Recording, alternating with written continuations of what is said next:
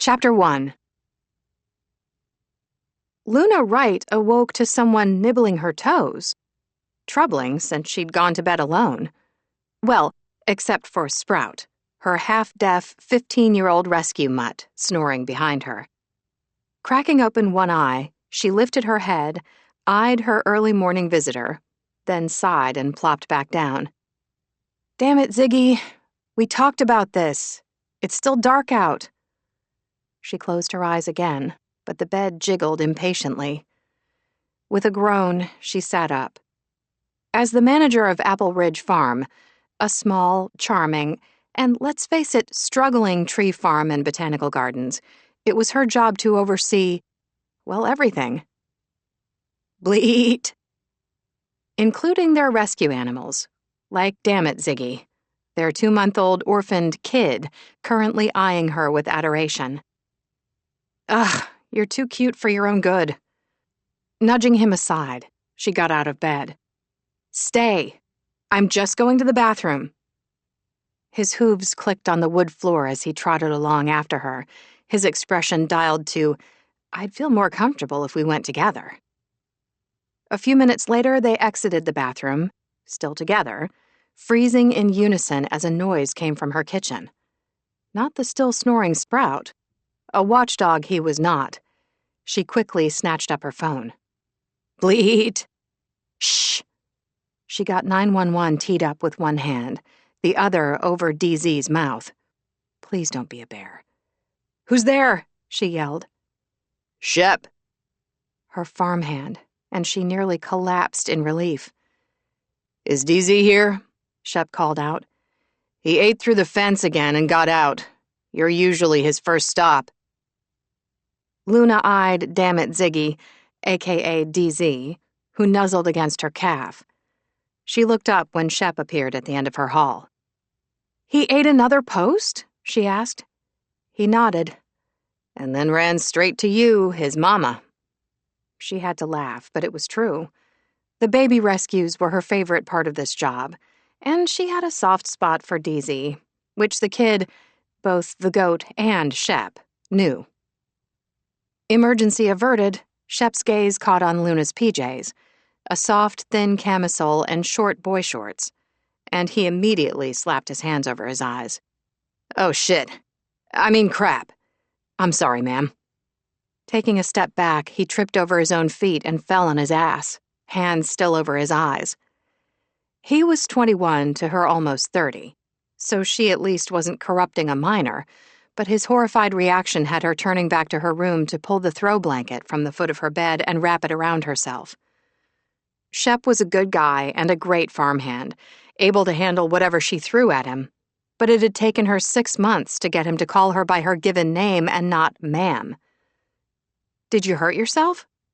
"No." He got to his feet with his hands still over his eyes, his Adam's apple bouncing as he swallowed hard. "So," he gestured vaguely toward the door. "I'll just..." "Go?" "Yes, please. And take DZ with you." "DZ!" The goat was eating one of her favorite sneakers. She snatched it back. "Preferably before he eats anything else." Shep, who looked like the snowboarding bum that he was whenever he wasn't working for her, lanky, lean, rock star hair to his shoulders, long-sleeved t-shirt advertising ski and board wax, high-top work boots unlaced, nodded like a bobblehead. "I'm pretty sure it's not that bad," she said dryly. He went beet red. "No, it's definitely not bad. I mean, you're put together right nice." He grimaced, swallowed again. I'm not trying to say you're hot, because that'd imply Shep." "Yeah?" "Goodbye." "Right." He had to come toward her to get Damn It Ziggy, one hand still over his eyes, the other reaching out in front of him. Oh, for the love of... She passed him, heading for the shower. Sometimes she did YouTube Pilates before work, but, well, she hated every minute of it, and she wasn't even sure it was working anyway, which made it easy to skip. "I'll see you later." "Yes, ma'am." "Luna," she called back. "Right. Luna. Ma'am. With a sigh, she shut the bathroom door.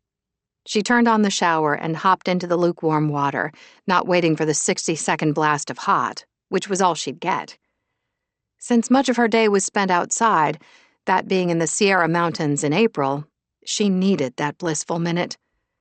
Chilly air or no, spring was in full bloom in Tahoe. It had been a drought winter, their second in a row, so the snow was mostly gone, the lake already too low, and here at Apple Ridge Farm, they were doing their best to keep the orchards and gardens thriving since their livelihood depended on it. 20 minutes later, she was dressed in her usual jeans, boots, and staff sweatshirt. At her side, Sprout wore his usual happy-to-still-be-kickin' attitude, ready to make their morning rounds to ensure everything was as it should be before they opened to the public. Even when Luna knew everything was not as it should be. A week ago, the owner of the farm, her boss, Silas Whitman, had suddenly and unexpectedly passed away. He'd lived 8 hours south of Tahoe in Los Angeles, a fact that had suited everyone since he'd been known as the Grinch, but she couldn't imagine what might happen now. 5 years ago, Silas had coaxed her away from a job that had been simply a means to a paycheck. He hadn't been an easy man to work for, long distance or not, but she'd never regretted taking the position she'd come to love more than anything she'd ever done. Silas had shown up without fail once a quarter to terrify everyone, and had also called Luna bi-monthly. He'd been far softer with her than anyone else, answering questions, letting her know she was on track. It had been comforting, despite his gruff nature. Having him gone rattled her. She'd honestly believed him too tough to ever die. Would whomever Silas had left the farm to allow them to continue status quo? Or would there be a big shakeup? She had a meeting with the estate attorney later, where she'd no doubt get answers to all her questions, good or bad. But at the moment, she felt like that one time she'd gone rock climbing with friends and had gotten stuck 100 feet above the ground, twirling in the wind. At her side, Sprout was already wheezing because of his asthma. Heart melting, she scooped up the 40-pound roly-poly sweetheart. How about a lift? He licked her chin and cuddled in for the free ride, the way he had every day since she'd taken him home from the shelter so he wouldn't die alone. That had been 2 years ago now, and he was thriving. But now she was the one wheezing as she walked because 40 pounds was 40 pounds. She adjusted his weight and kept moving, getting another sweet little lick on the chin for her efforts, ensuring she'd carry him forever if need be. Apple Ridge was 150 acres, every last corner of the land in use.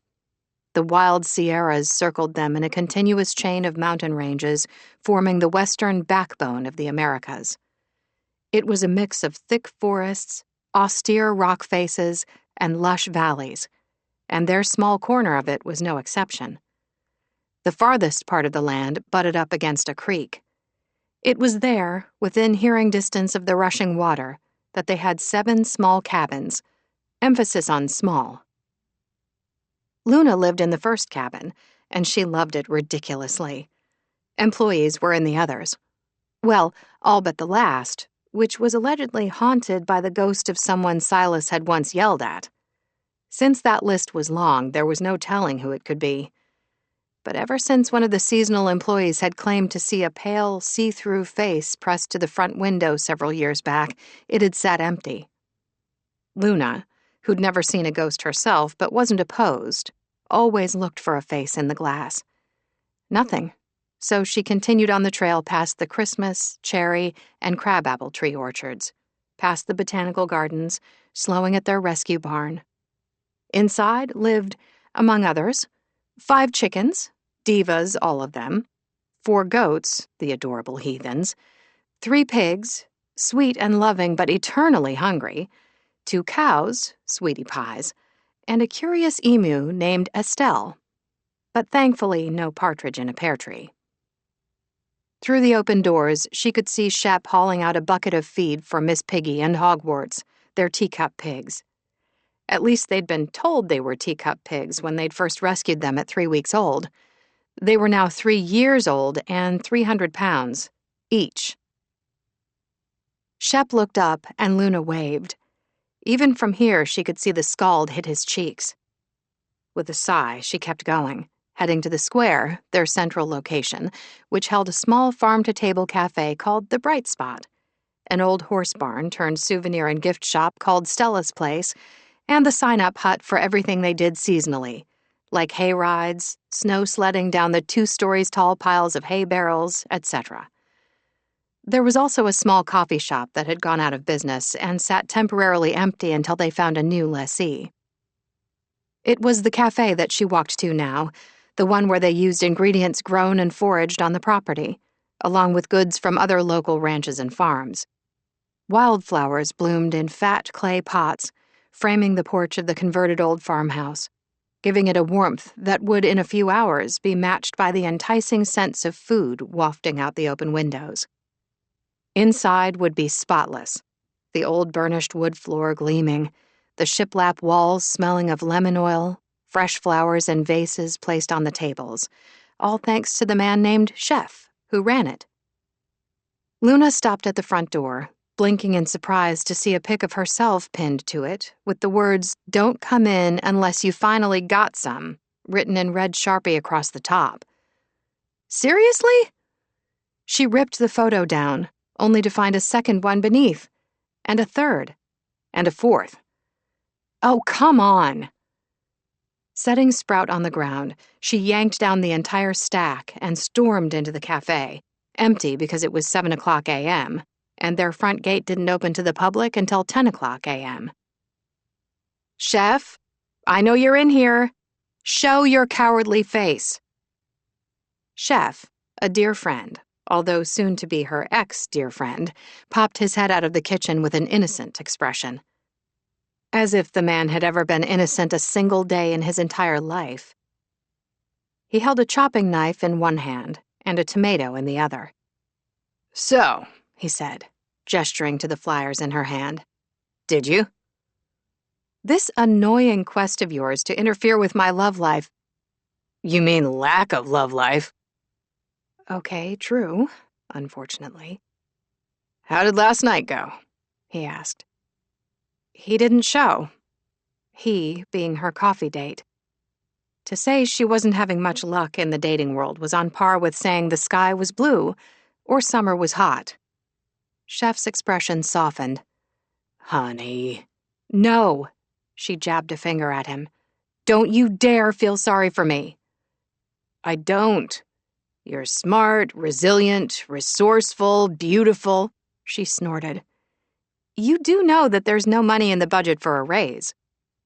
"I don't feel sorry for you," he repeated, setting down the knife and tomato to pour her a coffee to go. "I feel sorry for the stupid men who are missing out on you. And yes, I realize I'm one of those stupid men." Ignoring that, she sniffed the air dramatically. "You know how much I love the smell of your freshly brewed coffee, Luna. And you know what else I love? The sound of no one talking to me while I drink it." He rolled his eyes. "I'm trying to be serious." She sighed. It wasn't his fault that they'd started dating their freshman year in college, and he didn't figure out until his senior year that he preferred men. Love was love and all that. "I'm fine. It's whatever. But no more blind dates for me. If someone's interested, they're going to need a 1,000-word essay on how they will not waste my time." His smile was charmingly crooked. "Unless they're hot, right?" "No. The hot ones are assholes." He put a hand to his chest and pretended to stagger back a step. "Present company excluded, of course," she said, and lifted her coffee. "Thanks for this. I gotta go." "Wait." He vanished. Then reappeared with a ham bone in a bag. "For Sprout." Sprout stopped panting and wheezing so his ears, nearly half his height on their own, could perk up. "It's yours when we get to the office," Luna told the sweetest, steadiest male in her life. Sprout sighed, but moved under his own steam as they next stopped at Stella's place. Luna peered in at the once individual horse stalls turned booths, each of which sold a variety of souvenirs and other tchotchkes. "Stella?" Stella Montgomery, who ran all the booths for the farm, poked her head up from the second booth, where she was shelving some of their locally sourced jelly. "Good night," the older woman called to Luna gleefully. Playing the game, Luna smiled. "It's morning." Sure enough, Stella shook her head. "It's bedtime." Stella would prefer to be nocturnal. It was rumored she was also a vampire, but since Stella had started those rumors herself, no one took them all that seriously. The 74-year-old had led quite the colorful life, having spent her formidable years marrying men before giving up the hobby of marriage. But not men. She was also Luna's grandma. Well, her adoptive grandma. Luna had been adopted at birth. She knew nothing of her biological relatives, so she was deeply emotionally attached to Stella. Stella's daughter, Luna's adoptive mom, had washed her hands of the older woman for being difficult, but Luna had refused to do the same. For one thing, Stella had never let her down. So when Luna's mom had had enough of her mom's antics, and when no retirement home wanted her, Luna had happily taken her in and given her a job.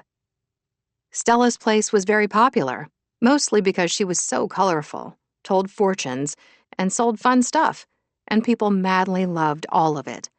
And Luna madly loved her, just as she loved her entire crew and her life here. The problem was, they'd had some good years, but also some bad, possibly more of those than good. But they were a Tahoe local and tourist staple, and beloved.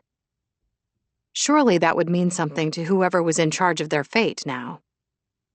Her chest tightened at the reminder that in a few short hours, she'd most likely hear that fate, and the future for both the farm and herself.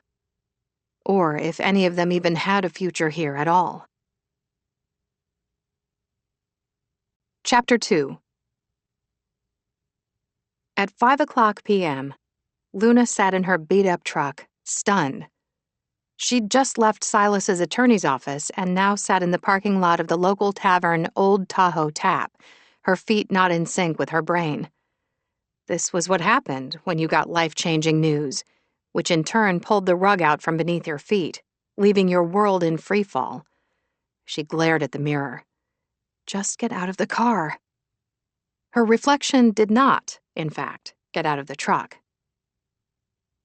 "Talking to yourself again?" came a female voice from outside Luna's open driver's side window. The voice belonged to Willow Green, her best friend since the dawn of time, and the farm's botanical gardens genius. Luna drew a careful breath. "First off, thanks for the almost heart attack.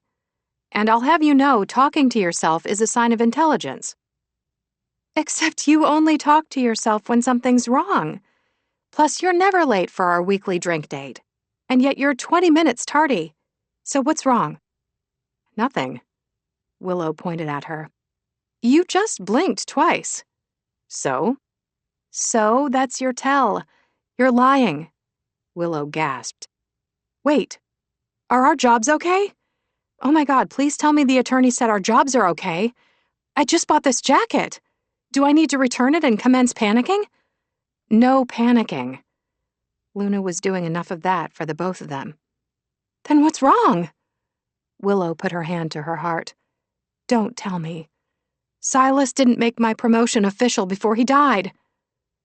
Luna drew in a careful breath because she was about to lie to her very best friend. A few months back, Willow had started asking Luna to see if Silas would promote her to manager, meaning that some of the farmhands would report to her directly. And Luna had actually started to bring it up in her last call with Silas, but he'd stopped her halfway. "Don't ask me," he said. "Leave yourself room for plausible deniability, because my answer is a resounding hell no." Because he knew that while Willow was amazing at running the botanical gardens, she wasn't amazing at managing people. In fact, she was shit at it. "I'm sorry, Willow," she said softly.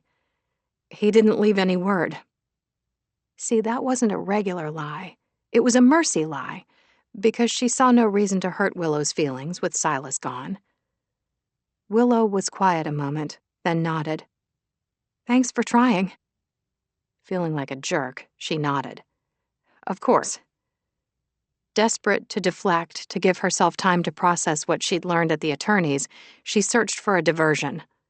She took in Willow's new killer leather jacket, dark jeans, and knee-high boots, making her look as if maybe she just walked off the chute for the cover of a magazine. You work in dirt for a living. How do you always look like $1,000,000 all the livelong day? Willow shrugged. Look like $1,000,000, feel like $1,000,000. She paused. Even if on the inside my yoga pose is downward spiral. She opened Luna's car door. Come on. Suddenly I really need that drink. I'm so sorry, Willow. Not your fault. She looked Luna over as she slid out of the truck. She wore one of only 2 dressy outfits in her closet. A black fitted blazer over a silky white tank top, a short black skirt, and her one pair of strappy heels, also black. Willow shook her head. You've had that outfit since our junior year in college, when you had both a job interview and a funeral for a professor in the same week. And? Willow gave a reluctant, admiring smile. It still looks great on you, but you've got to dress for the life you want if we're ever going to get to our success pact, which I now need more than ever to happen. They'd promised to someday open a B&B together and be their own bosses. They'd been 16 at the time, working for a veterinarian, shoveling out the animal crates. It had been a shit job, literally. But they'd had a lot of time on their hands to dream big. Guilt lancing through her, Luna started walking toward the tavern. The building, just across the street from the stunning Lake Tahoe, had been designed to look like a Swiss Alps village, the walls stone with wood accents, pitched roofs, faux balconies, and balustrades, all of it lit with fairy lights, looking welcoming and warm. Luna was glad they'd decided to meet here. She also really needed a drink, considering the stress and shock bouncing around in her chest from what she'd learned at the attorney's. Silas Whitman had left her 50% ownership of the farm. 50%. The other half had gone to a man named Jameson Hayes, a business associate of Silas's, and she was to meet this new partner of hers tomorrow morning at the farm. Oh, and they owed a big fat balloon payment to a group of investors in 60 days for the loan the farm had been given for renovations done 5 years ago. But none of that had even been the doozy. Nope. That honor went to the fact that, as it turned out, Silas had been her biological grandfather. No word, of course, on why he'd kept that a secret. The attorney had said Silas hadn't commented on it, but his personal theory was that her grandfather hadn't known how to approach her after all this time, and was concerned she might even resent his interference in her life at this late date. He'd possibly been worried she'd leave the farm, and he clearly wanted her to feel like she belonged. So, guilt had kept him silent. That was her takeaway, and her head was still spinning. She'd always been so proud of the fact she'd gotten her job on merit, but she hadn't. Clearly, Silas had brought her here out of a sense of guilt. Why else wouldn't he have also told her who he was? Hell, maybe she'd disappointed him. Or worse, he'd been ashamed of her. And now she'd never know. Willow's phone rang, but she made no move to pull it from her pocket. Luna looked at her. I'm not answering. Maybe it's Shane, Luna said, looking for any conversation that didn't involve what had happened today. Shane had always been their third musketeer. He and Willow had eloped at age 18 because their parents had forbidden them to. Look, Willow said, some things are just not meant to be. Truer than she could know. But you and Shane aren't one of those things. Well, the universe super disagrees with you, so... Do you know how I know love exists? Luna asked. Willow sighed. Luna, remember that barbecue you had 5 months ago now with a whole bunch of people, and you ate too much and accidentally farted at the exact moment the room got quiet? Oh my God! Willow looked around them. Shh. And Shane fanned his hand in the air and said, "Sorry, everyone, I just stepped on a frog." Luna smiled. "He claimed your fart, Willow. If that's not love, I don't know what is. It was always love at first sight for you two." "I don't believe in love at first sight. I believe in annoyed at first sight." Willow paused. "He called me twice today, and I didn't pick up." "I know. He came by work to make sure you were okay, but you'd left to go make a supply run. He brought you one of your ridiculously complicated coffee orders. It was very romantic. And delicious." Willow's mouth fell open. "You drank my romantic coffee? Well, I couldn't let it go to waste." Shaking her head, Willow opened the front doors to the tavern, music and laughter spilling out. They found 2 empty bar stools. "He brought me coffee," Willow muttered, still shaking her head. "How is that respecting my request for space? I need it after what he did. Bringing you coffee doesn't mean he's not respecting your need for space. It means he misses you, and I know damn well you miss him." "Do not." Luna rolled her eyes. "You hate to sleep alone. When we were kids, you'd climb out your window and into mine and make me share my pillow. You had a good pillow." It was much, much more than that, and they both knew it. Neither of them had grown up in the best of circumstances. "And," Luna went on gently, "2 nights ago you knocked on my door at 2 a.m. "Well, your bedroom window was locked." Luna felt her heart squeeze. "You wanted to have a sleepover." "Because my feet were cold.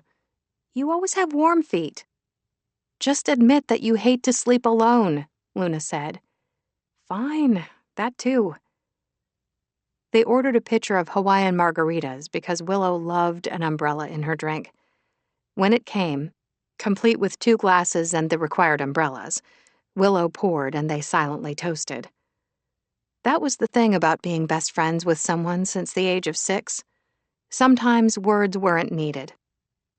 Although Luna needed to find the words to tell Willow about Silas's will. Mind whirling, she looked around. The crowd was mostly local this evening, the music an eclectic mix. A few brave souls were even on the dance floor. Willow took it all in with a grim expression. "I just still don't get it. Shane and I were happy in New Mexico, and then out of nowhere, he took the interim fire captain's job here without even consulting me." "I'm not excusing that," Luna said. "But you've been wanting to come back to Sunrise Cove since the day you guys moved away for his first firefighter job in Mammoth 7 years ago. And instead we bounced to Denver, then Spokane, and Albuquerque. Wasn't that to log the experience he needed to end up back here?" Willow sipped her drink. "Next convo, please." Right. She was up. "So, oh my God!" Willow leaned in close. "Okay, don't look, but just behind you is a haughty suit." Luna swiveled on her bar stool. Next to her was an empty bar stool, and then the haughty suit, or so she presumed, since there was only one man in the place who fit the description. "I said don't look." Yeah, well, she'd never been all that great at following directions. The man was leaning against the bar like he had all the time in the world. Tie loose, top 2 buttons undone on his shirt, hair a little tousled like maybe he'd shoved his fingers through it. "He's looking over here," Willow whispered. "Yeah, at you." Willow grinned in delight. "Nope, it's the mile of leg you're showing. I don't know when you finally shaved above your knees in celebration of winter going away, but I approve. And you're even wearing mascara. Didn't know you had any. The last time you used mascara was at senior prom, and you ended up in the ER for poking yourself in the eye." "It wasn't prom, it was 7th grade. And I wear mascara all the time." "Name one time." Well, crap. She couldn't remember. "Exactly," Willow said smugly, then got serious. "Look, you're already wearing your good clothes. You might as well show off, especially since out of the 2 of us, you're the one with your shit together." Luna snorted. Whatever the opposite of having your shit together was, She was that. Just casually turn back and make conversation. See where it goes. Maybe you'll get lucky tonight. Oh no. Luna shook her head so vehemently she got dizzy. The last time I had a one-night stand, I ended up in a long-term relationship with a guy who 3 years later realized he was gay. Okay, that was bad, Willow admitted. But you and Chef are still great friends, so there's that. And you've dated since then, just not successfully. And honey, if there's one thing I'm sure of, it's that you deserve a man who'll give you everything and respect the wonderful, fiery, generous, kind-hearted, independent woman you are. Besides, one of us needs to get back up on that horse. It can't be me because I'm still stupidly in love with my stupid husband. Luna squeezed her hand. You know he loves you. Oh, shit. Willow slid lower on her seat. A bunch of Shane's coworkers just showed up. She put on her fake smile and waved at a table. It's a birthday party for the police chief, she whispered. I forgot that was tonight. I RSVP'd that I couldn't make it. They're gesturing for you to join them. Willow reluctantly got to her feet. Go flirt with the hottie suit, okay? For me? Just don't talk about the farm. What? Why not? Because that's all you ever talk about. Okay, possibly true, but the farm was her life. You're just leaving so I won't keep bugging you about your marriage. Bingo! Come on, you don't have to... But Luna was talking to air, and guilt swamped her. She'd just let the perfect opportunity to tell Willow walk off. She'd clammed up because the truth was, she felt guilty about the unexpected windfall. And there was something else. She was terrified of Willow and her crew looking at her like she was the new Grinch. Just the thought had indigestion bubbling up in her chest, and suddenly she was breathing funny. Panic, of course. It had been a while since her last panic attack, but she remembered what to do. She inhaled through her nose for a 7 count, then held it for 4, then exhaled for... Crap. Was it 7-4-8 or 7-8-4? Actually, 4-7-8 works best. Startled at the realization she must have spoken out loud, she swiveled to find hottie suit looking at her. Not with interest, but concern. Great. On top of lying to her best friend, she now also made men look at her with worry instead of interest. Chapter 3. Trying to be cool, Luna raised her eyebrows at Suit. He smiled kindly. I used to have panic attacks as a kid. Oh, this isn't a panic attack. Wow, such a liar tonight. She inhaled for a 4 count, then held for 7, released for 8, except she couldn't exhale for that long, so she went back to inhaling. Slower.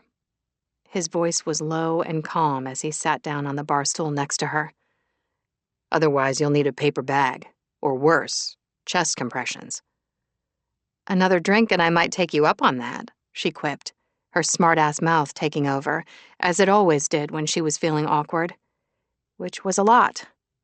His mouth quirked up on one side. The paper bag or the chest compressions? She choked on her inhale. She reached for her drink, but it was empty, and Willow had taken the pitcher with her. Suit gestured for the bartender.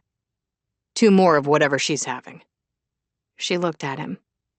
You're going to drink a Hawaiian margarita with an umbrella? He shrugged. I'm gender secure.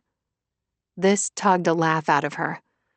He was surprisingly and effortlessly disarming, and she was not used to being disarmed. She had a reputation for being a fair boss, but she was far too jaded to be easily charmed, or easily anythinged. The bartender set the drinks in front of them. Suit took a sip without removing his umbrella, and it bumped against his nose. He should have looked ridiculous, but instead he looked like he was in on the joke, which was surprisingly attractive. Can we order some apps? He asked the bartender. Sure, what'll you have? What's good here? Everything, the bartender said. but the sliders and fries are out of this world. Suit looked at Luna. It's true, she said. Which was how she found herself sitting with a man she didn't know, eating mini burgers and fries that tasted crack-alicious. I've been to a lot of places, Suit said, but these curly fries. I'm pretty sure they're an illegal substance. He chuckled, and it was a low, masculine sound that cut through the anxiety she'd felt ever since she'd walked out of the attorney's office earlier. I was going to skip dinner and take my exhausted ass straight to bed, he said. But this is much better. Luna smiled. I'm exhausted too, but every time I say that out loud, my step app sends me a message that I've only taken 23 steps today. She watched him drag a fry through a mountain of ketchup and eat it with genuine pleasure. So what brings you to Sunrise Cove? She heard herself ask. Business or pleasure? Maybe I'm a local. Not in that amazing suit that screams big city, you aren't. He looked amused. Business. Although I'm never opposed to pleasure. Me either. She shook her head. Wait, strike that from the record. My mouth ran off without my brain's permission again. It's been doing that all day. I should have said I have pleasure limits. He grinned. Do you want to discuss them? Luna laughed again because, damn, good-looking and funny. Let me try that again. I've got serious time restraints regarding fun because I work around the clock. And clearly, she pushed her drink away, no more refills for me. Mostly because she couldn't take her eyes off his mouth. As in, she wanted to do something wild, like have that one-night stand Willow had talked about. In case you can't tell, I've forgotten how to converse with a man. You're better than you think, he said easily. Do you want the last slider? It's all yours. Nope, a slider wasn't what she wanted at all. I blame the Hawaiian margaritas, she blurted out. Yeah? He smiled that crooked smile. I blame the chemistry. She almost looked behind her to see who he was talking to. You're feeling chemistry with me? Yes. Aren't you? I don't know. I'm sort of out of practice at chemistry. Their knees accidentally brushed together, and damn, she did feel it. Okay, maybe a little chemistry, she admitted. Good thing we're strangers and never going to see each other again, or I'd be running for the hills. I'm not dating right now. What's wrong with dating? She shuddered. Men are what's wrong with dating. I'm a man. No kidding. Nothing personal, but my last few attempts got me food poisoning, a sprained ankle, and stood up. He shook his head, like he was maybe apologizing for his entire gender. He lifted his drink. To being strangers, then. Who will never see each other again, she repeated, more to remind herself than him. He chuckled, but nodded his agreement, just as out of the corner of her eye, she accidentally locked gazes with Willow, who beamed and gave her a double thumbs up. Luna ignored this and pulled out her cell, currently buzzing with an incoming text. Sorry, just have to make sure it's not work. Graham. Hi, honey. Can I say this meeting got lit if I mean people are getting upset? And by people, I mean your mother. Luna snorted and typed back, No, but you can say she got salty. Something you can share with the class? Suit asked, smiling at her amusement. My grandma's trying to use the word lit in a sentence. He laughed. This is really nice after a shitty week. She felt a surge of sympathy. Same. He cocked his head. Yeah? Because I'm talking epically bad week. Again, same. He gestured to her. You first. Deciding she couldn't talk about losing Silas, not yet, she drew a deep breath, aware that on a scale of 0 to tipsy, she was a full-on 7. But hell, she wasn't going to ever see this guy again. And maybe that was the whole point. I thought work was going okay, she finally said. My boss was miserly with praise, but he let me think everything was fine. I mean, sure, we don't always make our monthly budget, but it wasn't my department. But now it is. He was brows up. You didn't think it was a problem that you don't always end up in the black? How often does that even happen? Hey, we do our best. He shook his head on a rough laugh. I mean this with the utmost respect. But here's to never having to work together. She grimaced. You're a numbers guy. You could say that. What else could I say? She asked. I'm in mergers and acquisitions. She stared at him. Like a corporate raider? I prefer organizational restructuring, he said with a small smile. But yes, and my point is, numbers are important. Numbers balancing are important. I mean, I hear you, she said, waving a curly fry around for emphasis. I do. I just think there's a lot more that goes into a successful business than numbers. He was smiling again. Such as? I don't know. She racked her slightly addled brain. Joy in the work itself. Fixating solely on profit doesn't motivate the employees to make success happen. Plus, customers don't appreciate being seen just for their revenue. They have choices about where they spend their money, and I pride myself on giving them something they can't get anywhere else. Luckily, I've aligned myself with a crew who feel the same. Will they still align with you when you go out of business? His voice was teasing, so she took no offense. He was hot as hell, but clearly knew little about people. We're not going out of business, she said. Hoped. Your turn. What happened this week that made it so rough? I've got to go save a business from ruin by the manager, who's skating by on nepotism and sweet charm. Well, that sounds awful. He shrugged. I've had worse assignments. Should I be worried about your best friend, who's trying to catch your attention? Willow had nearly fallen out of her chair twice, and both times Luna had done her best to ignore her. No. She isn't having a seizure, is she? No. Luna shifted slightly so he couldn't see Willow as easily and managed a smile. So where's home? He lifted a broad shoulder. Haven't figured out where I fit yet. How many years had she spent feeling like she didn't know where she fit either? All of them, that's how many. She picked up her glass and watched him as she took a sip. He really was very good-looking. Leanly fit, dark brown hair, his eyes an intriguing, warm mix of green and gold. And wow, she'd been here entirely too long if she was noticing how warm his gaze seemed. You're not one of those guys who tucks their wedding ring into their pocket before entering a bar, are you? I'm the guy who gets dumped long before there's a ring, he said wryly. Well, except the one time when my fiancé walked out my door and never came back. He gave her a small smile when she gasped. It's okay. It was mostly my fault since I'm constantly on the road. My life doesn't lend itself to relationships. He paused, looking into her eyes. Your turn. I'm not really a jewelry sort of girl, so... She waggled her fingers. Ring free. He smiled. I give you my deep, dark, sad getting dumped story, and all you give me back is you're not a jewelry sort of girl? Okay, but this is going to be embarrassing. He gave her the let me have it hands. She sighed. Apparently I'm too much. She finished her second and last drink. Or not enough. She shrugged. Depends on who you ask.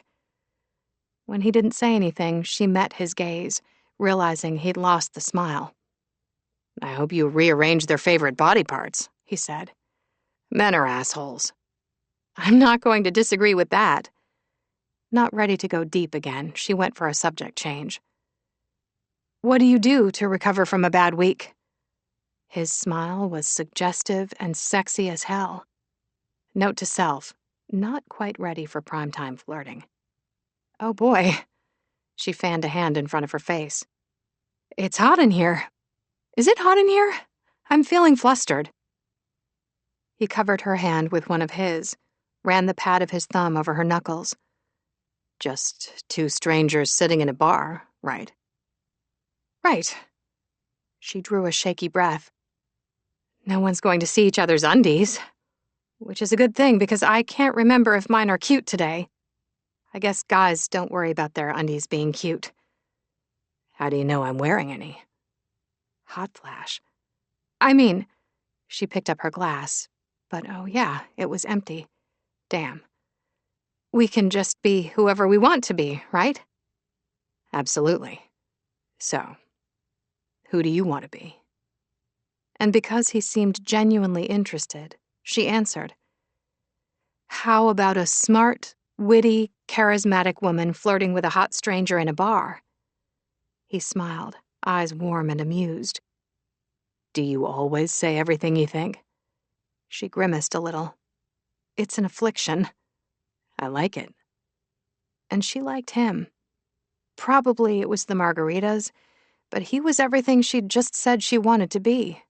Smart, witty, charismatic, and something she couldn't seem to manage nearly as easily, sexy.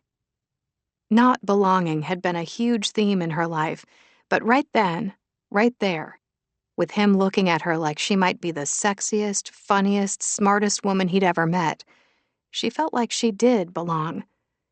The feeling was so foreign, she did something she'd never expected. She leaned in a little to better hear him in the noisy bar, but also because she wanted to kiss him. Badly. And then he leaned in too, slowly meeting her halfway, both of them waiting for the other to back off. She knew it wouldn't be him because he broke into what could only be called the hottest smile she'd ever seen, his teeth biting into his lower lip for a second. Helplessly, she smiled back, and then their mouths touched for a teasing, soft, delicious kiss before they gently broke free to stare at each other. He opened his mouth to say something, but desperately afraid the moment would be over, she kissed him again.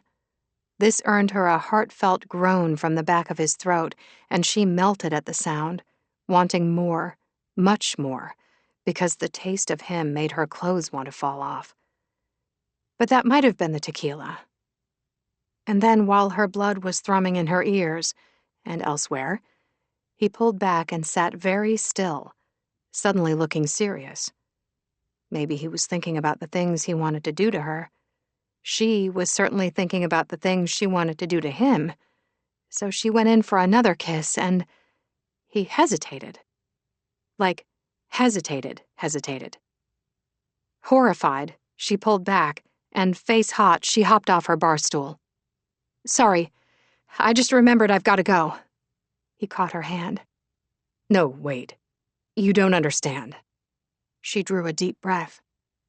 Are you about to say it's not you, it's me? Because I've heard that one this month already. He grimaced, ran his free hand through his hair, which explained the tousled look. Look, I'm sorry. I really don't usually combine business and pleasure. I just didn't expect this, or you, and I shouldn't. With a rough laugh, she tugged free and backed away. You don't have to explain yourself. Just strangers in a bar, the end, right? She dropped some money on the bar and left, pulling up her Uber app as she did since she'd had a few drinks. She'd get a ride for her car in the morning. And that was a wrap on another day when she'd acted like she knew what she was doing. Outside in the chilly April night air, she sat on a bench to wait, resting her head back. The night sky was dark with storm clouds, same as her life. And even as she watched, a few lazy raindrops drifted down almost as if in slow motion, while her brain churned out flashes of warm lips and goosebumps erupted across her entire body. She didn't want Suit's rejection to affect her, but it was an unfortunate pattern in her life. When things weren't perfect, when she wasn't perfect, people pulled back from her. Her family, her friends, and tonight, even a perfect stranger. Chapter 4. Willow was warmly greeted at the police chief's birthday party, but it would have been so much easier if she hadn't been. She tried to keep a genuine smile on her face, but it kept slipping. Being back in Tahoe was a mixed bag of emotions. She loved the 4 distinct seasons, loved the scent of the trees and the mountains, and the lake she'd practically lived in as a kid. But she also felt, well, embarrassed. She'd left here 7 years ago with Shane, barely a penny to their names, determined to make something of themselves and come back more successful than when they'd left. Shane had definitely succeeded. She had not. She was a logical person, a relatively smart person. She had goals. She wanted to run her own company, and she wanted to be her own boss. But she hadn't achieved either of those things. And yes, fine, she blamed Shane. 1, for moving them around as he kept getting promoted, and 2, for agreeing with her years ago, each having been barely raised or wanted by their respective parents, that they never wanted kids. They wouldn't know how to be good parents, they'd said, and had bonded over that. Only she'd turned 30 this year and, well, the thought of being a mom no longer brought on a full-blown panic attack. Just half of one.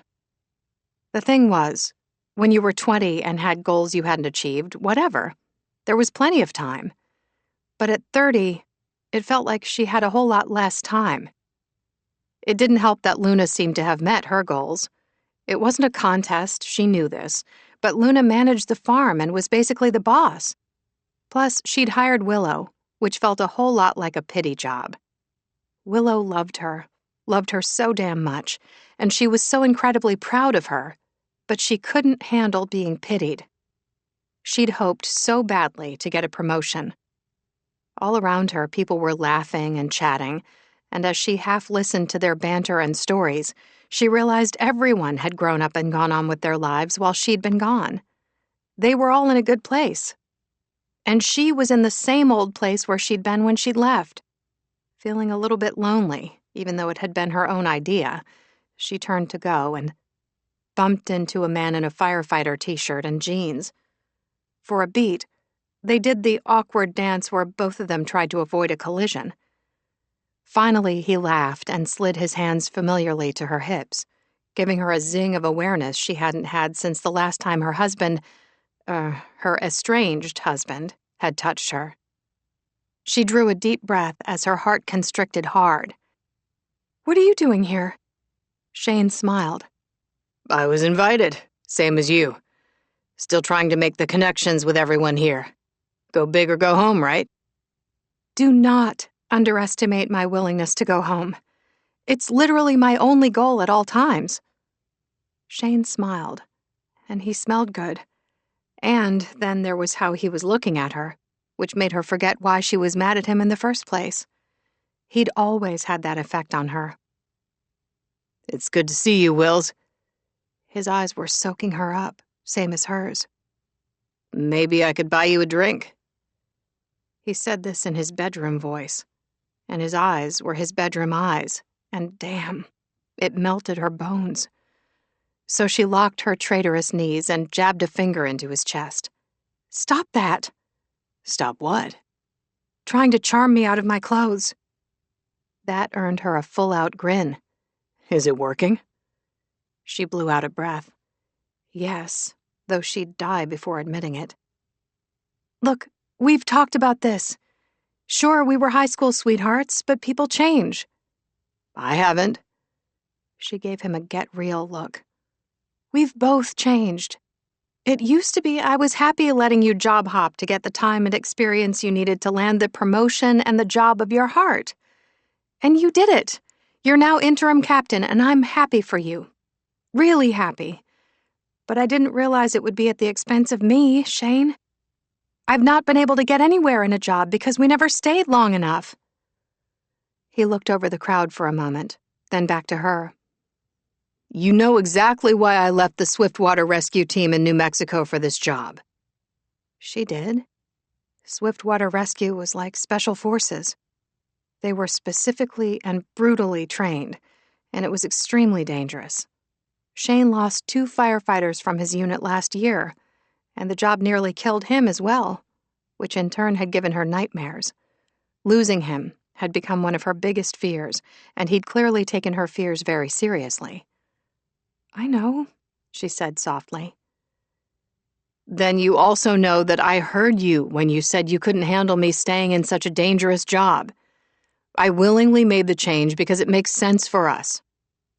But we're not an us. He shifted a little nearer, bowing his head close to hers. No matter if we get back together or not, we're always going to be an us in some form. She refused to be moved, not when he'd revised their history slightly. We both know the real problem. You were offered an interim captain position in New Mexico, where we were already settled. You turned it down, but then took the exact same job in Sunrise Cove. She shook her head. That sucked for me, Shane. And worse, you made the decision for the both of us. But we both always wanted to get back here. And thanks to the job, it happened. Are you not hearing me on purpose? She asked. We're back here because you made the decision, accepting the job without talking with me first. I loved where we were, and I'd just started my own landscaping business, which I had to give up. For you.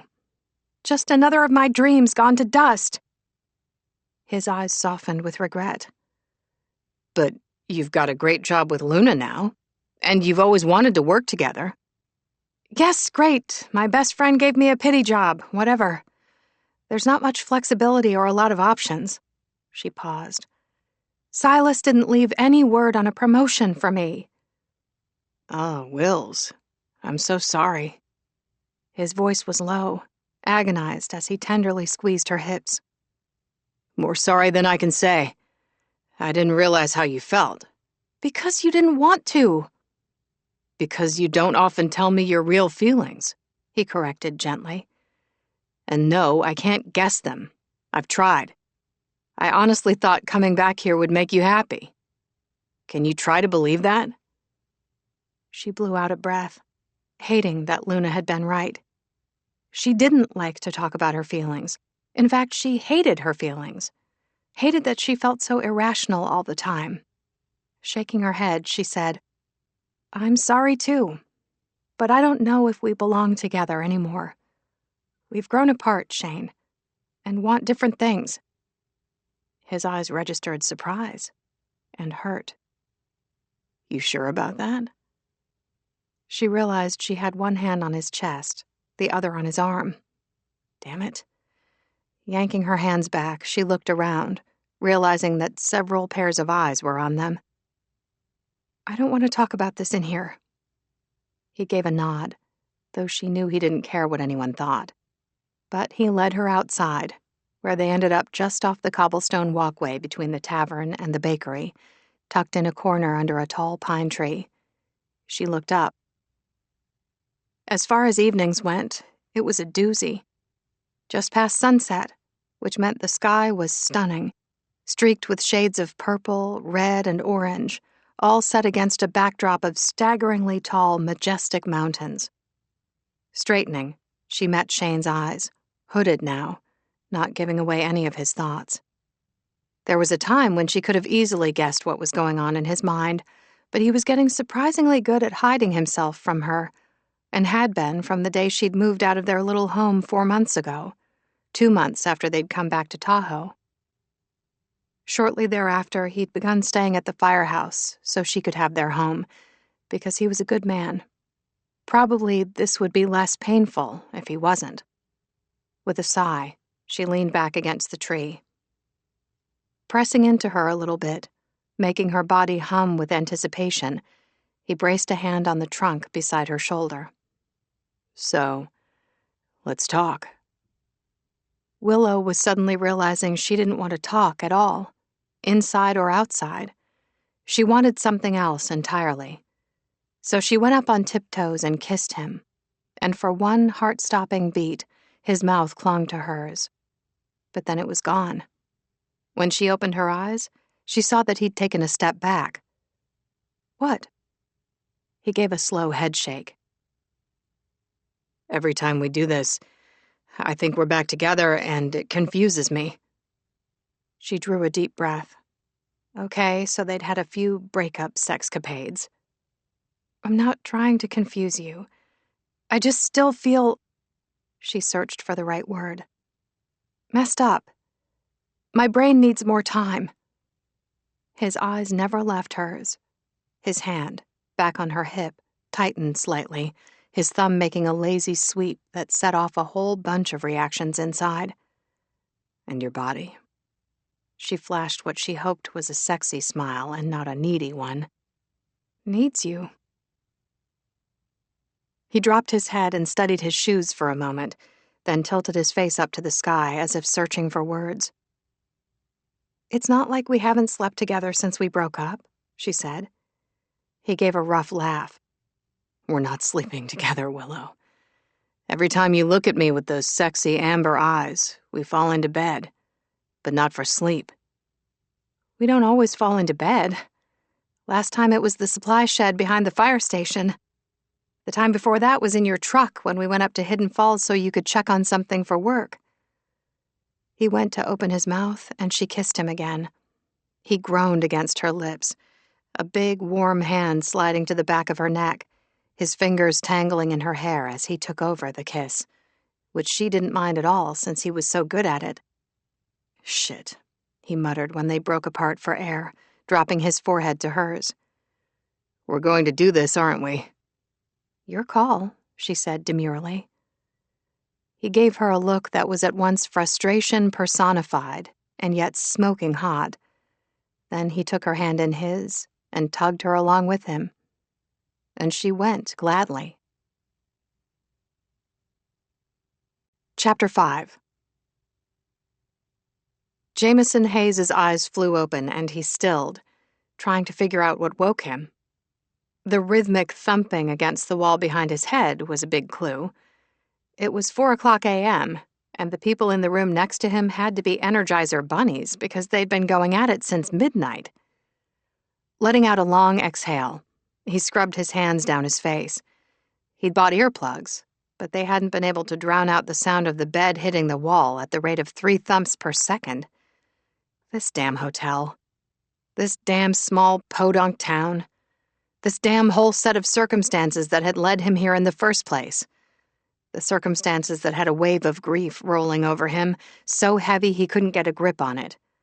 Or the fact he'd lost the man who'd been a pseudo-father to him. Silas Whitman would be annoyed by Jameson's grief. He'd been about as cozy as a porcupine and tough as steel, but he'd treated Jameson well, teaching him the skills he'd needed to survive, along with other useful things, such as compartmentalizing rather than getting derailed by things like messy emotions. Giving up on sleep, Jameson tossed his covers aside and dressed for a run.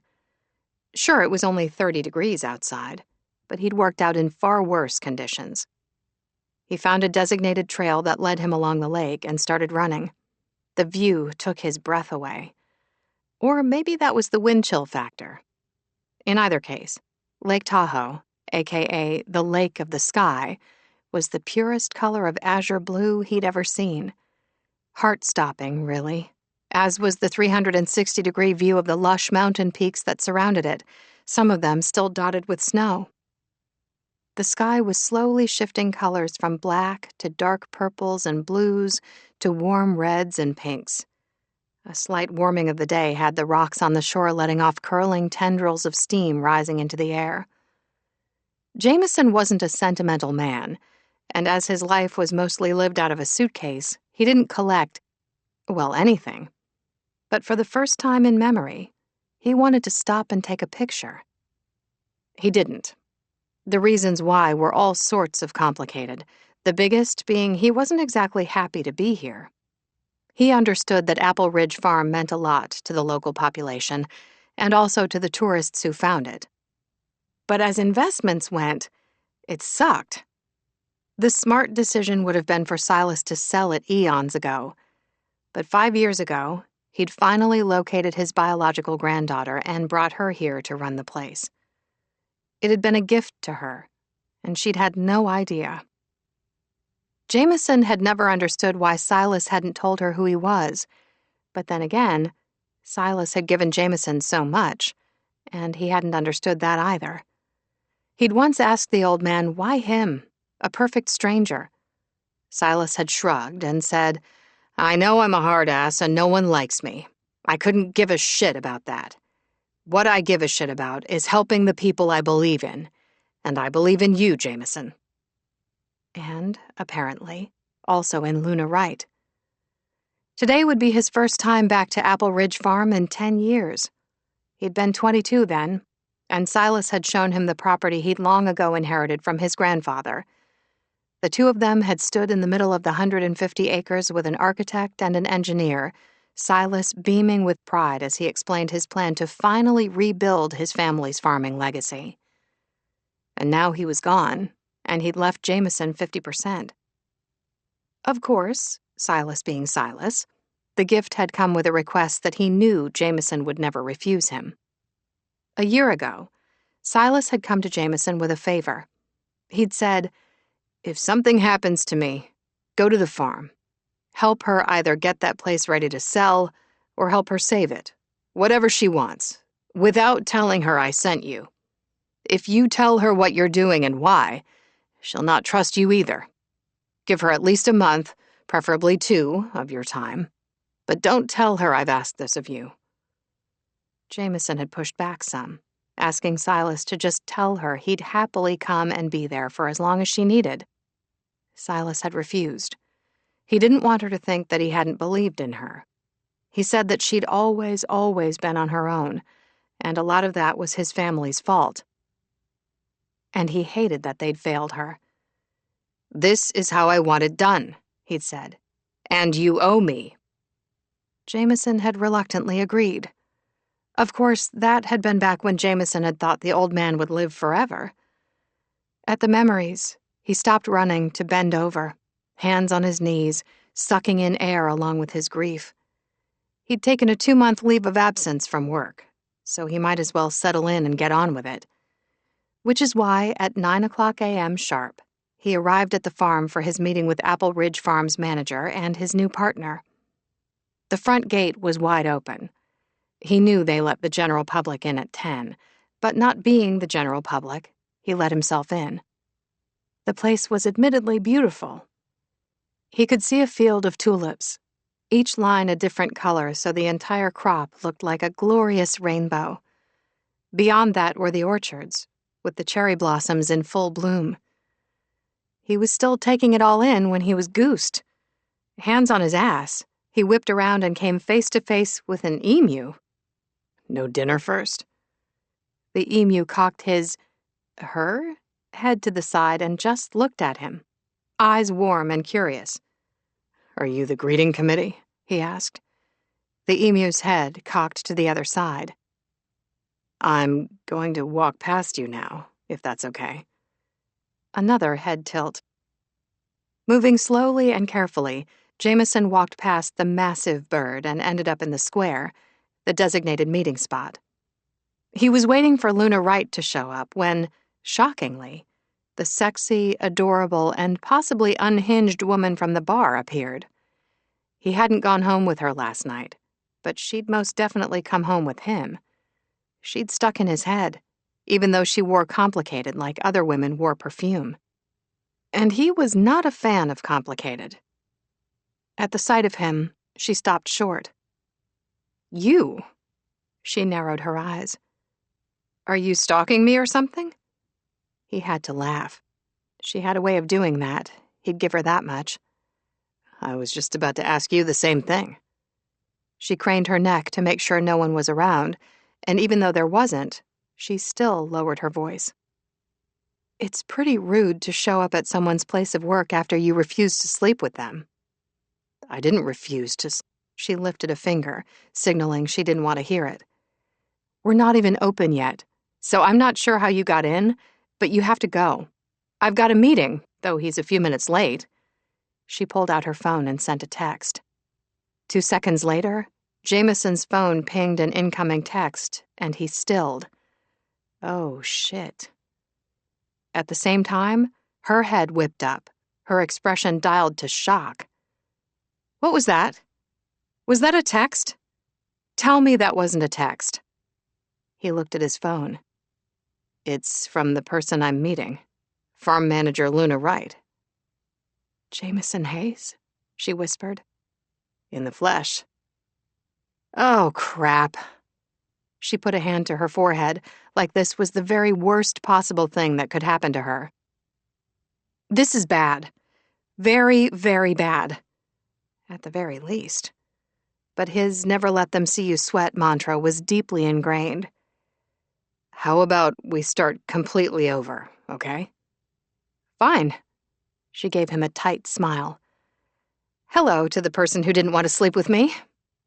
He let out a low, disbelieving laugh. That's what you're upset about? She crossed her arms. Of course not. He was pretty sure that was sarcasm. Nepotism and sweet charm? She asked, repeating what he'd said in the tavern about his appointment. He smiled. Not meeting your budget? She tossed up her hands. How is this even happening? What was Silas thinking, surprising us with all this? And oh my God, please tell me we aren't kissing cousins or something.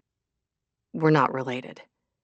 She looked relieved, and as much as he loved Silas, he'd been a hard man who never gave in to a weakness, especially emotion. But what he'd done to Luna, not telling her who he was wrong. You have no other living relatives, he said quietly. You're the last one. He saw the flash of disappointment hit her, and then a longer beat of devastation. Last night, she'd said she'd been called too much and not enough, but in the little time he'd spent with her, he'd found her to be smart, strong inside and out, and funny. She seemed to be able to find joy in the simplest of things, and she was quick with a smile. More than he could ever hope to be. There's really no one else in the family? She asked quietly. He gave a slow shake of his head. I'm sorry. She let out a whoosh of air and sat on the curb, like her knees were no longer going to keep her upright. He eyed the dirty walkway and grimaced, but sat too. And yep, right on cue, some of the icy dew of the morning soaked into the seat of his pants.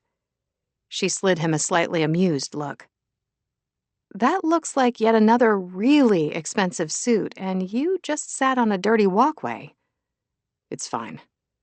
She snorted, then dropped her head to her knees. Ah, hell. Say something, genius. Problem was, he'd never been good at this. Do you know how Silas got this land? He was pretty sure she didn't, so when she said nothing, he went on. He inherited it from his grandfather.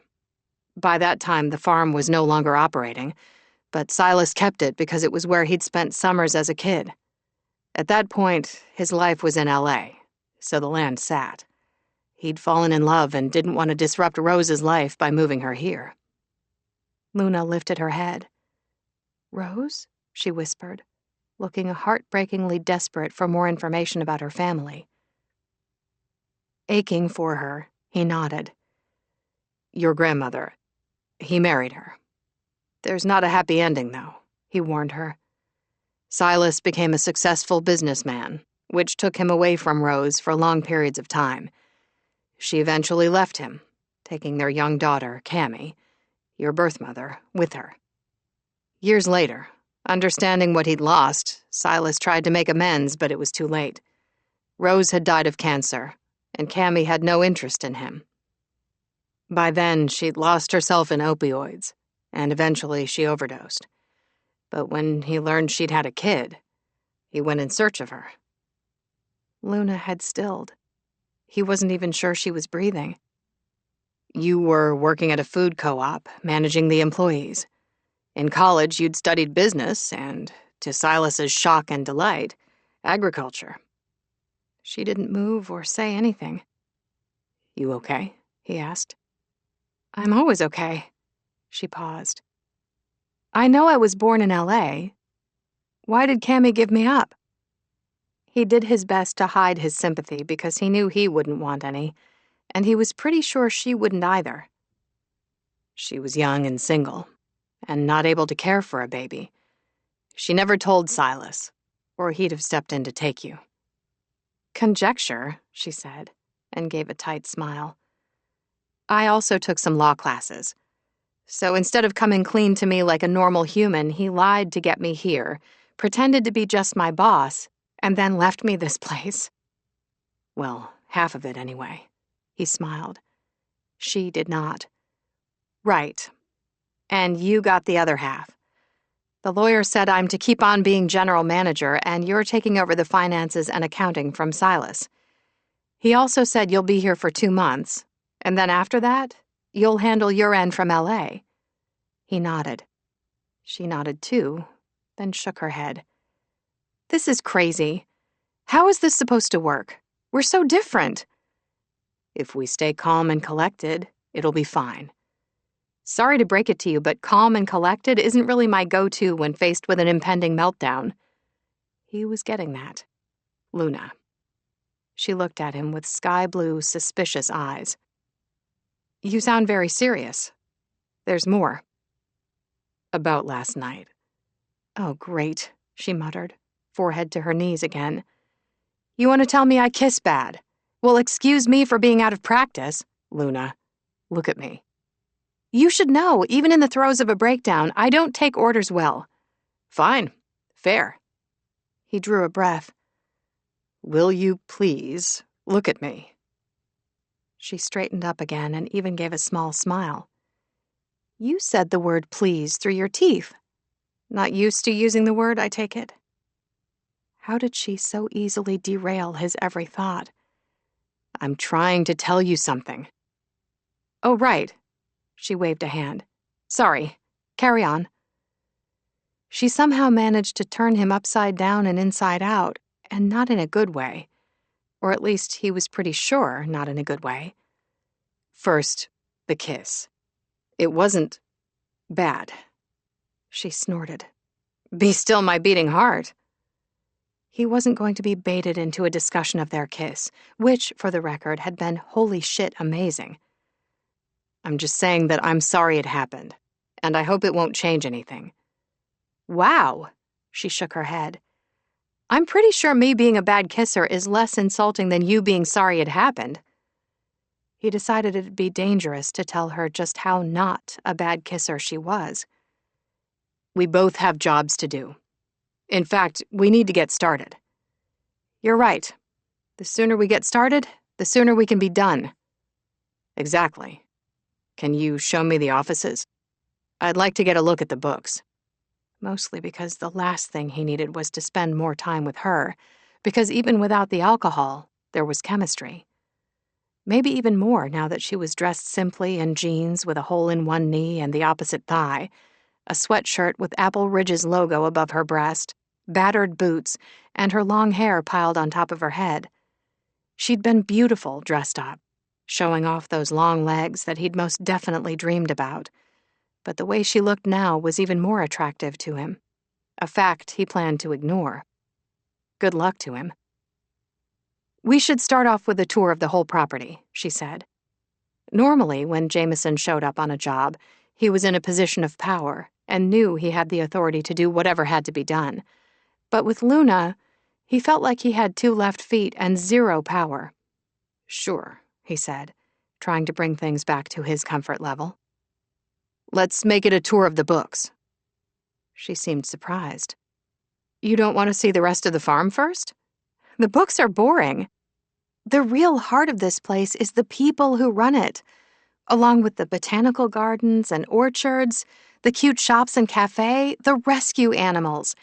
All of that is why people come and continue to make return visits. Actually, Jameson didn't need to see a thing. Appearances didn't matter. Just because something looked good on the outside didn't mean it wasn't a complete disaster behind closed doors. Not that he could say that to Miss Defensive. I already met an emu who might or might not have sexually harassed me. Oh my God, I'm so sorry. That's Estelle. She was rescued from a traveling carnival where she was kept on a short leash and locked up in a cage. She's been thriving here and loves people so much. She must have really liked you. I can introduce you to the other rescue animals, too. I'll even protect your virtue, I promise. He hoped the fact that she was teasing him meant she wasn't going to be mad at him for the whole 2 months. I've been here before, when your grandfather was making plans to restore this place. She stilled again, Amusement gone, mistrust back. So you knew him well then? There was something in her eyes. Envy? Yeah. And not for the first time, he cursed Silas for not doing this himself. If he'd been honest with her when he'd first found her 5 years ago, everything would have been easier. But Silas hadn't listened to anyone, not even Jameson, which meant he now got to deal with the very natural emotions Luna felt for her departed grandfather. Number one being anger, which was clear on her face and in every line of her admittedly beautiful body. Yes, you could say I knew him well. What else would you say about him? He didn't want to, but damn, he liked her. This might go faster if you just ask me what you want to know. And you'll answer honestly? She asked, apparently every bit the cynic as her grandfather had been. Always. Okay. She nodded. Was he always close-minded, tight-fisted, anal retentive? Jameson laughed. Most definitely. She looked at him for another beat, then nodded, relaxing slightly. Maybe she'd expected him to take offense, but he knew exactly who Silas had been, and who he hadn't. And you worked for him, she said. Up until a few years ago, yes. How long were you with him? She asked. Since the day he took me in off the streets when I was 15. She blinked. He raised you? Well, I was mostly raised by then, but he taught me a lot. Also, there's the other truth. He didn't find me. I found him. I tried to get a job and lied about my age. He caught me, of course. Instead of kicking me out, he took me in. He lifted a shoulder. Family. She inhaled a deep breath, then let it out and met his gaze. I'm sorry for your loss, Jameson. Not a single person had said that to him about Silas's passing, and he was startled by how much it meant. Thank you, he said quietly. How about you? How was your adoptive family? She shrugged. Good. Good? Yeah. I mean, fine. It was fine. Her phone went off, and she reached for it even though she'd ignored earlier texts. So she liked to change the subject once it turned to her. Something else he understood. Damn it, she said. What? She held up a finger and made a call. Shep, Hogwarts is over in the orchards eating Willow's tulips again. She said she's having bacon for lunch if you don't hurry. She disconnected and slipped the phone away. Hogwarts? Jameson asked. As in the Harry Potter Hogwarts? Okay, points for knowing that, she said, looking reluctantly impressed. I didn't just appear as a 32-year-old. I had a childhood. She laughed, an infectious, musical sound. Good to know. Hogwarts is one of our rescue pigs. She escaped her pen when one of the farmhands was trying to put suntan lotion on her ears. He paused. I'm sure I'm going to be sorry I asked, but... What?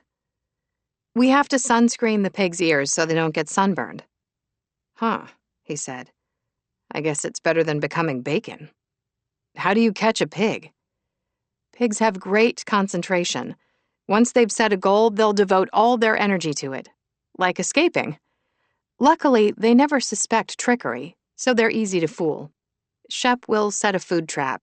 Something sweet, so Hogwarts won't be able to resist. I wouldn't either. Good to know. She hesitated. So how do you want to do this? Would you like to shadow me today and see how we operate? Really, the books are all I need.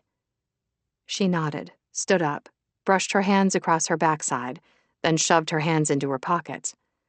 Right. Wouldn't want to combine business and pleasure. Damn. He knew she'd taken that statement personally, and he couldn't blame her. He was shit at relationships, even the simple ones, and he felt pretty certain that nothing with Luna Wright would be simple. Before he could speak, she turned to face the square, which was made of pretty pavers, outlined by a foot-high wooden picket fence and anchored by 4 poles from which fairy lights were strung. At one corner was the Bright Spot Cafe. Tables and chairs sat out front, the small dining area delineated by large clay pots filled with small but thriving pine trees. Inside the closest pot, at the base of the tree, sat a goose. A small umbrella had been placed over its head. "That's Glenna the goose," Luna said. "She lives with the chickens. Well, except for Hen Solo, who wakes up every day and chooses evil. She lives with Thomas the turkey because he keeps her calm." "No rooster." "One. And Wyatt Chirp is a shy cutie pie who is terrified of Hen Solo. You won't see much of him. Anyway, Glenna decided to lay her eggs in the planter. So we set her up with the umbrella and food and water so she doesn't have to leave her nest before her babies hatch. Uh-oh." "What?" he asked. But she was already on the move toward one of the large aspen trees just outside the square, the heavy branches and full foliage providing shade to the cafe's tables and benches. "Give me a boost," she said at the base of the tree, looking up. He followed her gaze to a branch about 8 feet above the ground, upon which sat a small cat. "Meow." "I've got you, Fred," she called up, and then looked back to Jameson. "He's 14, but he does this thing where he climbs anything and everything, then gets scared to climb down. Link your fingers together and lift me as far as you can. I'll do the rest." He eyed the branch over their heads. "If you've got a ladder, I could get him." "I don't need a ladder." "Okay, then." Crouching, he laced his fingers together. Luna put a hand on his shoulder and a boot into his hands. When he rose, she grabbed onto the branch just below Fred and pulled herself up. Jameson's eyes skimmed over Luna's boots, following the line of her legs. She was taller than he'd thought, and skated over the curves of her hips. Those curves were tempting, and his short-term goal shifted from the farm's books to trying to forget the delicious taste of her from the night before. Her shirt rose up, teasing him with a glimpse of midriff as he watched her gracefully climb up to get to Fred, who immediately leaped into her outstretched arms and cuddled into the crook of her neck. Lucky cat. Jameson assisted them down. Fred squirmed to be free, and Luna let him go. "Just like all the men in my life," she said. Her hair was escaping its bun, a few strands tucked behind her ears, tamed for the moment, though a tendril threatened to fall across her cheekbone. He wasn't sure what this attraction to her was about, but he had to get a hold of himself. Needing a distraction, he looked around, his gaze catching on the cafe. The place's charming entrance had been built to look like a train car. The train windows were clear, and one of them was filled with a handful of people, faces glued to the glass. "It's an actual train car from the 60s, Luna said. "It was deserted on the very back of the property, long ago abandoned. We added it to the cafe when it was expanded a few years ago. People love it." Apparently, she wasn't going to explain the faces staring at them. He took another look, and they all ducked down in unison, out of sight. "Who were they?" Luna sighed. "My crew. They're eavesdropping, which is—" She cupped her hands over her mouth and yelled, "Rude!" One of them poked his head back up, saw they were still looking, and tried to duck down again. "Chef!" she yelled. "I can still see you in your big fat head." The man rose, grimaced, and then came outside. "Hi, I'm Chef.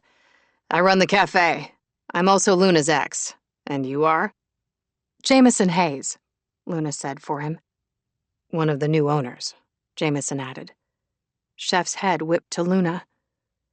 "Right," she said. "I was just getting to that. We were in the middle of a quick business meeting.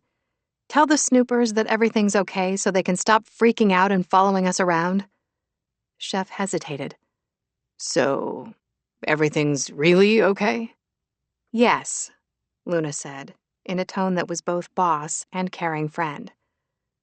Jameson had never had to straddle such a line, and it was not only effective, but almost impressive. "Hey," another man called from inside the cafe, this one with an unmistakable Southern accent. "Can you all talk louder? We can't hear you." "That's Milo," Luna said. "He's a writer. He does our newsletter and social media. He also wrote a series of pieces about the farm that got picked up by some news outlets last year, and visitor numbers surged. He's helping Chef write a cookbook, and we're all very excited about it. He's also my significant other, Chef said. Hell yeah, I am, Milo called out. Oh, Chef said to Luna. I met the perfect man for you. I mean, unless this man's that man. He looked Jameson over, head to toe and back again. I mean, I certainly wouldn't blame you. No, Luna said quickly.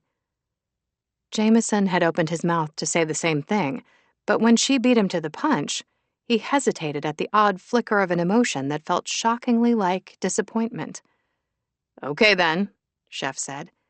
Your perfect date's name is Evan, and he's going to call you for dinner this week. Please don't show up looking like that. Maybe some heels, show a little leg. He's a high-powered and very successful attorney. I'm not dating right now, Luna said without looking at Jameson. And even if I was, I won't date a suit. Okay, Luna always right? Chef looked down at Fred, who was rubbing against his legs, and picked him up. While he was preoccupied loving up on the cat, Jameson shifted in closer to Luna and whispered, Last night you were all about the suit. Chapter 6. Jameson watched as Luna turned her head to meet his gaze. I blame the margaritas. He laughed. Chef divided a look between them. What am I missing? Nothing, Luna said. Nothing at all. I'll catch up with you later to fill you in. Chef saluted her, set Fred down in a patch of sun, and then vanished back inside the cafe. So what was that? Jameson asked Luna. Oh, she looked at the cafe. I don't want them to worry. I meant the lie. I didn't lie. You omitted the fact that you're the other owner, which is the same as lying. Why? She blew out a breath. You sure ask a lot of questions. Guys never ask questions. He doubted she knew how revealing a statement that was. Then you've been with the wrong guys, he said. Why didn't you tell your staff about the will? Look, you might not know this about Silas, but he was a hard-ass, he supplied. Yes, and I was the go-between between him and the crew. They're all worried we're going to get shut down or sold, and I'm just trying to give them some peace of mind. If they worry, they won't be able to concentrate on their jobs. Even if getting sold is entirely possible? She looked away, and he knew she was doing enough worrying for everyone. Look, I get it, he said. You're trying to protect them. But this isn't your family or your friends. It's work. He paused. Luna always right. You know why they call me that? Because it's true. She met his gaze. And they are my family.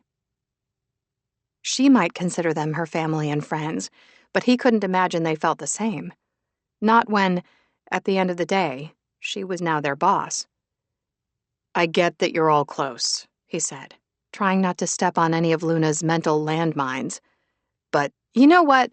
Let's just get back to our tour, she said. We can start at the orchards, where, as you know, we sell a bunch of trees every year and make a lot of our annual profits. When Jameson opened his mouth, she quickly continued. Honestly, there's no context if you don't see the place first. And the magic of it all. Luna, there's no magic in math. Fine. She tossed up her hands. Have it your way. She led him past the cafe and away from the square to a building, muttering something about men and tunnel vision as she gestured him inside. He could have said that she had tunnel vision as well, but decided to keep that to himself as he liked breathing. She walked them through a very cluttered front room and down a hallway, where she pushed open a door. The room was small, the desk large. Or at least he assumed that was a desk, straining beneath piles of paperwork, though it was actually hard to tell. Even the windowsill had stuff stacked on it. The only thing that didn't was the chair in front of her desk, presumably for guests, although it was currently occupied by a baby goat wearing Baby Yoda pajamas. Damn it, Ziggy, Luna said. Damn it, who? The goat. His name is Damn it, Ziggy. She said this with an utterly straight face, then turned to the tiny thing, hands on hips. You need to stop breaking out of your pen or no treats for you, do you understand? Ziggy, damn it, Ziggy, tipped his little head back and bleated to the ceiling in protest. It was official. He'd entered the circus. He examined the room while Luna scooped up the goat, who set his little head on her shoulder. Trying not to be moved by that, Jameson looked around. Besides the overabundance of paperwork, there was a horse bridle on a small credenza, next to a deflated Santa and every single one of his reindeer, all against a wall. Love what you've done with the place. Ignoring that, Luna gestured him to the now empty chair. He eyed the seat, which was covered in goat hair and possibly, hopefully, dust and not poop pellets. It's just dirt. She swiped at the seat a few times. There. No longer as dirty as the sidewalk. Or the ass of your pants. His gaze met hers. She laughed, a light musical sound that drifted over him, and a warmth spread through his belly at the sound. Even if he knew she was enjoying this, a lot. You looked at my ass? He asked. Just as you looked at mine. Not knowing what to do with that, he sat. She did the same, in the chair behind the desk, Damn it, Ziggy in her lap. Hard to believe he was envious of a goat, but there it was. Here, Luna said, and pushed a big, fat ledger across the desk to him. His fingers touched hers. Their eyes locked, and he saw his own interest and a good amount of heat reflected back at him as the odd connection between them fluttered into a full-blown gale-force wind. Damn it, Ziggy jumped down from her lap and galloped around the desk. Bleed! Jameson eyed the goat. He was tiny, the size of a very small dog, and staring at him with brown eyes with sideways pupils that held a lot of hope. He wants in your lap, Luna said. We don't always get what we want. Luna snorted. No kidding. This had him looking at her. She looked right back before rolling her eyes at him. Bleat! Warning, she said. He can outstubborn a mule. And trust me, we have one, so I know what I'm talking about. Jameson sighed. And when the hell he'd started sighing, he had no idea, and patted his thighs. Damn it, Ziggy leaped up into his lap, curling into a ball and closing his eyes. Luna was grinning. You're going to be covered in fur, front and back. Like you care. She laughed. Ignoring both the pretty sound and the fact that her eyes lit like stars when she was amused, he opened the ledger. Talk to me about this. So at the end of the quarter, I mail everything off, ledger and receipts. Silas had someone handle it all on his end. Then I'd get the ledger back. On the months we ran out of money, there was a line of credit I could pull from. Silas had been the someone to handle the farm's books. It used to be that Jameson had done the books for Silas's holdings, all except the farm, that is, because for whatever reason, the old man had always wanted to do it himself. He had a feeling he'd just met the reason, and her name was Luna. Oh, the fights he and Silas had over this. Ignoring the memories, good and bad, Jameson took a deep breath and a few minutes to flip through the ledger. There were sticky notes everywhere in neon colors with things on them like Estelle the Emu's vet bill from swallowing a handful of change, and raccoon ate through the electrical in the barn again, requiring an electrician's visit. Jameson stared at the numbers and rubbed the spot between his eyes, where a headache was forming. You okay? Luna asked. No. No, he was not okay. The numbers were shit, and they were bleeding money in ways that didn't need to happen. He let out a careful breath, every analytical bone inside him twitching. I see you kept up with Silas's bookkeeping methods. She looked at him for a beat. He called me every other week to talk about the bookkeeping and get up to date. Seemed like he liked what I was doing. She shrugged. So I hadn't planned on changing anything. He could hear the wistfulness in her voice and realized he wasn't the only one who'd lost Silas, even if she'd been kept in the dark about who he'd really been. "What do you know about the state of the books?" he asked. "I know we're not a huge moneymaker, but he seemed happy enough. Although, I'm not actually sure Silas did happy. Something they could agree on. The attorney told me about the balloon payment." He nodded. "Without any cushion, we're in a tenuous situation. I'm assuming the attorney didn't tell you about Silas's medical condition and why there was no money to award you in the will." She shook her head. "He had dementia. For an entire year before his death, apparently. Though he told no one. Kept it to himself as he made one bad financial decision after another, depleting his cash accounts before wrapping his car around a tree one night." "I couldn't tell from his calls," she said softly. "Why wouldn't he have told someone?" "Probably because he knew he'd have lost some of his freedom that he greatly enjoyed, like being alone." She was quiet for a moment. Then she drew a deep inhale. "I'm sorry. For all of it. But it doesn't change anything that's going on here. I really hope you'll get to know the place before you pass judgment." He had to laugh. "Oh, I passed judgment the second I saw the Rudolph the Red-Nosed Reindeer." "Hey, I lost a storage unit to the botanical gardens this year." "Did you also lose a vacuum?" he asked, turning another page on the ledger. "Just wait until Dammit Ziggy wakes up and gets off your lap. Then you'll see something that really needs a vacuum." He met her gaze. "Can we be serious for a moment?" "I am being serious. Dammit Ziggy and his two siblings were rejected by their mama.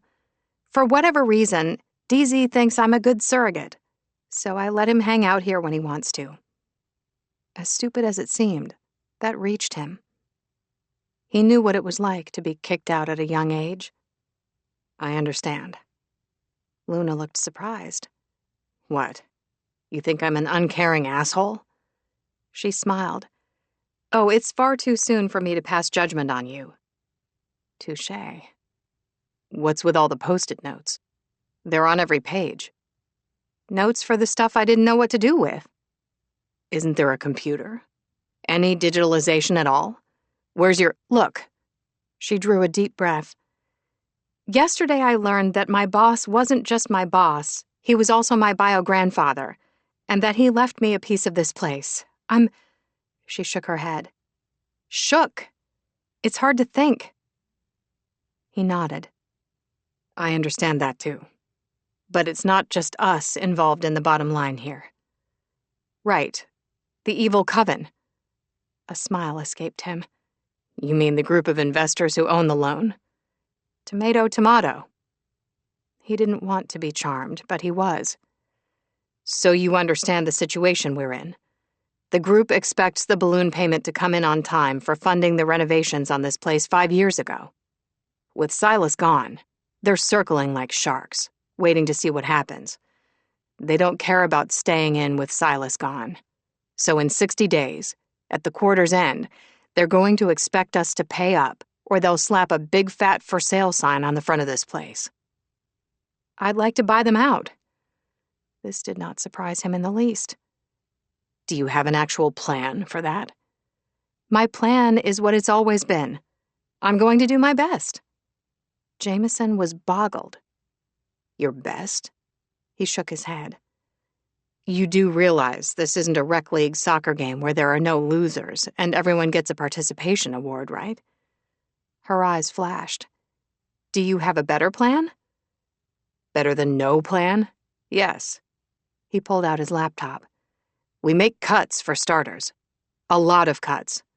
Then we go to the bank in town, the one that holds the personal line of credit Silas let you use, and we show them an actual feasible financial plan going forward, and hopefully get a loan to pay off the investors." "And if they won't give us a loan?" "We could sell." "That's going to be a hard no." She paused. "And what sort of cuts?" Ignoring her emphatic not selling stance, he went back to the ledger. "You've got 15 regular employees, and up to 50 seasonal employees. Seasonal is for planting and harvesting times. We're labor-heavy, he said. For instance, I could see the orchards from the front of the cafe, and there were 4 guys out there. 3 were limbing, but 1 was just standing around looking at his phone. That's Jeb. He supervises the orchards. It's a big job. We do crab apples for fall, Christmas trees for winter, and cherry blossoms in spring. How do you know he wasn't working on his phone? Maybe he was Googling something. He looked like he was thumbing through videos and laughing. And I'm pretty sure he had a flask he kept taking sips from. That's his mom's special hot chocolate. It's freezing out there in the mornings, and sometimes he needs a nip to keep warm. He rarely speaks, is a total introvert, and hates to be bothered, but he's a tree whisperer. Stella had a dream he left and all the trees died. Jameson just looked at her. He had no idea who Stella was and didn't care. He's really, really good at his job. I won't let him go. I won't let any of them go. He scrubbed a hand down his face. You've got the ferocity and courage of a lion. Anyone ever tell you that? He turned back to his laptop. Okay, so you've got 6 people listed here as farmhands. Besides what we saw in the orchards, what else do they do? Well, there's the gardens, too, and they also handle the rescue animals. Right. Which brings me to the division that brings in 0 money, he said, still looking at the ledger. In fact, the rescues actually cost us. She crossed her arms. We're not getting rid of the rescue animals. He lifted his head and studied her. What am I missing? Nothing, other than we're not making cuts. She looked away. I know. I get it. We need to make changes, but... She met his gaze again, her own filled with anxiety and worry. Look, I place loyalty above all else. The employees have all been here forever and are incredibly loyal to me. I can't repay that by letting some of them go because I somehow messed up in managing the farm by not making enough money. Her enthusiasm and easy charm spread a warmth through him that he couldn't afford, and he let out a breath. It's not your fault. And it wasn't. It was Silas's. She shrugged like she didn't believe him, but didn't feel like arguing. Also, on the subject of the rescue animals, our guests love them. They like that a lot of them wander around and can be petted and fed. He nodded. But it's also both an insurance and a legal nightmare. Insurance is a huge hit to our bottom line, a lot of which could be cut if we didn't have them wandering free. Not all of them are allowed to wander, just the ones we're 100% positive are no danger to anyone. She stared at him, steely-eyed. Who knew those pretty blue eyes could turn to ice? Rescuing neglected, abused, and abandoned farm animals is the best thing we do here, she said. If you want a way to negate the costs of that, then let's do an annual calendar. And while we're doing that, we can also let people sponsor an animal, meaning they cover the cost of their care, and in return, they get their name on a plaque in front of their pen. He thought about it. Genius, he said. And while we're on this, I want to be clear. I'm not disputing that the rescue animals aren't a worthy cause.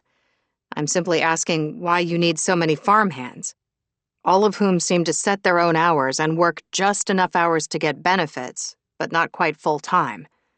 We could lose a few and have everyone up their hours to full-time status and still save money. And while we're on that, do we pay Milo to do social media?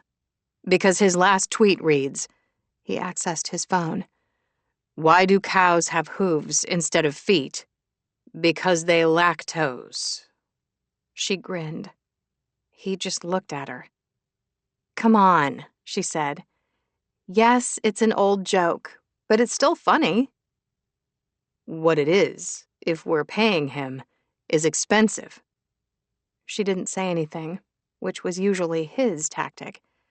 It was possible he'd underestimated her a little bit.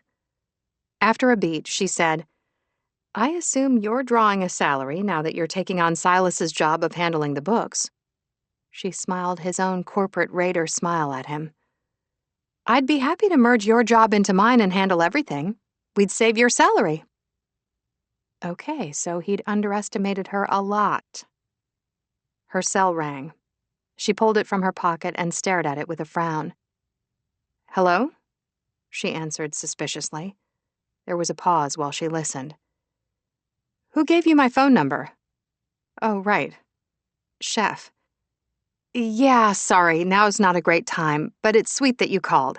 Thank you and goodbye. Evan, I presume? Jameson grinned. Smooth. The poor guy never even got his spiel out before you hung up on him. I'm not big on spiels. You're also not big on suits, apparently. At least without Hawaiian margaritas. She looked him over without giving a single sign of her thoughts.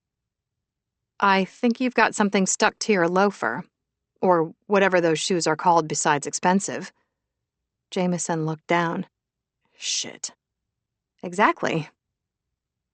Damn it, Ziggy yawned and stood up in his lap, nearly ensuring Jameson's family jewels never got to the family part. Apparently taking mercy on him, Luna came around the desk and scooped up a very satisfied-looking DZ. Look, why don't you let me do what I do best and run this place, and you do what you apparently do best and... Wait, what is it that you do best exactly? Damn it, Ziggy leaped from Luna's arms back to Jameson's lap. He grimaced. I find vulnerabilities in companies and exploit them, he said, having to crane his neck to the side so the goat couldn't nibble his ear.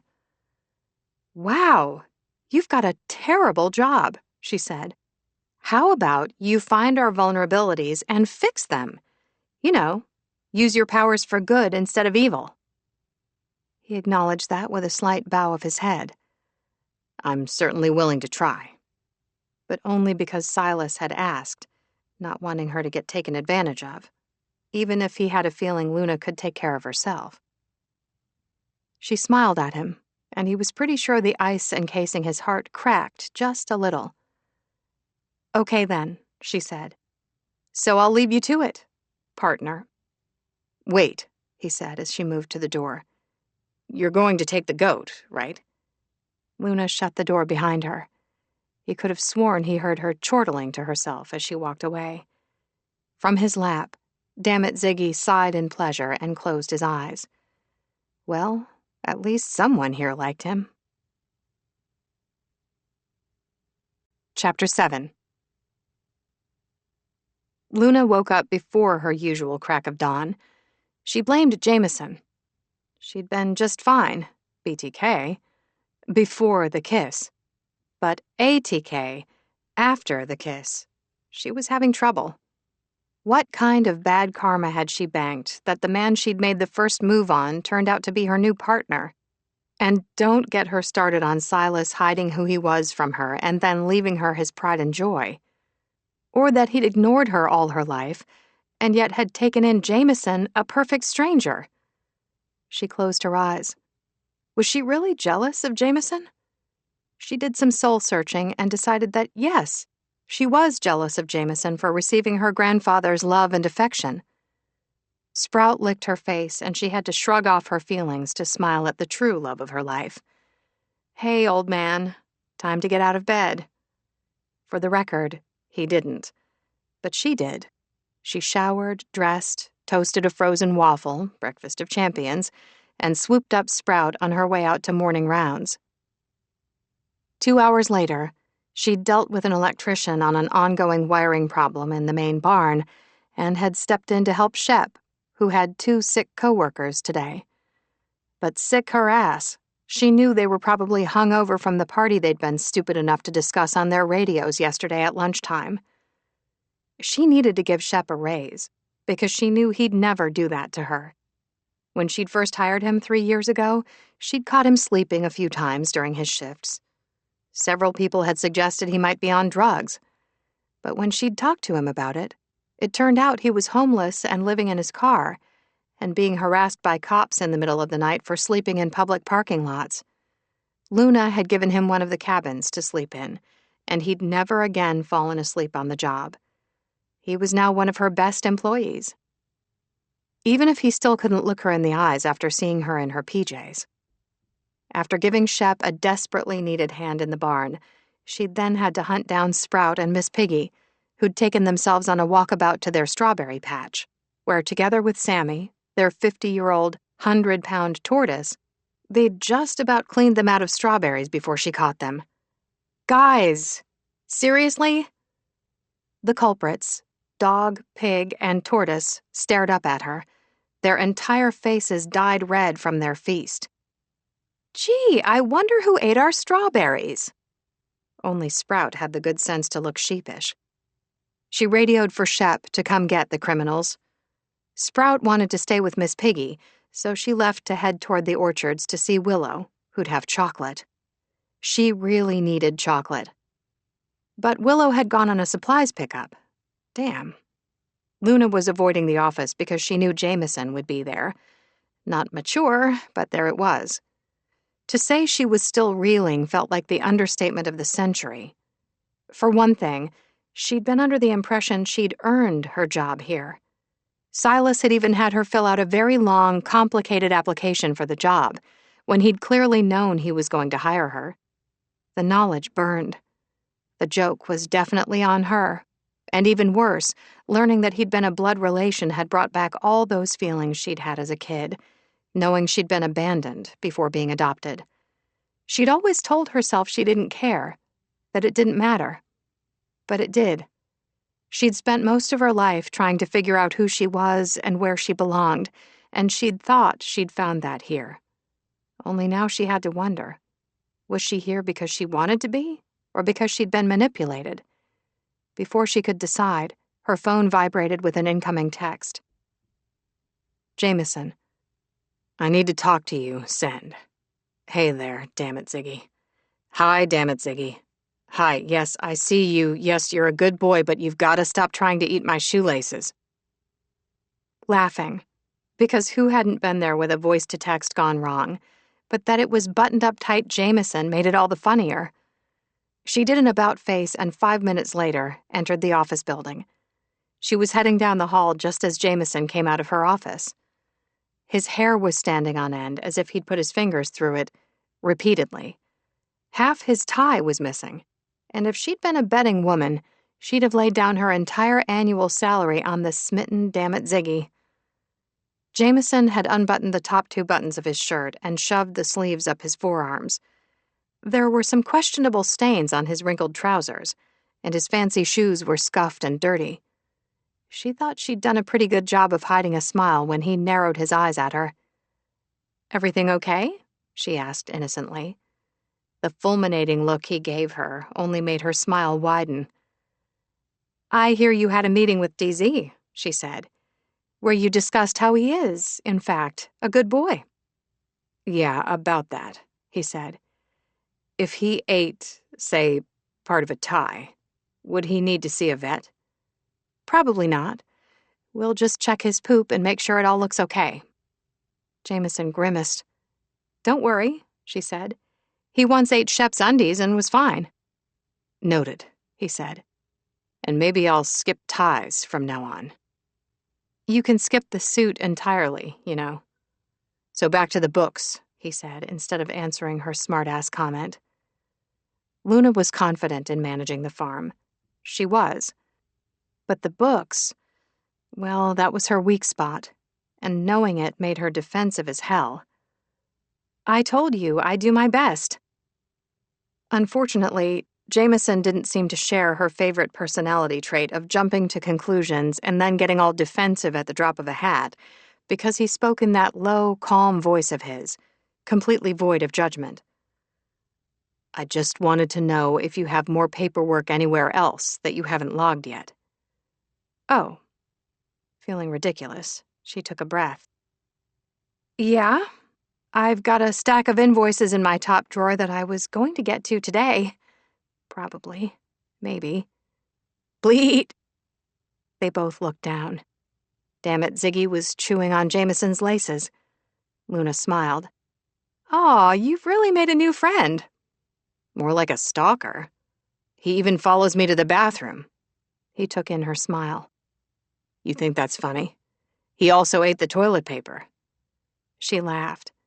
Please tell me you didn't let him drink from the toilet. The other day he dunked his head in and sprayed Willow. She threatened to open the front gate and let him go. Did she? Oh, she opened the gate, but DZ knows where his bread is buttered. He took one look at the gate and trotted back inside. The gate was wide open this morning, too, he said. You know, people don't give animals enough credit. None of ours will leave. They love it here. It's like Disneyland for farm animals. Jameson craned his neck and looked one way and then the other. What are you looking for? The cameras. Clearly, this is some twisted new reality show, right? It's that, or I've been dropped into an alternate universe.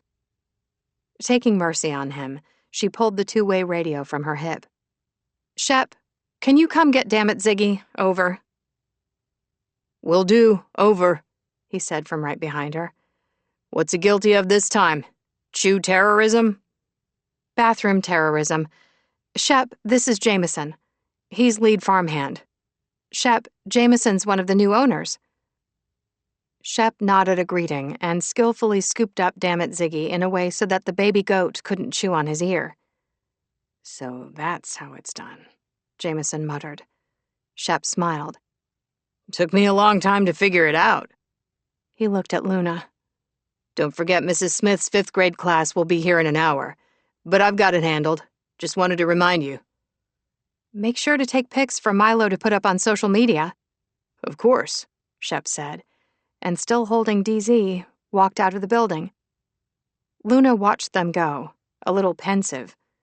The thing was, DZ was actually an excellent judge of character and already madly in love with her new partner. She wasn't sure what to make of that. Are the 5th graders getting a farm tour? Jameson asked.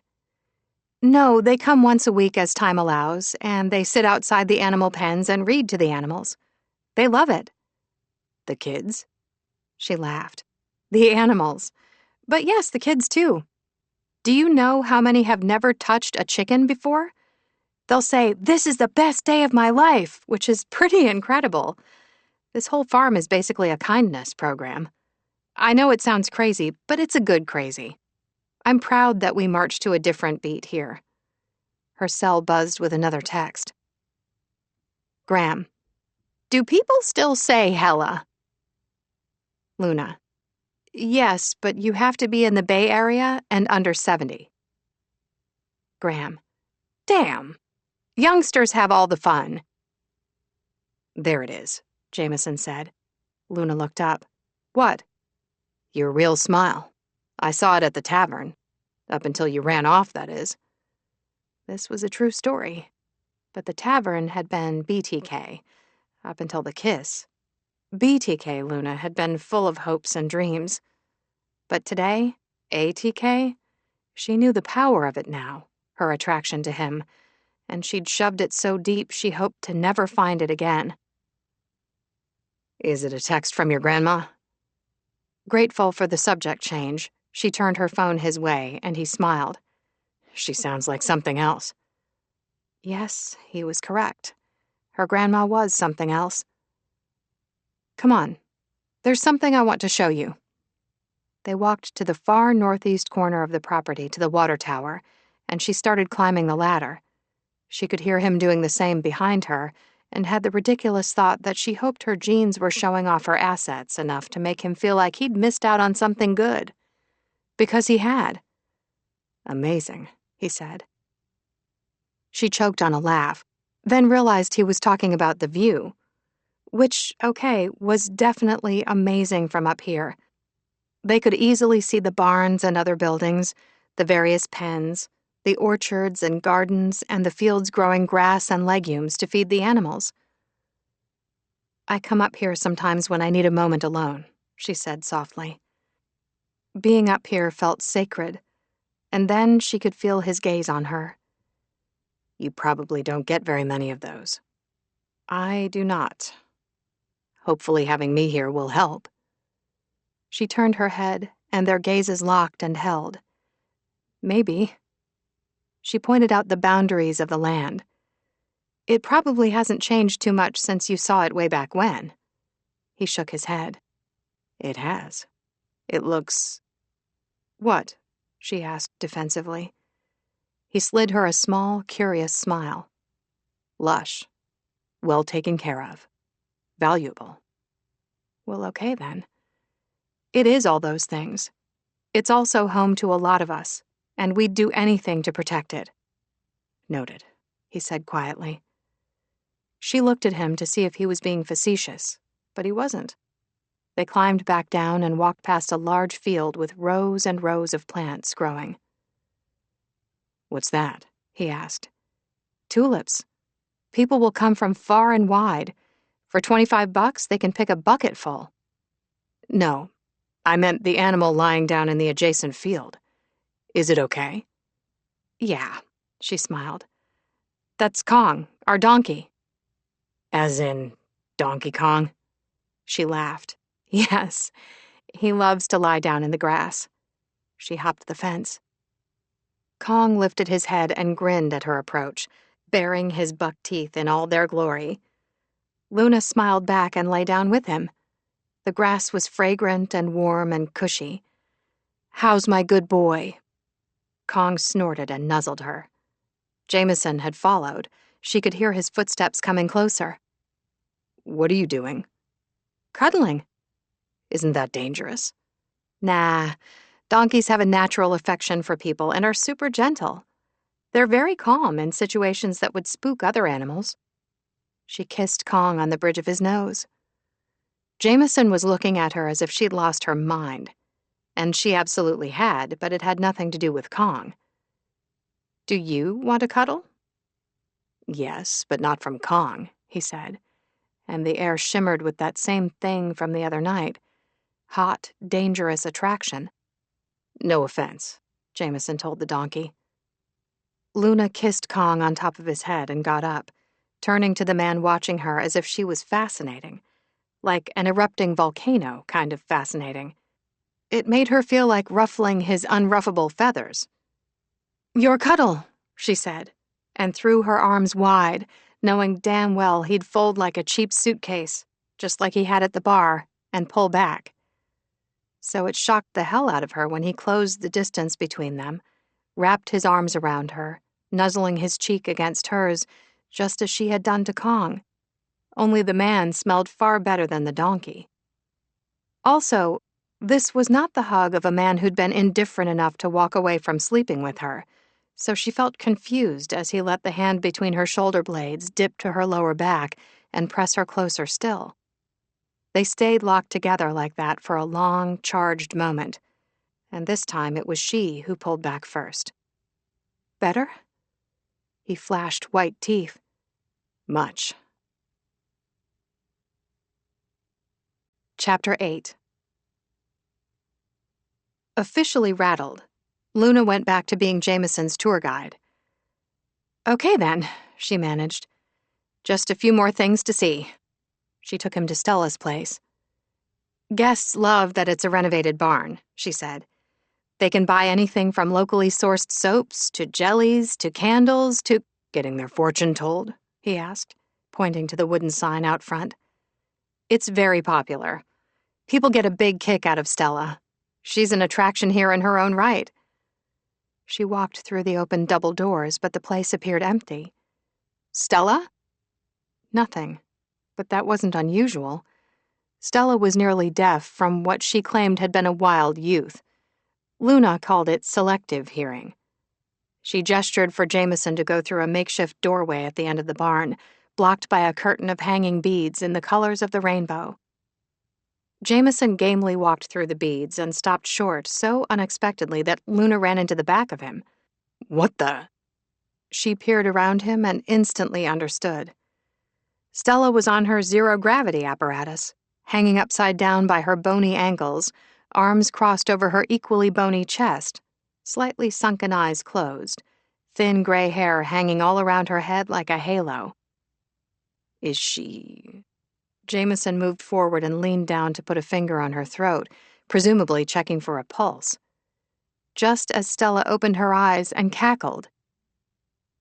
Bet you thought I was a vampire, right? She asked Jameson, who to his credit hadn't jumped out of his skin. He shook his head. I thought you were dead. Aw, and you were worried. How sweet. I bet you were drawn to my aura. She righted herself, holding out a hand. I'm Stella, by the way. Who are you, handsome? Jameson Hayes, Luna said. One of the new owners. Graham, you've got to stop scaring people like that. Stella's eyes went wide. One of the new owners? Graham? Jameson asked. As in Grandma? The one who sends the texts? Yes, Luna said. My very favorite person. Love you too, girl, Stella said, and hugged her.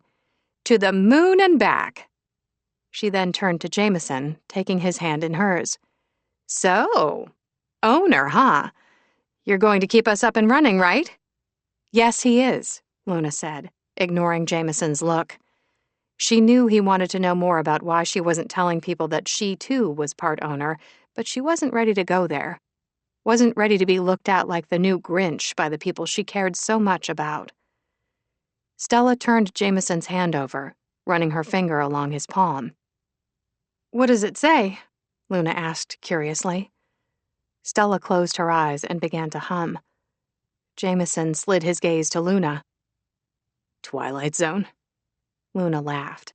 He had a sense of humor, who knew? Stella opened her eyes and beamed up at Jameson. Your future is up to you. Jameson smiled good-naturedly.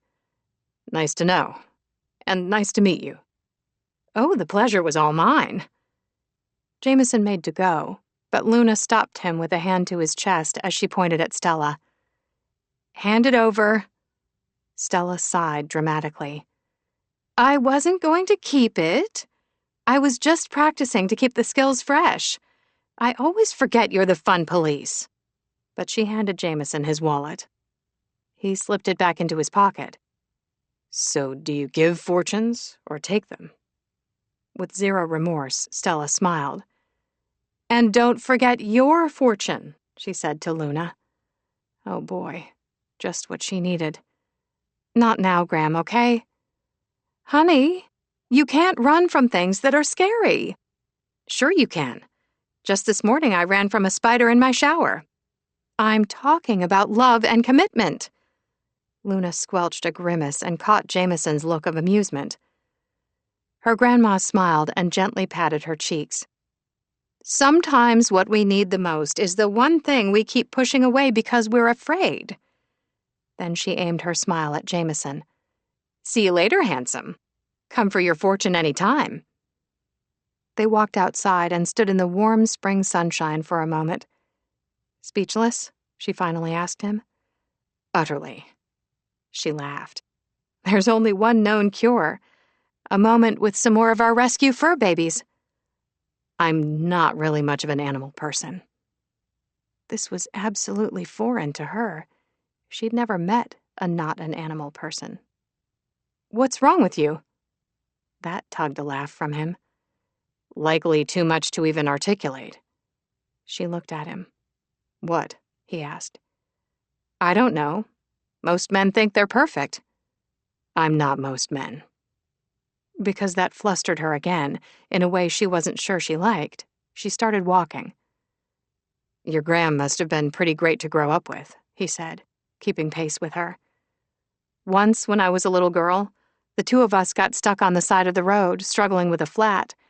A car with 3 guys stopped. Not to help, but to ask for directions to a local golf course. Graham sent them 10 miles in the wrong direction. He smiled. Like I said, pretty great. She's the legend who shaped me. And because his smile was warm and genuine, that flustered her too. So she went back to something safe, being tour guide. She pointed to the orchards. The trees are our pride and joy here. We grow the best Christmas trees and organic apple and cherry trees in the region. Pretty sure the ledger won't tell you that. He smirked. Once we're digitalized, I'll be able to let you know without that ledger. How? Because I'll be able to departmentalize, analyze the data, and easily see what's working and what's not. That's what I plan to do first. Digitalize. He looked at her. Assuming that's okay with you, of course. He didn't have to ask her. They both knew that. But he was asking, so she nodded. Of course. She pointed to the right of the trees. The greenhouses are new in the past year. They're part of the botanical gardens. Willow Green runs that department. Willow was at the gate in front of the botanical gardens, eyeing Luna with a brows-up expression. This is Jameson. Jameson, this is Willow. She's our agricultural genius. Willow smiled at Jameson. Nice to meet you. Excuse us a moment? She dragged Luna to one side. Why is Hottie Suit here? I know you didn't sleep with him. You're not glowing. No, Luna said. But you are. Oh my God, you were supposed to talk to Shane, not... I couldn't help it. Willow, you're confusing him. I'm confusing me too, so it seems only fair that he joins me. Do you know the dumbest thing I ever did as a kid? No. Willow sighed. Wished I was an adult. Now tell me what he's doing here if you're not boinking. In case you were wondering, I can hear you from over here, Jameson said. And when they both looked at him, he raised his hands. Believe me, I'm actually trying not to. But really, Willow whispered, never taking her eyes off him.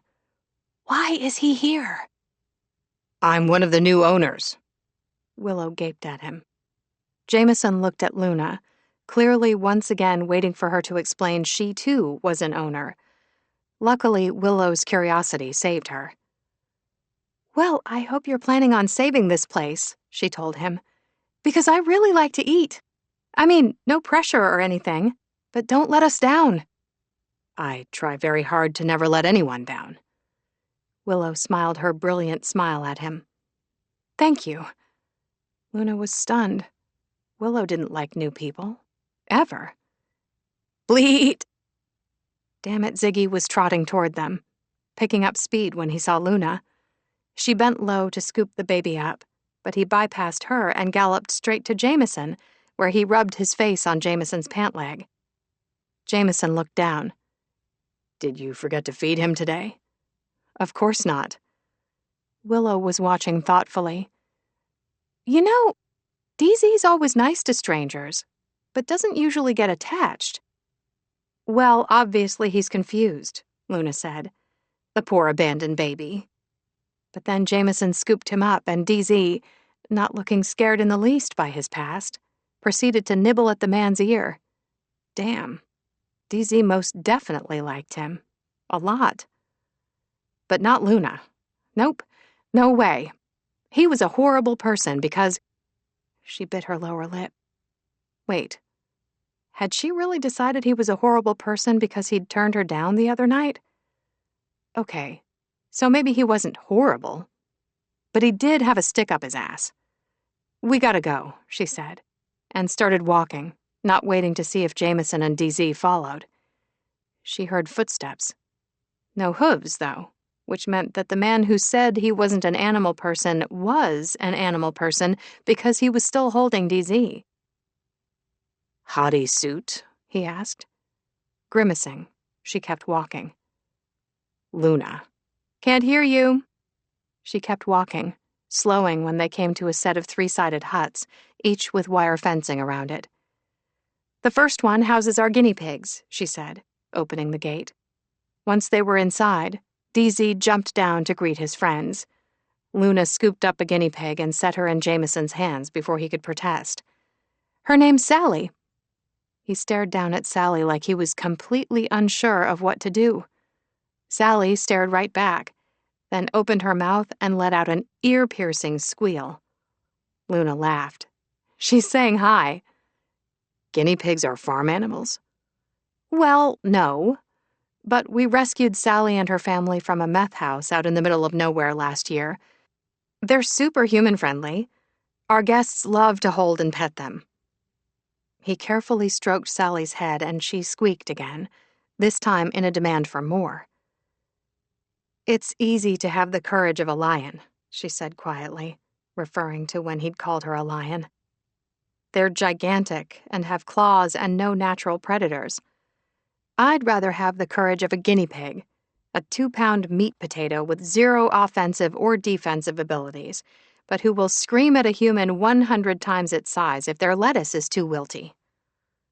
His smile was small but real. Noted. She broke eye contact when she got another text. "You ever think about throwing that thing in the lake?" he asked. "Only every day." Willow. He's part owner? And does he know he's hot?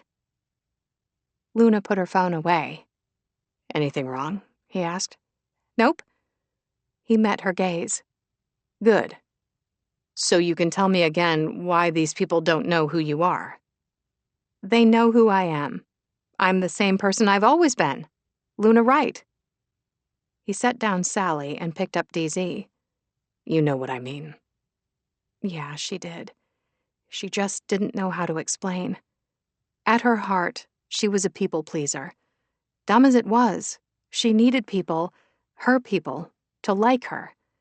If she became the boss, they might treat her differently, close her out. It was one of her biggest fears, and she didn't know if she could survive that, being shut out by the people she counted on for, well, everything. DZ had fallen instantly asleep, all comfy cozy in Jameson's arms. Ignoring the little pang that gave her, she sighed. "You know how Silas was kind of a hard-ass?" "Yes. And no kind of about it. He was absolutely a hard-ass." "My crew didn't like him," she admitted. "And they love me. And I'm not all that eager to lose the only family who stands by me through thick and thin no matter what, just because I'm the new Silas." "Your adoptive family doesn't love you?" "Well, yeah, but—" She hugged herself, not liking where this was going. "They love me, and I love them. But it doesn't mean I want to be them. I'm just so very different, and it creates a barrier between us. It's complicated." Why was she still talking? She looked at her watch. "Would you look at the time? We really need to keep moving." "And people call me a closed book." "Not the first time I've heard that," she admitted. He paused, and she liked very much that he thought things through before reacting. But that was it. That was all he had going for him. Well, that and his very fine ass. And that he'd been nice to everyone here, and that he was still holding DZ even though the baby goat had shed all over his suit.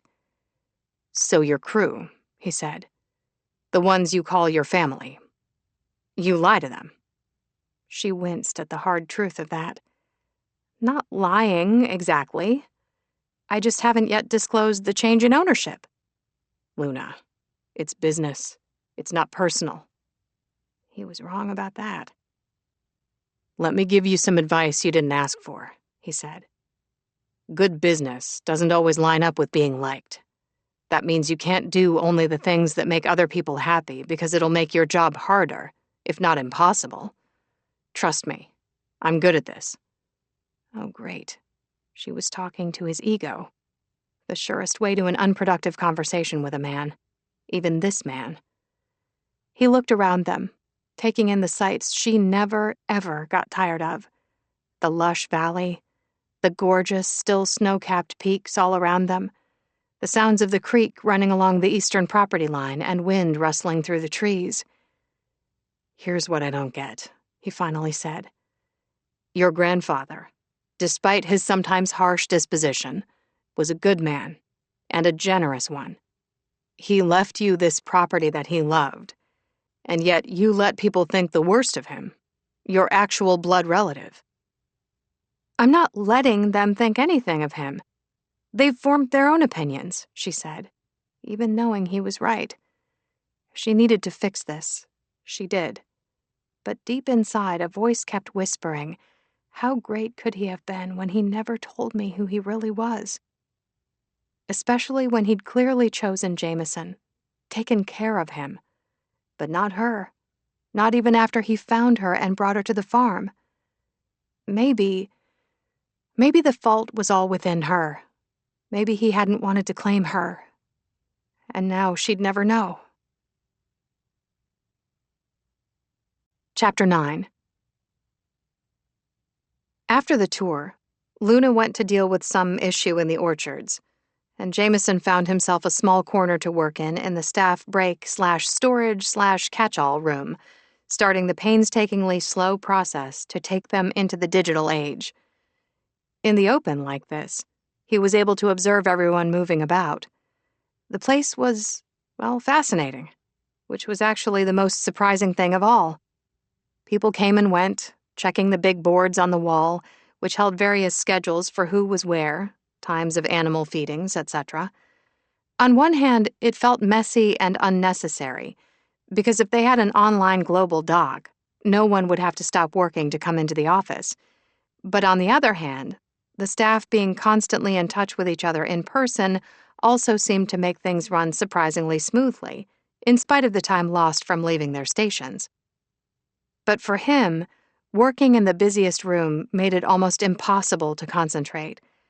So eventually he took his laptop outside and sat on a bench in the square, where two things quickly occurred to him. One, the benches were stone and hard as, well, stone. And two, being outside in the stunning sunshine with a brilliant blue sky, puffy white clouds, and pine-scented air so fresh it almost burned his lungs felt like a luxury. As he worked, guests milled around. A clown made helium balloon animals for the kids who came through, on a unicycle. Personally, Jameson was no fan of clowns, but the unicycle skill was impressive. When he realized he'd been people-watching instead of working for 20 straight minutes, he knew he had to move. Plus, his ass was numb. He managed to just catch Luna by the hand as she came running through. The woman was always on the move, and asked her which employee was in the clown suit. She looked over her shoulder and smiled. "Oh, that's Bill. He's a volunteer." Jameson must have looked horrified because she rushed to say, "We vetted him, of course. He shows up a couple of days a week for an hour or two. Works for tips."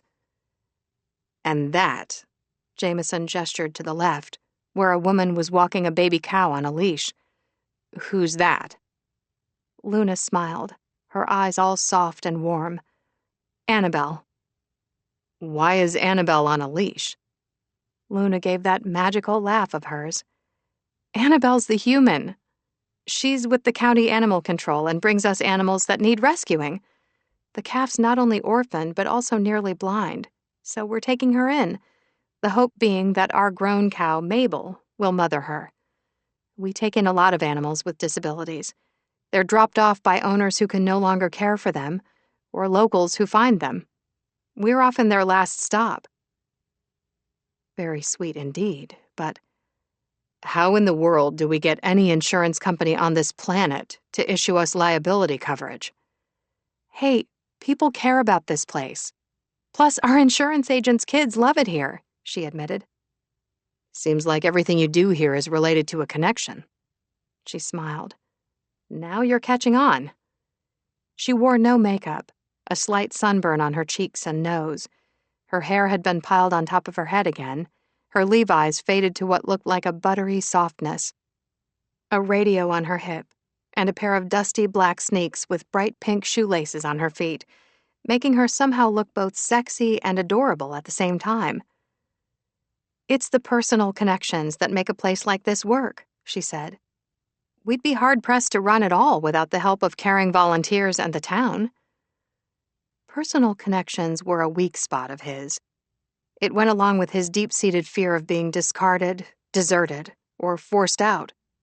Which, of course, was a self-fulfilling prophecy because ever since being a school kid, he'd held himself apart from others, finding it easier to go it alone than to risk being the rescue mutt who didn't get picked. He was no longer a kid, but Apple Ridge Farm was a group of tight-knit people, and he was all too aware of them being a family, and him being the outsider. "Gotta go," Luna said. "Where to?" "Payroll. It's not going to write itself."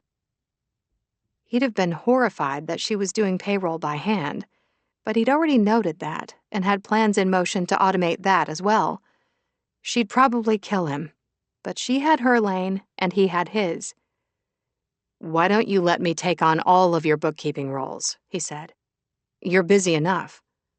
She looked at him, surprised. "You'd do that?" Of course. It was, after all, self-serving. She flashed him a warm, genuine smile that just about stopped his heart. "Thanks," she said, and started to walk off. "You're watching my ass as I walk away." Yeah, he was. He'd slept with her in his head, where she'd worn those jeans and nothing else, and he'd taken his time peeling her out of them. He'd woken up disappointed to find it had been just a dream, but also relieved because being with her in reality, complete with her crazy life, would drive him out of his mind. But he sure wouldn't turn down another dream. That night, Jameson entered his hotel room exhausted and smelling like goat. He went straight to the bathroom and stripped for a desperately needed shower. It was heaven, at least for 3 whole minutes, until he ran out of hot water. He toweled off and dropped onto the bed. Grief was exhausting. And damn, so were the changes in his life. He didn't miss home, which was really just a high-rise condo in LA that had come furnished and was completely impersonal. Nor did he miss his solo lifestyle. He had casual friends in LA, and he dated here and there, but nothing serious in a long time. And he had no regrets about taking the leave of absence from his job to handle Silas's favor. The work would be there when he was ready to return. He knew this because he was good at what he did. Really good.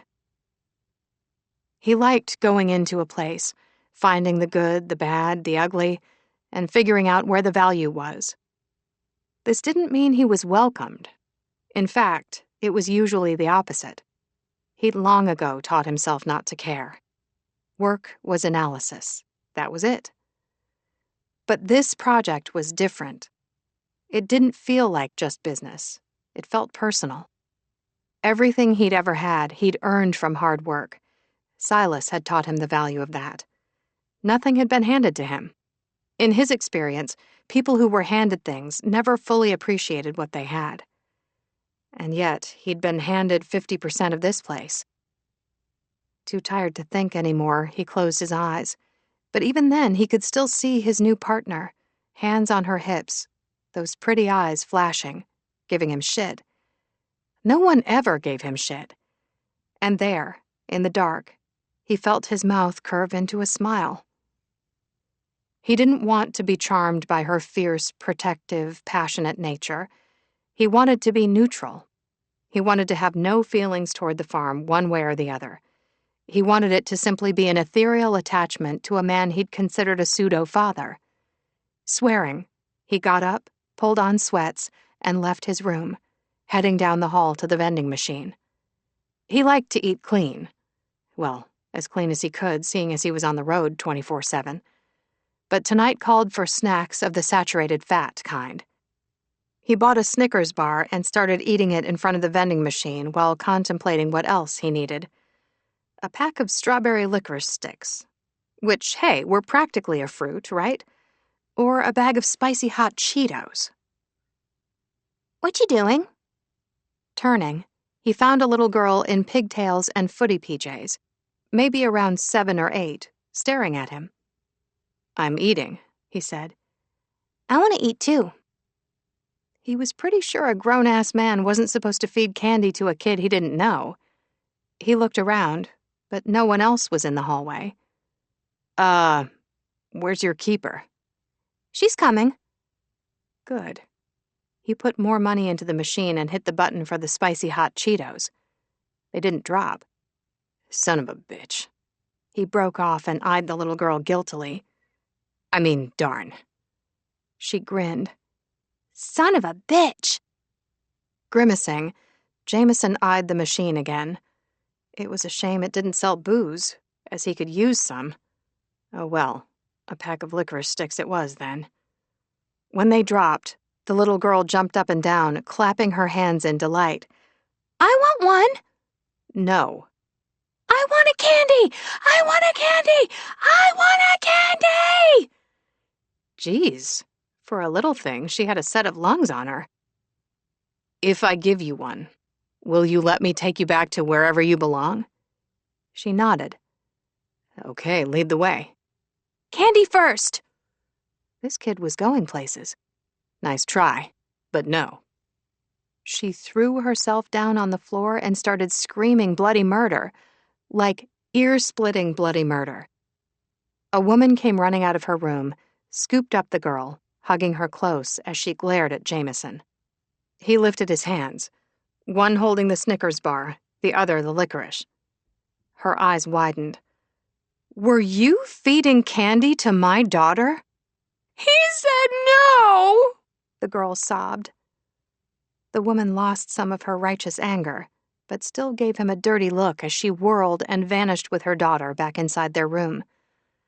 Needing the hot Cheetos bad, he tried once more, pumping a fist in victory when this time the bag dropped. He was eating in bed when something thumped against the wall, and then again, and again, speeding up. Great. The wall bangers were at it again. Then the opposite wall started vibrating with sounds of a gunfight from a TV on at full blast. He sighed and, hands laced behind his head, stared up at the ceiling. How the hell had he gotten here? Oh yeah, it had been the promise to a dead man. And now his immediate future was locked up in Luna and her band of misfits until he could get back to his formerly scheduled life.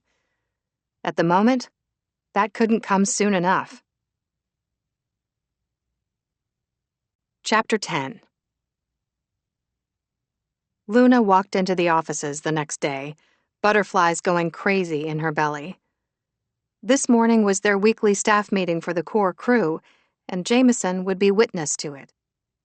She'd been halfway to a panic attack all night, and with every step down the hallway, that percentage increased.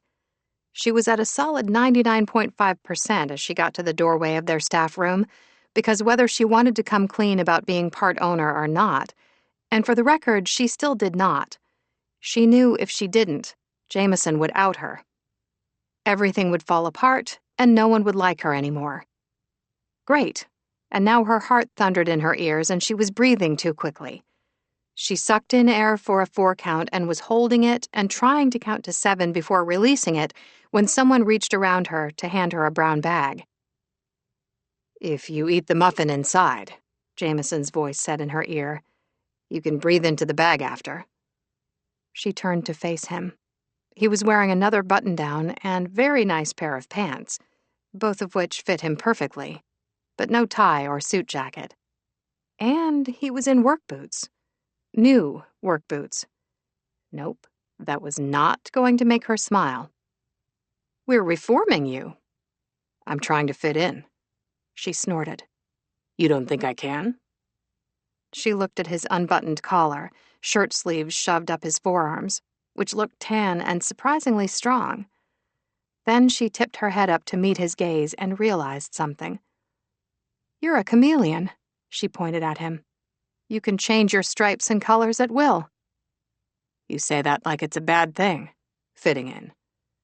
At this, her anxiety doubled down because she was about to very much not fit in anymore. Her cell buzzed, and grateful for the interruption of her impending anxiety attack, she pulled it from her pocket. "Is it a text from your grandma?" Jameson asked with charming hope. She showed him her phone. Graham. "What does spilling the tea mean? Not the liquid kind, I don't think." Luna. "It means giving good gossip." Graham. "So tonight when I go to your mother's house, I can ask her to spill the tea on where she purchased the stick that's up her patoot?" Luna. "No. Or at least make sure I'm there so I can see her reaction." Jameson was smiling. "Why do I get the feeling you're 2 peas in a pod?" She'd never thought of it like that, but he was right, and the knowledge was somehow comforting.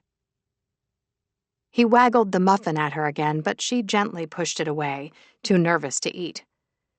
"Thank you, really, but I can't eat right now." She paused. "Unless it's chocolate?" she asked hopefully. "Bran, with raisins." She blinked. "So you hate me then?" "Of course not. The muffin's amazing. I bought it at the place next to the tavern, Sugar Pine Bakery." At the mention of the tavern, she remembered their kiss and promptly started breathing too fast again. Would it be easier for you if we go in there as two strangers who didn't meet at the bar the night before I came to the farm? No worries either way, she said, while actually worrying both ways, plus a secret third way. Nerves had her taking a bite of the muffin. She froze in surprise, then moaned and took several more bites. Okay, so you're right about the muffin.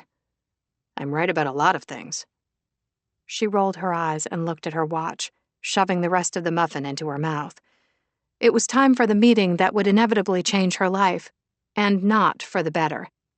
This had her shoving her face inside the now empty bag to breathe. Jameson waited until she got a couple of gulps of air down, then moved closer and kept his voice low. It's going to be okay. You don't know that. What's going on? Willow asked behind them. Did she watch a Harry Styles video? She always hyperventilates whenever she watches him. I'm fine. Luna yanked the bag from her face. Fine. She turned to face Willow, who looked like $1,000,000, of course. Willow must have mistaken Luna's expression because she said, If you're upset because I'm late while holding a coffee I obviously stopped for, you should know it's much better than me being on time without this coffee. Agreed. We ready? Jameson asked. Almost, Willow said. I'm just waiting to see if my coffee chooses to use its powers for good or evil today. We don't want to rush that choice, Luna explained to Jameson. She peeked into the staff room. The rest of her crew were already there. Chef, Milo, Stella, Jeb, and Shep. Feeling sick, she put a hand to her belly. Hey! Willow ran a hand up her arm. What's wrong? Nothing. She managed a smile, even as her stomach churned. She stepped into the room and looked at everyone.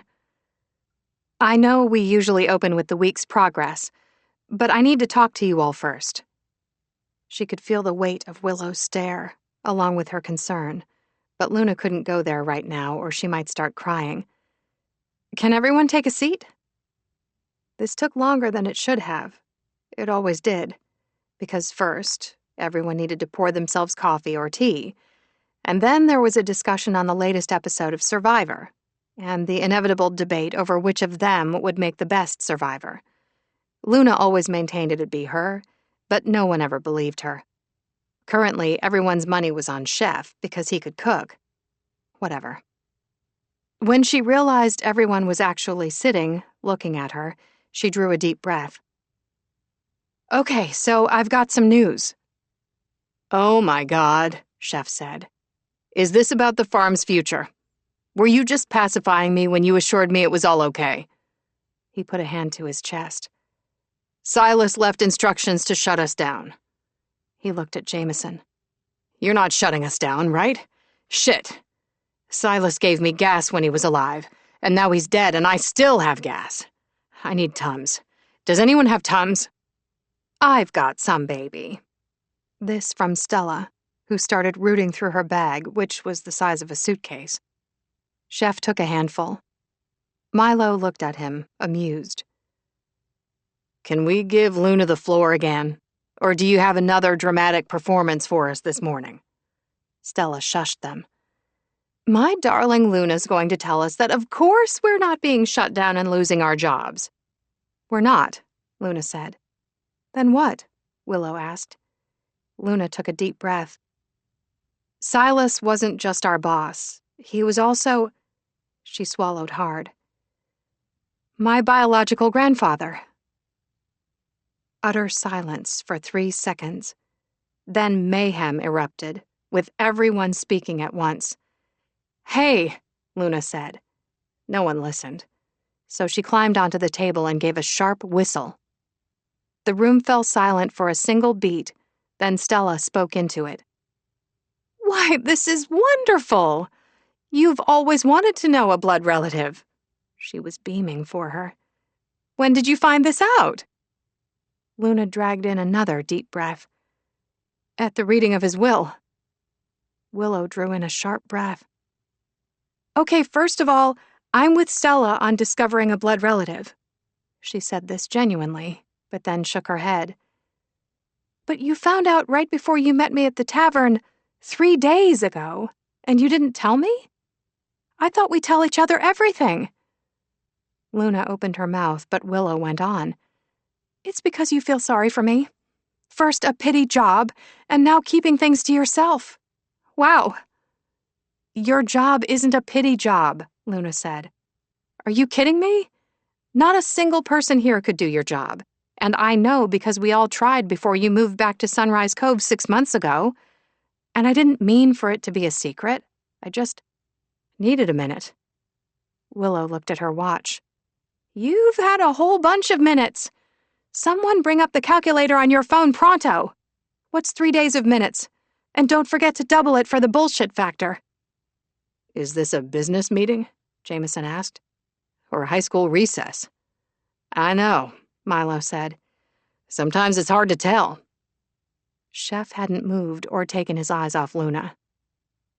Are you seriously telling me that penny-pinching, grumpy old man was your grandfather this whole time? This whole time, Luna said. And you kept it a secret from us? It's only been 3 days since I found out, she said. And like you've never kept a secret, Milo said to Chef. I've never kept a secret from you. Are you sure? Because let me tell you, you haven't experienced true heartbreak until you've been thinking about your leftovers all day and then come home to find that someone ate them. I'm the one who made the food, and you made it for moi. Chef sighed. Willow had a hand to her heart. I feel your pain, Milo. You think you know someone, but then your best friend of over 20 years tells a perfect stranger things she hasn't told you. Luna sighed. Jameson only knows because, well, here went everything. I inherited the other 50% ownership of this property. Utter silence again. And here it came, her biggest fear. They were all going to hate her now, just like they'd hated Silas. But that's actually good news, she said, trying to spin it. Because we can all stay together. Actually, Jameson said, pulling out his laptop.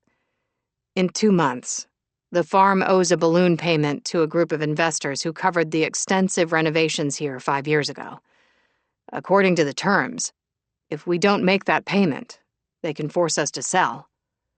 Of course we're going to make the payment, Luna jumped in with, sending Jameson a quick glare. Seemed like the years he'd spent with her grandfather had given him Grinch tendencies as well. We can fix this. Just how short are we? Stella asked. Because I could go back to my previous profession. No, Luna said, then had to forcibly soften her voice. Her grandma's previous profession, decades prior, had been marriage. A lot of them. No, she said again, more quietly. We'll figure out a way to make this work. Right, Jameson? With a new business plan, hopefully. He patted his laptop. Luna was beginning to hate that laptop. Honey, Chef said, looking hurt. Why didn't you tell us it was this bad? She looked at the man she'd loved and had at one time actually thought she might marry, who'd always supported her. And she was letting him down. I've got a plan. Chef smiled. I knew you would. Milo nodded. So did Stella and the others. Well, everyone but Willow and Jameson. I'm all ears, he said. Luna was good at thinking on her feet. Really good. But she knew this had to be great. The most important thing to remember is that we're awesome at our jobs, and people love this place. We can invite the investors out here to see for themselves just how beloved the farm is to the entire Tahoe area and beyond. They'll see the potential. Then we'll ask for an extension on the balloon payment, or get our bank to roll it over into a loan. If we just stick together, we can't go wrong. Just keep in mind that neither an extension nor a loan is a given, Jameson said. Not in today's market. Everyone took their eyes off Luna, to whom they'd always looked to solve any and every problem, no matter how big or small, and turned expectantly to Jameson instead. Okay then, Chef said. So what's your plan? And so it began. The family that had always looked to her for direction now had a new leader, and she couldn't even blame them. My plan, Jameson said, sitting there calm and steady, emoting a confidence that couldn't be faked, would be to think tank this with all of you. In my experience, the people who work the business have the best ideas for how to fix things. Oh, he was good. Asking for their opinions meant that maybe they'd talk his ear off all damn day long, and probably nothing would get accomplished. But also, if he actually listened to them, they'd follow him anywhere. Just like they'd followed her up until this very moment. Willow raised her hand. I've been thinking about this idea since I came on board. We could rent out the gardens for events. Weddings, wine parties, things like that. Excellent idea, Jameson said. Brilliant idea. One Luna should have thought of. One slice of humble pie to go, please. Shep cleared his throat. Right now, we hand out food for people to feed the animals. We could charge for the food. I like it, Jameson said. Stella raised her hand next. I sent my idea to Luna a while back. Maybe now's not the time, Luna said quickly because she knew what was coming. A train wreck. I'm all ears, Jameson said. Stella beamed. We need to add some new equipment. We've got benches in the square and also at the botanical gardens, but they're made of hard stone, and people of a certain age need a little cushion, if you see what I'm saying. Luna relaxed because that wasn't what she remembered her grandma's idea being. This whole place is bordering on ageism, Stella said. You're missing an entire demographic of 65 and older. For instance, we also need a machine that dispenses things like ibuprofen and Metamucil. There it was. Chef choked on his tea.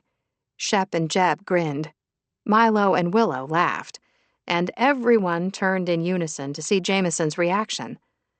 To his credit, he didn't laugh at Stella. That would be interesting. I'll put that on our list of things to consider. And Viagra, Stella added. Viagra in the vending machine. I wouldn't be mad at that, Milo said with a smirk. But how's Viagra going to help the farm make money? Oh, it won't, Stella said. But it'd help my social life. Jameson was looking at her with an admirably straight face. The Viagra, while interesting, is a no-go. It's illegal to dispense drugs. He looked around with what might have been a flash of desperation. Anyone else? Anyone? Luna leaned into him. Hey, Bueller, need the brown bag? He rolled his eyes. Good to know she was rubbing off on him. We could charge for parking, she suggested. Jameson nodded. We could also up the entrance fee by 20% and still be competitive with other attractions in the area. Good point, but 20% seemed too much. 10%. Jameson nodded. I'll take it. Shep raised his hand. What about adding a farmer's market? Yes, Chef said. With food trucks. Everyone loves a good food truck. Luna straightened. Hey, that's a great idea. Why didn't you say something about it before? Shep shrugged.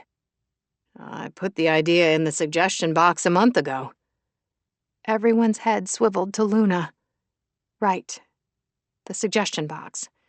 The one she'd put up several years ago, which had been used by the crew to tattle on each other, so she'd stopped looking. Her bad. You could have just told me. We're all open with each other here. There was an awkward silence, and Luna felt her stomach sink a little. They weren't all open with each other? A farmer's market is good, Jameson said into the awkward silence. It's also a big step. Let me run some numbers to see if it's viable, although off the top of my head, for this venue, during the late spring and summer months, it makes a lot of sense. But, he looked at Chef. It'd cut into the Bright Spot's revenues. Chef shook his head. It's a different clientele. More foot traffic means more money for all of us. And to be honest, I could take off whatever days we run a farmer's market. I wouldn't mind having some more personal time. Luna stared at him, shocked. You eat, live, and breathe the cafe. What do you need personal time for? He looked at Milo and smiled. A life. Luna's love for him had shifted over the years they'd been together. It was now a deep, abiding friendship sort of love. A family love, because she absolutely considered him blood. But it was still hard to know he'd so easily moved on to have successful relationships while she hadn't managed a successful anything. Jameson nodded. Food trucks are great, so that's going on the list too. Low overhead for us. One of my friends is the sole Ghostbuster in the area, Stella said. She travels around to fairs and sets up a booth. She's very popular.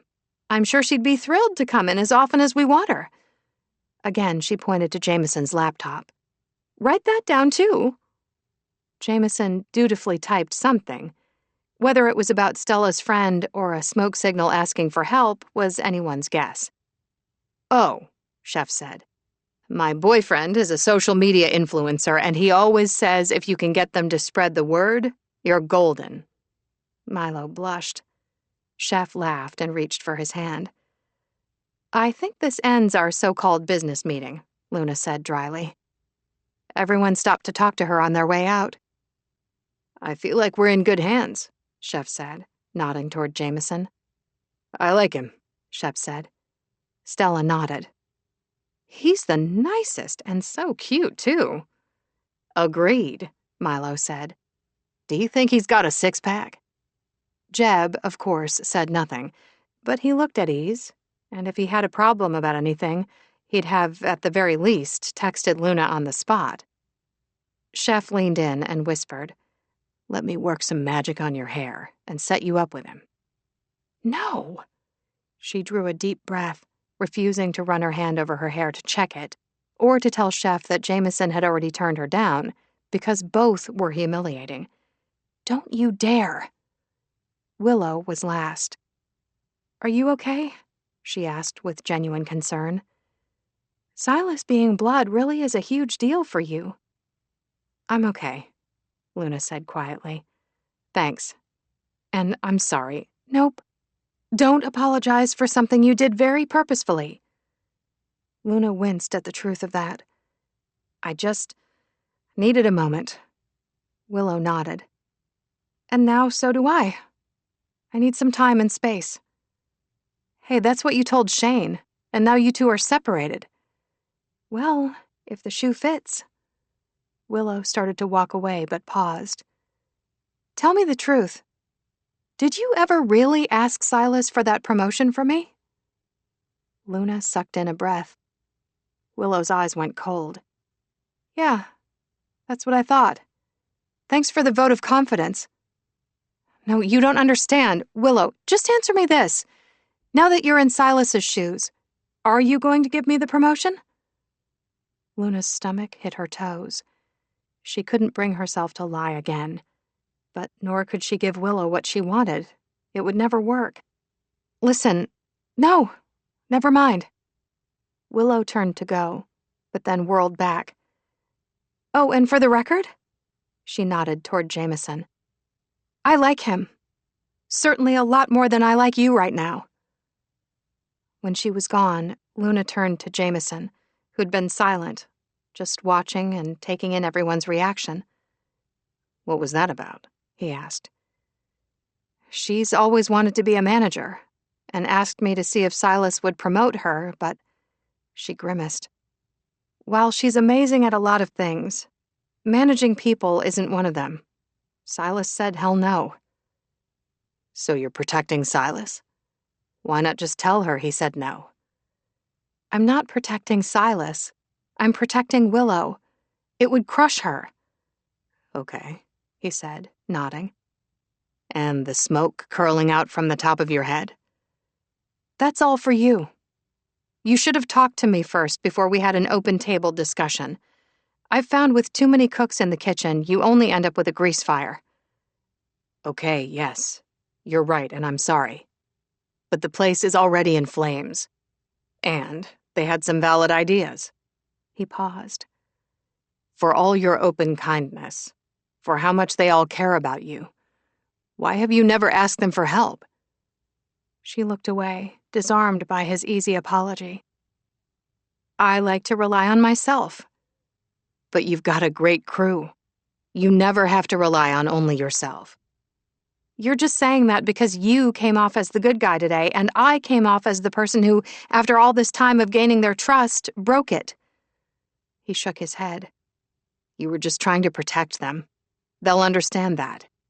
Says the guy who's probably never had to earn someone's trust or love in your life. "You have no idea." Before she could ask what that meant, he nodded his head toward her office. "Can we go over some things?" She led the way. Inside her office, he moved to the window that overlooked the square, and beyond that, the beautiful orchards where cherry blossoms were in full bloom. Leaning against the sill, hands in his pockets, he murmured, "I forgot how pretty it is here." "You sound surprised." He turned to face her. "Nothing surprises me. At least not anymore." "Not even the idea of putting in a Viagra dispensing machine?" That earned her a smile. "Okay, maybe that." He ran a hand over his jaw, which she was starting to realize was a tell. He was going to say something that he wasn't sure would be well received. Damn. She really should have stayed in bed today. Chapter 11. "Just say it," Luna said to Jameson, feeling impatient because he looked better than any man had a right to. "Say whatever it is you think I'm not going to like. I'm not a special snowflake." He met her gaze, reluctant amusement in his. "I've noticed. And I'm grateful, as you're the perfect person to be managing this place. You're pretty kick-ass. I hope you know that." Something weird happened low in her belly at the compliment. And you know we're bleeding money here, that we need to tighten the belt. The way I see it, we have only a few options." "Such as you leaving? Trusting me to fix things on my own?" she asked with a sweet smile. He smiled. "Good to know where you stand, but no. We're in this mess together. And there's a time limit on this." "The balloon payment," she said. "That, and the fact that my max leave without losing my job is 2 months." She tried to figure out how she felt about this and settled on offended. "This isn't some hobby for me, Jameson. It's a full-time job. More than a full-time job." "I know. You work 12-hour days, and I'm in awe of all you handle." He was in awe of all she handled? "But," he said. Oh, great. A but. "We're barely breaking even, Luna. And that's not going to just go away. Back to our options. 1, we work together. Or 2, which sucks, but it is an option, you could sell your 50%. Look at that. She was offended and ticked off. "Let me guess. To you? Or the investors?" She stared at him. "You don't even like it here." He didn't bite, nor did he lose his cool the way she did. "Because I loved Silas," he said calmly. "And he loved this property." Right. The grandfather who'd never even told her who he was. "Well, I've got 2 responses to your 2 options. 1, it's never going to happen. 2, never ever. And 3, you're a jerk." A corner of his mouth quirked. "I thought you only had 2 responses." "Oh, I've got many, many more than 2, but I'm trying to be polite and keep my opinions to myself." "Good to know." His eyes never left hers, those green gold eyes that seemed to see everything, even the stuff she didn't want anyone to see. "Let me give you another option," he said. "It's the one where everyone loses their job because we lose the farm." She blew out a breath. "Okay, fine, we work together. But I'm not going to like it." "Noted." Great. Fantastic. Perfect. Frustrated, angry, and damn it, a little scared that he was right, she stood. This has been fun, but I've got a million things to do. She headed to the door, then sighed and turned back, telling herself to be adult about this. I meant to ask you yesterday, where are you staying? I've spent the last few nights at the Sunrise Cove Inn, he said. In a room between 70-year-old newlyweds with 30-year-old stamina, and a guy who watches true crime shows at full volume all night long. I was going to spend some time today looking for a short-term rental. Well, you asked. She tried to keep her mouth shut. She really did. But he was going to be here for 2 months, and she couldn't in good conscience make him pay for a place when they could put him up. Take one of the cabins for now. They're small, and not anything to write home about, but better than a hotel. Great, thank you, he said, seeming genuinely relieved. The exact opposite of what she was feeling. She opened her desk and pulled out a key. Come on. I'll walk you as far as the cherry blossoms. I've got to talk to Jeb. 10 minutes later, she stopped at the fork in the trail, the botanical gardens straight out in front of them. She could see Willow out there, on her knees in front of a row of baby raspberry bushes, gloves on her hands as she worked in the dirt doing, well, Luna had no idea what exactly. Something, no doubt, to make her plants happy to grow for her. Willow had the greenest thumb of anyone she knew. Luna had the blackest thumb on the entire planet. She couldn't grow a thing, but she knew how to manage the people who could. Willow looked up. Luna waved. Willow did not. Problem? Jameson asked. Yes, and it's you. I've got to go. Stay on the trail as it winds up behind the orchards, then around the hugest pine tree you've ever seen, and then up a small hill. There are 7 small cabins. Yours is the last one. She wrestled with her conscience some more. You should probably know, that one's rumored to be haunted. It's also the closest to the woods. He took the key.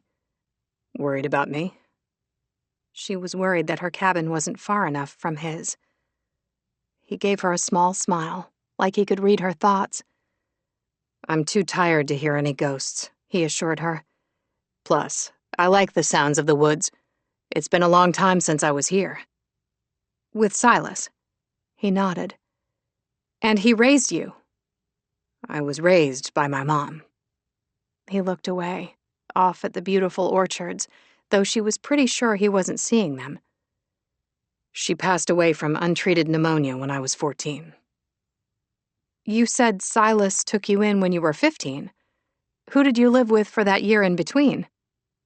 Couch surfed, stuff like that, he said vaguely. Then one day I tried to get a job taking care of the lawns at Silas's properties. Got caught lying about my age. His lips curved slightly. He gave me a job anyway, and room and board. Her heart skipped a beat at the implication of what he'd said, and what he hadn't. Maybe she'd always felt like the square peg in a round hole when it came to her parents, but at least she'd never been on her own as a teenager for an entire year. Don't feel sorry for me, he said quietly. I don't deserve it. Plus, you didn't exactly have the perfect life either. I always had a roof over my head and food to eat. And love? He asked. Did you always have love? Because I did. Maybe not from my father, but certainly from my mom. And then Silas. He tilted his head. Or at least his version of love. Uncomfortable with the direction this conversation was going, she started to walk off, but she couldn't do it. She just couldn't wrestle her conscience into submission. Make sure to lock your door, okay? Bears like to break in and eat raspberry tarts left out on the counter. Only raspberry tarts. She saw the light of humor in his eyes.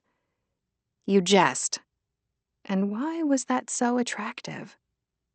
But one day last year, after I'd just bought a 4-pack of the most amazing raspberry tarts, I had to rush back to the office to solve a problem.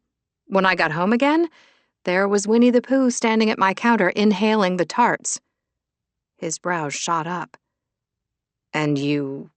what? Yelled at him and waved my arms until he went out the same window he'd climbed in. But it was too late. The tarts were gone. He laughed softly. Most women would be focused on the close call with a bear, but not you. She shrugged. California black bears aren't aggressive, and I really needed those tarts. Courageous, as well as stubborn and overbearingly protective of those you care about, he said, still smiling. So, the moral of this story is to also lock your windows along with your door? She snorted. No, it's to always eat the raspberry tarts first thing. Never save the good stuff for later. He laughed again, and damn, he had a really good laugh. Guilt for giving him the haunted cabin swamped her enough to do an about-face. You know what? I'll walk you.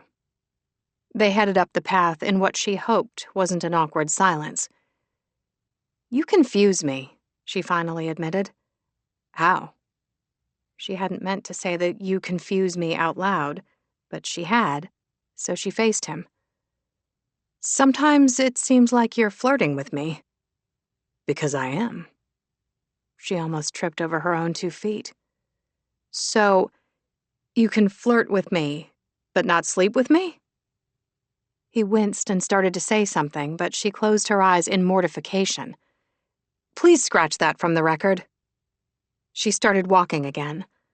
The next time she spoke her thoughts out loud, she was going to cut off her own tongue. When they got to the cabins, they both eyed the first 6, which were clearly fairly well tended. Neat front walks. The 7th looked a bit neglected. Jameson didn't say a word, but Luna's guilt grew a teeny-tiny bit as she inserted the key in the door handle, only it wasn't locked. The door swung open to reveal Shane Green, Willow's estranged husband, sprawled out on the couch watching TV. What are you doing here? She asked. It was my day off. Shane sat up with a yawn, tossing the remote aside. Sorry. I didn't want to hang out at the fire station anymore, or go home to an empty house. I understand. And she really did.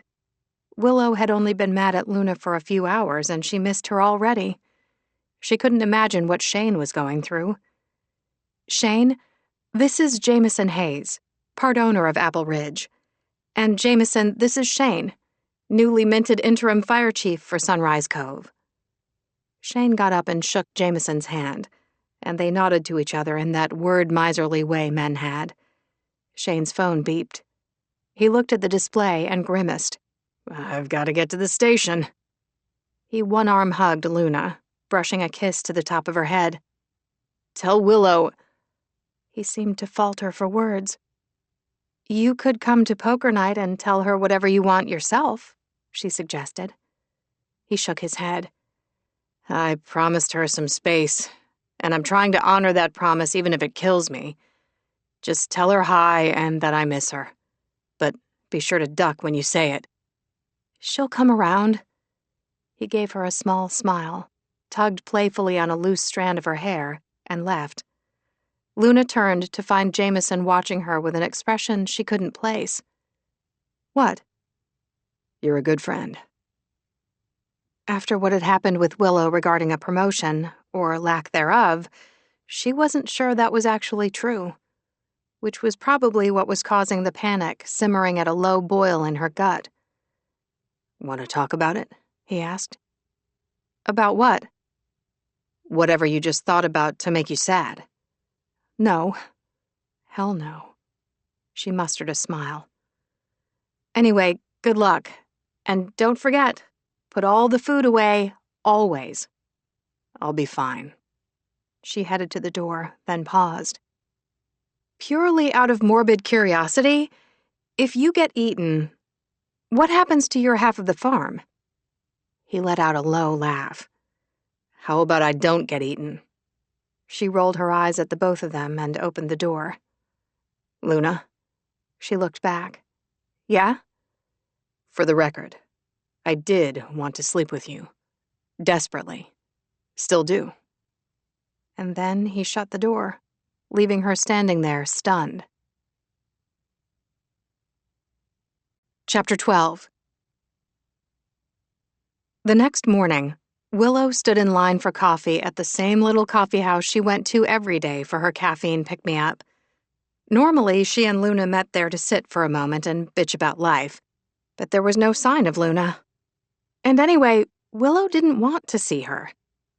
So why are you here at your usual time? The line was long, but it always was. That was the price she willingly paid for coffee that tasted better than anywhere else on the planet. In front of her stood a woman with two little girls wearing matching candy-striped leggings and bright red sweaters streaked with dirt. Their ponytails were loose, their hair wild, and they were arguing. "Mommy, she touched me," Thing 1 said. "Mommy, she's looking at me," Thing 2 said. "And I gotta go potty." Mommy seemed like maybe she needed coffee more than her next breath. When she caught Willow looking at her, she sighed. "Have kids," they said. "It'll be fun," they said. She shook her head. "I haven't gotten to the fun part yet. I think they lied about the fun." "Mommy, hurry!" Thing 2 was now doing the potty dance. The woman looked at Willow with desperation. "I'm sorry, but you look like a nice person and I've got a bathroom emergency. I'm going to leave Charlotte to hold my place in line. Can you keep an eye on her?" Willow looked around for an adultier adult, but the girl's mom was already vanishing into the restroom. Panic filled her as she eyed Charlotte, aka Thing 1. Charlotte eyed her right back. "Where do babies come from?" Willow choked on her gum. "Seriously?" Charlotte shrugged. "I asked my older brother and he said babies come from trees." She gestured out the window at the trees lining the lot. "But I don't see any babies in them, do you?" Dear God, this was so above her pay grade. Maybe they're up higher than we can see." When Charlotte's mom showed back up with Thing 2 in tow, Charlotte was still craning her neck to see higher up in the trees. "What are you doing?" her mom asked. "The babysitter said babies do come from trees, and maybe we can't see them because they're too high up." The woman turned to stare at Willow. "Okay, that's not exactly how the conversation went," Willow said, but it was too late. The woman grabbed her girl's hands and marched out of the shop. Willow made a mental note to buy Shane a case of condoms. Several customers received their coffees, and everyone in line shuffled forward. So close now. She glanced at her watch. Normally, this was her favorite part of her day, but not today. Today, she felt hollow inside, like she was missing something as important as a limb. And that limb's name was Luna, damn it. Everyone at Apple Ridge had easily accepted the news about the new ownership. And it wasn't like Luna had done anything wrong, but, well, to be selfish about it, it negated their dream. The one that Willow had been carrying in her back pocket for a really long time. But both Luna and Shane had their own dreams now, their ducks lined up in a row all nice and neat. Willow didn't even have a single duck. The door to the coffee shop opened, and in waltzed Luna, wearing jeans, work boots that had seen better days, and a sweatshirt that had a tractor on it and read, "Keep calm and farm on," looking cute and pretty, and absolutely clueless about it.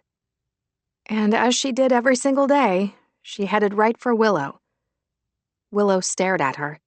"No cutting." "Love your sweatshirt," someone behind them said. Luna beamed. "Oh, thank you. We sell them at Apple Ridge Farm." "I love that place." Mandy, the barista, was waving at Luna. "Your order's up, hun." Of course it was. Luna always ordered hers ahead of time because she hated to wait. Willow didn't because she hated her coffee not piping hot. But the real truth was that Luna's people skills knew no bounds, and even though she was a complete mess half the time, people always embraced her with open arms. Always. That wasn't the case with Willow, and she sighed, knowing she needed to try harder with people. A lot harder. Luna ran up to the front to get her coffee, then came back to Willow holding 2 cups. "Here," she said. "I got yours too. Let's go." Willow took the cup. She was angry but not stupid, and followed Luna outside, but stopped short of going to one of the open tables with her. "I've got to get to work." Luna stopped too and turned to face her. "Look, about yesterday." "No." Willow shook her head. "Not going there." She took a sip of her coffee and made a face. As always when Mandy was working, her order was completely wrong. "I got us scones," Luna said, and waved the bag. Willow's mouth watered. "Blueberry?" "Pumpkin." Oh, thank God. Blueberry would have swayed her, and her hips couldn't afford it. "No, thank you." Luna's smile faded. "Please, will you sit for a minute?" With a sigh, she sat. Luna looked relieved. "I wasn't sure you'd be here." "Yeah, well, I wasn't sure either." Willow shook her head. "No, that was a lie. I wanted to come because I wanted to see you grovel." Luna's expression never changed. She'd walked into the place worried, and she still was. "Would that help?" "Yes." No. Willow knew it wouldn't, but damn. Her emotions about the situation went so much deeper than she'd realized. And it wasn't even about being angry. It was the hurt beneath it that killed her. They'd had each other's back now for over 2 decades, through thick and thin, and there'd been a lot of thin. Their childhoods had bonded them, and while they didn't always agree, Willow couldn't remember a single time when they'd fought. The thought made her feel a little sick. Luna blew out a breath. "I'm sorry I didn't tell you at the tavern. I meant to." She set down her coffee and looked away. "I guess I wasn't ready to tell anyone about it." "Since when am I just anyone?" "You're not." Luna turned back, putting her hand on Willow's. "You're not," she repeated softly. "I'm just still trying to process it all." And then her eyes filled. Damn. Luna never cried. Never. And Willow ached for her. Turning her hand over and entwining their fingers, she took a deep breath. "Okay, I guess my hurt feelings can take a back seat for a hot minute, but only because I get that this is life-changing for you."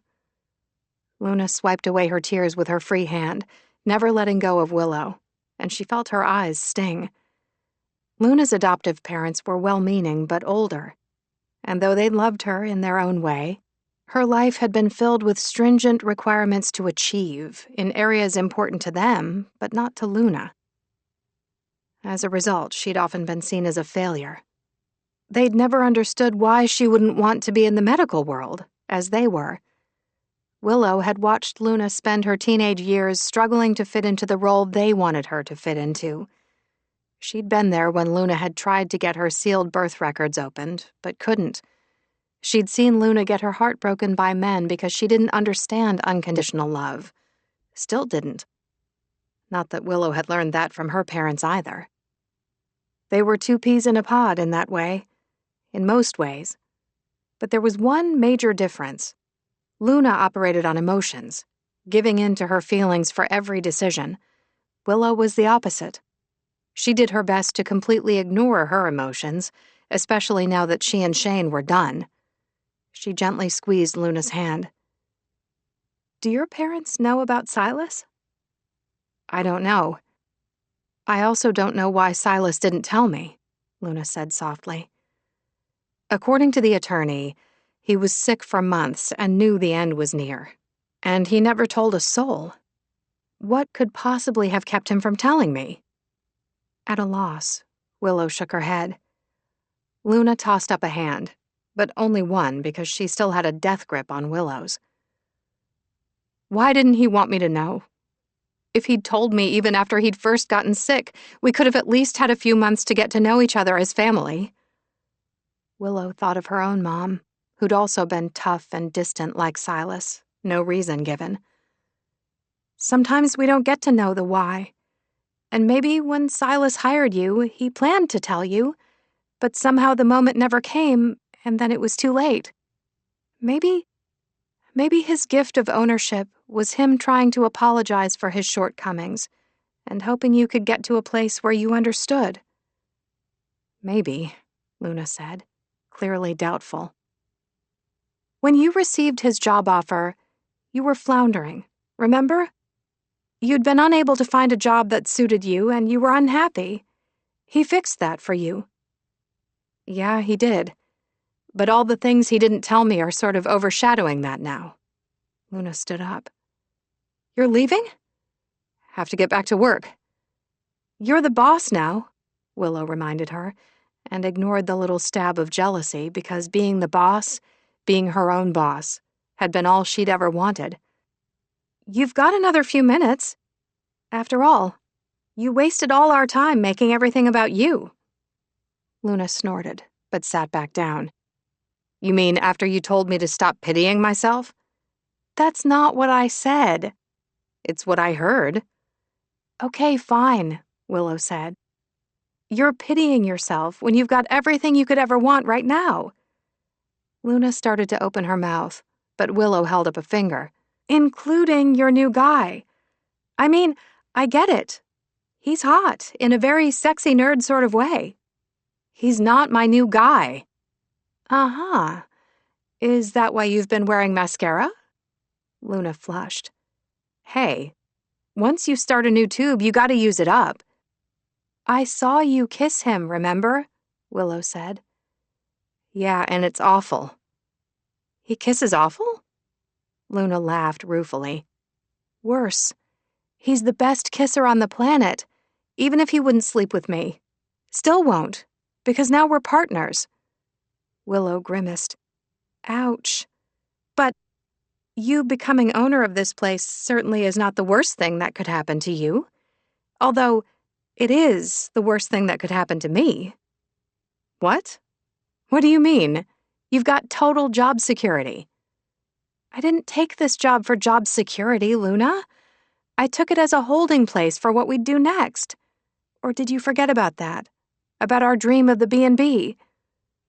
Luna paused for a beat, then leaned in, eyes earnest, voice soft as she gripped Willow's hand.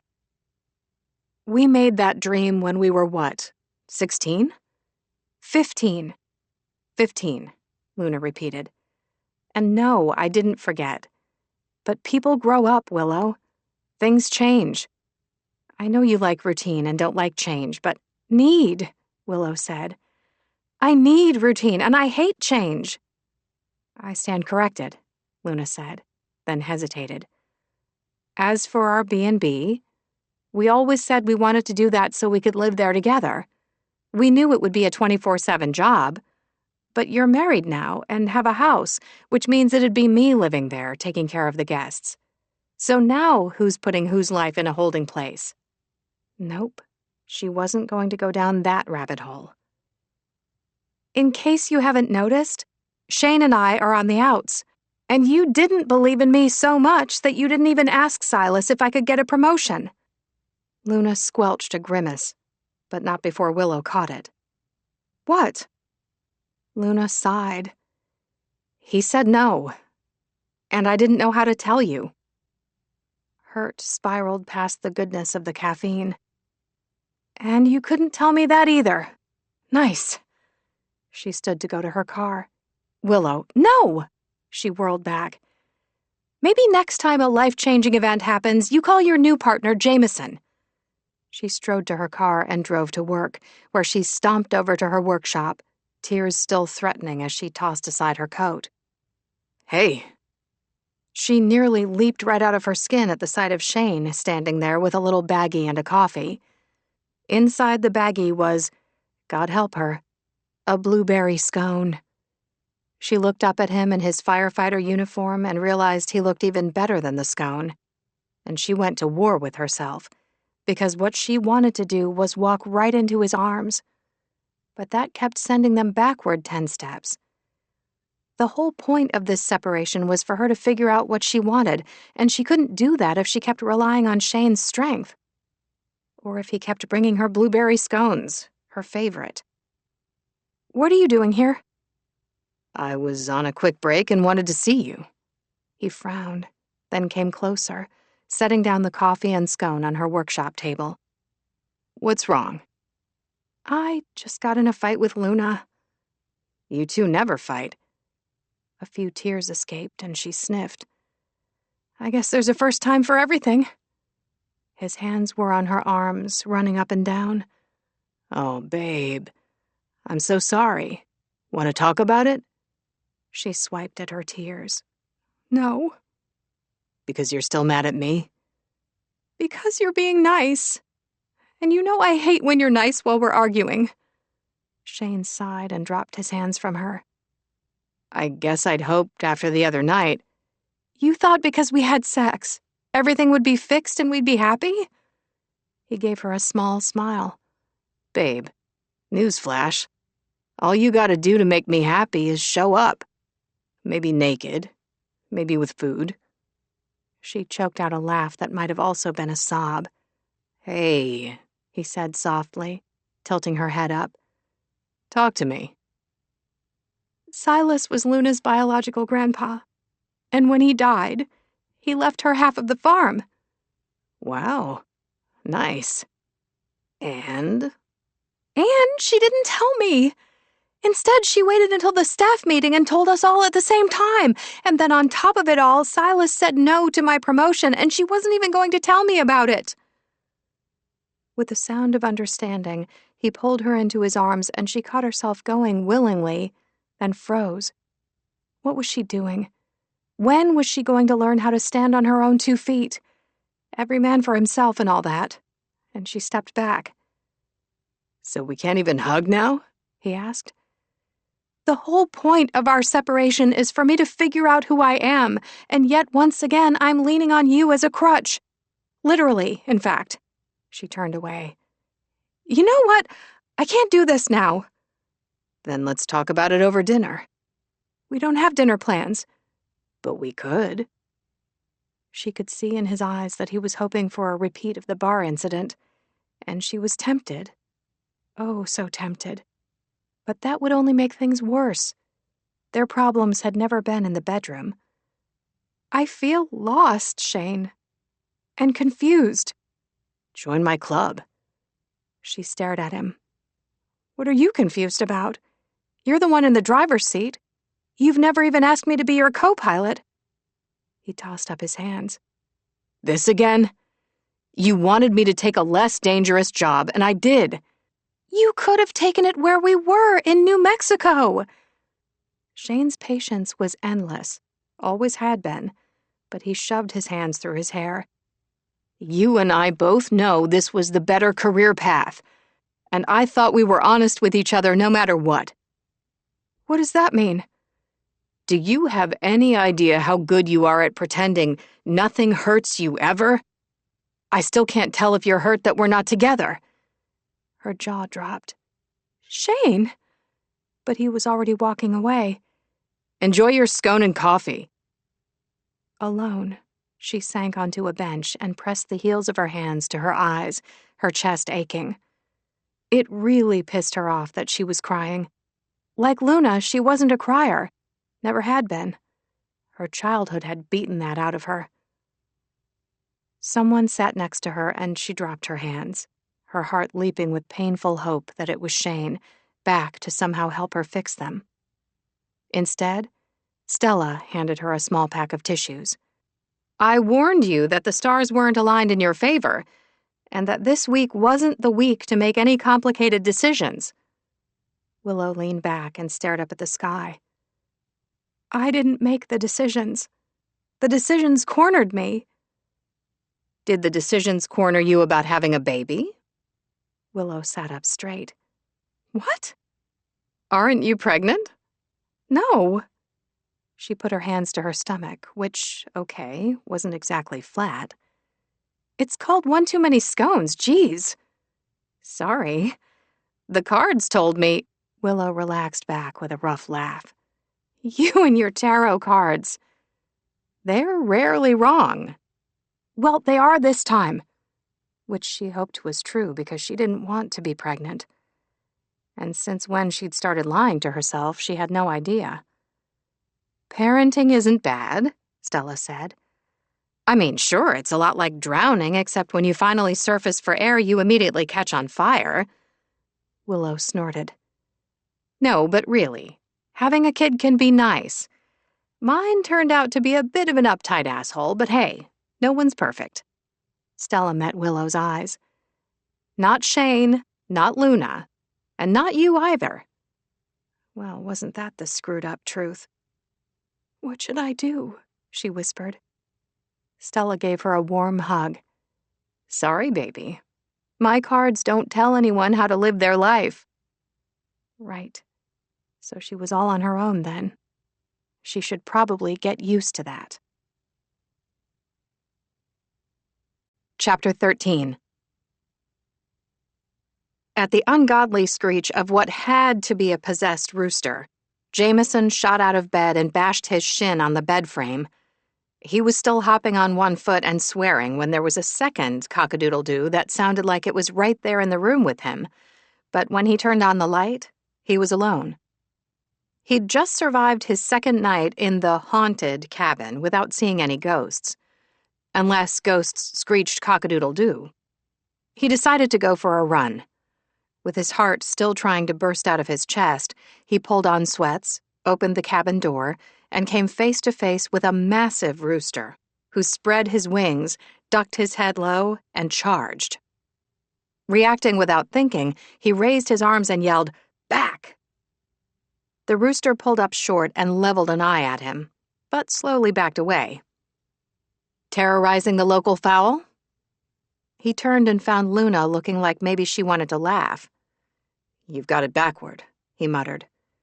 And what the hell was that thing? Wyatt Chirp.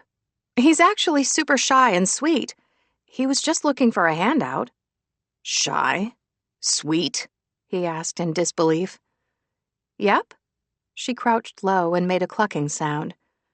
Wyatt Chirp came running back, wings extended, making continuous happy sounds as he basically threw himself at her. Luna caught him and scratched his chest. Then she pulled something out of a pocket, which Wyatt Chirp gobbled up, then clucked out a possible thank you and left. Jameson had to laugh. She was the prettiest Dr. Dolittle he'd ever seen. Did you sleep okay? She asked. Sure, except for the ghost. Her mouth fell open, and he grinned. She shook her head. Funny. Hey, I'm a good time. Are you, though? This made him laugh. You're still mad at me. I don't get mad. I get even. He wasn't sure what it said about him that he liked her grumpy side. He also liked her pissed-off side. They made her real. But his favorite was her playful side, because it brought out his, which he didn't get to use often. Fact was, he liked all her sides, which spelled nothing but trouble. You start work early. At dark 30, she said. Shep and Jeb have 2 guys out today, so I'm lending a hand. On top of all your other roles. Yes. Well, except for the accounting that you took over. So thanks for that, because it saves me a lot of time. I'm here. I'm going to pull my weight. Appreciate it, she said. We all tend to handle whatever's needed. Who handles your whatever? Was that a blush hitting her cheeks? Stepping closer, then closer still, he bent his knees a little to better see her face. Yep, a blush. He laughed softly. I'd give my week's salary to know what you're thinking, preferably in great detail. She rolled her eyes. Like I'm going to dignify that with a response. She started to walk away. Luna, she shot back. He smiled. I'd be happy to handle your whatever any day of the week. She studied him for a long moment, then shook her head. You had your chance. And if I said I'd like another? Then I'd say it's a bad idea. No kidding. It was a terrible idea. Didn't stop him from wanting it, though. Or wanting her.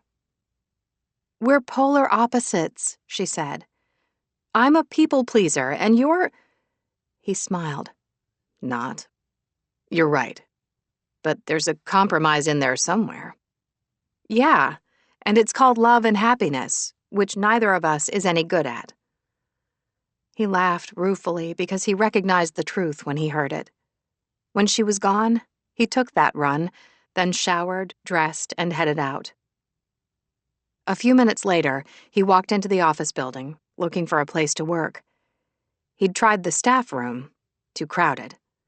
He'd also tried the front room, too small, too cluttered, and whenever he did sit there, any guests who wandered in tended to turn to him like he was the receptionist, usually wanting to know where the restroom was.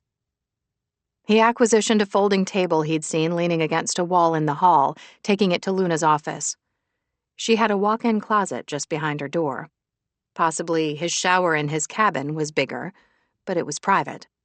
Unfortunately, it was also filled to the gills, this one with file boxes dating back a decade.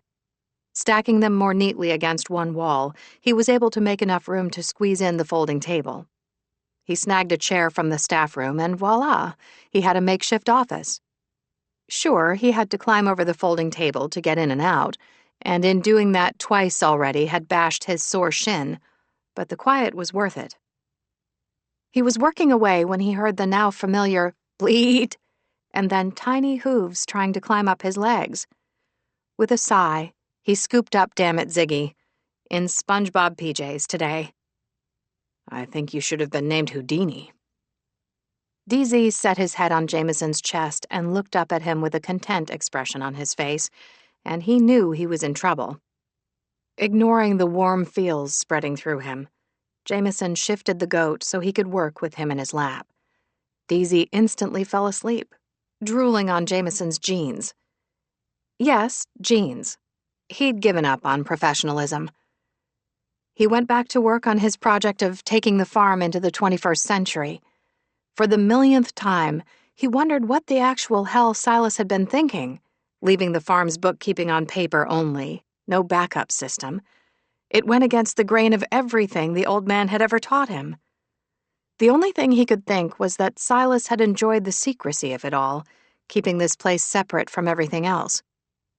And the more time he spent here, the more he understood it. He'd come into this thinking he'd put in the time he'd promised, then he'd sell his portion, or encourage Luna to sell to the investors. Now he wasn't so sure. If it wasn't so absolutely crazy to even think it, he might be scared that the place was actually growing on him. He heard footsteps coming his way and looked up just as Stella peeked around the open closet door at him. Here, hot stuff. She set a hot coffee on the corner of his makeshift desk. She eyed the goat in his lap, and then Jameson's long legs bent awkwardly, bumping up against the table. You good? I've worked with less room before. Which was true. He never knew what kind of space he'd find to work in when he was sent into a company. Hell, once in a particularly hostile situation, he'd worked in his rental car for weeks on end. I've never had an emotional support goat before. She laughed. I knew it. I knew you had a sense of humor. It was written in the lines of your palm. Speaking of palms, you're pretty quick with yours, he said. You're very good. With a wink, she turned to go. Stella. She shot an innocent smile his way. Has anyone ever told you that your eyes are gorgeous? She asked. He held out his hand, wiggling his fingers. Damn! But she handed over the pen she'd just stolen. I must be losing my touch. He simply smiled. No, I'm just also very good. She tipped her head back and laughed. 10 minutes later, Milo came by to see if Luna was in and went browse up at Jameson behind the door. Honey, never let anyone put you in the closet. Then he set a book on the table. #FollowMe by Milo Young. It's about my experiences as a social media influencer, he said. I hope I'm not being presumptuous, but you seem like the studious type who enjoys reading, so I thought I'd kiss up and thank you for letting me park my ass here for free and write. I look like the studious type? Milo grinned. Actually, some might say you look like an uptight accountant. But hey, not judging. I think nerds are sexy as hell. Jameson didn't know where to go with that, so he took another direction. You park your ass here for free? He already knew the answer. He had it on his list of things to discuss with Luna on a day he felt like being murdered. Milo flashed a smile. Well, yes. But I'm dedicating my book to the farm. And my social media and newsletters bring in lots of visitors, so... He gave a finger wave, murmured, "Toodles," and was gone. He's pretty, isn't he? Jameson looked up just as Chef set a small brown bag on his desk. A breakfast sandwich, the guy said. 5 stars if I say so myself. Hope you're not looking after your cholesterol. Jameson made a show of looking past Chef. Is there some sort of schedule to spy on the new guy? Or are you all just insanely nosy? Both, Chef smiled. Don't be insulted. It means we like you. Well, I like you. And Stella and Milo like you. Pretty sure Willow doesn't give a shit about anything right now, which has nothing to do with you. And Luna, well, he shrugged. Well, what? He didn't know why he asked. Clearly, the circus was getting to him. Chef's smile faded some. She's been through a lot, so she holds back with anyone new. I blame her parents and the exes who hurt her. Jameson stilled. Exes hurt her? Plural? Emotionally. Just as bad, Jameson said, fighting his inner caveman, who wanted to track down anyone who'd caused her pain. Well, you know what happened with her and me, Chef said. And though I had to be true to myself, I hated that it hurt her. I still love her, you know. So much. He shook his head. But the ass who came around after me was way worse. How? Wanted her to change who she was. Chef's jaw tightened. Gaslit her for a little bit into thinking she wasn't enough. But you can't fool Luna for long. She dumped him when she realized what he was doing to her confidence. It left a mark, though. Jameson drew a careful breath. Where is he now? Long gone, and don't worry, way ahead of you. Chef smiled darkly. He came into the bright spot one day and briefly left his phone unattended at the table. I changed his mom's name to the girl he cheated on Luna with. Later, we heard through the grapevine he sent his mom a dick pic. Jameson smiled his approval. Creative. Oh, it gets better. Milo went into his IG account and posted a story as him that read, "I'm an asshole, don't date me." And then we turned off his notifications. That gave him a rough laugh. Remind me to never get on your bad side. Not 2 minutes after Chef left, Luna walked right past him to her desk, yelling over her shoulder, "Who left my closet door open? Shane said we need to keep this door closed. Fire hazard." Jameson stuck his foot out to stop the door from closing on him. Squeaking in surprise, Luna yanked the door open again to stare at him behind it, her mouth dropping in shock. "What are you doing in there?" Before he could answer, the radio on her hip crackled. "Luna, darling, your mom's on the phone again," Stella said. Luna groaned and pulled the radio off her hip. "Take a message." "No can do," Stella radioed back. "She says if I don't put you through, she's going to show up here." Luna face-palmed. "The last time she was here, Kong pooped on her new shoes, and I can't hear that story again. Tell her no." "You know I'd do anything for you, honey. But she's still not speaking to me. I sorta, dated her best friend's father, and he gave me the diamond necklace that Donna had been hoping to get. I mean, honestly, I can't help that she was always mean to him and he didn't want her to have it, or that I'm so irresistible." Luna sighed and hit herself in the forehead with the radio a few times. Damn it. Damn it, Ziggy lifted his sweet little head, eyes sleepy as he blinked at Luna questioningly from Jameson's lap. "Not you, baby," Luna said soothingly, and hit speaker on the phone on her desk. Hey, Mom, I thought we agreed you wouldn't call my work unless it was an emergency. My cell phone works, you know. You never answer your cell, and this is an emergency. Stacy from Bunko told me you haven't applied for that job with her son yet. Luna, it's a huge medical group. You'd be assisting the staff and making excellent money with a great benefits package. You could even go back to school and— Mom! Luna closed her eyes for a beat. I've got a job. That's exactly it, Luna. It's a job, not a career. And in 10 years, you're going to look back and regret that you didn't get yourself a grown-up career. Wincing for her, Jameson stood up to give her some privacy, swinging one leg over the table to climb out. Luna shook her head, waving him to sit back down, signaling she was almost done. Are you going to come to dinner this week? Luna's mom asked. I'll try. But we're super busy here. Several team meetings. Thanks for calling, Mom. Talk soon.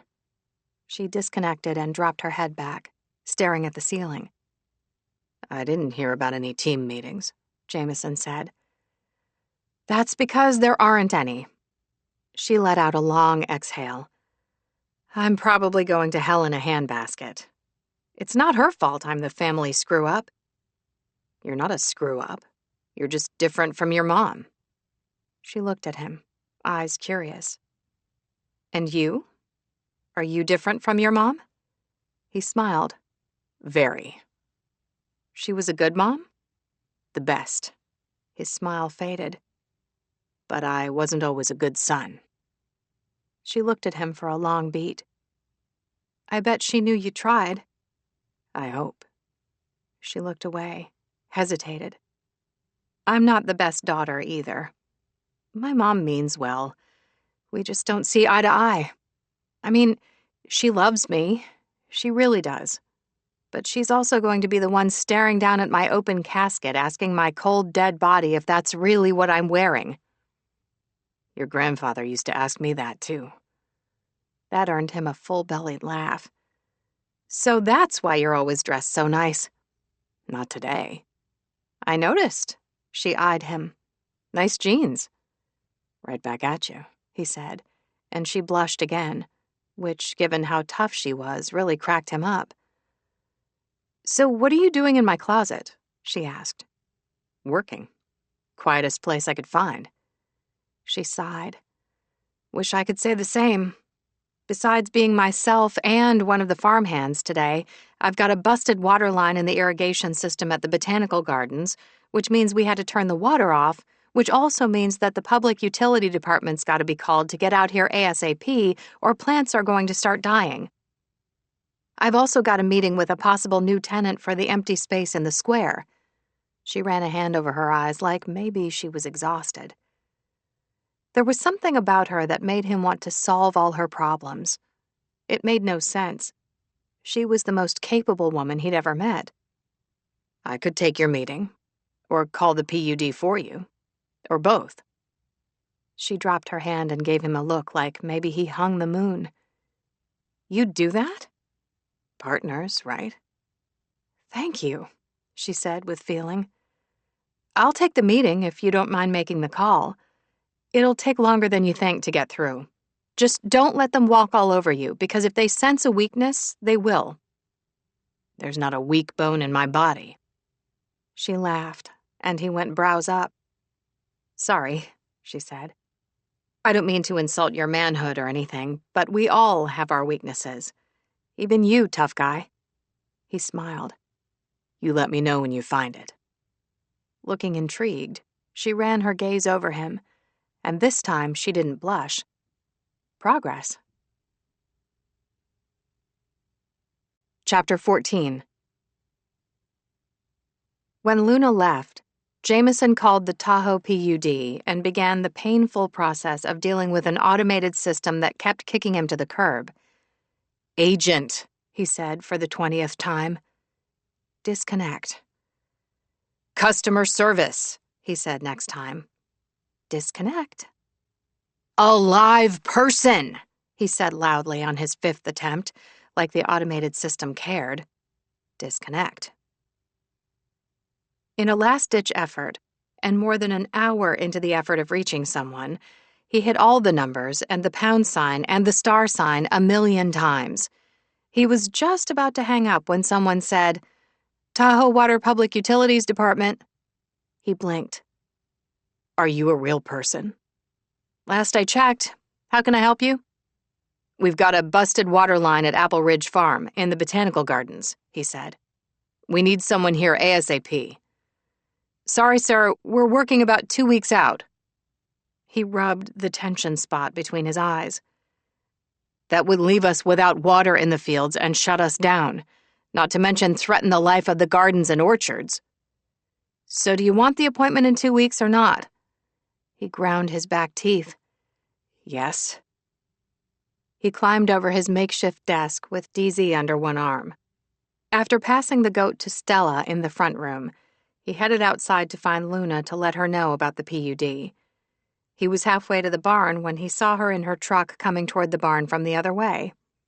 The truck was old and beat to hell, bouncing her around on the dirt road, but she didn't seem to mind. In fact, her smile as she pulled up, executing half a donut while she was at it, to park next to another truck, said it all. Then she hopped out, and damn, everything about the sight, the sun making her hair shine, her eyes flashing with good humor, and those long, long legs as she closed the distance to the group of men waiting on her, really did it for him. Not having seen Jameson walking the trail toward the barn, Luna stopped to talk to Jeb and a few other guys with him. Jameson had met Shep and Jeb, but not the others. She hugged one in a way that told him they were very familiar with each other, and as he got closer, he could hear her words. "Marco, how's your wife? How are those gorgeous babies?" Marco grinned wide and pulled out his phone, presumably to show her pictures. "I can't believe how big they're getting," she gushed, looking at the phone. "So adorable." One of the other guys also showed her pics, and just when he wondered if anyone was going to get any work done today, she stepped back with a sweet smile and said, "Hey, thanks for listening to the changes we're making, guys. It means a lot that you understand we've got to work harder and smarter if we want to stay in business. I so appreciate all you do." Catching sight of Jameson, she excused herself, climbed the fence between them with an ease that was sexy as hell, and looked at him expectantly. "The PUD is 2 weeks out," he said. "What?" "No." She whipped out her phone and stalked off. "Thanks for trying," she called over her shoulder. "Don't worry about it. No one else here can get anything from them either." "But you can." "Well, duh." He had to let out a wry laugh as she left him in her dust.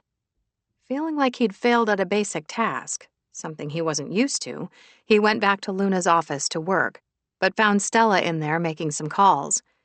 He ended up in the square on a bench, which was every bit as hard as Stella had complained about in their staff meeting. But it was quiet, so he stayed out there with his laptop and a soda, a burger and fries he'd ordered to go from the cafe. He was deep in the work when he realized he had company.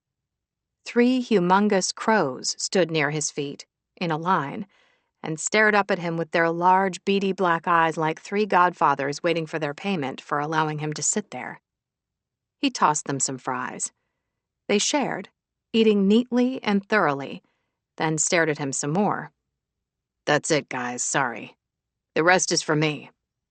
They flew off. He went back to work, but 2 minutes later the crows were back. The first one dropped a piece of foil at his feet, the second a shiny, silvery pen missing a few pieces, and the third a wrinkled dollar bill. "They're making a trade." Jameson craned his neck as Luna came up to him, a wheezing sprout trotting along at her side, her faithful steed. "If you keep trading with the crows, they'll keep bringing you stuff," she said. "If they bring you something you like, give them a bigger portion and they'll keep bringing that thing to you." He picked up the wrinkled dollar bill and tossed them more fries. She smiled. "Now they understand what to do. Bring you money." He had to laugh. "Sounds morally gray." "You probably couldn't be charged with stealing. Maybe an accessory, though. She sat next to him and Sprout plopped at her feet in a warm sunspot. Luna brazenly stole a fry from Jameson's plate, dragging it through his neat dollop of ketchup before popping it into her mouth. No one had ever done that, eaten off his plate, and he liked it. "Oh my God," she moaned, and he really hoped she kept stealing his food so he could hear that sound, that sexy purr from deep in her throat again. That, or screw the French fry. He wanted the chance to make her purr himself. Milo, sitting on a bench across from them, called out, "Babe, you're doing it again. Having sex with a French fry." "Sorry." Luna, not looking sorry at all, grabbed 2 French fries this time and once again drowned them in ketchup. "And sorry I'm stealing your food. I skipped breakfast and lunch. Starving." Jameson pushed the plate with half of what was left of his burger over to her. "Wise decision," Milo told him. "We had maybe 20 seconds left until she turned into a very different person." "Don't listen to him." She met Jameson's gaze. "You sure you don't mind?" Her hands were shaking a little and she was pale. "I'm not hungry," he said, and waited until she was in the middle of inhaling his burger while running through her work emails and texts with her free hand, multitasking in a way he knew he'd never managed. "Luna." She gave him a go-ahead gesture with her burger hand, still scrolling with her other. "Did you get anywhere with the PUD?" She chewed and swallowed. "Damn it! They didn't call me back. Son of a—" Wiping her mouth with a napkin, she hit a number on her phone and stared at him as she waited for the connection. Specifically at his mouth, which brought visceral memories of when that mouth had been on hers, of the sweet little whimper she'd made when his tongue had touched hers. "Hi, Sharon," she said, her voice a little husky now, like maybe she knew his mind had gone to the same place as hers. "Can I speak to Bob, please? It's Luna at Apple Ridge." "Yep, I'll hold." She stuffed in another 2 bites before wiping her mouth again. "Hey, Bob, guess what? I've got another busted pipe at the main, which is your territory. Yep, right at the same place. Your people already turned off the water, but I need your guys out here to fix. Yesterday. The new boss is an even harder hard-ass than the previous one." She smirked at Jameson. "Yeah, a real a-hole. So save my life and get out here, please. Yeah?" "Oh, you're my favorite." She listened, then laughed. "You bet. I'll have Chef box you up his famous strawberry pie. Of course, from our own strawberries." She hung up and had the good grace not to gloat as she went back to demolishing his lunch. "How did you do that?" He shook his head. "I was on hold for a total of 2 hours and got nowhere." "Everyone's got their own will-do-anything for you button. You just gotta know what it is." "Yeah? What's yours?" She smiled. "You're going to have to work a lot harder for that information." Willow walked by. "Hello, Jameson," she said, pointedly ignoring Luna, and sat with Milo. Jameson looked at Luna. "What was that?" "Nothing." She narrowed her eyes. "Why? What have you heard?" "What would I hear?" "I don't know.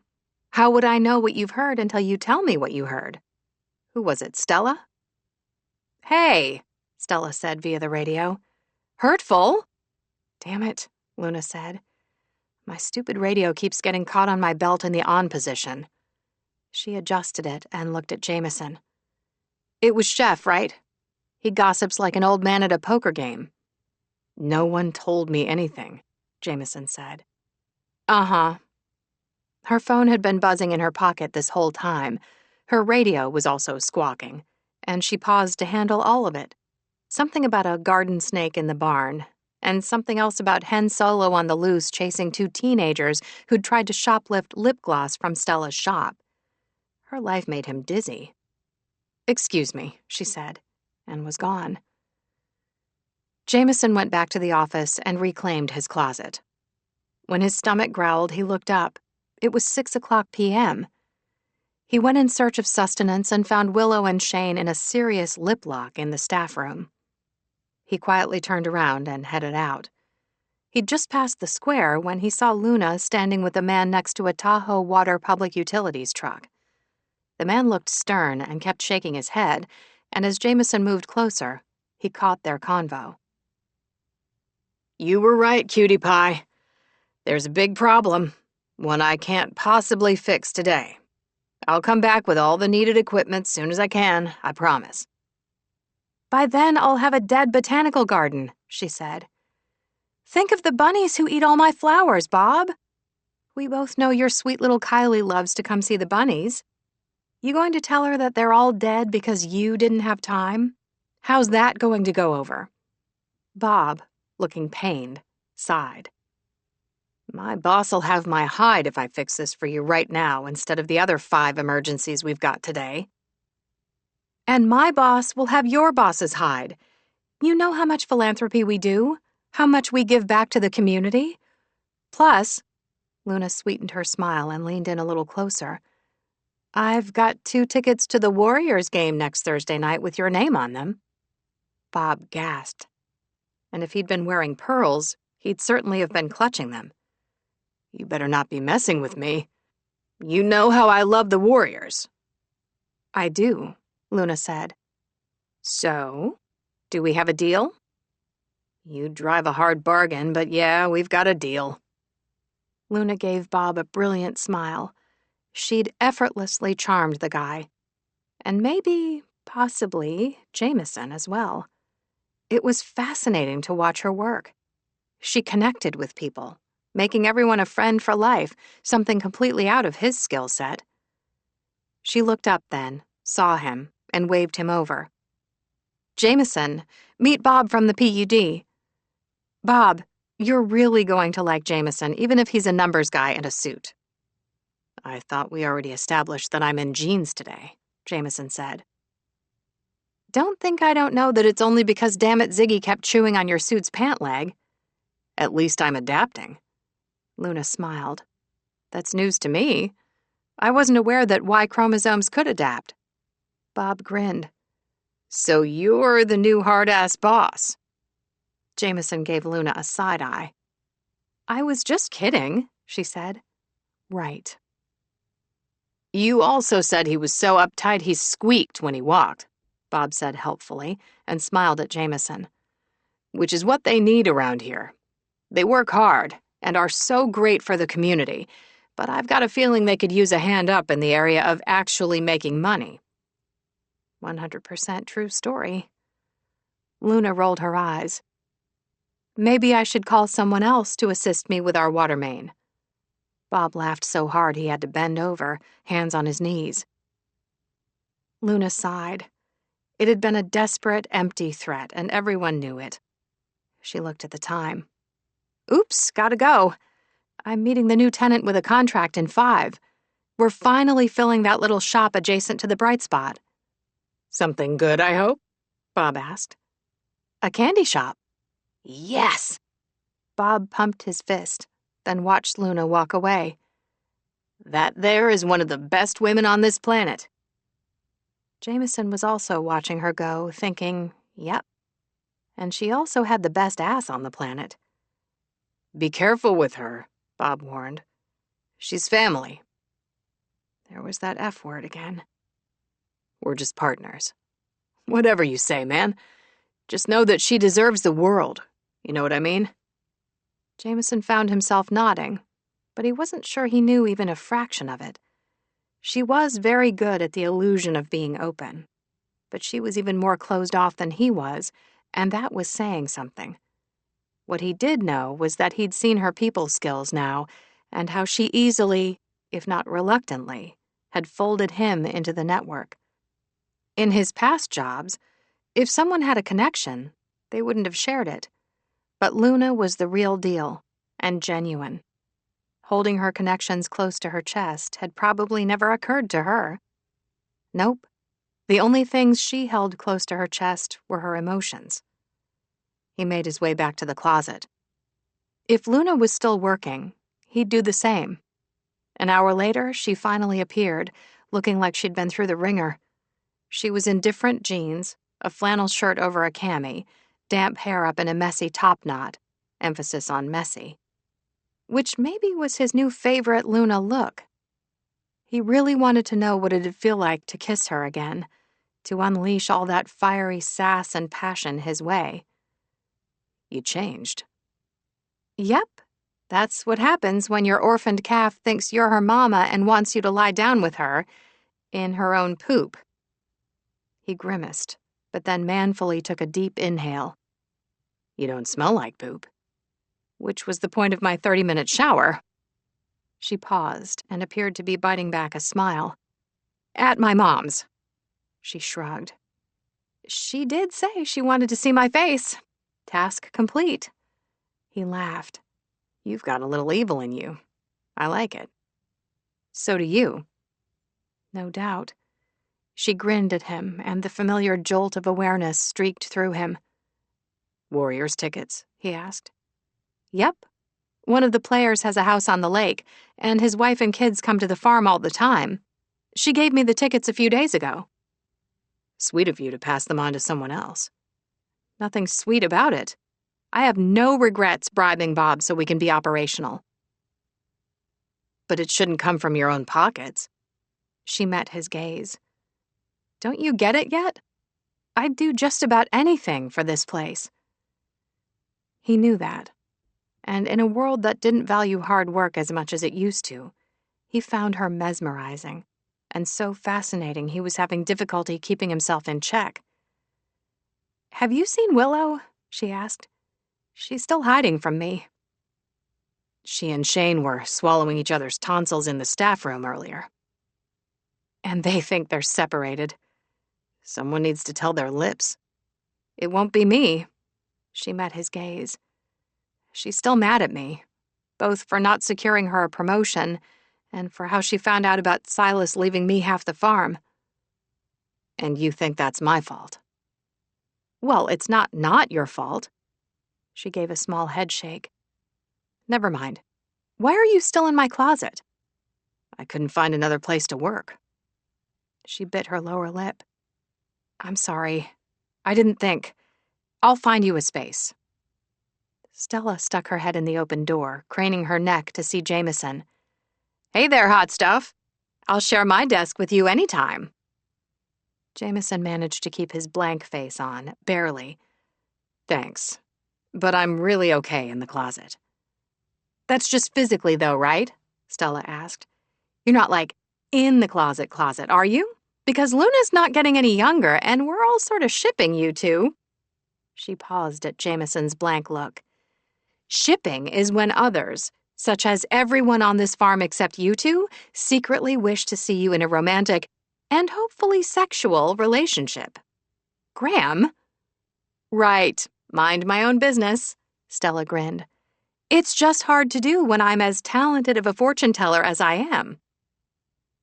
Stella, raise up your phone. We can't see, Chef said. Stella held up her phone, which revealed she was on a FaceTime call with not just Chef, but also Milo. Luna facepalmed. Tell Jameson I can permanently reserve a table for him at the back of the cafe, Chef told Stella. That way I could look at his pretty face all day long. He can hear you, Luna said dryly. And why are you all chatting instead of working? Jameson's question would have been, why were they on the phone when they were together all the time? In his experience, people went into work and then raced out of there the second their time had been put in. Sooner if they could get away with it. But they obviously really liked each other here. In fact, everyone had been kind and generous with him. Out, Luna told her grandma. Stella, clearly not taking offense, leaned in to kiss her cheek and then left. Luna looked at Jameson. You didn't leave. I assumed you weren't talking to me. She plopped into her chair with a laugh. Men should bottle up and sell their cockiness. Jameson ignored that. He wasn't cocky, at all. Okay, maybe confident, But ever since he'd stepped foot inside Apple Ridge Farm, he could honestly say the only thing he was confident about was that he had no idea what he was doing here. "They're good people," he said. "I know." Luna opened her laptop and began typing. Okay, message received. He watched her for a minute, noticing that while she was sexy as hell in a girl next door with an edge sort of way, she still seemed so tired. She hid it well, but he suspected she worked way too many hours handling everything on her plate. Work that was probably enough to keep 3 employees busy, not just one. But she never seemed to complain. They might be polar opposites, but he could see just how valuable she was to this place.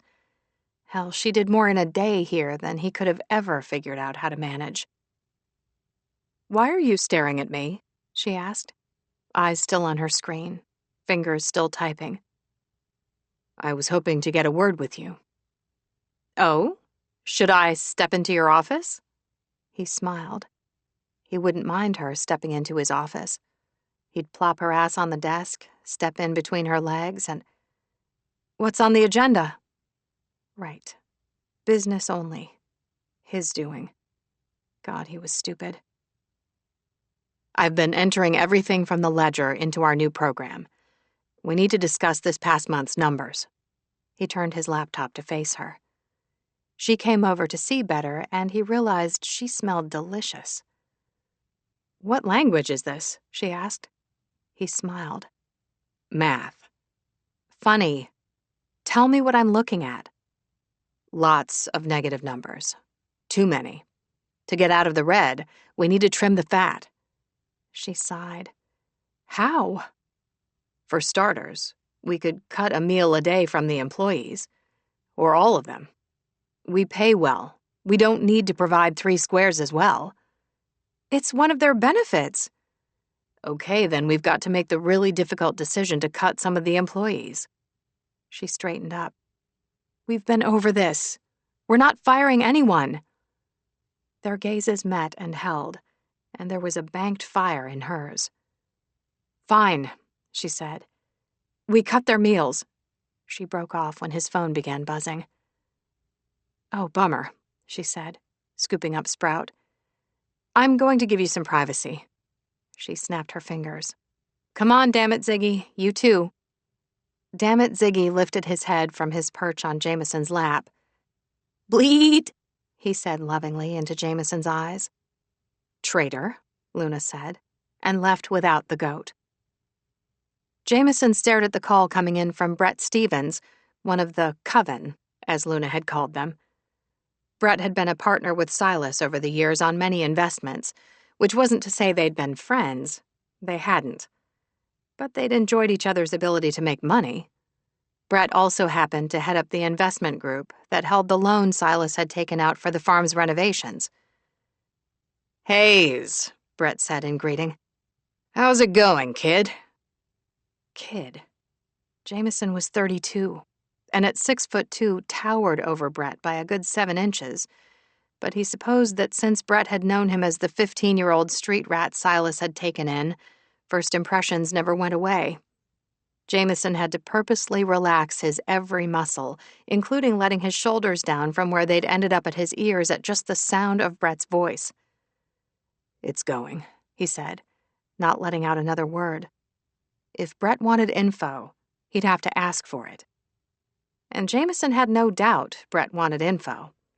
The group had a lot of money in Apple Ridge Farm, and without Silas beating them back, the lions were circling. "I'll cut right to the chase," Brett said. "We want to buy your 50%. And to be honest, we want Luna's 50% too. I figure the best way to do that is for you to bring your 50% on board, and then we'll have the leverage to force her out. The farm's barely breaking even thanks to her inefficiency. Luna is the perfect manager for this farm. She's gifted at what she does, has good intuition, and no off-switch. I didn't ask for her qualifications, and frankly, I expected this to be a no-brainer decision for you." None of this was a surprise. And yeah, maybe Jameson could even understand why it might have been an attractive offer before he'd come here. but he was here now, and couldn't see himself being a part of the reason Luna got forced out. He knew the group had no interest in the farm. The land, though, that was worth more than the money they had in the place. They'd raise the farm and build something, and get even richer. "You there?" Brett asked, sounding annoyed. Since it was a bad idea to ever show one's hand to Brett, he said, "I'll think it over." "Don't mistake this for any sort of bailing you out thing," Brett warned.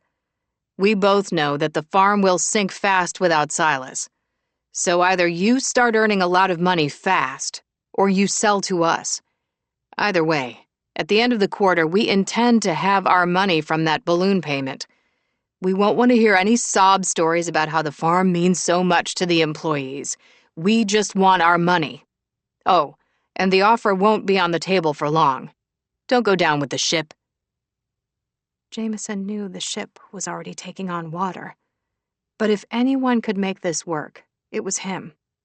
That wasn't him being cocky, as Luna would accuse him. He simply knew the ins and outs of the financial world, and what could be saved and what couldn't.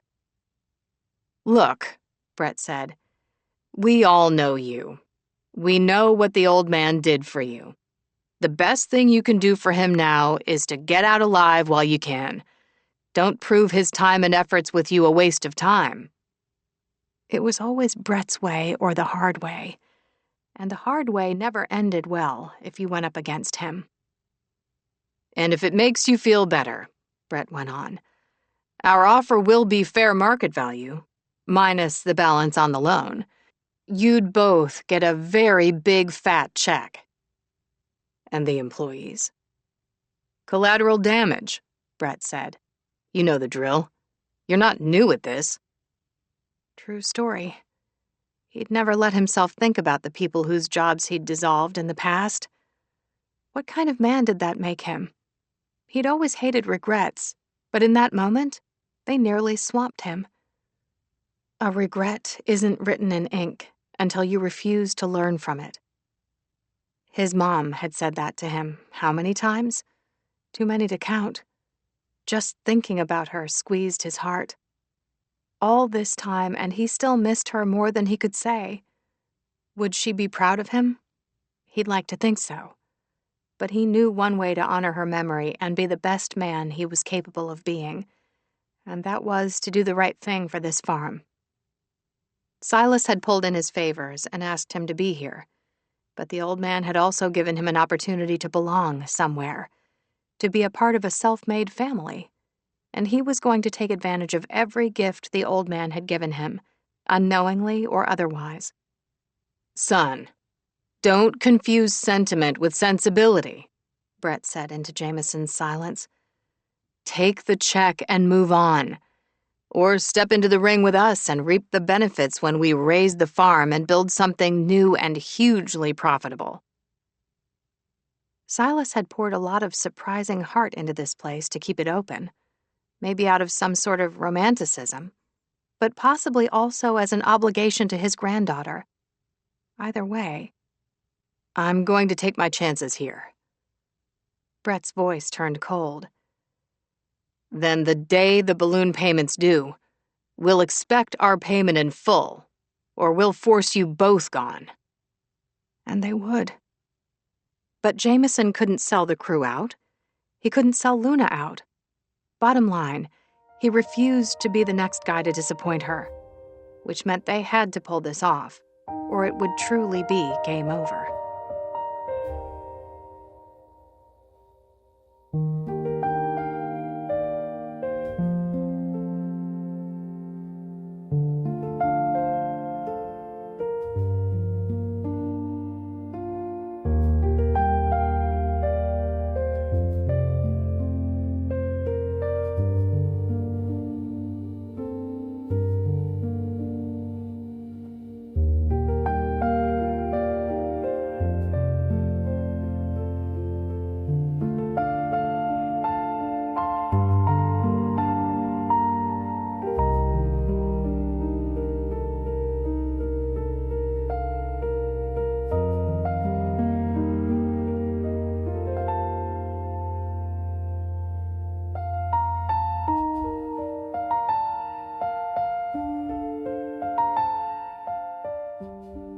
Chapter 15. Later in the week, Luna felt exhausted to her soul, but she still gamely walked into the Shore Club, the restaurant for her and Chef's monthly exes date. The deal was that she got to pick the place and he got to pick the attire, though he always chose dressy. Every month, she grumbled and tried to get out of it, even though she always found herself relaxed, laughing, and having a great time, because with Chef, there was absolutely no pressure, and the food never failed to be amazing. Okay, it had failed a few times, like the time he'd made her try escargot and oysters. They'd agreed maybe she didn't want her horizons broadened that much. She was in the second of her 2 dressy outfits, a long-sleeved midi-length dress of a soft jersey material that clung, but also somehow made her feel like $1,000,000. Maybe it was the kick-ass boots Willow had given her for Christmas. Maybe it was because her mirror had told her she was actually having a good hair day for once. Or maybe it was because she'd started to realize that her fears of everyone looking at her differently because she'd become an owner of the farm had proved to be false. Happily confident, she strode through the restaurant, but that confidence faltered when she caught sight of Chef, handsome as ever, sitting with Milo and another man in a suit. And not the suit she'd been thinking about all day, either. She stopped at the table and tried to smile, but given Chef's expression, it had probably been more of a grimace. "I didn't realize this was going to be a party. Or a double date." Chef just smiled. The suit stood. "Hi, Luna. I'm Evan. We got disconnected the other day, so when Chef invited me to dinner—" "Nice to meet you," she said, because in spite of herself, her mom had drilled manners into her at an early age. Then she turned and gave Chef a pointed look. He returned it. They all sat, and when Chef and Evan began to talk about which wine they wanted to try, Luna turned to Milo and whispered, "How did you get dragged into this?" "Free food." He smiled. "My favorite kind." Over the next hour, she gave it her best, and the company was admittedly lively and fun, but she wanted her bed. "I think it's time for me to order dessert," Chef said smoothly. "Their peach flambé has got to be tasted to be believed. Almost as good as mine." Luna kicked him under the table, hard. To his credit, Chef manfully held in his response, though he did reach under the table to rub his shin. But damn if he wasn't right. The flambé was out of this world. "I hear there's a comet tonight between 10 and midnight," Evan said. "Anyone want to find a place to watch for it?" Here was the thing. The date had already lasted over 5 years. And yes, Evan was kind and funny and looked great, but he wasn't the right suit. And at that shocking realization, she abruptly stood. All 3 men looked up at her. "You okay?" Milo asked. "I'm sorry. Migraine coming." Evan stood up too. "I could drive you home." "No, I'm fine. Truly. But thank you. Tonight was—" What was a suitably nice word, but not so nice that he'd ask her out again? "Pleasant." Chef face-palmed. Milo had to work to hide a grin behind his wineglass. She grimaced. "I'm sorry, Evan. Meeting you was— shit." She honestly couldn't think of a good word. Maybe she really was getting a migraine. "Pleasant?" Evan asked, with amusement lurking in his gaze. She sighed and gave a rueful smile. "Yeah." And when she got out to her car, she was still shaking her head at herself. She drove directly to the local convenience store and bought a rack of cookies, which she ate on her way home. It wasn't until she parked at the farm that she realized she'd forgotten her coat at the restaurant. She texted Chef to get it for her because no way was she going back. Chilled in the brisk 45 degrees, she quickly walked the trail to her cabin, missing Willow. She wondered what she was up to tonight, which put a pang in her gut. Since when didn't they know each other's every move? She looked up at the gorgeous night sky, well lit by a blanket of stars and a near full moon. It seemed alive. The view, day or night, summer or winter, never ever failed to lower her blood pressure and calm her down. But it also might have been the cookies. Suddenly not ready to go to bed, she passed her cabin. Milo's cabin was still dark. Stella had a light on, but Luna didn't want to rehash the evening, so she kept moving, past Jeb's cabin, then Shep's. The sixth had 2 farmhands in it. The farm's property line lay just behind the last cabin, Jameson's, which was also dark. Just beyond that, she could hear the creek. She loved to sit on her favorite rock and listen to the water rushing by. She could think of no better way to further unbusy her mind.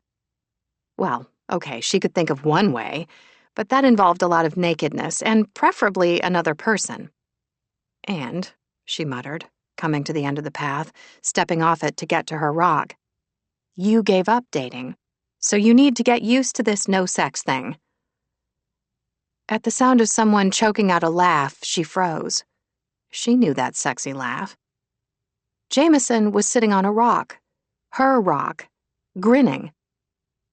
She jabbed a finger in his direction. That's my spot. He scooted over for her, but nope, not going to sit that close to him. He'd had his chance. Rough night. No. Well, yes, but no. That clears that up. She went hands on hips. Why are you out here? Some lucky son of a bitch tied a sock on the door handle of the cabin. I assume it's Shane. Luna's first reaction was irritation at Shane and Willow. Her second reaction was a wistful sigh. She wouldn't mind needing a sock. Jameson laughed softly. Been a while, huh? So long I can't remember. Same. Their gazes locked and held. Maybe, she said, that's because when someone throws themselves at you, you say no thanks. He gave a small shake of his head. That had nothing to do with you. I wanted you. Badly. But I can think with 2 body parts at the same time, and tend to weigh what is the right thing versus what I want. So just how long has it been since your last relationship? A year. We were together for 2 years. We were engaged. But then one day I came home from a trip, and she handed me back my key and walked out the door. He looked over at her, saw her horrified and sympathetic expression, and shook his head. Don't feel sorry for me. It was my own fault. I traveled all the time, was hardly ever home, and Julie had to keep pushing the wedding date back. Finally, she got tired of me not being able to give her what she needed, so she left. Unable to help herself, she reached over and squeezed his hand. It had to hurt. It did. But it wasn't the right time for me. And she wasn't the right woman. No one should have to change who they are to be loved. He squeezed her hand back. Which, given how deeply you still care about Chef, I'm guessing you understand. She smiled wryly. Very much so. He went brows up, like he was waiting for something. What? She asked. Now you. Now me what? He smiled. You know what? When someone opens up to you, it's customary for you to open up back. You already know about Chef. He nodded and gave her a go-on gesture. She hesitated. If she was being honest, she was embarrassed. Believe me, there's nothing good in my romantic history, and I really don't like to talk about it. Okay, so what do you want to talk about? He asked. Why it's been so long since you got some. A year's a long time. He shrugged. I guess I'm not really a one-night stand sort of guy. There was something incredibly sexy about that. Why was there something incredibly sexy about that? He smiled. It bodes well for me that you're surprised. She laughed. Well, surely those loafers were chick magnets. Hey, he said with mock defensiveness. What did my loafers ever do to you? She took a good look at him in his down jacket and jeans, now sporting a hole over one knee, which she knew Dammit Ziggy had started for him, and work boots. I guess you can take the city out of the guy. Hey, I'm adaptable, and I like it here. For a long time, my life's felt dark. He met her gaze as if he expected that to scare her off. It didn't. Maybe because she understood it more than she wanted to. The farm and all the inhabitants in it are so colorful and full of light. It's hard to not become a part of it, she said softly, moved by his admission. One corner of his mouth quirked up. Yeah. For me, it's your smile. He laughed when she bit her lower lip because she liked hearing that way too much. Tipping his head to take in the sky, he said, I've been everywhere, but I've never seen a night sky like this. It feels so untouched, and without any city lights. The stars shine brighter than diamonds. Yeah, I know. She looked up and was moved enough to sigh, which had her shoulders lowering from her ears. Or maybe that was Jameson. Seemed like he was even better than cookies.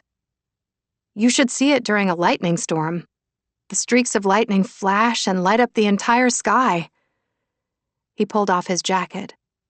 Beneath, he wore an unbuttoned plaid shirt over a well-worn t-shirt, snug to his chest, loose over his abs. She was still staring when he tugged her down beside him and wrapped the jacket around her shoulders. It was warm from his body heat, and she snuggled in, grateful. It was a struggle to not press her face to her arm and inhale his scent. She failed. When he caught her at it, his eyes darkened, clearly both amused and turned on, and suddenly she felt the same. Was it hard to get over losing Julie? I thought so at the time, but with hindsight being 20/20, we weren't right for each other. How about you, with Chef? Did he break your heart? I thought so at the time, she said, using his words, making him smile. She shifted to get more comfortable, and their arms brushed. She would really like to know why every time they accidentally touched, she felt a tingle of awareness up the back of her neck and down, spreading throughout her entire body. But now I'm realizing that I loved being with him because it felt like mac and cheese. Mac and cheese, he repeated, sounding confused. Yeah, comfort food. He made me feel safe and secure and anchored. It's why I hired him on here. I thought I needed him because, well, mac and cheese. She smiled. Exactly. But I'm so much happier with what we are to each other now. Family. Like siblings. Anyone since, Chef? He asked. She pretended to be very busy studying the sky. You could just say none of your business, he said lightly. She grimaced. It feels a little bit like your business, she admitted, surprising herself. Nice to know. And I'm all ears. Her phone buzzed, and he gave her a small smile. Saved by the bell. She snorted as she read the text. Stella? He asked. Yep. She wants to know, and I quote, how do I cancel a meeting with my boss? But you're her boss. Yeah, I'm trying to figure out what to say. Ask her to provide a list of her complaints and say you'll add them to the next staff meeting agenda. Oh, you're good. She sent that exact text. A few minutes went by with no response, and Luna beamed at him. Anyone ever tell you that you know your stuff? He shrugged. Fewer than you'd think. She leaned back and stared up at the sky some more, aware that he was looking at her profile. What? Why do I get the feeling that dinner with Chef didn't go well? Chef invited Milo. She blew out a breath. And Evan the suit. And he just wasn't my type. He hesitated, as if wanting to be careful with his words. Sometimes I feel like I see something familiar in your eyes. You're not a fan of Suits either? The corners of his mouth tilted slightly. Something deeper, he said. Like, you too have a stomachache from too many cookies? His mouth quirked again, but he apparently wasn't going to let her joke this away because he said, We've got the same core wound, which means we understand each other. Luna had a therapist tell her once that her thing was abandonment. That's what her adoption represented to her, that her biomom had abandoned her. At the time, she hadn't believed it. After all, she'd been adopted immediately and her basic needs had always been met. But as it turned out, there were other needs she didn't know she had, such as acceptance, and as a result, she'd spent a whole lot of her life coasting on surface emotions. It suited her. It kept her heart safe. But she couldn't coast with Jameson. She had to be on her toes and stay alert to keep him from sliding beneath the protective walls around her heart. After all, nothing good could come of her giving in to temptation and being stupid enough to sleep with him. Especially if he wanted to talk about their deep, dark issues. Nope, she'd buried it all deep, thank you very much. So she was surprised when her mouth took over and asked the question she wasn't at all sure she wanted the answer to. Did this core wound ruin your relationships? He shifted on the big rock, long legs stretched out in front of him, leaning back on his elbows, head tipped to the stunning sky. Probably. Her heart tightened hard, and to give herself a moment, she mirrored his position. Look. He pointed upward, to an amazingly bright star with a faint, fuzzy tail. No, not a star. The comet. And the beauty of it took her breath. They watched until it vanished behind the inky outline of the mountains. The wind rustled the trees, and here and there an animal called out into the dark. I'm glad Silas found you, she said with a little shoulder nudge. He smiled. She could hear it in his voice as he nudged her back. Me too. And you're here to protect his asset, she said, which is now your asset too. And yours, which means I'm here to protect you too. She turned and met his gaze. From the coven? From whatever you need protecting from. She stared at him. I don't need protecting. I'm starting to get that. A low, throaty female moan came from the cabin, and Luna straightened her spine, her eyes narrowed. Oh, for the love of God! She climbed off the rock and strode straight across the path to Jameson's door and pounded on it. After a long moment, Shane opened up. No shirt, no shoes, hair rumpled, and lipstick on his mouth. He braced one arm against the door jamb, the very picture of sated male. Seriously? Luna demanded, trying to see past him. Willow! Willow came to the door, buttoning her jeans. What's up? Luna always right? Luna ground her back teeth. What are you guys doing? Fighting, Willow said. Naked? Maybe that's how we fight.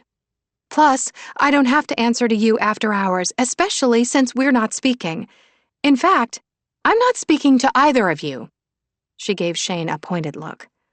He just smiled at her. You were speaking to me plenty just 5 minutes ago. That was cabin talk only. And what happens in the cabin stays in the cabin, Shane. We agreed. With that, she gave him a nudge, making him take a step back onto the porch. Then she slammed the door on all of them. Well, damn, Shane said. Luna looked into his mournful face and shook her head. What part of wooing her with your words didn't you understand? She called me. Oh my God, Luna tossed up her hands. Men are so dumb. Hey, you're on her shit list too. Great, because you're both on mine. This cabin is still Jameson's. You can't just lock him out. The door to the cabin opened again, and Shane's shirt, shoes, and keys were tossed out. With a sigh, Shane scooped everything up. He looked over at Jameson, quietly taking everything in with that quiet, calm way of his. Sorry, man. but I don't think she's coming out. Jameson shrugged. I always wanted to try camping. Maybe now's a good time. It's a cold night, Shane said. I'll be okay. Shay nodded and looked at his phone for the time. I've got an early shift. I'm just going to head to the station and get a few hours of sleep. When he was gone, Luna looked over at Jameson. You're not really going to camp, are you? Because what if you get bitten by a coyote? Or if a bear wants to eat you for a snack? He grinned. You think I'm a snack? She rolled her eyes. I'll go back to the hotel. She sighed. My couch has a pull-out bed and it's free. He smiled. So the jeans and boots really do work for you. You did hear me say couch, right? Not my bed. That's okay. I'm a third date kind of guy anyway. Chapter 16. At 4 a.m, Jameson sat in Luna's kitchen, the only sound his fingers hitting his laptop's keyboard. Oh, and the high-speed buzzsaw that wasn't a buzzsaw at all, but Sprout snoring in his lap. He himself should be tired too, but he'd never needed much sleep. Tonight, he felt especially restless and uncharacteristically stressed out. Looking at the numbers for the farm, running them every possible way, he wasn't sure he could save the place. It felt like the most important project of his life, and yet for the first time since college, failure was on the table. He hated the thought. He'd made a promise to Silas that he'd help Luna whichever way she wanted to go, and he didn't break promises, especially to the man who'd given him everything. He planned to give everything of himself in return, but not just for Silas. In the beginning, he'd felt like the outsider. But at nearly 2 weeks in, everyone here treated him the exact same as they did each other, like he'd been here forever, like he was one of them, leaving him genuinely thrown by their generosity of spirit. He had little to no experience being part of a crew like this, but he liked it. In fact, he liked it a whole lot. He wasn't exactly sure how he fit in, a numbers guy who'd never operated as part of a team, but they were trying, and so would he. A sound pulled him out of his thoughts, a sound he couldn't quite place. He rose and set Sprout on the chair before moving into the dark living room, where he hit the light switch, and froze. As did Luna, who wielded a baseball bat like she wasn't afraid to use it, complete with bedhead and no pants. She was choked up on the bat, her t-shirt also hiked up to nearly the promised land, her mile-long legs and feet bare. Might want to put the bat down, he said. If you lift it even a fraction of an inch more, I'm going to know what color your undies are. Luna tossed the bat on the couch and tugged her oversized black t-shirt down her thighs. How do you know I'm not commando? God-given talent. The bat's a nice touch. She snorted. I thought you were a bear. He smiled. Were you coming out here to save the muffins on your counter, or me? She bit her lower lip. You forgot I was here. Endearing, but hard on the ego. I was working. I'm sorry if I woke you. No, my stomach did that. How do numbers take up so many hours of the day? Well, for one thing, I don't just throw the receipts into a ledger and hope for the best. She laughed. Cute. I need a snack. He smiled, and she pointed at him. You are not going to be my snack. But she was tempted, he could tell. She moved past him and into the kitchen, where she rustled around, coming up with a family-size bag of barbecue chips. That's not going to hold you long. Do you mind? He asked, gesturing to the fridge. Help yourself. He emerged from the fridge with tortillas, cheese, an avocado, and a tomato. Grilled quesadilla okay with you? She looked surprised, this kick-ass woman who took care of everyone and everything in her world, as if maybe no one ever offered to take care of her. Sounds fancy. No, just good. As long as you don't use those peppers on the counter. Shep grows them, and he's constantly leaving me a few, and I can't bring myself to tell him how much I hate them. I do too. She graced him with a huge smile, as if now she suddenly felt bonded to him. Not over their loss of Silas, or being business partners, but because he hated peppers too. That made him trustworthy. Good to know where she stood. He located a pan and cut up the tomato and avocado. The kitchen was small, but instead of feeling cramped, it felt intimate.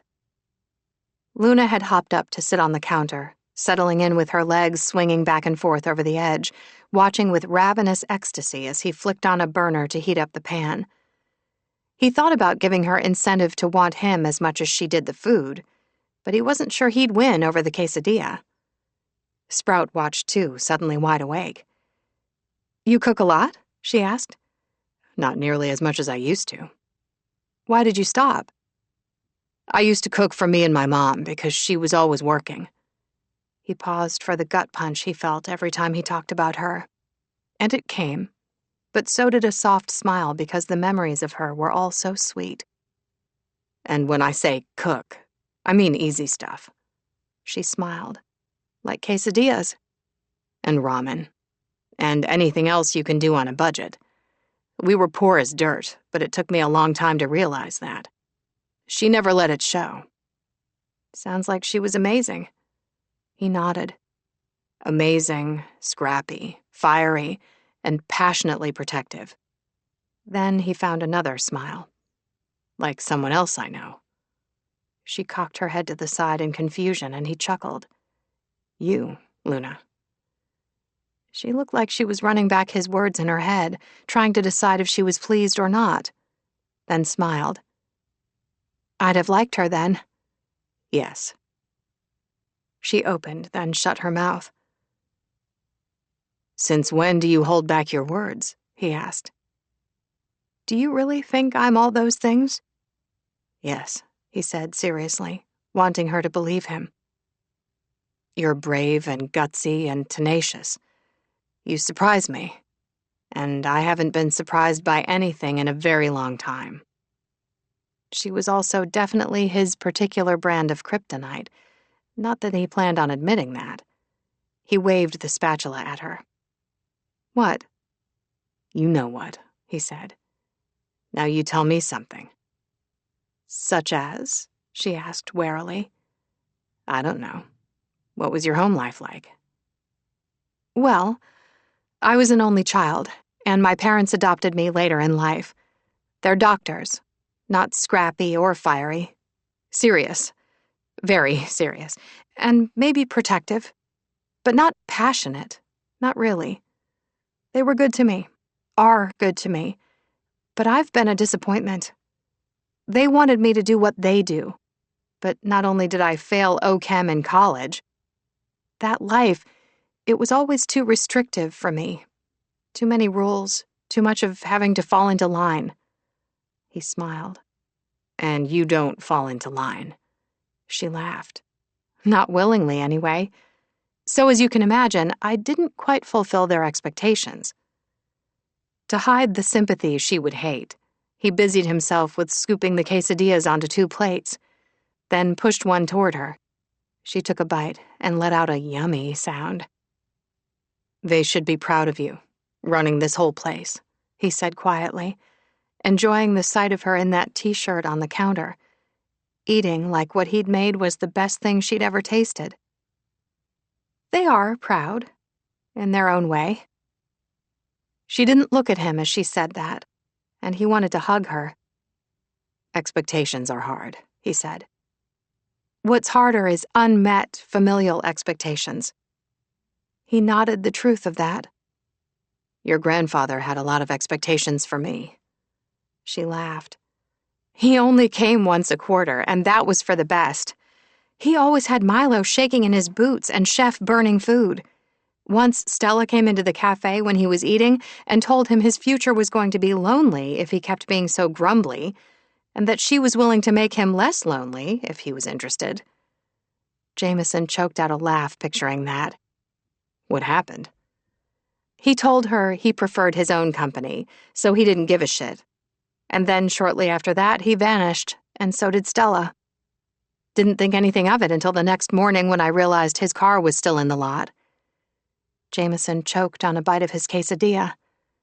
Him and Stella? She shrugged. Neither of them ever said. But the next morning, he actually said goodbye to everyone when he left.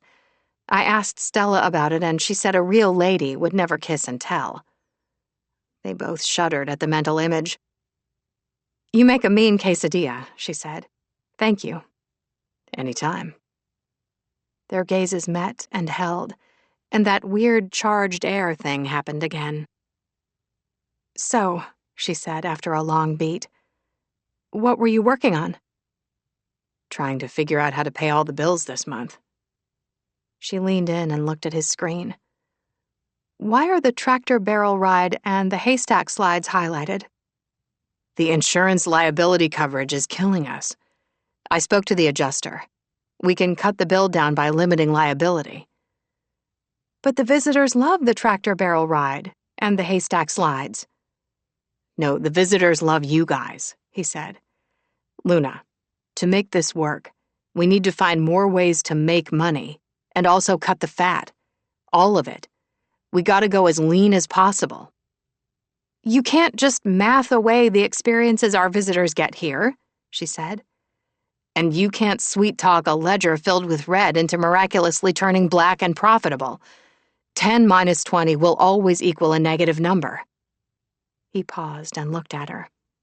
Look, I'm just trying to honor your wishes and find a way to keep all the employees. I know how much they mean to you. I've been thinking about that, she said. Would it help if I cut my salary and we rented out this cabin? I could move out. Damn, his heart melted for her. We're not dislodging you. You already don't make nearly as much as you should. In fact, you've been underpaid. I've been thinking too. We make more money off the orchards than anything else. Why not get rid of the second barn and free up some acreage for more space to plant? You mean Stella's place? Luna immediately shook her head. Those shops make us money, and people love the goods. Stella's put 5 years into the business, and, well, if we lose the barn and she has to go live with my parents, there will be bloodshed. The shops are underperforming. We're going to have to make some hard decisions, or everyone's going to lose their business. I know. She hopped off the counter and walked toward him, not stopping until her bare toes touched his. Then she brushed a kiss to the underside of his jaw. We'll figure it out. He caught her hand as she started to walk off. What was that? A goodnight kiss. He gave a slow shake of his head and slowly pulled her into him, giving her plenty of time to say no. When she didn't, he kissed her. Not on her jaw, but on that delicious mouth of hers. She made that sound he loved and tried to climb him like a tree. When he pulled back, she gave a soft whimper of protest. He smiled into her dazed face. Now that's a goodnight kiss. And more, she murmured, voice husky, her fingers touching her lips as if to hold on to the taste of him. He smiled. Not so cute now, am I? Try sexy as hell on for size, she muttered, and pointed at him. Stop it. He lifted his hands in innocence, making her laugh. Then she set a hand to his chest. We'll figure it out, she repeated. But this time he knew she wasn't talking about the farm. And then she vanished into her room. How? How will we figure it out? He asked of the kitchen, which didn't answer. And so the nights went for the next week. With Jameson often working late and Luna not being a great sleeper, they often ran into each other late at night, usually in the kitchen. He'd asked if he should go back to his own cabin. She'd looked at him for a long moment, then shaken her head. Fine by him. He enjoyed her company, even if it wasn't of the naked variety. He had no idea why she hadn't kicked him out. She tended to keep her own counsel, but he was grateful. There'd been more kissing and touching, but it hadn't gone further, It was almost as if they both felt gun-shy and afraid to mess up their tenuous connection, not to mention their partnership. One late night, after Luna had gone to bed, he took a shower, having to slide aside a few bras that were drying on the shower rod, all of which were lacy or silky and skimpy. He thought about her wearing the sexy lingerie beneath her jeans and t-shirts, and the shower took a little longer than he'd intended. After, he realized he didn't have any clean clothes for the next day unless he wanted to go back into his suit. Instead, he headed to the washing machine in the kitchen with an armful of clothes and shoved everything into one load, whites and colors together. He could almost hear his mom's voice admonishing him in his ear. Smiling to himself, he sat at the table in knit boxers and went back to his laptop. An hour later, the clock struck midnight as he pulled out a pair of jeans from the dryer. He was just pulling them up when he heard footsteps coming his way. He knew exactly what to expect now, and still, as she rounded the corner in her PJs, tonight a cami and the tiniest shorts he'd ever seen, she stole his breath. She stopped short, as if him shirtless in her kitchen had taken her breath as well. "Couldn't sleep?" he asked. Hungry. So was he, but not for food. Still, he made her a quesadilla and handed it over. "These have become an addiction." He opened his mouth to say he felt the same about her, but just then she pulled her quesadilla in half, and when the cheese stretched between the two sides, she snagged the melted strings of cheese with her tongue. "Don't you think?" she asked. He'd lost track of their conversation. That's what happened when the blood in his brain drained for parts south. "What?" "There's got to be something we can do to fix this." She licked some cheese off her thumb with a suction sound that didn't help matters any. She finished eating, then sighed in exhaustion.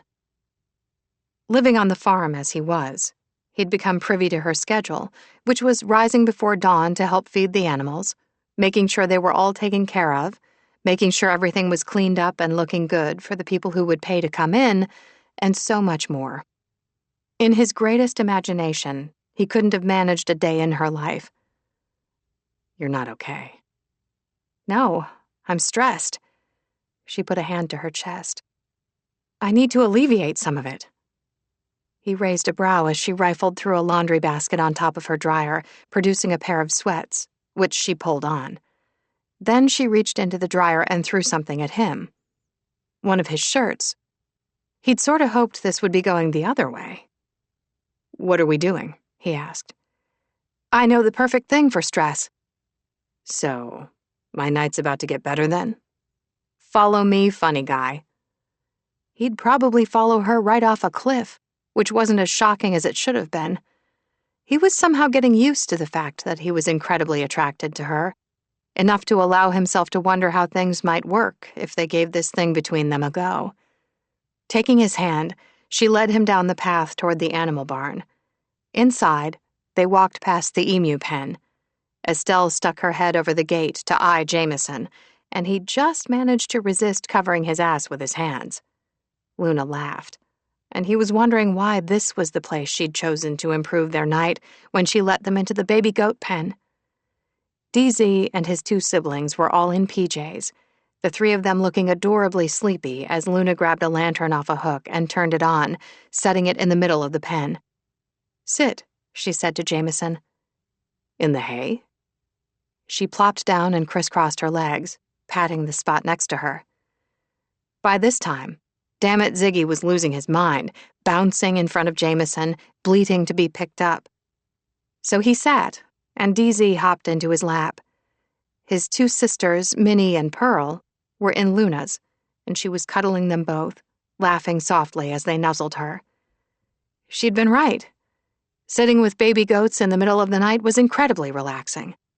So was being with Luna.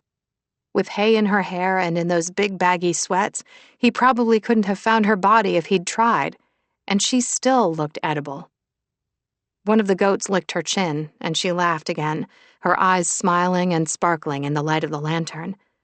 His thigh was pressed to hers, and without allowing himself to think, He wrapped his free arm low on her hips and leaned into her. "You're beautiful." She laughed this off. "You need glasses." No, he didn't. Hell, he could see her with his eyes closed. Because he knew her now. She was tough as they came, and resilient as hell, but this farm was a huge strain on her, and he was as guilty as everyone else in her circle of not looking past her easy strength to see it. When the goats had fallen asleep again, he turned to Luna, rising to his feet, pulling her up with him. Taking her hand, he moved them out of the pen and into the night, where he walked her to the cabin. In her kitchen, he set water to boil for the tea she loved. "I don't want to lose any employees," she said softly. "Or the rescue animals. We're all they have."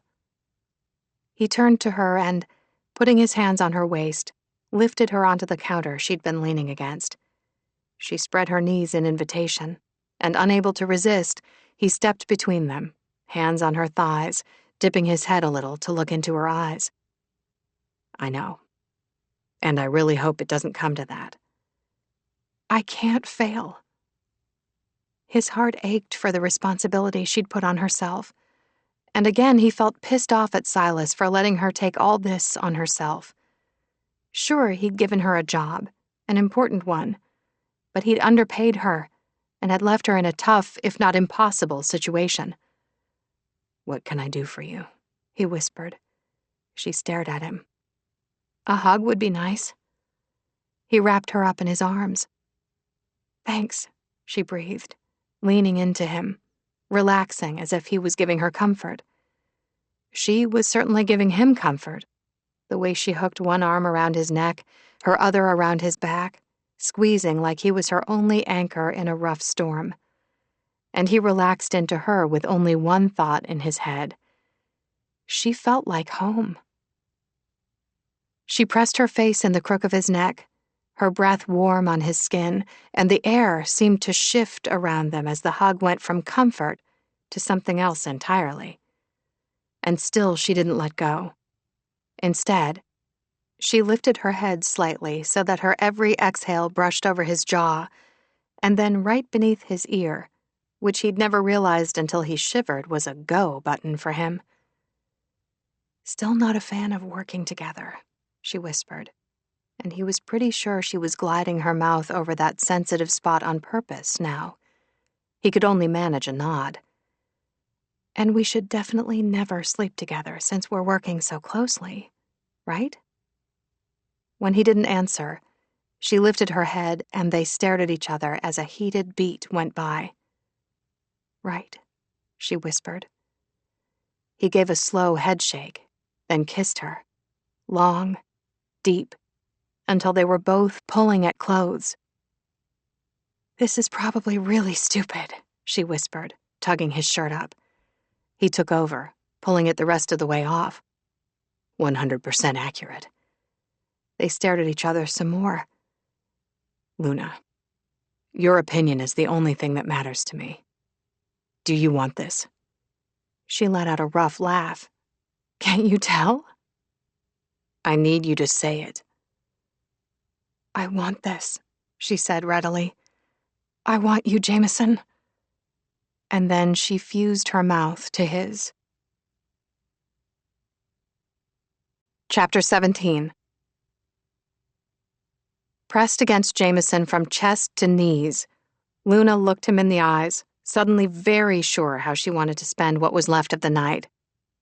Back BTK, she'd been feeling alone and a little lost. Very lost. ATK, the loneliness had retreated a bit. She had a feeling that if they took things to the next level, that loneliness would be eradicated entirely. "I know you're already sleeping here," she murmured.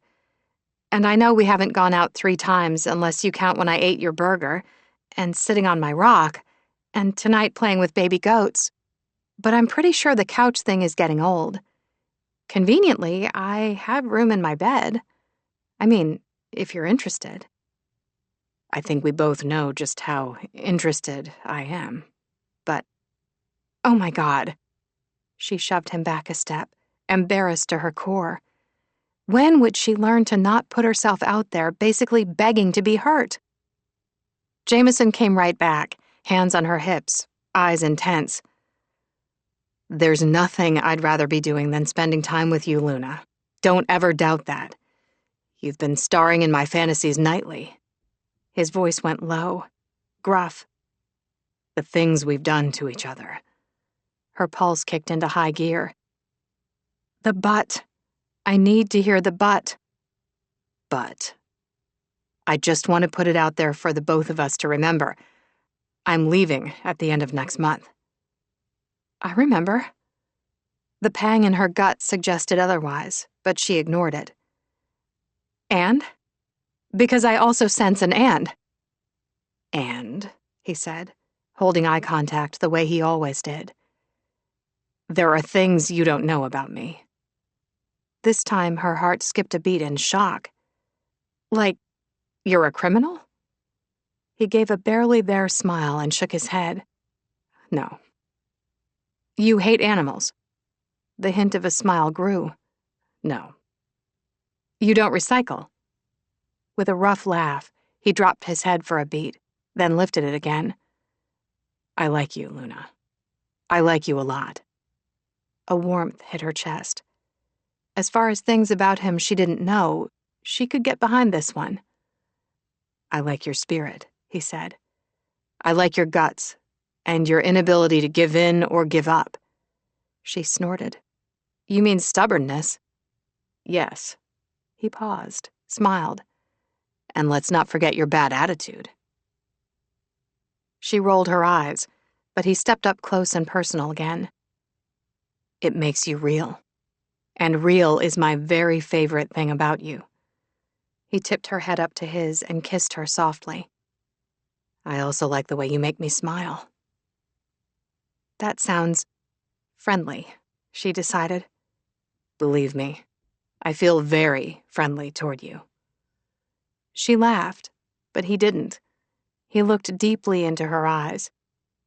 Real truth? He asked. Yes, please. You treat me like a human being. You trust me.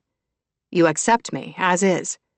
You've given me your friendship and make me feel as though I have value, that you care about me. He cupped her face. You have a beautiful heart. She had no idea why she felt so damn moved. They were just words. But her heart rolled over in her chest and exposed its tender underbelly. Right back at you, she whispered. All of it. His eyes warmed, but still he hesitated. Don't worry, she said. I know it's just for tonight. Believe me, I'd take more, but it'd make me a selfish bastard. I don't want you to get hurt because of me. She didn't want to think about that, so she took him by the hand. I understand the terms, and I'm signing on the dotted line. She led him into her bedroom. It was small but neat, and the dark wood bed was her very favorite piece of furniture in the entire cabin. Cozy with warm bedding, she couldn't wait to see him in it. So she gave him a push, smiling when he let himself fall back, taking her with him. Lying beneath her, body sprawled out for her perusal, he looked hot as hell, and she wanted to ride him like he was the mechanical Bronco that she and Willow rode last month at a bar in Reno. To that end, she straightened and started to pull her clothes off. He stopped her, his hands covering hers and holding on. I've been looking forward to this for a long time. Don't rush me. We can go slow next time. His eyes heated. I like the way you think. He slowly slid off her sweatshirt, then kissed his way from her bare shoulder up her throat, making her shiver. But since nothing in life is guaranteed, I'm taking my time with you. I want you completely out of your mind for me by the time I'm inside you.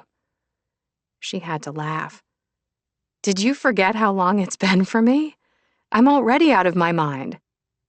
With a grin, he rolled them until she was flat on her back with 175 pounds of sexy, focused man pinning her there. It was a thrill, and when he kissed the soft, sensitive skin just beneath her ear, she gasped with pleasure. "Love that sound," he murmured against her. "What else can I kiss to get you to make it again?" When she didn't answer, couldn't, because he'd robbed her of the ability to speak, he took his mouth on a hot, wet, thorough tour to the hollow of her throat, making her writhe beneath him for more. She had her hands inside his jeans now, trying to get him naked. "Jameson." "Right here." He had her sweatpants off in a single heartbeat. And what about here?" Lowering his head, he kissed everything he'd uncovered before making a home for himself between her thighs, and she definitely kept making sounds. She couldn't help herself. "I especially love the way you look like this." "At your mercy, you mean?" "You've got that entirely backward." He hooked a couple of fingers in her bikini undies and slid them aside, making way for his mouth. "Oh my God." She felt him smile against her hot skin. "No, just me." She huffed out a breathless laugh. "Jameson!" "There you go. I've got you, Luna." The combination of that low, husky voice with his knowing fingers and tongue drove her right out of her mind in shockingly little time. She might have been embarrassed if he hadn't been making some yummy noises of his own, saying things against her like, "You're so soft," and "Damn, you're beautiful," and "The way you taste." When she was boneless, he rose up to strip off his jeans when suddenly he went still, while also swearing rather impressively under his breath. "What?" she gasped. "I didn't catch you with the zipper, did I? Oh, God, I'm sorry." He was shaking, and she tried to get out from beneath him, but he held her close, which was when she realized he was laughing. "So, I didn't just unman you?" she asked, eyes narrowed as he laughed even harder. She went hands on hips and narrowed her eyes. "I don't know why me worrying that I've robbed you of ever having children is so funny." He wrapped his arms around her. "Do you know how long it's been since I laughed like that? With a woman? In bed?" "Wow. First you laugh at me, and now you want to talk about other women?" His grin was back, and he gave her a very hot kiss that had her relaxing again before depriving her of his mouth to say, "Never." He kissed her again. "Never have I ever laughed with a woman in bed." Oh, damn, he was good. Because she melted into a puddle of boneless goo. "Jameson?" "Yeah." "Now." "I would." He kissed his way along her jaw to that spot beneath her ear that drove her so crazy. "But I don't have a condom." She froze. She was glad one of them was thinking, and it certainly wasn't her. Then she remembered. "I do." Wriggling free, she ran to the living room where she'd dumped her purse earlier. She rifled through it until she found it at the very bottom of the bag, long forgotten until now. When she ran back into the bedroom, Jameson was sitting up, looking sexily rumpled and hot as hell in nothing but her sheets. She showed him the condom and he laughed again, and yeah, she could get used to that sound.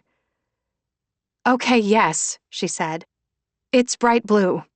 I got it as a party favor like a year ago, but it qualifies as a solution to our problem." His eyes softened, and so did his smile. "Come here, Luna." That voice. If he kept speaking to her in that voice, she'd probably do anything he asked. When she got close, he snagged her, pulling her into his arms. Even though the only light in the room came from the dim glow of her living room light down the hall, she could see his gaze roaming her face. He seemed to be looking for something, so she did her best to look confident and not needy. "Luna." "Jameson," she said in a low voice, mimicking his tone. His mouth quirked, and then he kissed her. But when she tried to deepen it, he pulled back a fraction. He had a forearm braced on the bed on either side of her head, his hands cupping her face, his fingers sliding into her hair. "You're sure?" It was the first time she'd seen him vulnerable, and that's when she knew. She was falling for him. Falling scary fast and deep with no life preserver in sight. "Did you not hear how long it's been since I've used a condom?" "Yes, I'm sure." And in case he needed show not tell, she wrapped her legs around his waist and tightened. Huh, look at that. Pilates was working out for her. "Now, Jameson." She was already breathing heavy in anticipation when he lowered his head, but instead of kissing her on the mouth, he dragged wet, hot kisses down the side of her throat, along her collarbone and south, sending goosebumps dancing over her skin. It felt amazing. He felt amazing, and she sort of accidentally bit his shoulder to keep him moving. Chuckling, he gave her the lead, and the two of them wriggled to get into a good position, bumping into each other, laughing and swearing as they tried to line things up. Finally, he sat up, sheathed himself in the bright blue condom while she touched every part of him she could reach. Then he had her straddle him, slowly letting her sink over him until he was in as deep as he could go. She couldn't speak, couldn't breathe, could only feel. When she rolled her hips to his, he stilled, head back, eyes closed, a look of sheer ecstasy on his face. Then he opened his eyes and looked deep into hers. "Once isn't going to be nearly enough, Luna." With that shocking statement, he began to move, and just like that, she didn't feel so lost. She felt found. She had no idea how much later it was when she opened her eyes. Jameson was watching her. The sheet slipped low on his hips, giving her an incredible view. Then their eyes caught, the moment stretching between them. She hesitated, unsure how to proceed because he looked serious. Much too serious for a man who'd just had his mouth on every inch of her. But then his lips curved in an intimate smile, and her heart flipped over in her chest. Pushing her hair from her face, he pulled her tight against him, pressing a kiss to her temple. "Do we need to talk about it?" "Oh, definitely not." She shook her head, like it was no big deal. When it was a big deal. The hugest deal. He'd just taken her apart and put her back together again with such erotic ease and care that she didn't even know what to do with it.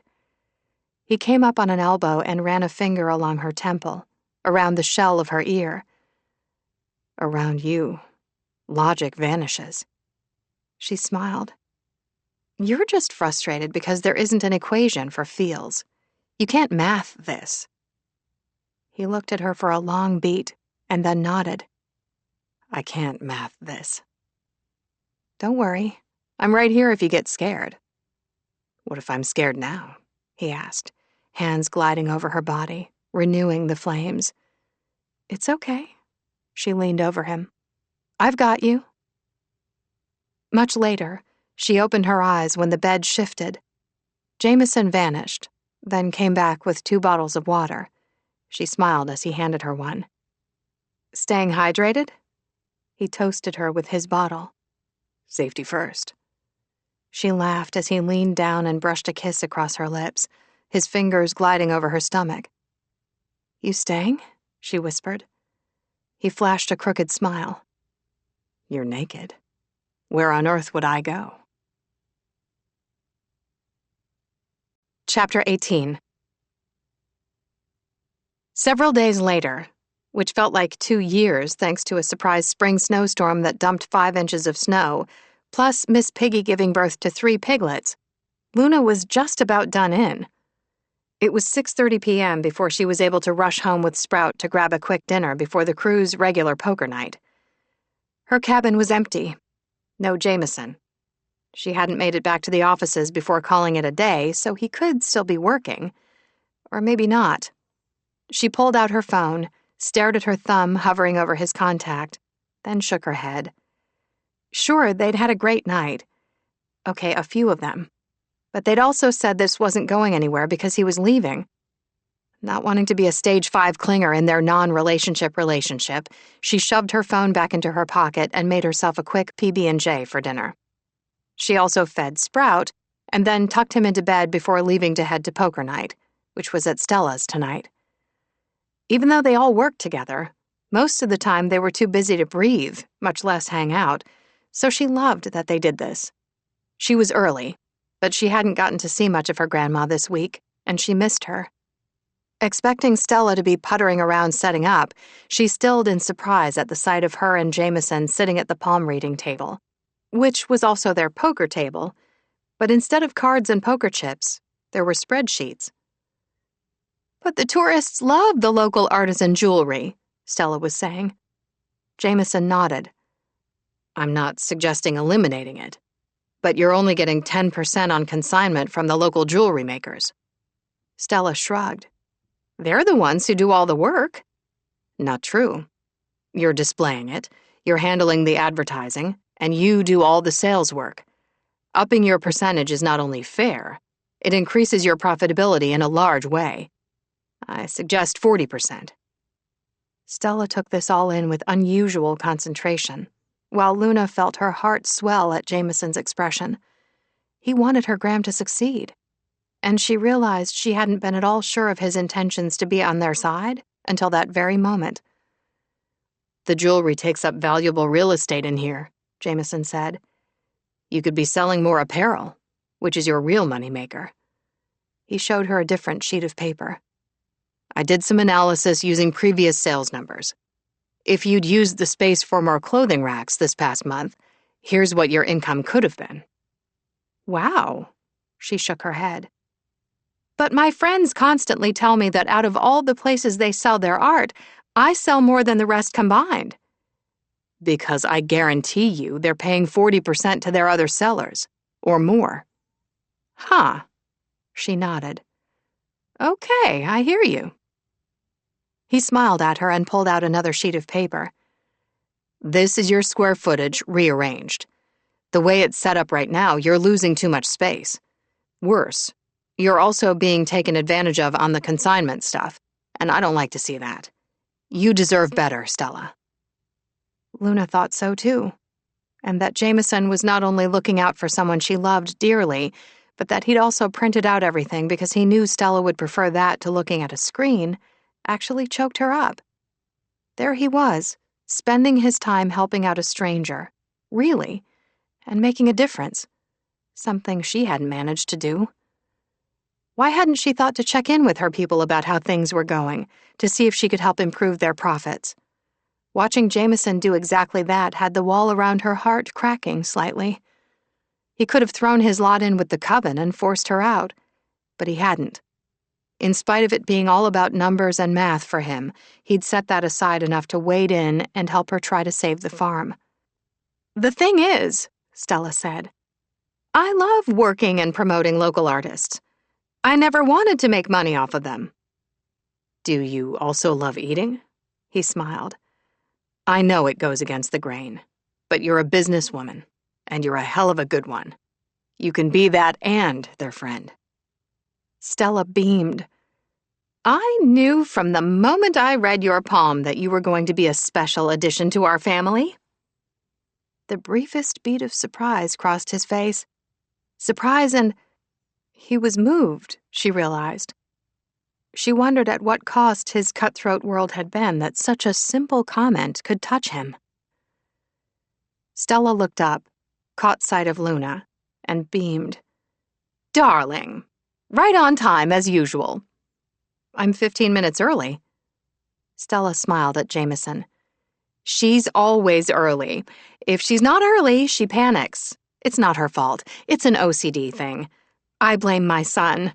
He's so tight with his time and affections, not to mention his money, that he squeaks when he walks." Jameson met Luna's gaze, eyes warm. "Nothing wrong with caring enough to be early." She drew a deep breath against the fact that her heart skipped a beat. "I don't panic," she said. "And it's not OCD. It's just a polite thing. Being late is rude." She sent her grandma a long gaze. Time is fluid," Stella said on a shrug. "And in here, in this shop, we're on the universe's time, so no one's late. Jameson came over to offer some suggestions on how to make more money. Isn't he the sweetest, kindest thing?" Jameson grimaced. Maybe he'd never been called sweet or kind before. Or maybe he was just wondering what time it was in the universe's house. "He's got serious special talents," Stella said. No kidding. She'd been lucky enough to experience some of them firsthand. "Tell us some more, Jameson," Stella said, pouring him some tea. "Wait." Luna leaned forward and sniffed the tea. "Honestly," Stella said, "I hardly ever make shroom tea anymore." To his credit, Jameson didn't look alarmed, but he very slightly did push the tea away. Stella sighed. "It's just chamomile." "I hope you don't mind, but when you put your hands on the table, I read the veins on the back of your hands. They say you're not drinking enough and that you're retaining water." Luna choked on her own tongue. Jameson slid her a glance. She smirked. He gave a rather impressive eye roll. Because Jameson was perfect, and they both knew it. Not an ounce of water retention on that bod anywhere, and she should know, as she'd had her hands and mouth on every inch of it, repeatedly. "And you," Stella said to Luna, "I had Chinese food earlier, and I got a fortune that was meant for you, not me." She pulled it out of her pocket and handed it over. "Read it out loud." Luna unfolded it. "Are you the one in relationships who makes the spreadsheets, or the one who mocks the spreadsheets but still benefits from them?" Jameson snorted, then took a sip of tea to cover it up. "Not funny," Luna said. "Let's agree to disagree," he said. "Okay, well, here's a fortune for you." Luna looked him in the eye. "Everyone talks about how bad social media is for your mental health, but what about Excel?" Stella grinned. "Nice one, honey." Jameson rolled his eyes. She was rubbing off on him. He stood. "We can finish this later. I don't want to interfere with your poker night." "No worries," Stella said. "We've got plenty of time. Everyone besides Luna will be at least 30 minutes late. We'd love you to stay and play. Wouldn't we, Luna?" Luna met Jameson's gaze, and if she didn't know better, she'd have thought he actually wanted to be invited. By her. Problem was, she wasn't at all sure she wanted him to see the worst of them, and poker night definitely brought out their worst. But she knew he had no social life here in Sunrise Cove. She wasn't sure a man like Jameson ever got lonely, but she nodded. "Do you play poker?" "You worried?" She smiled. "You're bluffing, so no, I'm not even a little worried." Jameson returned her smile with one that held a deceptive mischievousness, and possibly trouble with a capital T. "It's been a very long time since I played." Good. She wanted to beat him. Actually, when he smiled like that, she also wanted to kiss him. And, well, other things. But beating him in poker worked too. Stella smiled at Jameson. "Thank you. I appreciate your ideas and will try every one of them. Anything to draw more people in and help the farm stay afloat. Excuse us a moment?" And then she stood up and tugged Luna along with her to the back of the barn and the teeny-tiny room that had once been for tack and other equipment but was now her office. "Okay, spill," Stella said. "Spill what?" "What's going on between you and your sexy new partner?" She had to work to keep her expression even because her Gram could read her like a book. "We're working our butts off to figure out a way to keep this place afloat." "Uh-huh. And I can see you've got that pat little story down for whoever asks. Now tell me what's really going on." Luna sighed. "I'm not really sure." "Okay, let's try this. What do you think is going on?" Oh, nothing, except that she was falling for someone she had no business falling for. Stella smiled. "Never mind. Your eyes say it all. He's a good choice for you, honey. He's strong, inside and out. He's incredibly intelligent, resourceful, protective, and he's got a sense of humor. I mean, he has to put up with all of us. But I think my favorite thing is the way he looks at you." "Like he wouldn't mind smothering me with a pillow in my sleep?" Stella laughed. "Honey, we all feel that way about you every now and then." "Thanks, Gram."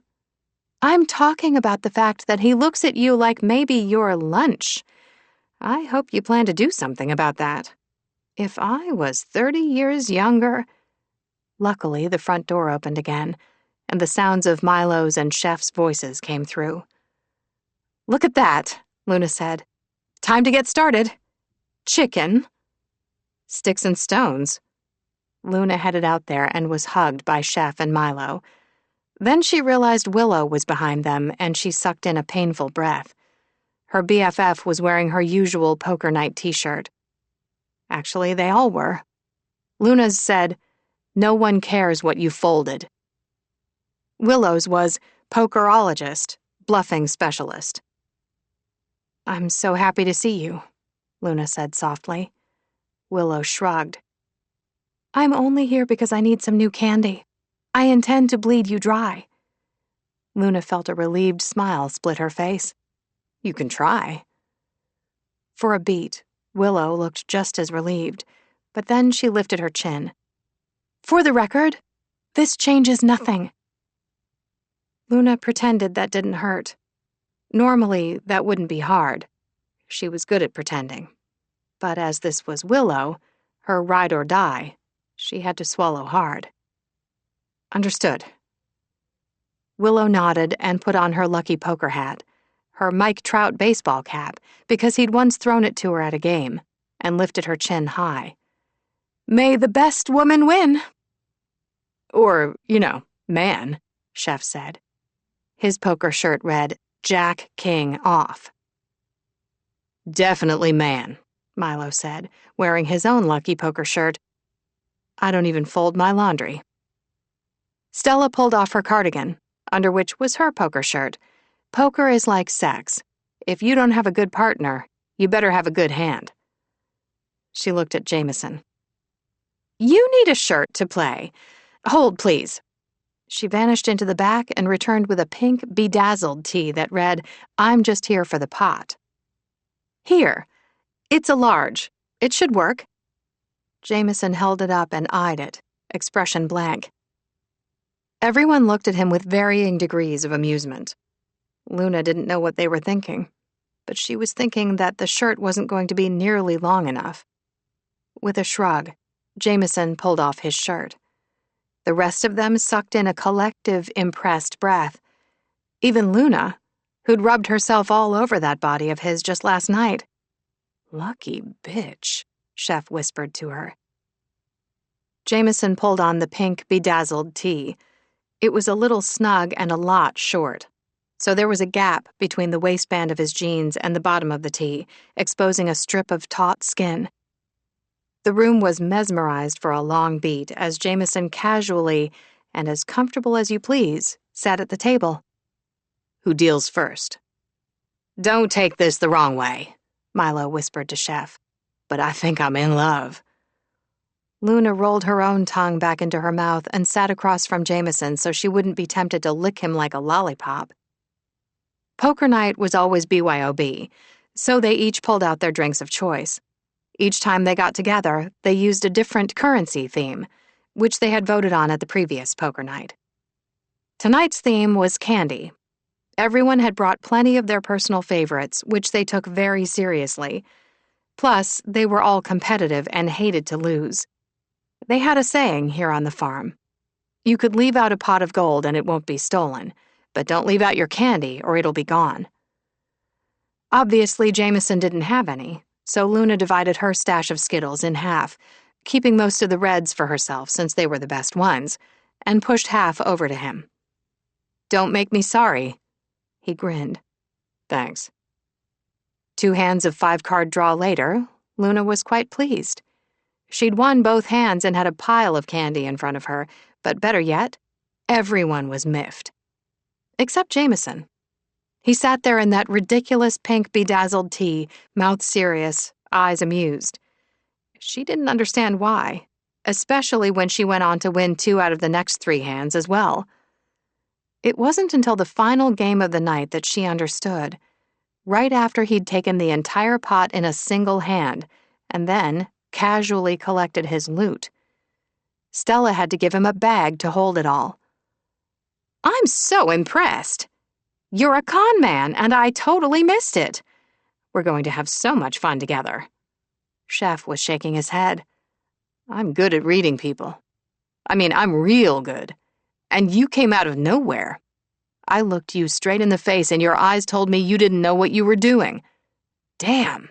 He fist-bumped him. You got skills.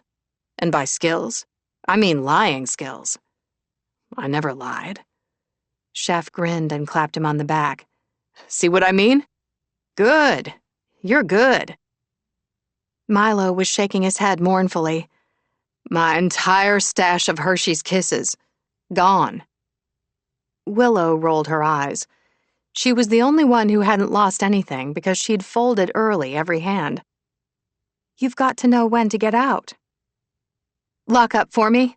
Stella asked Luna, and when they were all gone except Jameson, she watched as he separated out a pile of Skittles, making sure to give her all of his reds. For fronting me. Show off? She flicked off the lights, moved to the door, and paused, closing her eyes to enjoy the little shiver of the best kind when Jameson stopped right behind her, so close she could feel the delicious heat of him. What are you doing? He asked. Nothing. Now who's the liar? He sounded amused again. If you wanted me closer, all you had to do was say so. I try not to be bossy. Since when? He asked on a laugh. She turned to face him. Just out of curiosity, if I boss you around, you'd do what I say? In bed? Absolutely. She laughed. So first I get serious math whiz Jameson, then sexy Jameson, and now funny Jameson? I have my moments, he said modestly, and ran a warm finger along her temple, trailing it softly down the shell of her ear, making her shiver again.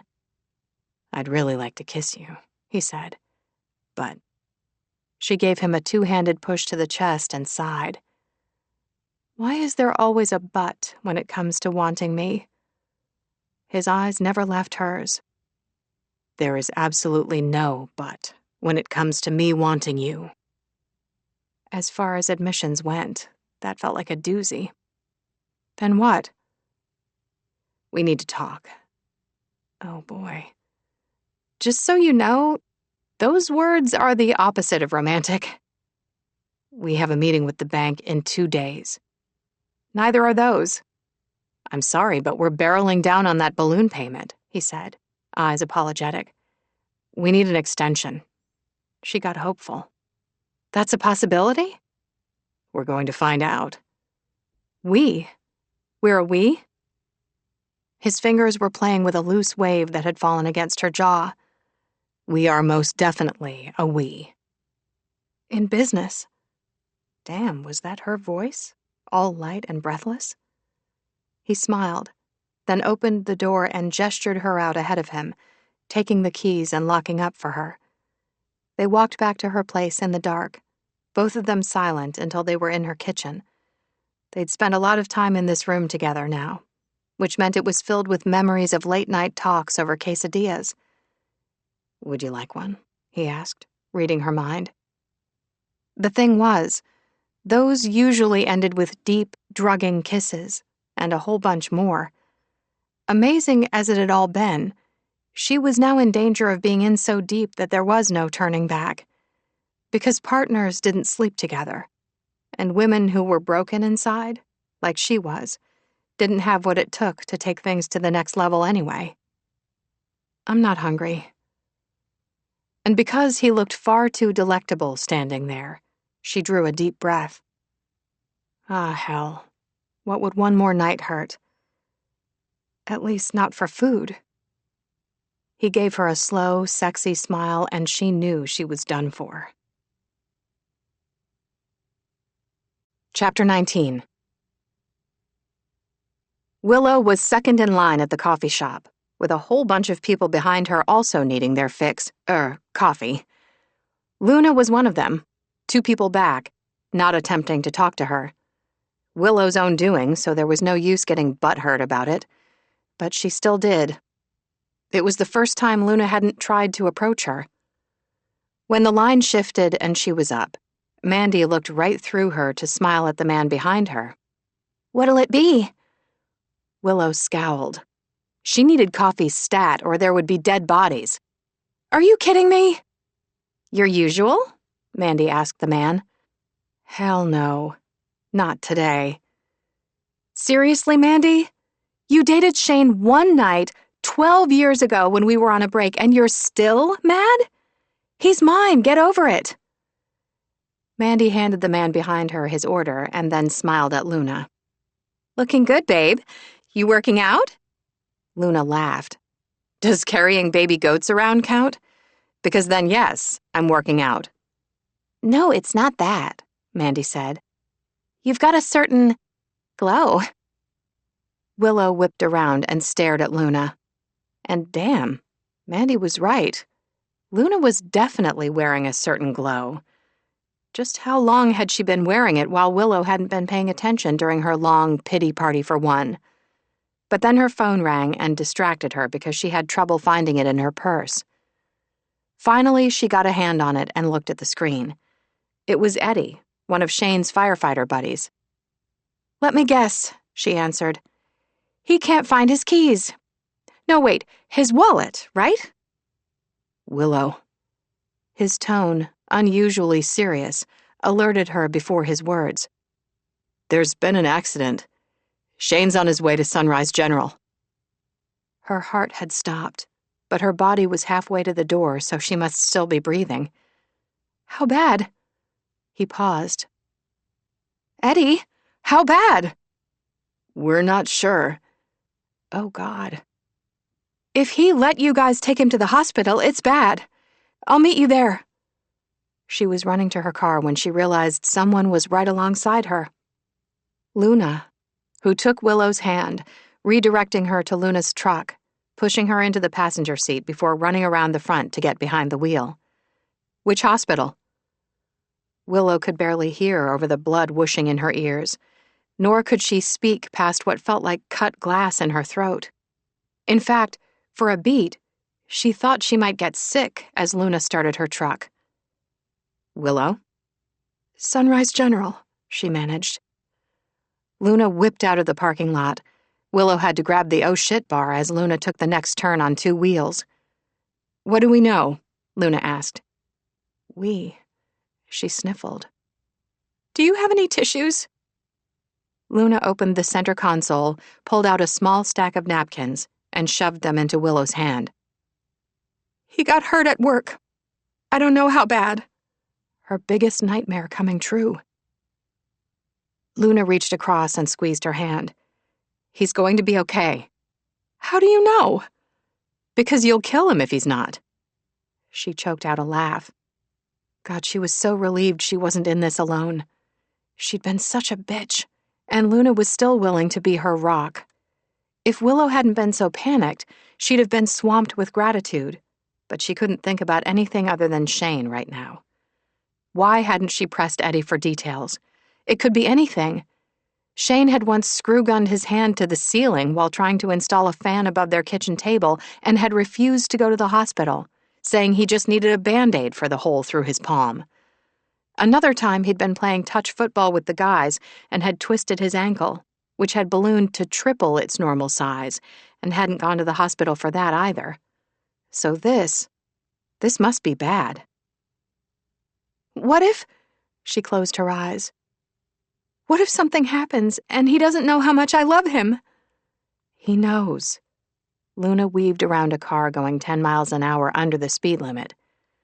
I promise you that. Willow wasn't so sure. She'd let her fears of losing him guide her, and it was possible she could lose him anyway. I pushed him away. Why did I do that?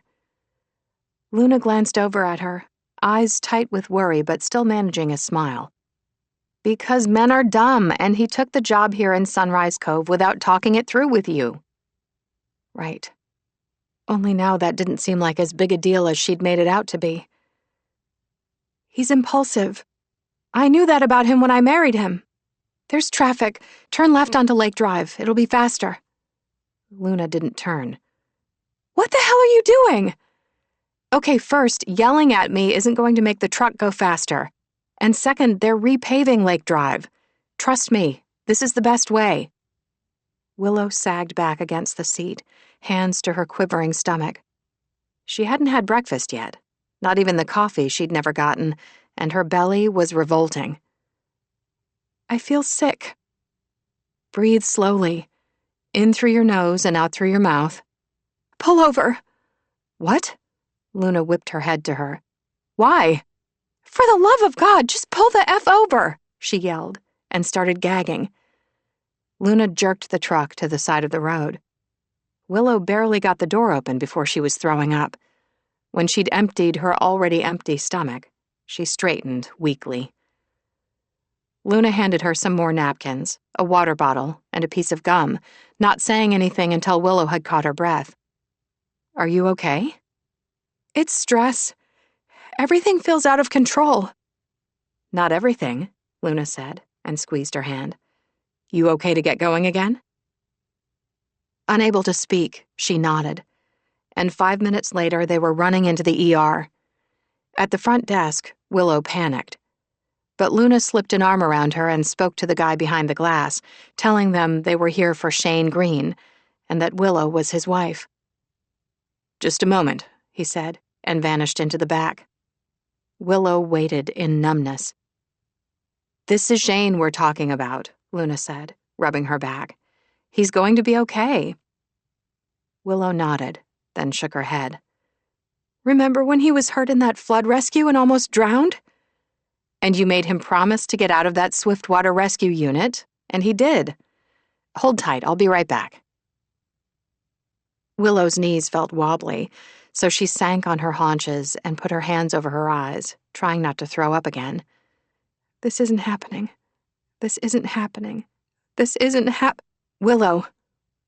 Luna crouched in front of her and pulled her hands from her face. Come on, let's go see him. You got us in? Yes. Luna pulled her upright, keeping a hold of her hand. Where is he? Bay number 4.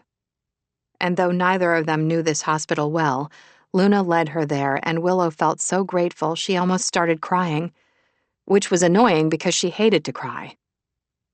They hustled down one corridor and then another, and then Luna stopped in front of a closed curtain. Willow's heart was thundering in her ears, but the rest of her had frozen.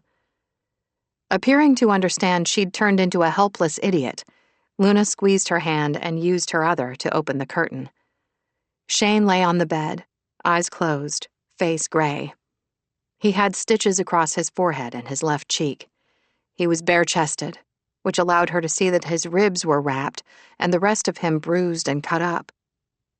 Taking a deep breath, Willow straightened her spine and walked over to him, taking his big hand in hers. He immediately opened his eyes. Hey. Lifting his other hand, he ran the pad of his thumb over her cheek, swiping a tear away. I'm okay. You're in a hospital, and you've got stitches and God knows what else, so no, you're not okay. Spent, she very carefully dropped her head to his chest. One of Shane's big hands settled on the back of her neck. I'm going to need more Advil if you plan to keep yelling at me. She both laughed and cried, then lifted her head. What happened? Shane drew a deep breath, but didn't speak. He closed his eyes briefly, and Willow, hating seeing him in pain, leaned in close, gently pushing his hair back from his face just as Eddie spoke.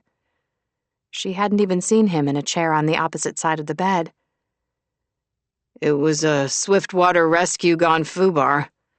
Some idiots thought they could raft the Truckee River with the current at an all-time high from that surprise storm. Willow stilled, then looked at Shane. But you don't do swiftwater rescues anymore. That was the deal. Babe. No! She pulled back. Don't babe me. We were stretched thin, Shane said. I was the only one trained to lead the rescue. Willow took a big gulp of air and instead of screaming, let out a completely involuntary, half-hysterical laugh. Shane looked relieved. Thanks for understanding, He broke off when Luna gave him a warning headshake. Dude, Eddie said, when a woman laughs during an argument, it means the psycho part of her brain has been activated and you should abort. Thanks, man, Shane said, eyes never leaving Willow. Her knees were weak again, but for a different reason entirely now, and she dropped into a chair. How can I make this okay? He asked her. Stop changing the rules on me. The rules? What rules? Eddie looked confused. The captain always takes lead on these rescues. Willow pointed at him. Not now. Eddie shrugged, then stood to offer Luna his chair. How's it going, Chica? You never returned my calls. They'd met at one of the station's fundraising events. That particular one had been held at the Old Tahoe Tap, where Eddie and Luna had danced. Nothing more had happened, which Willow knew because up until the past months, she and Luna had shared everything. Work's just really busy right now, Luna said. Eddie waggled a brow. Maybe we could try again sometime when things slow down for you. Look, Willow said over the span of Shane's bed. This isn't about you right now, okay? In case you haven't noticed, I'm in the middle of a breakdown here. Respect for the breakdown, please. A nurse poked her head around the curtain, looking stern. You all need to keep it down in here. Absolutely, Luna said. Apologies. Willow looked at Shane. No promises. Shane grinned at her, and damn it, that smile. It was going to be the death of her. Unable to help herself, she brushed a kiss to his bruised jaw, then lightly across his lips.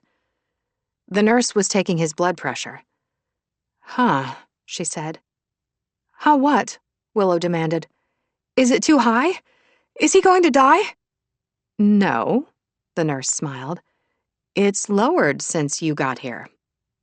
Shane took Willow's hand in his and stared into her eyes. My wife lowers my blood pressure by walking into the room. Willow wanted to both hug him and murder him. How was that even possible? Tell me everything. When Shane didn't speak, she looked at Eddie. He nodded. A kayaker got into trouble on the river. And don't get me started why he was even on the water since we were under a wind advisory, plus the recent snowmelt on top of spring runoff. Suffice it to say, every mistake this guy could have made, he did. And our boy here paid the price. Victim nearly drowned Shane trying to crawl over him to the shore. Shane turned his head and stared at Eddie. Right, Eddie said. Keep my trap shut about the rescue details. I remember now. Willow was trying to take deep breaths to dissipate the image of Shane drowning. Oh my God, you could have died. But I didn't. He looked at the nurse. So when can you break me out of here? You're staying overnight. Everyone out except one person of his choosing. Obviously, that's me, Eddie said.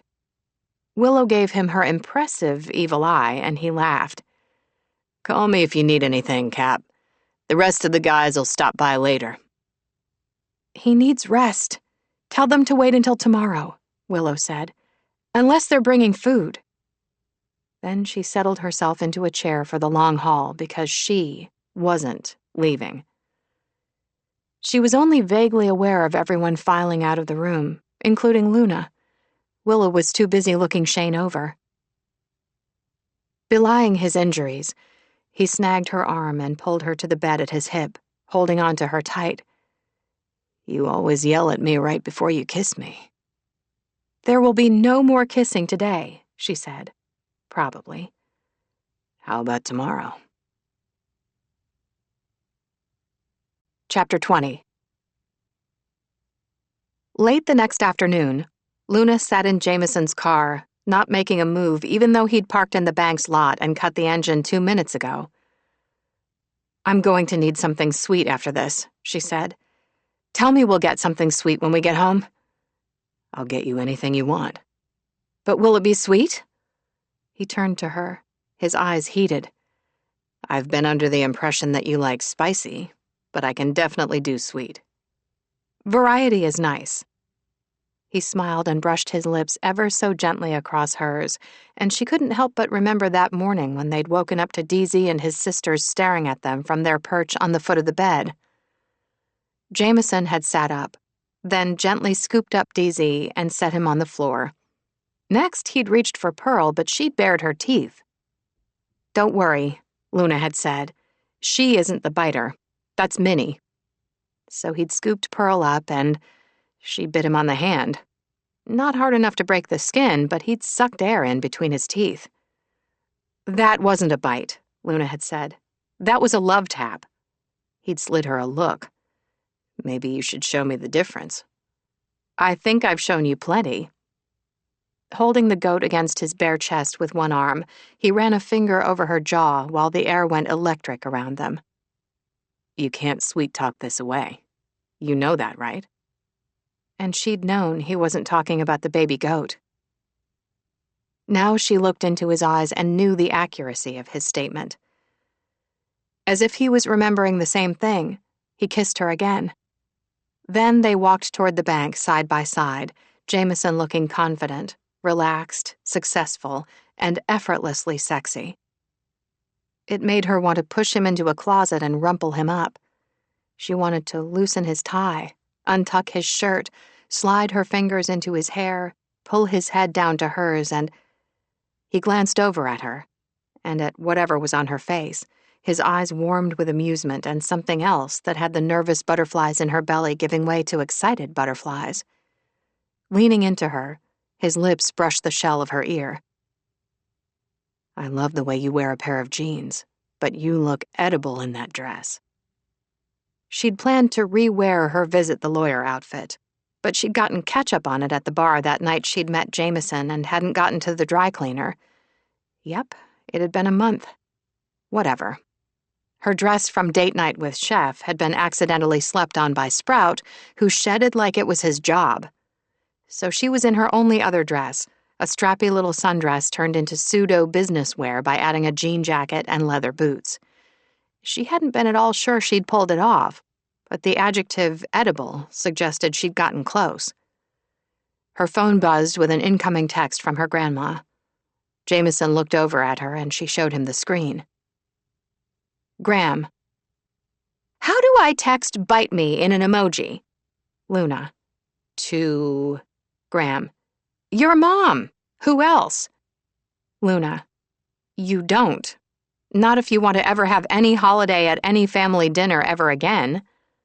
Now repeat after me. I will not text her." Graham. "I'll try." Luna. "Try hard." Jameson smiled and shook his head. You hit the lotto with her. He opened the bank door for her. They were asked to wait. Sitting in the reception area, Luna felt completely out of her element. She didn't even realize she was bouncing her leg until Jameson gently put a hand on her thigh. Finally, a man came and got them, escorting them into an office. "I'm Stan Lawrence," he said. "I understand you're interested in a loan to pay off a debt owed to your investors." "Yes," Jameson said. "I've brought our financial records to show our long-time good standing with this bank, and—" "Sit tight," Stan said, cutting him off. "I'll need to run this past my manager." When he was gone, Luna turned to Jameson. "He didn't even listen to you." "It's a tactic," he said, and shrugged like he understood it. "It's rude." "It's part of the game." "Game?" she asked. "This is a game?" He took her hand and gave it a squeeze. "He's an underling. He doesn't have the authority to help us." She looked around, her nerves in her throat now. "If they tell us no—" "We're not making a huge profit, but we chug along just fine. It's good business for them to say yes." "And if they decide it's not good business?" He squeezed her hand again. "Your grandfather's company worked with this bank for years. We have a well-established working relationship. There's no reason to turn us down. They've already invested in the farm with that line of credit Silas procured a decade ago to use as needed. My point is, they should want us to succeed." He started to say something else, but banker dude strolled back in, rubbing a hand over his mouth, like he was uncomfortable. He sat behind his desk, and without meeting either of them in the eye, he said, "I'm sorry. We can't help you." Luna sucked in a breath and looked at Jameson. Sitting at ease, he didn't give a thing away, not a single thought, remaining his usual unperturbed, impenetrable self. He kept his eyes on Stan but spoke to Luna. "It's because they're owned by a larger bank, a private one that the group of investors run. A fact that should have zero bearing on this. But apparently with Silas gone, they no longer have to play nice." Oh, this was bad. So bad. "We'll use the line of credit then," Jameson said. Stan shook his head. "The line of credit is closed." "Since when?" "Since, as you said yourself, Silas is gone. Everything he had with us is now liquidated, and he's no longer a customer. So unfortunately, we have to go off the farm's financials. The debt-to-credit ratio in the farm is just too high." Jameson shook his head in disbelief. "Silas worked with this bank for decades, and now that he's gone, you're choosing to cut the farm off at the knees instead of letting things take their natural course?" "Honestly, I'd love to help," Stan said quietly. "But this isn't my call. It came from above." Jameson stood, pulling Luna up with him. "Come on, we're done here." He walked Luna back through the bank, his hand warm and reassuring in hers. She was upset, confused, but she wasn't alone. And in that moment, it meant more than anything she could think of, having him at her side, in the trenches with her. "Jameson?" "Not here," he said. And 2 minutes later they strode out and into the sun that was way too cheery and bright for how she felt. Jameson opened the passenger door of his vehicle for her, and then slid behind the wheel, phone in hand. His eyes, when he glanced over at her as she buckled in, were dark and stormy. He was angry, she realized. Really and truly angry. The cool calm was still there, but she bet she could make popcorn from the energy coming off him. "You don't have to do this," he said into the conference call with as many of Silas's old cronies as he could get on the line, including Brett. "You don't have to force us to fail by convincing the bank to be on your side. If we're not a good business, we'll fail all on our own." He sounded so logical and in control, and he listened, then said, "I wouldn't count on us going down for the count." Whatever they said to him after that, he shook his head, disconnected the call, and set his phone aside. "You didn't expect to be turned down," she said. "No, but this isn't a business decision. There's something else going on." "What does that mean?" He turned and faced her. "It means they want the farm, no doubt for the land, and they're going to get it over my dead body." She sucked in a breath. "I'm really hoping it doesn't come to that. I like your body just as it is." And then her stupid eyes filled. With a low sound of regret, he pulled her into him. "It's going to be okay." Pressed up against him, his strength became hers. She drew a deep breath and nodded. Jameson didn't lie. She was going to believe in him. They would be okay. Chapter 21. She liked his body just as it was. Jameson let the words sink in, let himself enjoy a rare moment of personal pleasure. Well, maybe not so rare, as ever since he'd come to Tahoe, he'd had more of a life than he could remember ever having, thanks to the woman next to him. And he'd failed her. "Luna." "Turn left out of the lot," she said, and then gave him directions on the road until they were at a secluded spot at the lake. "Come on," she said. And just as he'd done at the bank, she came around and took his hand, sweetly squeezing it, comforting him. She led him past the wild grass to the edge of the sandy beach. It was 70 degrees outside, the sky a blue so pure it almost hurt to look at it.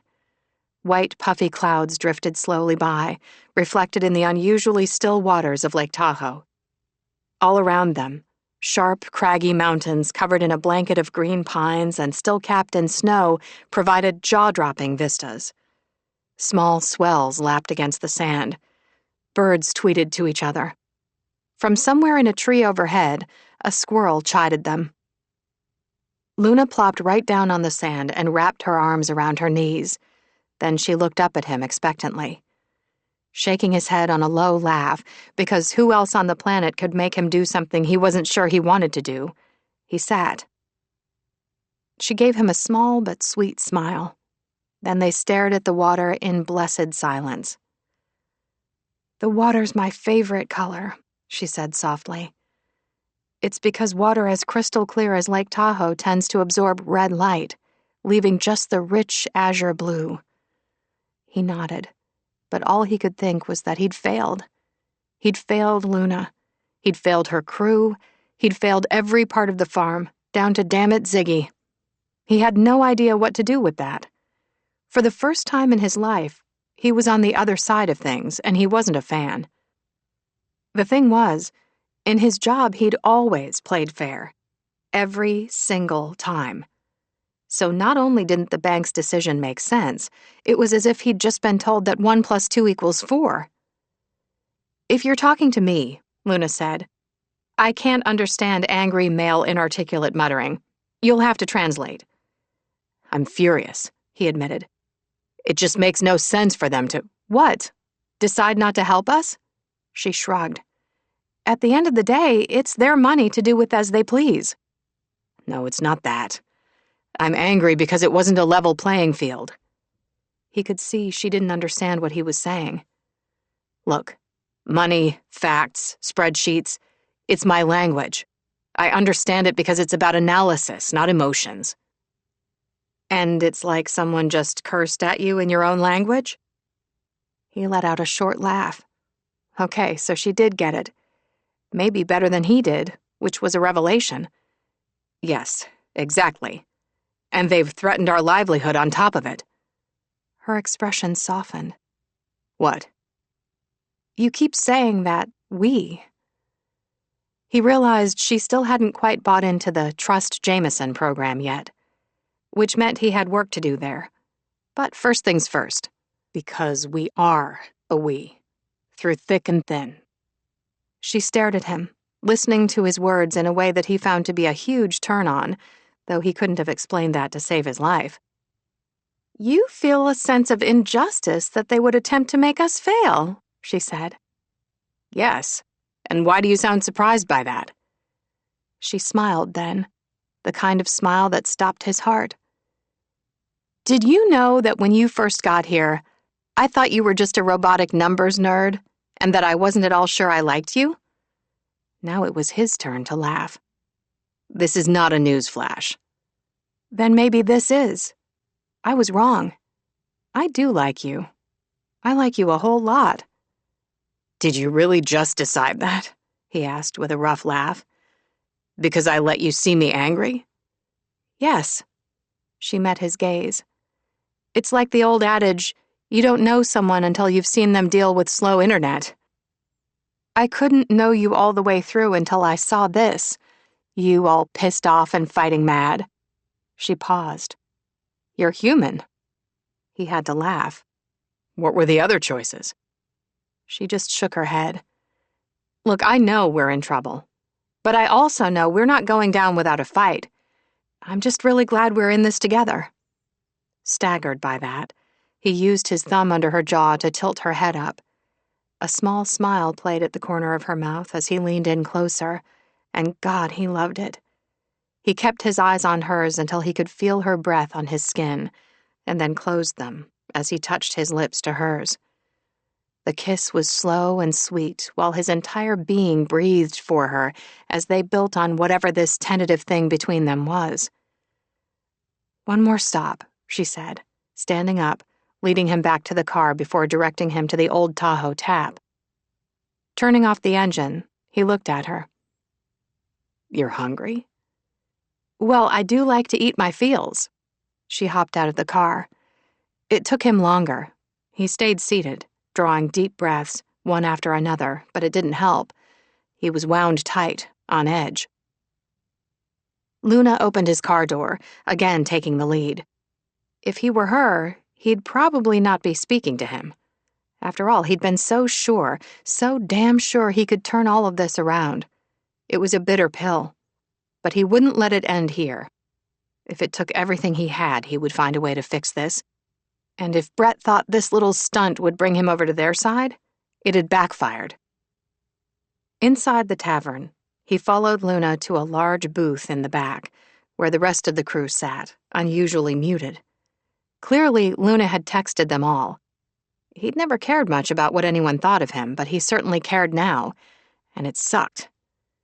Luna slid into the round booth, looking up at him when he just stood there. "Give me a call when you're finished here," he said. "I'll come get everyone." Stella grabbed Jameson's hand and tugged him into the booth as well. "Give you a call? What? You think you're not welcome here?" "You already know what happened," he said. "Of course. But, honey, it's not your fault. And it's all going to work out." For the first time, he wanted to believe she actually could tell the future, that the world wasn't just spreadsheets and analytics and math. "Because you read my palm?" She laughed. "No, silly. Because I believe in you. We all do." This wasn't good news. Still, it kind of stunned him that the sheer support they always gave each other had been extended to him. He wondered if they were aware of how rare and amazing it was. But of course they knew. They'd found each other. They'd built relationships together. A family, more real than any blood tie could be. A waitress brought over a couple of pitchers of beer. Luna poured everyone a glass, then looked at them all. "Stella's right. We'll find a way." "I don't get it," Milo said. "How could they do this to us?" "It doesn't matter," Luna said. "We're going to rally like we always do and find another way to make that balloon payment. We'll up our game somehow. We'll get help." Jameson didn't have the heart to correct her, and he certainly had no intention of telling her that she'd already had help just breaking even every month, but that her help had passed away. "So what's the plan?" Chef asked. All eyes, including Luna's, turned to Jameson. Great, now they were listening to him. He racked his brain for something constructive to say. "Well, for starters, we'll try other avenues for a loan. Maybe new investors." Luna perked up. "Yes! Once upon a time, this was one of the biggest farms in the region. We're the heart of the community. That means something to the town. They'll want to help." Milo raised his hand. "I can also get social media influencers and bloggers to post about us, and link to a donation page I'll put up on the website. They love a good cause." "I've got a long-distance friend who'd be willing to invest in this place," Chef said. "Is that your ex?" Milo asked, eyes narrowed. "The so-called app developer you once had a long-distance relationship with because he was too busy to come out here? That guy was so catfishing you." Chef patted his hand. "Honey, green is not a good color on you." Catfishing aside, "These are solid ideas," Jameson said. "We could get people to adopt a tree," Jeb said, using air quotes for adopt. "With a donation. They could each get a plaque with their name at the base of the tree. Or we could add benches out in the orchards, which would also be available to have plaques on them. With hundreds of trees, it'd be a great moneymaker." Everyone stared at him in shock. "I've never heard his voice before," Milo whispered. "Very manly." "I'll say," Stella said, and winked at Jeb. "Hey, just because I don't speak doesn't mean I can't," Jeb said. "It's just that you all chatter so much. Half the time I can't get a word in edgewise, so I don't bother." He looked at Jameson. "But I like this job. I want to help." "Your idea is fantastic," Jameson said honestly. "And easy to implement, thank you." He looked at Stella. "We'll make the benches wood, not stone." "My hemorrhoids thank you," she said. Shane and his fellow firefighters will all want in, Willow said. Jameson nodded. How's he doing? Shockingly good. The man's made of steel. He was released from the hospital and is resting at the firehouse being spoiled by his guys, all of whom love to cook. They are great at raising money. Just last month, they raised $40,000 for the library. I know they'll want to help. Luna smiled at her. That would be amazing. Willow didn't exactly smile back, but her eyes warmed, and Luna looked relieved and grateful. Stella waved her hand. My BFF's sister's husband's brother is a big VC. That's short for venture capitalist. I bet he'd invest. Didn't you marry him? Luna asked. Back in the 60s? Yes, but it was my own bad luck that I divorced him before he got rich. We're still friends, though. Oh, we could have a moon harvest festival. No, Luna shook her head. Last time your friends came over for a moon festival, they went moon-clad and we got cited for indecent exposure. Hey, that was only because one of the girls' husbands was a cop, Stella said. He stopped by, and when his captain caught him here, he got in trouble and had to cite us. It was really just a big misunderstanding. Probably if he'd kept his clothes on, it would have been fine, hindsight being 20/20 and all. Jameson was speechless, but not Luna. No moon harvest festival, she said firmly. But I do think we're on the right track here. We've got a month left to pull this off. By then, some of our plans will have come into play already, like Willow hosting those 2 weddings next month.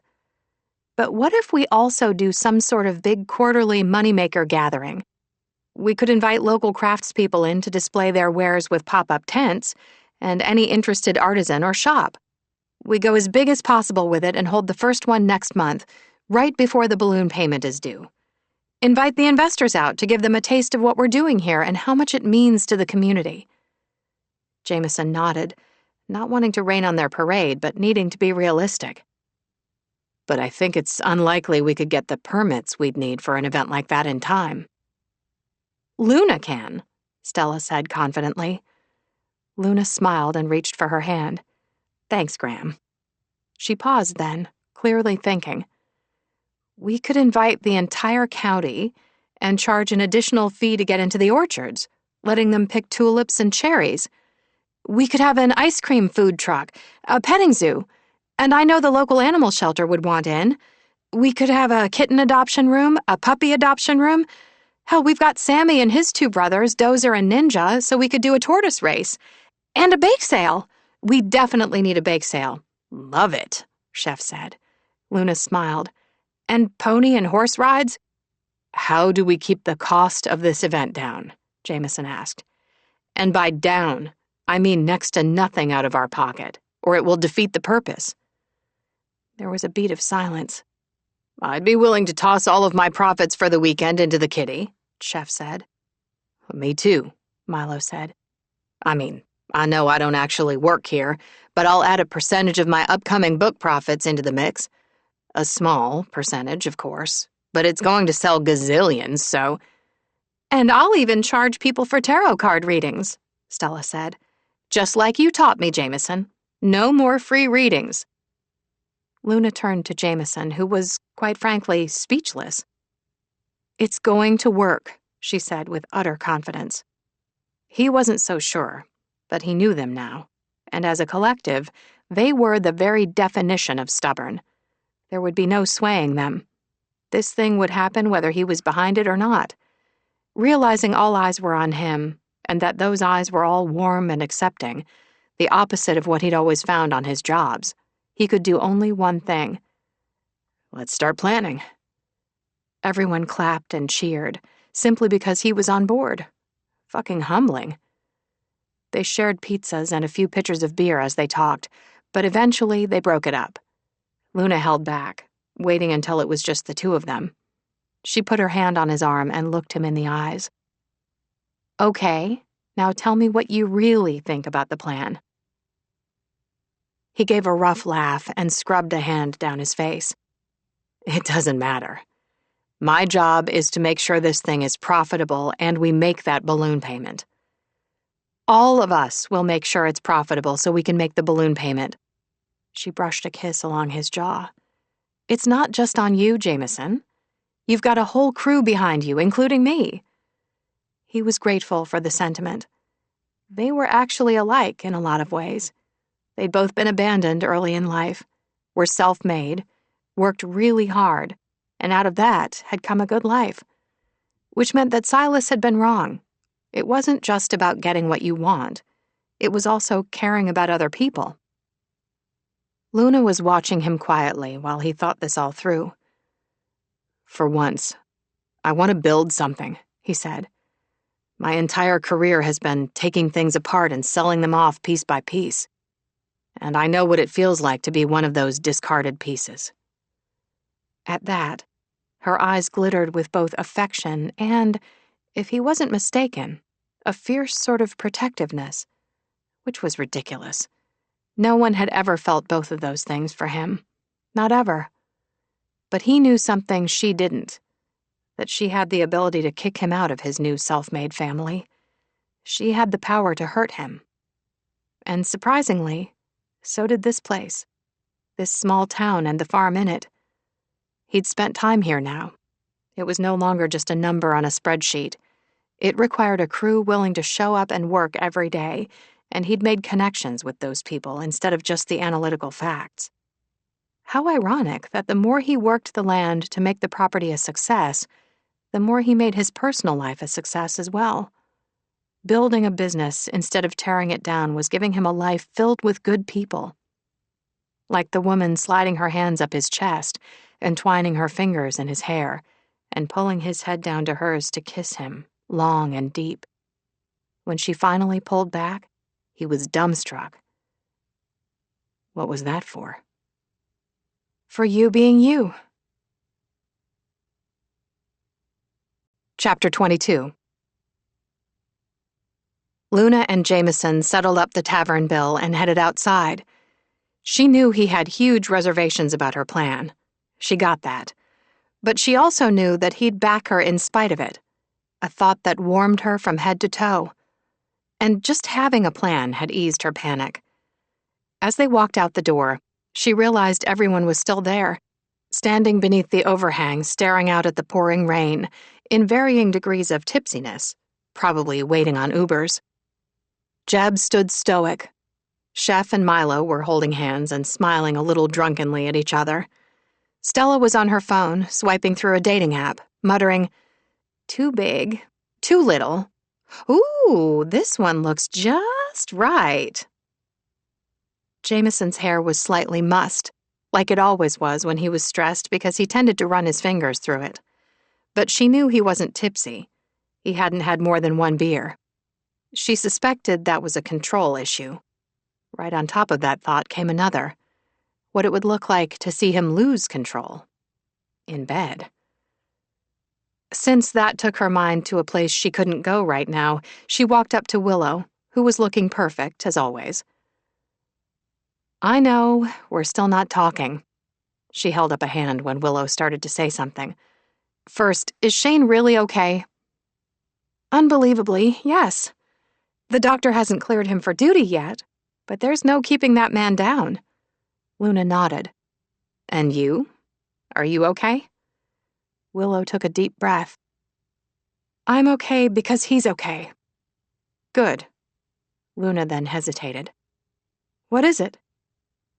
I'm going to spend the day in town tomorrow drumming up interest in our fair. I'm putting you in charge at the farm. Willow straightened up. Are you serious? Like, I get to be head in charge of everything? Yep. I'm handing over the proverbial key to the kingdom, and you're queen for a day. Behind Willow, Chef was giving Luna the knife across the throat motion. Milo had his head in his hands. Unclear whether that was because he was drunk or worried. Jeb was his silent, imperturbable self. God help us all, Stella whispered, and made the sign of the cross even though she wasn't Catholic. Willow was jumping up and down and clapping. I've always wanted to be queen head in charge of everything. Let's call in sick tomorrow, Milo whispered to Chef. Don't you dare, Willow said, pointing at them. I want all my minions. Chef gave Luna puppy dog eyes. It's going to be fine, she said, and watched as they all piled into 2 Ubers. She waved them off and then turned to Jameson, finding him watching her pensively. Sometimes, he said, no matter how badly you want something to work out, life throws you a curveball. Not this time. She was certain of it. Almost 100%. Okay, maybe 75. They got into Jameson's car, and she watched him drive for a moment, trying to clamp down on her curiosity, but couldn't do it. Have you had a lot of curveballs? Yes. What was your very first one? She asked. Probably when my dad walked away from me and my mom. She sucked in a breath. He'd never mentioned his dad. How old were you? 5. When she gasped at that, he lifted a shoulder. He remarried and started another family. Wasn't interested in me after that. I think he just didn't want a reminder of his past. She hated that for him. Hated how alone he'd been after his mom had died. She already knew him to be strong, inside and out, but she was only beginning to realize the depths of that strength. What about you? He asked. What about me? He glanced over at her. Tell me a curveball you've had. He smiled at what was undoubtedly panic on her face. We've been through this. Turnabout is fair play. True. Well, today felt a whole lot like a really big curveball. Yes, but since that was a curveball for both of us, it doesn't count. Right. Drawing a deep breath, she went with her usual surface answer. Well, I did fall in love with a man who turned out to be gay, blah, blah, blah. He made the sound of a game show buzzer. Something I don't know, Luna. I'm ridiculously stubborn? He didn't smile. He wasn't playing. Luna let out a laugh that sounded a little shrill to her own ears. You already know everything, and would you look at the time? By that point, they were back at the farm, and she got out of the car and they walked to her cabin, where she bounded up the porch steps. He was right with her, and caught her before she went inside, gently turning her to face him, slowly pulling her closer, his hands on her hips. It was a dark night, but she'd left the porch light on, so she could see him in the warm glow. He hadn't worn a jacket, and raindrops clung to his hair and face. He had at least 3 days of stubble going, which for some reason was a huge turn-on. She wanted to touch him, and then wondered why she held back. So she didn't. Lifting her hands, she let her fingers brush along his jaw. Tell me something I don't know, he repeated softly. Her gaze was locked on his mouth, the memory of how it felt on hers always there in the back of her mind, day and night. Okay, well, I really want to kiss you right now. That got her a smile, which was when she decided the hell with it and kissed him. He kissed her back, and it was somehow both hot and sweet. And then, just sweet because he pulled back entirely, looking at her with those eyes that seemed to compel her to let him in. Fine. She had to rack her brain because she'd been hiding for a long time. So, my parents didn't tell me. Didn't tell you what? That I was adopted. His brows shot up. What? Yeah, I found out at school from a kid when I was 13. He shook his head. That is not okay. It was a pretty devastating plot twist, she agreed. Did they say why? Not really, she shrugged. Just that they'd planned to tell me when I was old enough to understand and not freak out. He shook his head in stunned disbelief, and she felt some of her tension drain. He got it. He got her. He cupped her face. Thank you for trusting me with that. Unlocking the front door, she pulled him inside, not turning on any lights. I've got something else I might want to trust you with. Name it. She pulled off her wet denim jacket and they moved to the couch, where she gave him a little push down to the cushions. Some things a man should find out for himself. A game. His voice was low and sexy as he pulled her down beside him. I'm good at games. He slid his hands to her waist and tugged until she lay flat on the couch, lots of lean muscle and highly motivated and determined male testosterone pinning her there. He kissed the soft, sensitive skin just beneath her ear, eliciting a gasp of pleasure from her. She felt him smile against her skin as his mouth went on a hot, wet, thorough tour to the hollow of her throat, making her writhe beneath him for more. Her hands slipped inside his clothes, trying to get him naked. Jameson. His fingers nudged the straps of her sundress off her shoulders, and with one tug, she was bared to him. And the way you taste. Lowering his head, he kissed everything he'd uncovered before making a home for himself between her thighs. And I especially love the way you look like this. Rising up, he pulled off his shirt while she undid his jeans. Thankfully, he'd taken to having condoms on him after a late-night foray in the barn one night that had been one of the best, most erotic nights of her life, even when they'd finished to discover a very curious Estelle the emu watching them. It made her chest warm with affection that he didn't question the crazy in her world. He just accepted it, at every turn. Still with me? He asked, a hand cupping the side of her face. Like you don't know just how with you I am. He smiled. Admit it. You're charmed by me. Just about everything you do charms me, she admitted.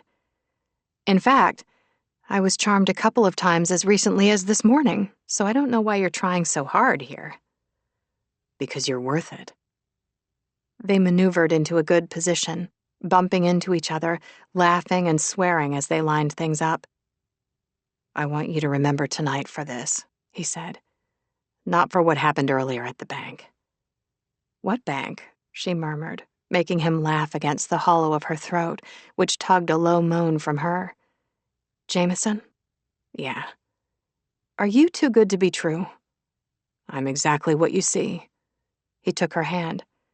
Let's go to bed, where I'll show you again, and then again, until you believe. Chapter 23. Willow went to bed early, but the bed felt too big. Also in the too big department was the house she and Shane had bought when they'd moved back to Sunrise Cove. Too big and cold and empty. Why hadn't she insisted Shane recover from his accident here?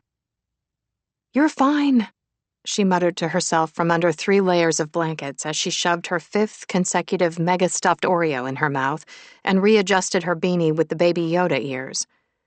She reached for her sleepy time tea that might or might not have been laced with a tiny dollop of whiskey.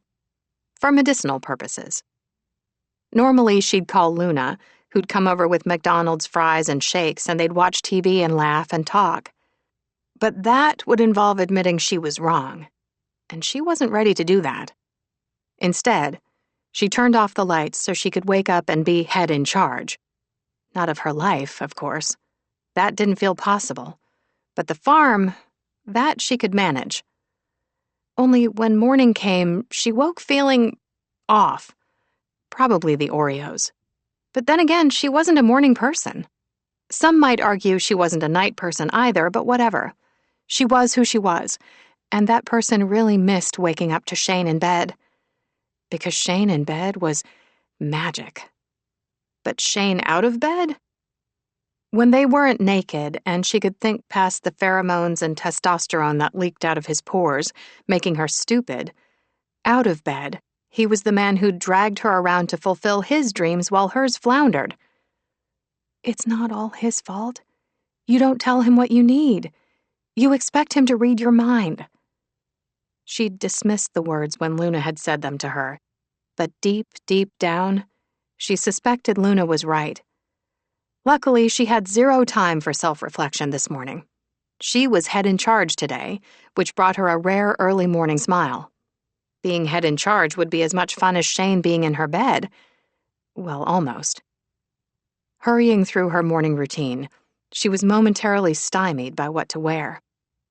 When she worked in the gardens, she wore jeans and work boots, with sexy lingerie beneath because, well, a girl's got to feel good about herself, right? Standing in front of her closet in her favorite ivory lace satin bra and panty set, she eyed her clothes. Even though Luna wore jeans while being head in charge, Willow couldn't do it. So she wore her favorite peach sleeveless belted pantsuit. She'd be cold, but the look was worth it because nothing said boss like looking like a boss. As she was heading to the offices to grab Luna's daily planner, her phone rang. The way her body vibrated in sync with her phone's vibration told her it was Shane. "Are you okay?" 100%, he said. She sagged in relief.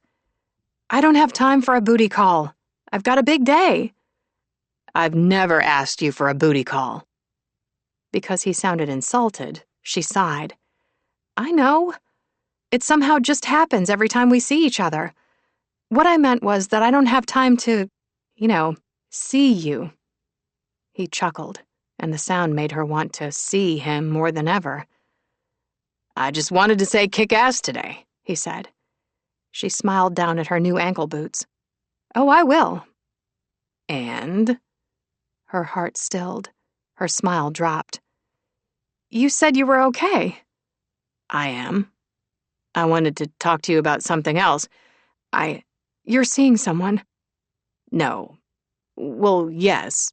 Who is she? Her heart stopped.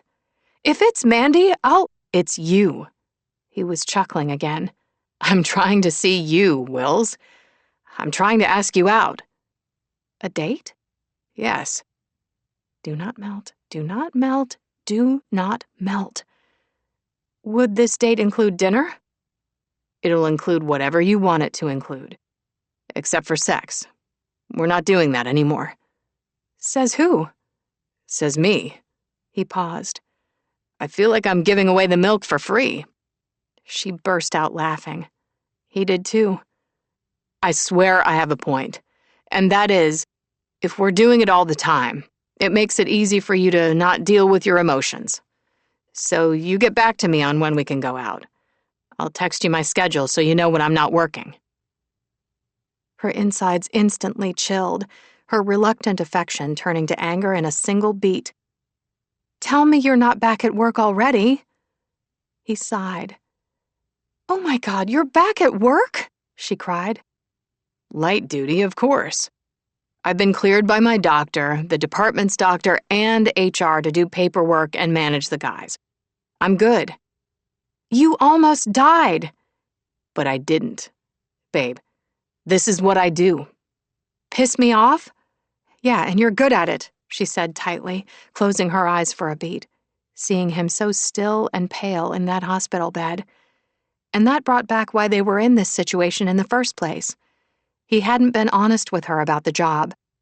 Clearly, he felt he had to manage her and her responses. All she wanted was him alive, damn it. Was that so wrong? "I gotta go." "Willow." She ended the call so hard she broke a nail, and now felt even worse.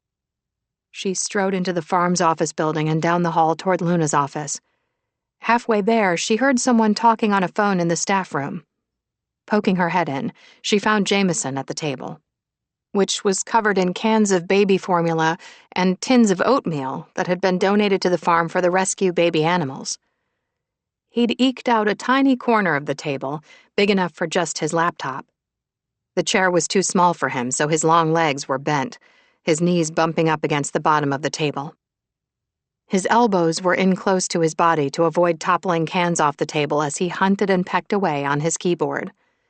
She nearly smiled. Nearly, but not, because she didn't feel good and she suspected she was hangry. "Why aren't you using Luna's desk today?" "You'll need it. It's okay," he said when she opened her mouth to protest. "I'm fine. I've worked with way less." She wondered what his life had been like, always on the move. Then she had to laugh because she knew exactly what it felt like since Shane had moved her 5 times in the 12 years they'd been together. "What's so funny?" he asked. "Not funny, exactly." She took a stack of cans near his elbow and put them on the counter next to the coffee pot, repeating that for his other elbow. giving him more room to work. I just realized that maybe we have a lot in common. You mean because the people in our lives think we're emotionally bankrupt since we're not open books? She choked out another laugh. No. I meant because neither of us has had much of a choice about moving around all the time. He shrugged. I chose this life. Well, I didn't. He met her gaze, his own non-judging but frank. But you sort of did, right? I mean, you chose to stay with your husband. We're all in the driver's seat of our own life. Well, hell. She felt that little kernel of wisdom hit her right between the eyes. How was it that someone she barely knew appeared to know her better than anyone? Are you always this bluntly honest? It serves no purpose to be anything but. She snorted. You might have a point there. She headed to Luna's office, grabbed the day planner that Luna had told her she'd need, and then stared at a fat pad of notes labeled Read Me First. With a sigh, Willow sat. But no sooner had her butt hit the chair than her phone rang. It was Stella, who answered the farm's phone, mostly because she was the nicest and had the most patience. Hey, honey. The electrician's out at the barn. He's got questions for Luna. Electrician? Willow asked, putting the notes aside and flipping through the planner. A meeting with Tony was listed. Is it a guy named Tony? Yeah, and he's in a hurry. Sorry, gotta run. But nothing, because Stella had ended the call. Awesome. She rushed out to the barn, lugging the heavy planner. Shep looked relieved to see her, and it didn't take a genius to see why. He was literally the Pied Piper with a line of ducks behind him, quacking. It's feeding time, he said apologetically, and bailed on her. She turned to the man in overalls with a patch on a peck that read, Tony's Electrical. Hi, how can I help you? He scowled. You're not Luna. I am today. She offered a hand. I'm Willow.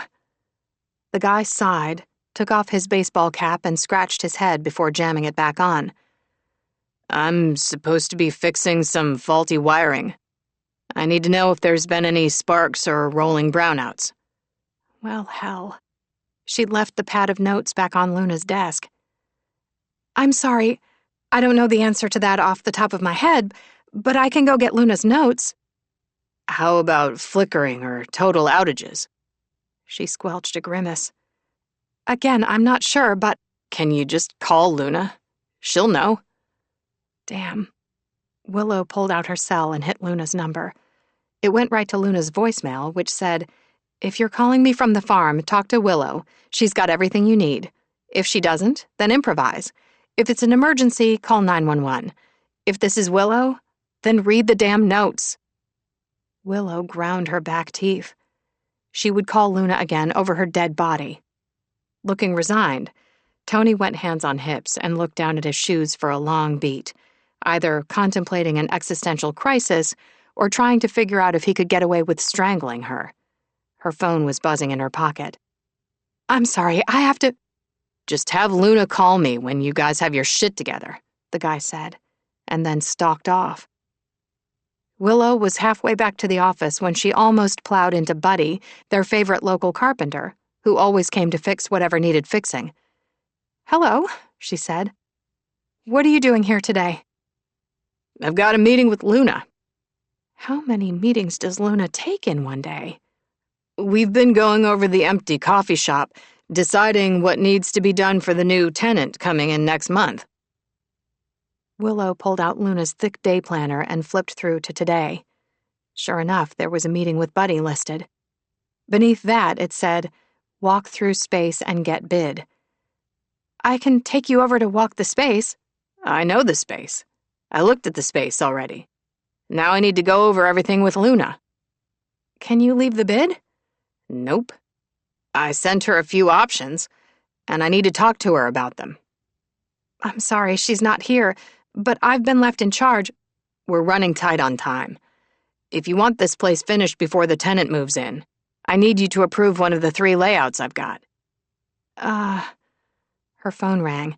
And grateful for the interruption, she held up a finger and answered her phone. "I need you to come to my cabin right away," Milo shouted in her ear. "But first call the plumber." "What's wrong?" "We've got a toilet leak and it's a doozy. We're talking brown trout swimming wild and free." Oh, dear God. But at least there was a list of contacts in the planner. "What's the plumber's name?" she asked, running her finger down the list. "I don't remember. He's on Luna's contact list." "Okay, but I don't know which one he is." "His name is Lewis, I think. Call Luna and ask." "I'm not calling Luna. I've got this under control."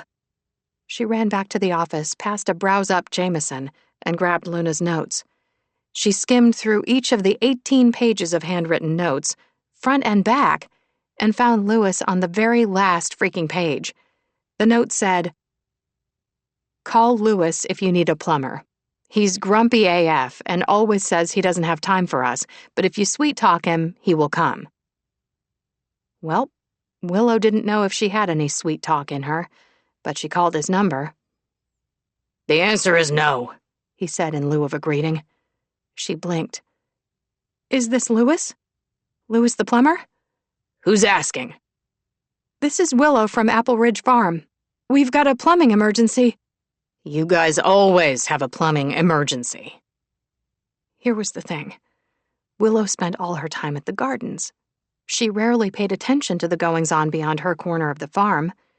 She didn't even really know why, other than she'd been very busy pouting over having to move back, asking Luna for this job in the first place, and the state of her marriage.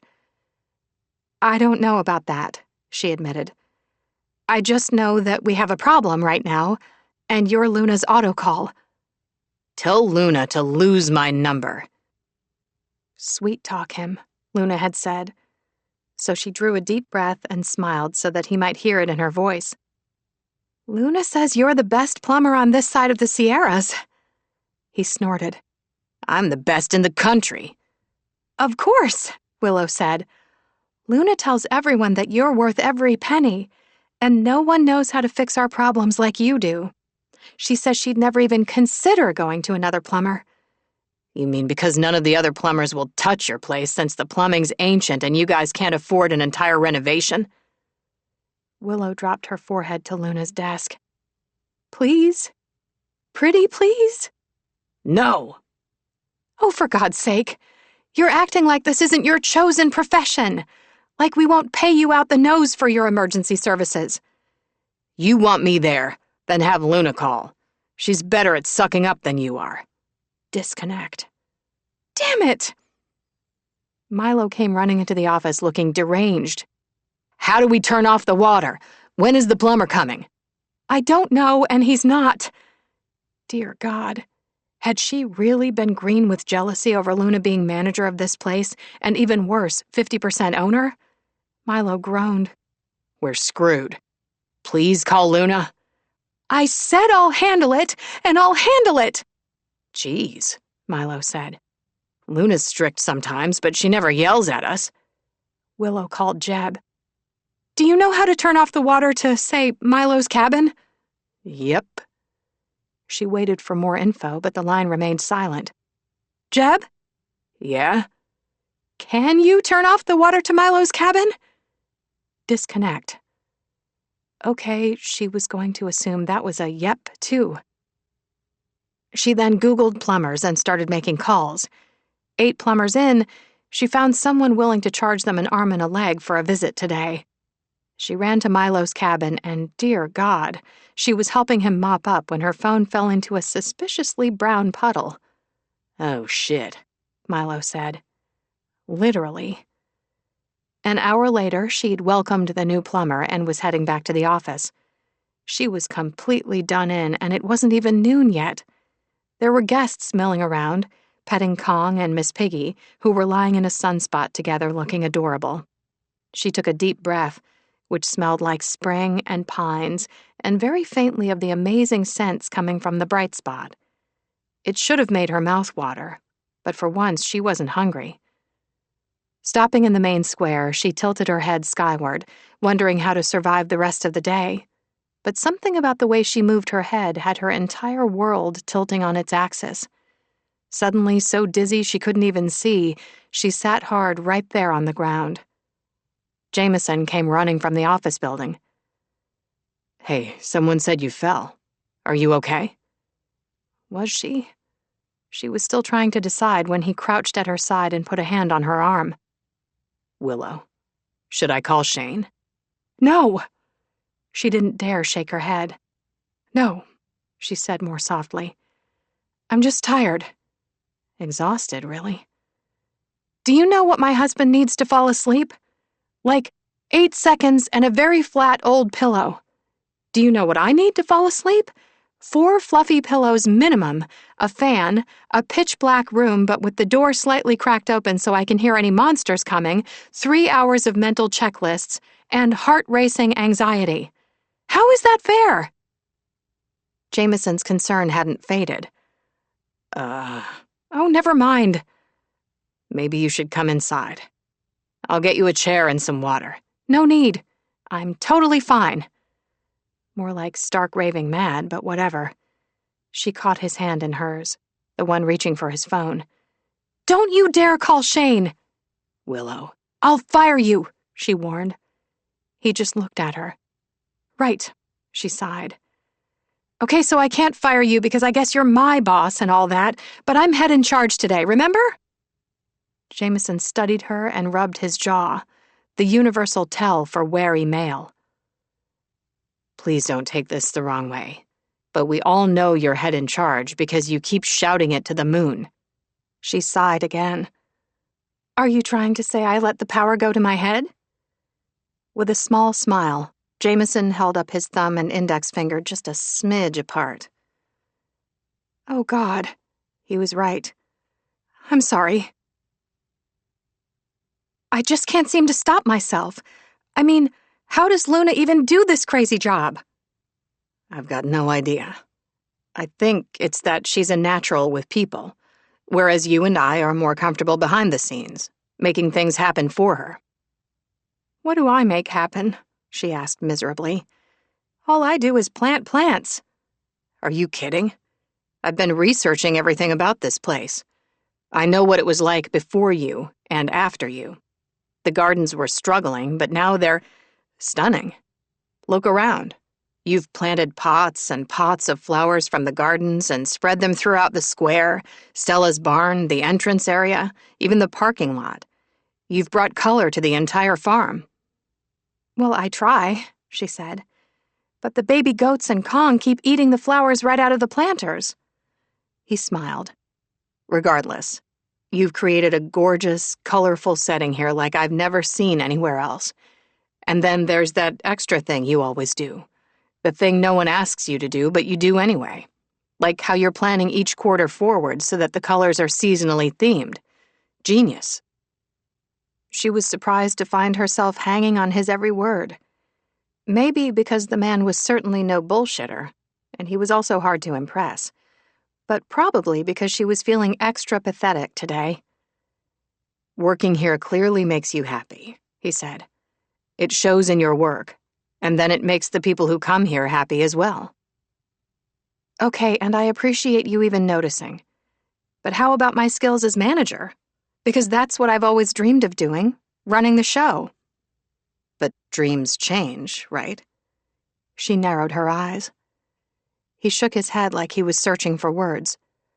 "Look, it's hard to say to yourself, hey, maybe that dream I had when I was younger isn't the right dream for me now. Maybe my dreams changed. Especially when you get..." She held up a hand to stop him. "If you're about to say older, I swear I won't be responsible for my actions. I'm only 28, you know." She squelched a grimace. "Okay, fine, I'm 30. Whatever." "You're missing my point." She tossed up her hands. "I'm still waiting for your point." He laughed wryly. "Sometimes letting go of what you think your life should be, in order to accept what it actually is, can be..." "Crushing," she whispered. "Like the picture of the life you had in your brain doesn't exist anymore?" Eyes sympathetic, he nodded. So you have to take stock around you and go, okay, what do I want to do now? What is actually the thing that's going to make me happy? She'd always envisioned herself as her own boss.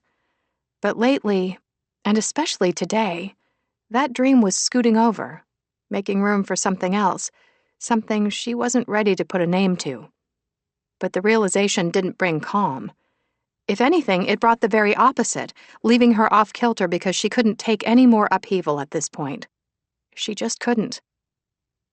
I really thought I was jealous of Luna, because she's got all this success, but, he asked, seemingly willing to sit on the ground with her in the middle of the square, with guests milling around, for as long as she needed.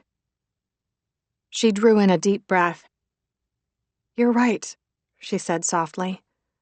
"My old dream is making me miserable." "Hand me your phone," he said. "I'm going to put in my contact info so you can call me if there are any more issues you need help with today." "My phone's out of service." He looked surprised. "I dropped it into a puddle of poop at Milo's." Jameson appeared to try and hide his smile, but he failed. "I guess that would do it." Willow blew out a breath and put a hand to her belly, which was still upset. "It's been a day." "I bet I can improve on it." "Only if you've got a private jet ready to fly me to a deserted South Pacific island." "Sorry, no," he said on a laugh. "But a call came in right before I came out here. Better Homes and Gardens magazine wants to do a spread on your botanical gardens." Disbelief warred with excitement. "Better Homes and Gardens magazine?" "Yep." "Like the Better Homes and Gardens?" He smiled and nodded. "Better Homes and Gardens magazine," she repeated again. "You swear?" "I do." She opened her mouth to say something and threw up on Jameson's shoes. Mortified, she gasped out, "I'm so sorry." He gently patted her back while calmly making a call. "Can someone bring me a bottle of water and paper towels to the square?" Stella showed up less than 2 minutes later with the requested supplies. Jameson twisted the lid off the water for Willow. She expected him to use the paper towels for his shoes, but he handed those over as well. She wiped her mouth and mopped her sweaty forehead, overcome with humiliation. "I'm really so sorry." He shrugged like shit happens. "Let's get you home for the day." Here was the weird thing. She was feeling 100% better. "I'm okay, honest," she said, while both Stella and Jameson just looked at her with concern. "But Better Homes and Gardens?" she asked Jameson again. He nodded. She grinned. "Better Homes and Gardens," she repeated, just to hear it again. "Yes," Jameson said warily. "Are you in shock? Are you going to throw up again?" "No and no." She reached for her phone to call Shane before remembering 2 things. 1, she had no phone. And 2, she was still mad at him. She thought of Luna, but, well, they weren't really talking yet either, and an emotion swamped her. She was pretty sure it was loneliness mixed with sorrow. Here she'd just had a huge milestone happen, and she didn't have her peeps to share it with. She'd asked them both for time and space, and that's exactly what she'd gotten. Chapter 24. Jameson spent the next few days seeking financial options for the farm, optimizing the books he'd finally finished entering into an actual accounting program, and going through the reports, analyzing the places where they were especially vulnerable or actually bleeding money, as well as where they were solid and in the black. He spent his nights in Luna's bed. He was pretty sure what they'd been doing to each other wasn't just sex, and knew Luna felt it too. Something had been established between them now.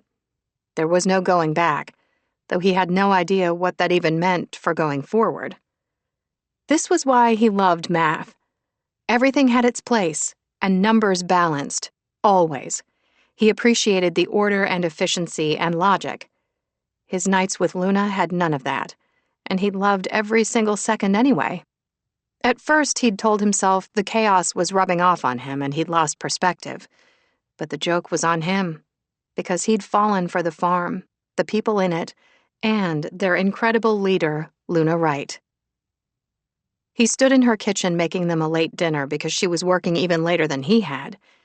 She'd put Willow in charge again because, as she'd explained it, she didn't want her to feel defeated or to give up on a bad note, and then had spent the day in meetings at Town Hall, still working on getting the permits they needed for their event. He had Sprout tucked against his chest with one arm, the other hand stirring his spaghetti sauce when someone knocked on the door. Since he could practically reach the front door from the kitchen, or anywhere in the tiny cabin for that matter, he opened up with Sprout still in his arms. "Hello," Stella said brightly, brushing a kiss to his cheek and then Sprout's before pushing past him. "Are you cooking for us? Smells amazing." "Us?" Chef and Milo entered behind Stella. Chef gave him a half hug and a wink, and Milo handed over not one but 2 pitchers of pina coladas, he said. "Sorry ahead of time for the incoming circus." Stella laughed. "It's poker night. Of course it's a circus. Luna forgot to mention she's hosting tonight?" "Yes, but she's been swamped." "Too swamped," Stella said. "And of course you'll join us." She gave him a sassy smile. "Last time was beginner's luck, is all." An emotion filled his chest, and it took a moment to label it. He felt accepted, a new and alien feeling that he had to admit he liked.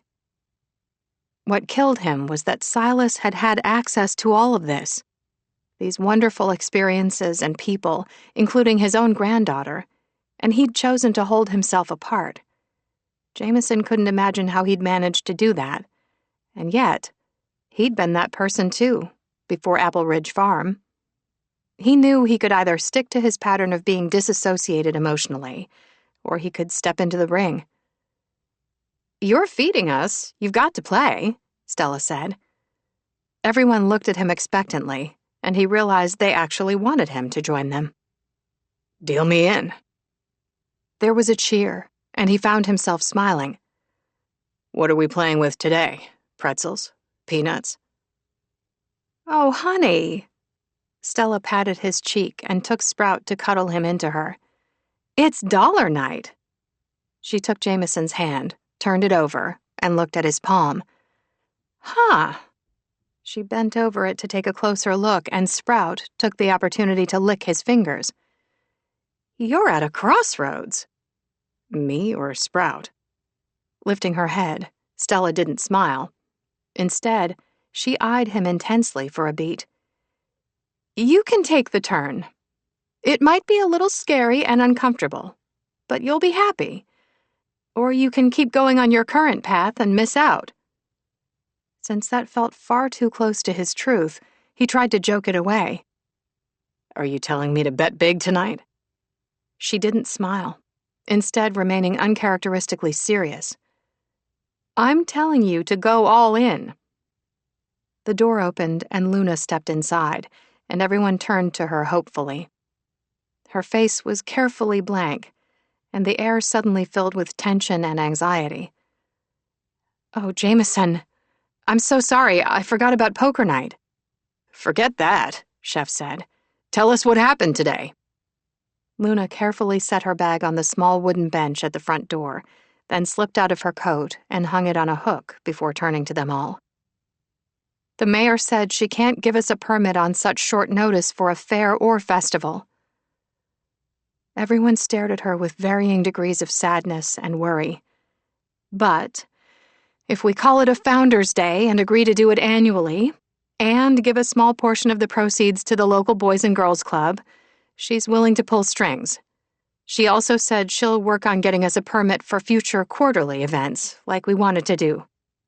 Now deal me in." She sat at the table. Everyone continued to stare at her. "I'm sorry," she said. "Did you not hear me?" She beamed. "We're good to go." Everyone sagged in relief, then cheered and began talking at the same time. Jameson sat next to Luna and smiled. "You're amazing. You made it happen." "Of course she did," Chef said. "She's Luna." She looked around. Where's Willow?" "She had another long day, honey," Stella said. "And she got nauseous again. I think it's her anxiety. She threw up on her brand new baby tulips. She went home to get some rest." Luna opened her mouth, then closed it, like maybe she was holding something back. She looked at Jameson. "I hope it was the loafers." "Nope," he said. "There's always next time." Luna turned to the rest of the table. "How did she do today with the actual managing?" she finally asked. The entire table groaned. "Oh, come on," she said. "It can't be that bad. The place is still standing." Chef coughed into his hand and said barely at the same time. "She tried her hardest," Stella said diplomatically. "Oh, and regarding Founders Day, I've already designed the flyers and created the landing page for Milo to put up on our website." Luna's jaw dropped. "What? When?" "I had it ready to go, because I had no doubt we'd need it." Stella turned her phone toward Luna and showed her the design. "I'll call it Founders Day and have them printed tomorrow and hung up all around town right after." "Send me the design," Milo said. "I'll take out ads on the Sunrise Cove Facebook page and local papers and sites like the town's webpage." "And I've got a menu planned," Chef said. "People are going to go nuts." Jameson, who hadn't been able to take his eyes off Luna, smiled when she looked his way. "Not bad, partner." She put her mouth to his ear. "Last night you used the words mind-blowing." He felt a grin split his face. "And I can't wait to come up with new adjectives tonight." "As long as it's better than not bad, partner." Lightning quick, his teeth sank gently into her earlobe, smiling when she shivered. "I think I can manage that." Jameson slid out of Luna's bed at dawn, then looked back at her sprawled on her belly, sleeping like the dead, hair in her face, breathing slowly and deeply. It gave him a Neanderthal thrill to see her so completely sated, a thrill that was weighted with something else: regret, guilt. He'd made a promise to Silas, but lately that promise had felt like an albatross around his neck, and the more time he spent with Luna, the heavier that promise felt. Fact was, it had become a burden. It no longer felt right to carry it, and if he was being honest with himself, it hadn't for a while. He wished he'd been smart enough to figure this out before he'd slept with her, because he'd sealed his own fate by waiting. Now, when she found out, and she would because he was going to tell her himself, she'd kick him the hell out of her life. And she'd be right to do so. His heart gave a little jump at that, but it wasn't productive to worry about it now. Instead, he gave in to his need to watch her sleep for another moment, imagining waking her up by running his hands down her spine to her perfect ass, lifting her hips from the bed, and... She sighed and turned her head away from him. Knowing he needed to go before he gave in to urges he didn't have the luxury of satiating, he quietly made his way out of the bedroom, planning on making her breakfast. Halfway there, he stopped short at the large lump on the couch, which should have been empty since he was no longer occupying the spot. The tall lump moved and then sat up. It was Chef, who pointed at Jameson. "I know what you did last night. Or should I say who?" It wasn't often that Jameson found himself speechless, but he was now. They hadn't tried to keep this to themselves, but they hadn't taken out an ad either. Sorry about the company," Chef yawned. "The pina coladas really got to me. So when Milo told me he was taking an Uber to spend today with his mom, I stayed. Which, FYI, I've done 1,000,000 times. Luna's never minded before, but then again," he chortled, "she's never had an overnight guest here before either." Jameson thought of the things he and Luna had done to each other in the night, heart-pounding, incredibly erotic things, and tried to remember how loud things had gotten. "Don't worry, I didn't hear a peep from you," Chef said, reading his mind. "But either you kept forgetting your own name, or Luna really, really likes saying it." Shit. A large throw on the chair in the corner began moving too, and Stella emerged. Her hair looked like the top of an ostrich's head, and her makeup had shifted from her eyes to the rest of her face. "Sorry," she said, not looking sorry at all. "I wasn't sure I could get home either." "It's like 25 feet from here," Chef said. "Okay, I didn't want to miss anything." She smiled at Jameson. "I see you picked a road and figured it all out." Chef divided a gaze between them. "What did he figure out?" "That he and Luna speak different languages. Her love language is actual words, which, no offense, isn't your strong suit, Jameson. That's not the real problem, though. The problem is that your love language is actions. Actions are all that matter because you can't always believe words. How am I doing so far?" Shockingly accurate. Chef took one look at Jameson's face and grinned, then rolled off the couch. "Fascinating. But I like living. Something that if she finds us talking about her would definitely be over for me." He stopped and turned back. "Oh, and some advice. Don't let her get away with not sharing. She held back big time with me, and I'd bet my last dollar she's doing the same with you. She's afraid to open up and not be accepted as is."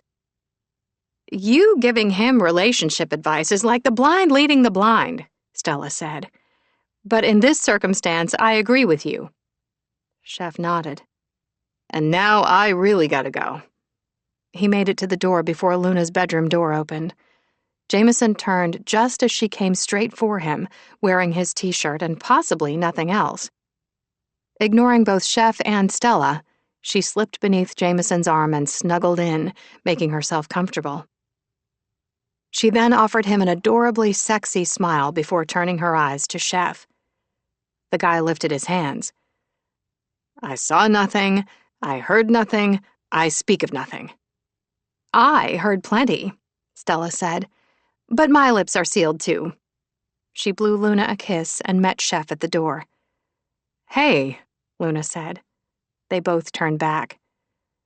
"I don't care who knows," she said softly, and looked up at Jameson with an open expression that should have terrified him, but didn't, because he suspected he was looking at her in the exact same way. He gave her a good morning squeeze, bringing her in even closer. Chef smiled. "Happy looks good on you, babe." He nodded to Jameson, and then he was gone, pulling Stella along with him. Chapter 25. Willow woke up to knocking in her head. Odd, since she hadn't gone to poker night and hadn't had any alcohol. The knocking started up again, louder this time, and she realized it wasn't her head, it was the front door. At 6:00 a.m. Someone was going to die. Even though she was wearing baggy sweats she normally wouldn't be caught dead in, she staggered out of the bedroom and whipped open the front door, prepared to blast someone with morning breath. "What?" Luna shoved a small bag into Willow's hands. Okay, so if it was a blueberry scone, she'd forgive Luna on the spot. She opened the bag and stilled. Not a blueberry scone. She lifted her head and stared at Luna. "You're kidding." Unusually serious, Luna shook her head. "You threw up on Jameson's shoes, and also on your precious tulips. Chef says you've been lightheaded a couple of times. We both know math isn't my strong suit, but in this case, 1 + 1 = you with a baby on board. You're taking that pregnancy test if I have to pee on the stick myself." "Yeah, 'cause that's exactly how it works." Willow's sarcasm didn't quite cover the fact that her voice was shaky. Hell, everything was shaky. She staggered back a step, shaking her head. There was no way. No possible way. "I'm on birth control." "Yeah, well, you and Shane have been boinking like Energizer bunnies, and birth control is only 90% effective." The bag was trembling. Oh, wait. That was her. She was trembling, which was ridiculous. "I'm not pregnant, Luna." "Then you won't mind peeing on the stick." "I don't have to pee." Luna pulled a thermos from her backpack. "Drink." "This isn't funny, Luna." Do I look amused? You acted like the Queen of Hearts yesterday. Yeah, well, your crew misbehaves when Mom's gone.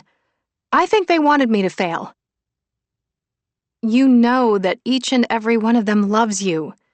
Now take that test right now so I can kill you where you stand if you're not pregnant. Willow whirled on a bare heel and headed to the bathroom, not realizing Luna was right on her until she tried to shut the door on her nose. Stay, she demanded, and slammed the door. Carefully not looking at herself in the mirror, she peed on the damn stick, then finished her business. The entire time she washed her hands, she never glanced over at the potential life bomb on the counter. She refused to look. Couldn't. Luna! Luna opened the door so fast that Willow knew she must have been plastered up against it. Willow thrust the peed-on stick at her. Watch that! Luna gingerly took the stick with the tips of her fingers. Okay, but this is some seriously sister shit here. If this doesn't prove I love your mean, stubborn, crabby ass, I don't know what will. Just look at the stick! What does it say? Is there a plus or minus sign? Luna looked at the stick, her face revealing nothing. Well? Luna looked up, still giving nothing away. What do you want it to say? Willow opened her mouth, then closed it again. When she spoke, she was surprised to hear herself lie. Not pregnant, obviously. Do you not know me? Have we not been best friends for over 20 years? Luna bit her lower lip, reminding Willow without words that she'd been the wedge between them. Just tell me what it says. Luna's eyes got suspiciously misty, and Willow's heart stopped because Luna never cried. A positive test. Pregnant. Shit! She grabbed another test from the bag, peed on it, and watched the stick herself. It lit up with a plus sign so fast her head spun. Oh my God! She tossed it to Luna. Another test, quick! Stop throwing your pee sticks at me. And are you a water hose or what? The third one came out positive as well. Stop, Luna said. I can't! The fourth was also positive. Willow looked at the sticks lined up on the counter, all positive. She felt her eyes fill up. No, don't cry, Luna begged. Please don't cry. I'll go to another store. Willow shook her head. There's no point. Luna, who'd already started toward the door, stopped and faced her. You sure? Yes, she said, ignoring the catch in her voice. She and Shane had always said that thanks to how they'd each grown up feeling like an afterthought, they never wanted kids. Never. Ever. But there was a funny thing about saying never ever, and that was you couldn't tell your heart what or how to think, or that it wasn't allowed to change its mind. Because Willow's heart had definitely done exactly that, changed its mind. Yes, she felt inadequate.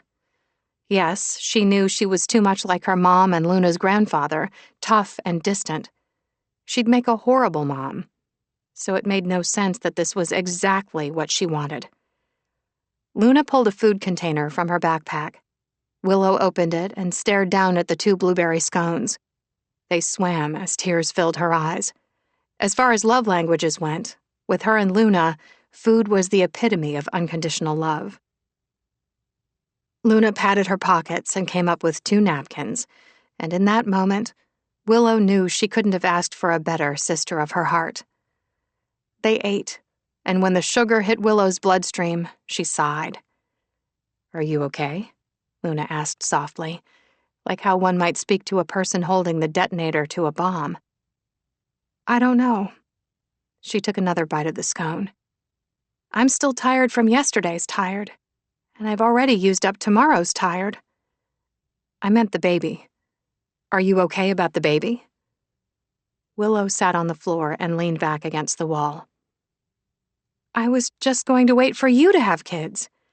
I was going to be that cool aunt who never settles down and ruins every family party by drinking too much, and I was okay with that. She sighed. This is all Shane's fault. Yeah? And who kept dragging him into a closet, bathroom, cabin, wherever? Willow jabbed a finger at her. That's not the point. The point is that you're supposed to be on my side. Luna came over, sat on the floor too, and hugged her. Always. How is this even possible? Willow whispered. Well, when the birds and the bees... Willow choked out a laugh and dropped her head to Luna's shoulder. I can't be pregnant, Lou. Okay, but you are. I've chased my husband away, and we both know the truth. I'll make a terrible mother, single or otherwise. You're going to make a great mother. I don't even know what a good mom looks like. Hey, that doesn't have to be a bad thing, Luna said. You won't make the same mistakes your mom made.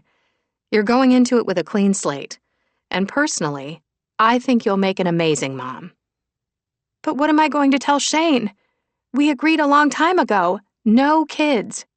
Now I've changed the game on him. There were 2 people in that closet, and everywhere else you two jumped each other. Willow thought of how great Shane was with his nieces and nephews. He's going to be better at being a parent than me. Luna choked out a laugh. How is this a competition? Willow pleaded the fifth by taking another bite. And we've been through much worse than this, Luna said. We have? Okay, maybe not. Willow managed a laugh, and Luna smiled at her. It's going to be great. You'll see. Willow shook her head. I've got zero idea how to handle myself, much less myself, a job, and a baby. You're an excellent multitasker. Willow gave her a look. Are you kidding? Ask anyone how I handled being head in charge. Oh, believe me, I heard. Willow thunked her head back against the wall. This killing them with kindness is taking a lot longer than I thought it would. Luna snorted. I think you forgot to add the kindness part. Yeah, well, it's the thought that counts. Willow sighed. I don't know how you do it, how you make everyone love you, while also getting them to do what you want them to. Bribery, mostly. Luna met her gaze. What can I do to help? Figure out how I'm going to tell Shane. Tell me what? Shane appeared in the doorway, propping up his tall, leanly muscled, and perfect bod against the jamb, like he had all the time in the world. He was in soft, faded jeans and a navy t-shirt, which meant he was off duty, and his eyes were hooded. Her fault. Willow looked at Luna, feeling completely betrayed. You texted him. Luna rose to her feet. You might be mad at me now, but I promise you, this is what a best friend does. She walked out of the bathroom, but then her footsteps stopped, like maybe she would stay to referee in case Willow needed it.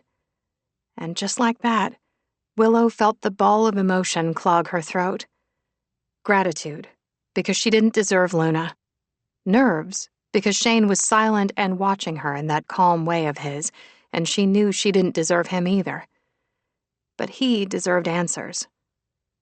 She was still sitting on the floor, but now she had 2 fistfuls of the sticks in her hands. She hadn't even had a chance to process this.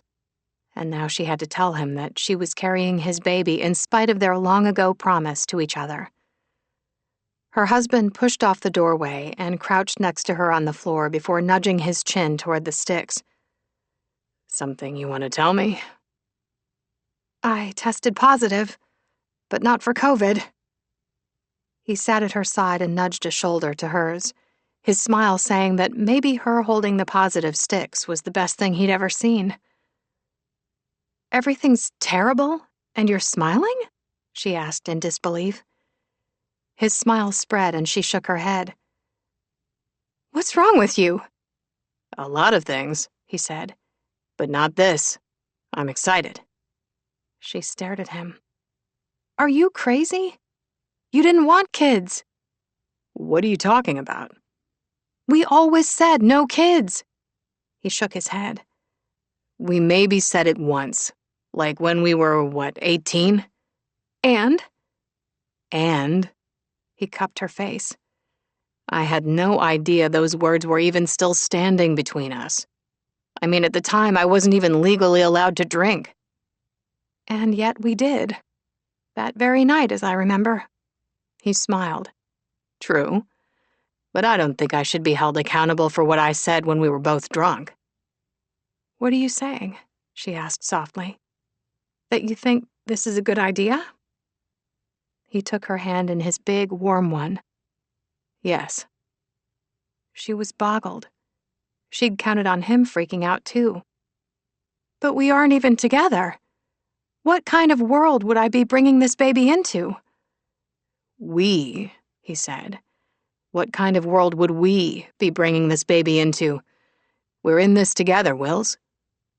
That gave her a flutter, the good kind, which meant she turned to sarcasm to cover her discomfort. Really? Are we going to push a bowling ball out your vajayjay? No, but I'll do everything I can to make it as easy as possible for you. She just looked at him, so filled with questions and emotions and feelings that she couldn't speak. Why aren't you freaking out? Why am I the only one? He just kept smiling.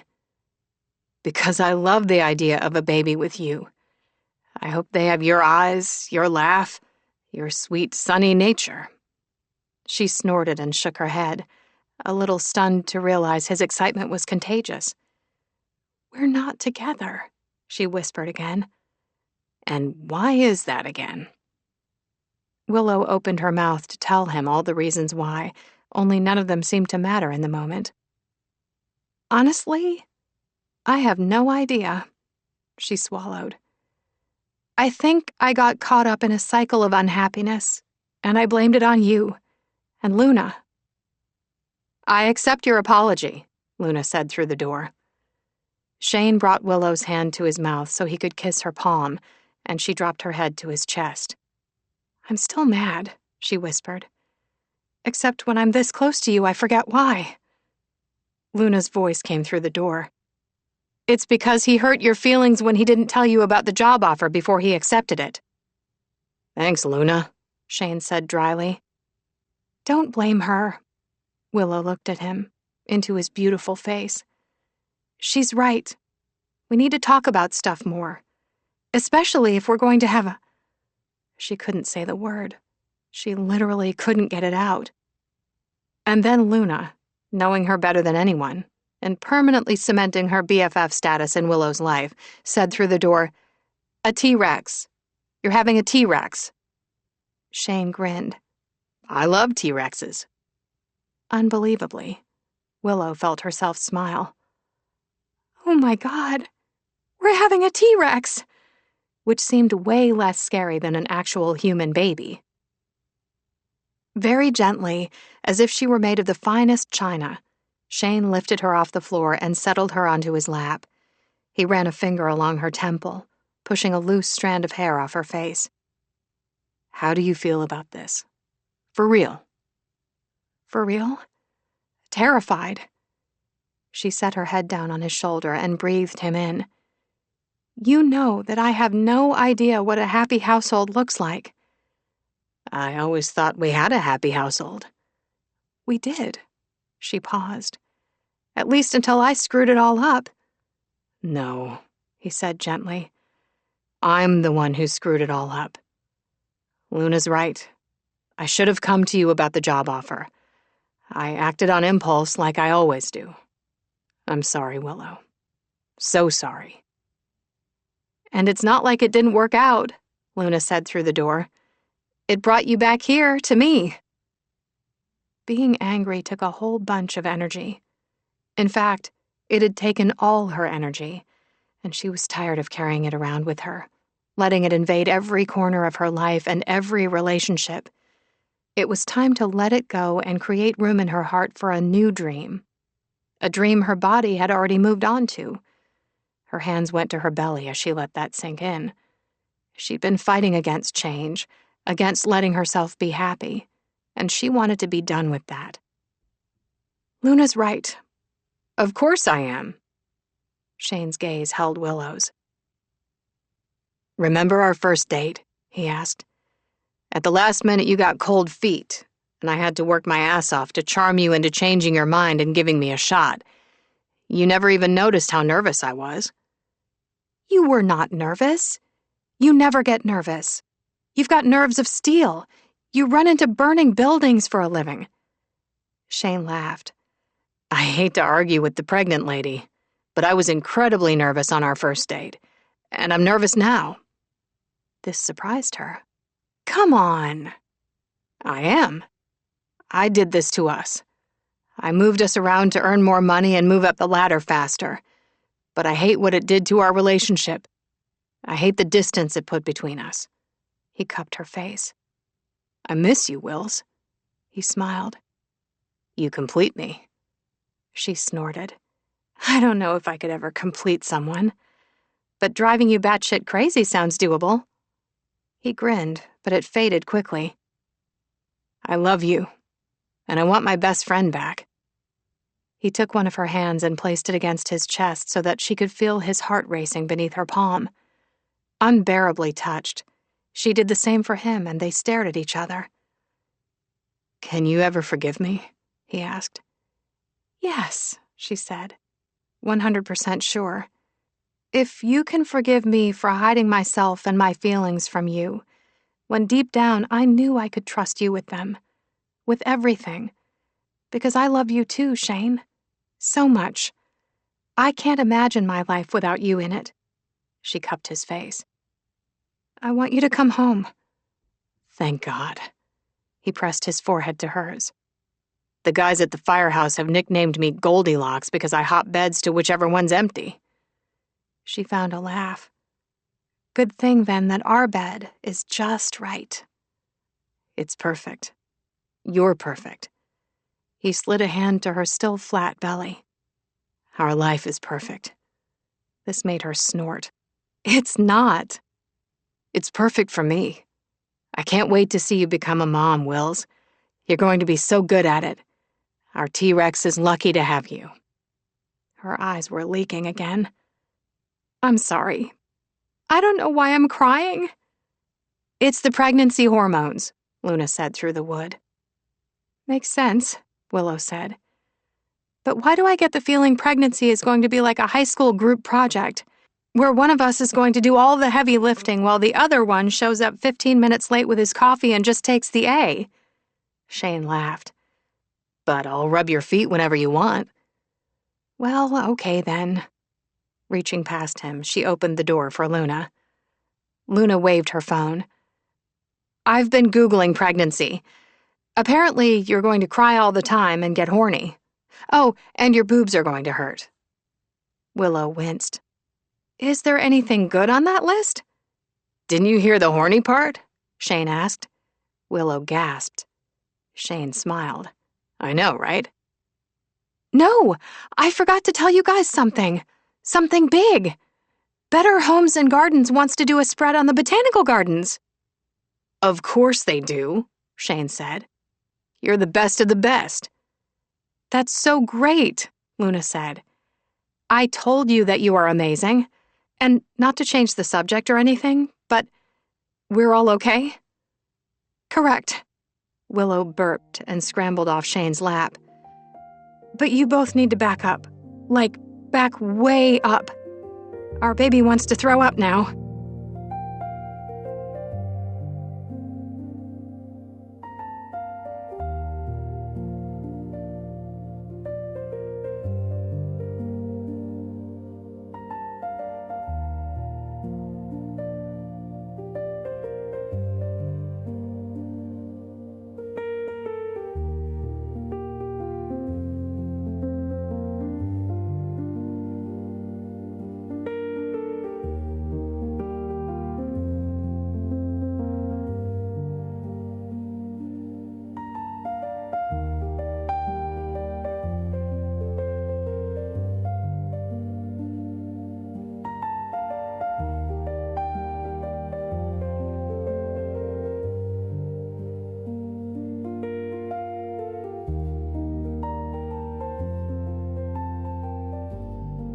Chapter 26.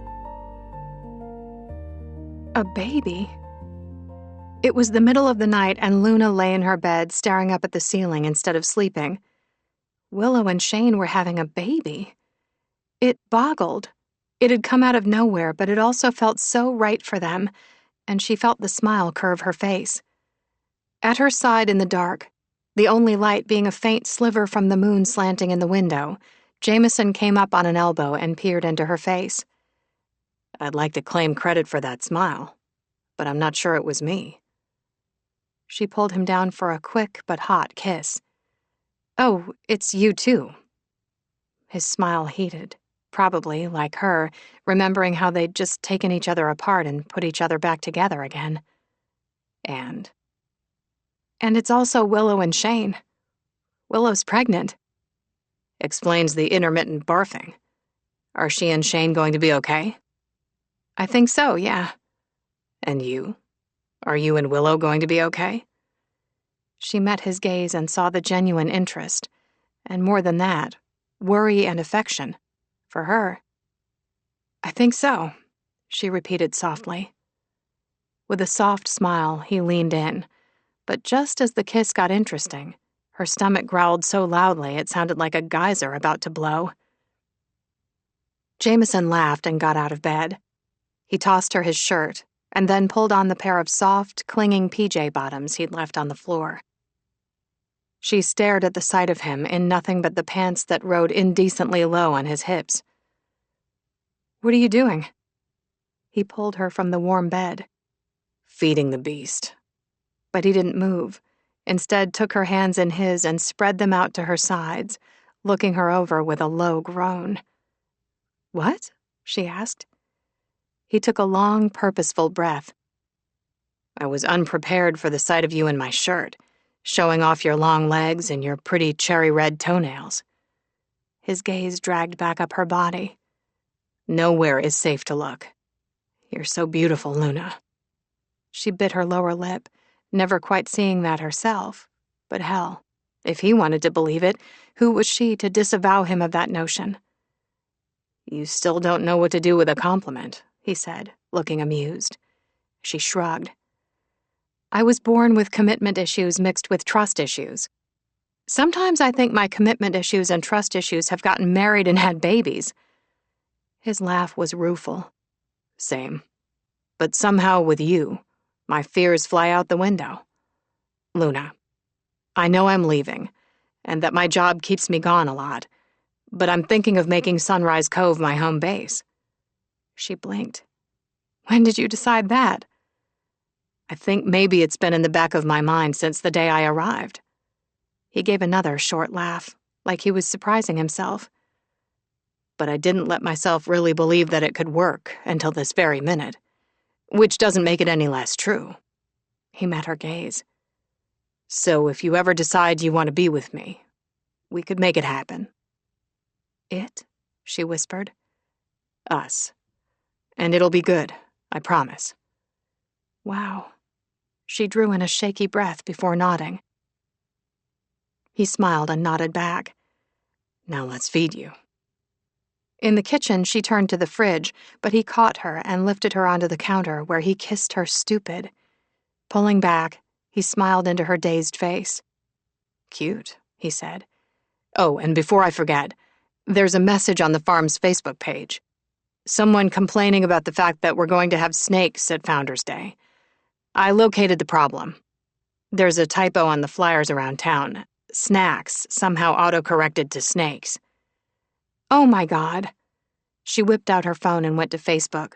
Finding the typo, she sighed, then made a new post. "Attention. There will be no snakes at Founders Day. There was a typo on the flyer that said we would have snakes. We will not have snakes. We will have snacks. Not that we have anything against snakes. In fact, snakes are awesome. So, to summarize, no snakes at Founders Day." Jameson read the post over her shoulder, a hand running lightly up and down her arm. He laughed softly, kissed the shell of her ear, and then proceeded to cook her a quesadilla. She watched, feeling like a silly, smitten kitten. She was in his shirt, which still held his delicious scent and body heat. She'd just had the best sex of her life, and everything in her world felt good. She and Willow were okay.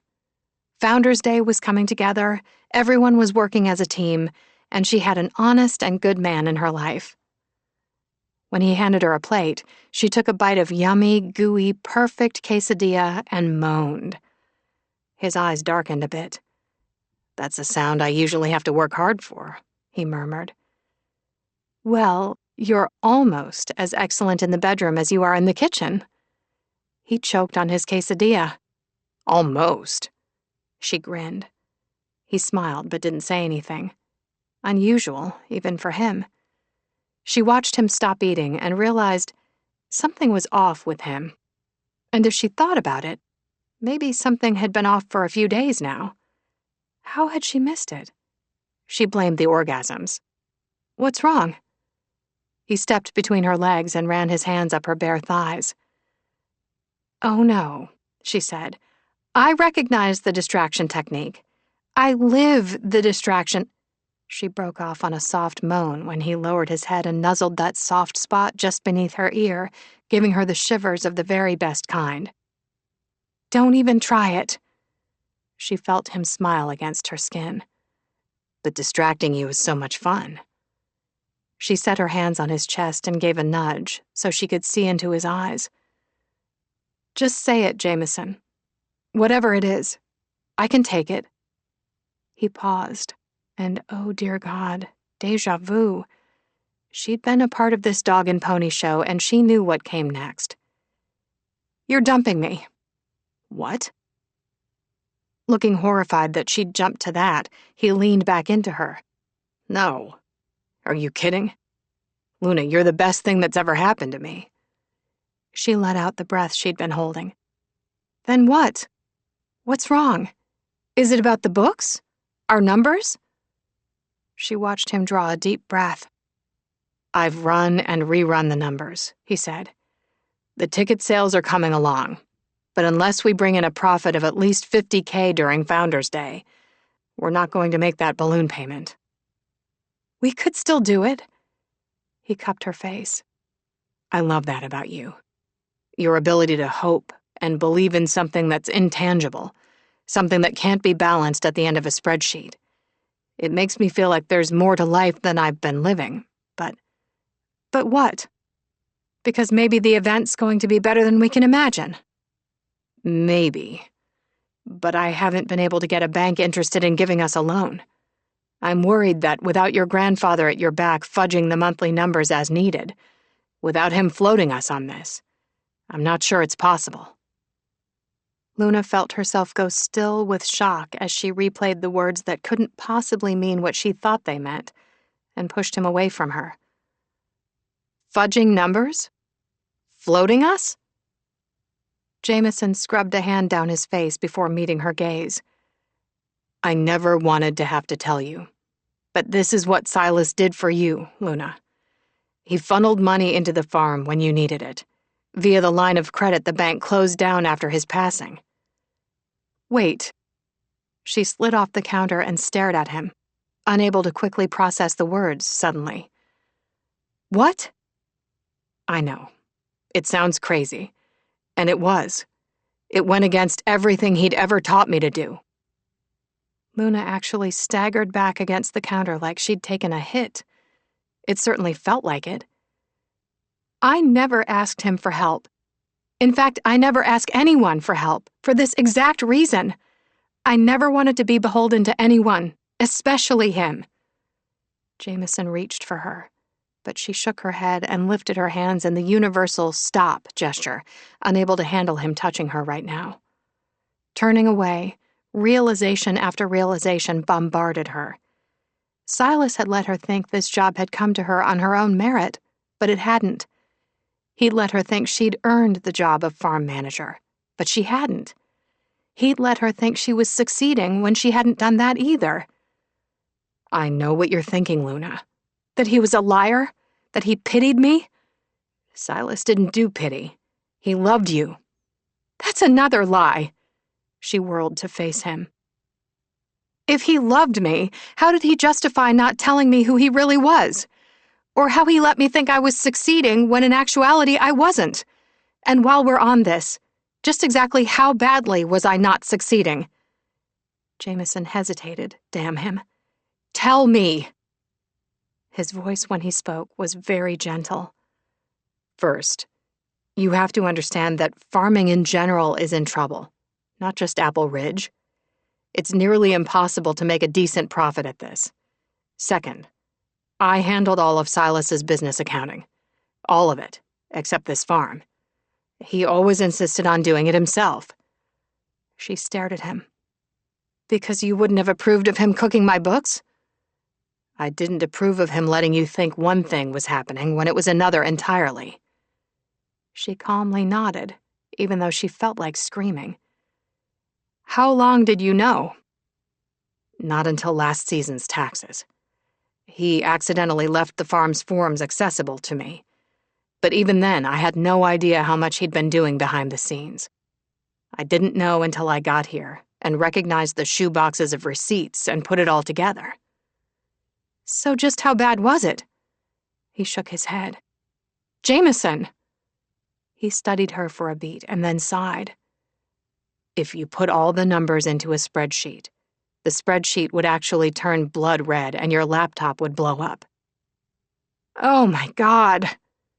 She took a step back and sank onto one of her chairs. She had a hand on her heart, which had just been handed back to her in a box with a shiny ribbon made of betrayal.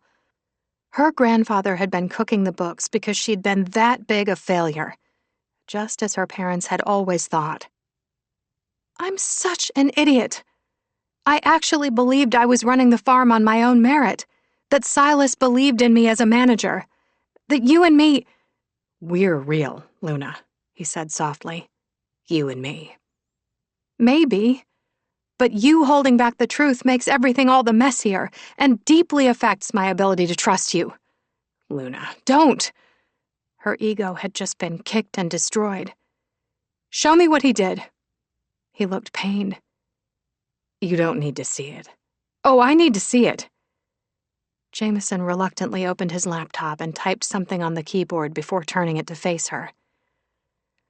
Okay, so here are the numbers with the money he funneled into the accounts from the line of credit as needed. And here are what the real numbers would have been without that. He paused while she looked at the shocking discrepancies and felt sick to her soul. Tell me again you don't think that man loved you, he said quietly. I don't think lying is love. There was a lump in her throat she couldn't swallow or breathe past. So is this why you're here? I mean, you could have hugged your 50% to your chest at night from anywhere. Or hell, sold me out to the investors.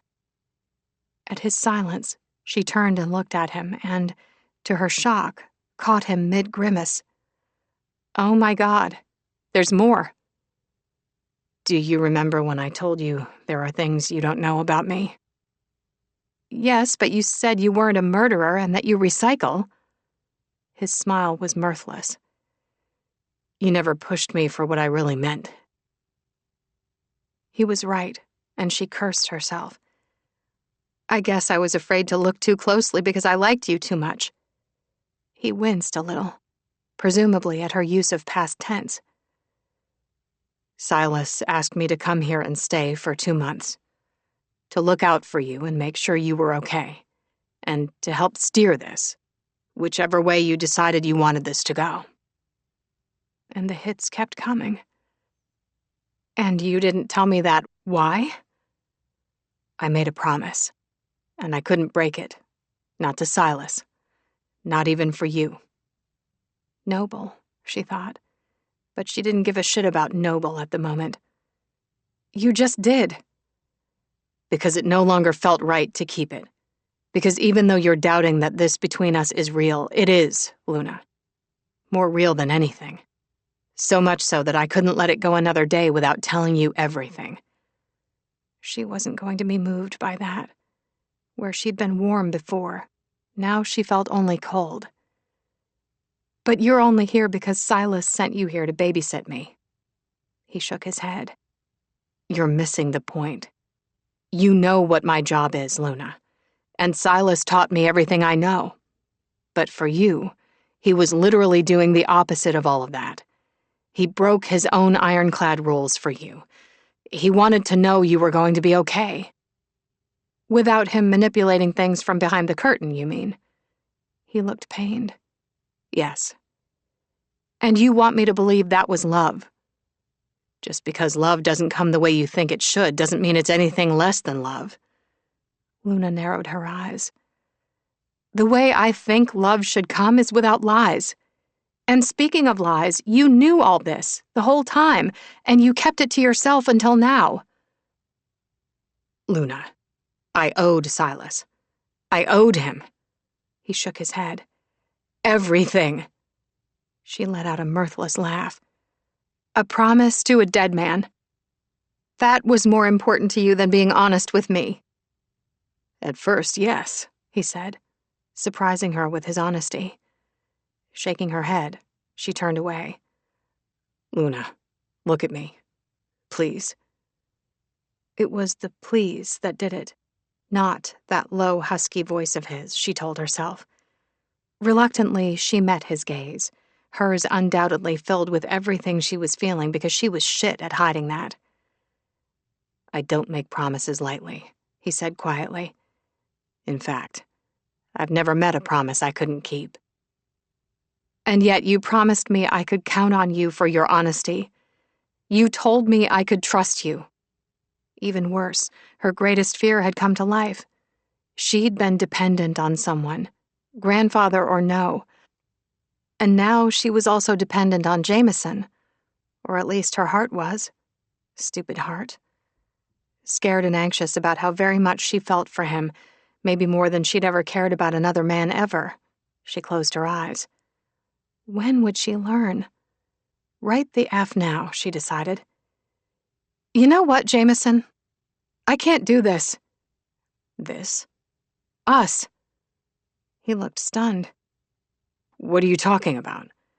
You're going to end our relationship over an argument? No. I'm ending this relationship that was never a real relationship, since relationships are built on trust, and I don't think I can trust you ever again. In fact, I know it. Okay, yes, I held some information back because of a previous promise, he said. A promise that I kept out of love, by the way, but no. She remembered him sitting in her office closet to work, his knees up to his ears, reassuring her it was going to be okay. But he'd lied about that too, because nothing was okay. Feeling like her whole world was crumbling in on her, she shook her head. You're wrong. The facts are never wrong. Facts that I gave you because I think you deserve to have them. Everything was falling apart, and worse, her heart felt broken. It's too late. It's all too late. She turned away and then whirled back, because apparently she wasn't quite done being furious. You know what kills me? You made me tell everyone the truth about Silas leaving me 50% of this place. Be honest, you said, and yet you've been lying from the beginning. And believe me, I'll never forgive myself for that, he admitted. But before you get on the soapbox, I wasn't in this alone. You kept plenty from me. She gaped at him. Like what? Only just about everything of yourself.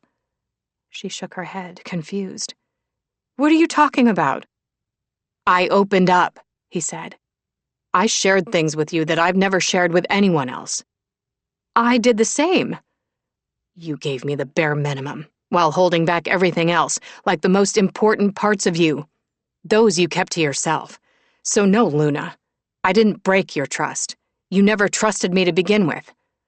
Shocked, she stared at him. That's not true. I shared with you. Shit. She'd actually tripped over her tongue trying to say the word shared. He gave her a get-real look that put her on the defensive. Okay, she admitted.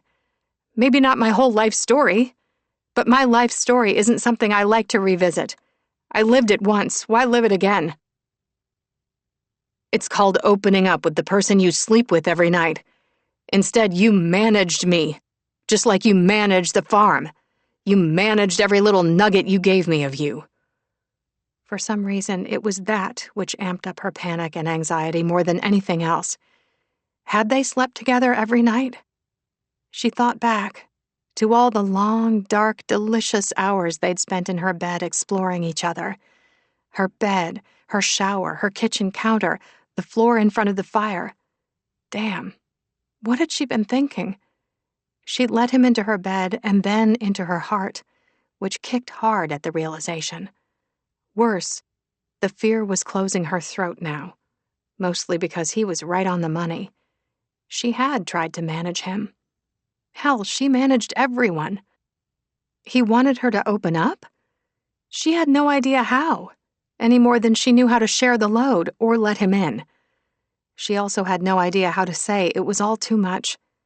So instead, her mouth said, "I'm done with this right now." "Okay." He nodded. "Let's get some sleep. And in the morning we'll—" "No. There is no more we." Somewhere in the back of her spinning brain, she was well aware it was the worst thing she could possibly say to him, but she couldn't seem to stop herself.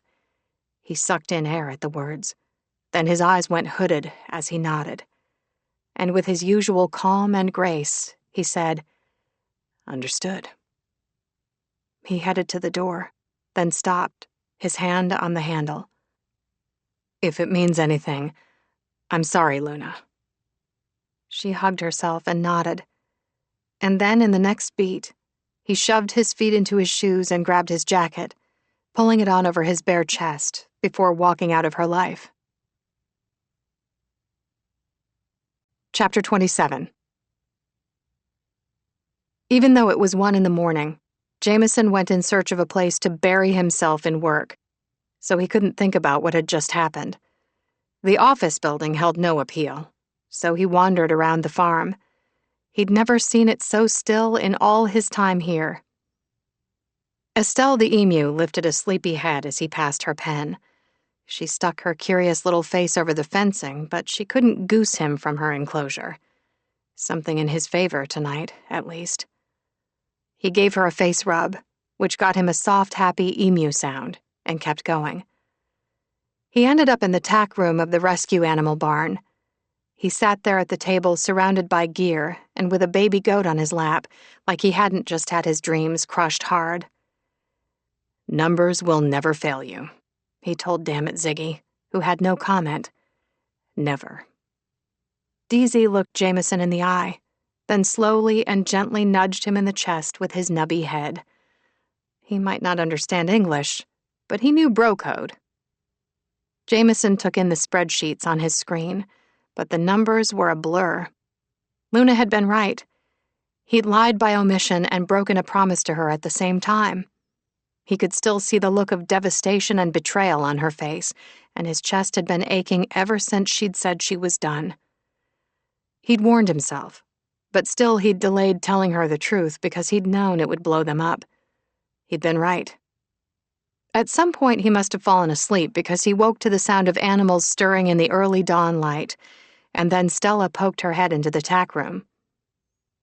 "Interesting choice for an office," she said. "I like it. Oh, and you've got a—" She gestured to his jaw. He lifted his hand to his face, and a pen, the one he'd fallen asleep on, fell and hit Dammit Ziggy, still perched in Jameson's lap, on the head. Stella smiled. "Just wanted to tell you that Sunday brunch is starting." This was the weekly staff brunch that had nothing to do with work. These people actively wanted to spend time together. "Thanks, but I haven't showered or anything." "No shower required. Come on." She pulled him up, took him by the hand, and began walking him out of the barn toward the cafe. "I don't want to make things awkward." "You mean because Luna dumped you?" He let out a rough laugh. "She told you?" "No. I eavesdropped on Luna's call with Willow when she was in the office a few minutes ago." "Wonderful. So does everyone know?" "Yep. I'm sorry my granddaughter is so shallow." He went still. "What do you mean?"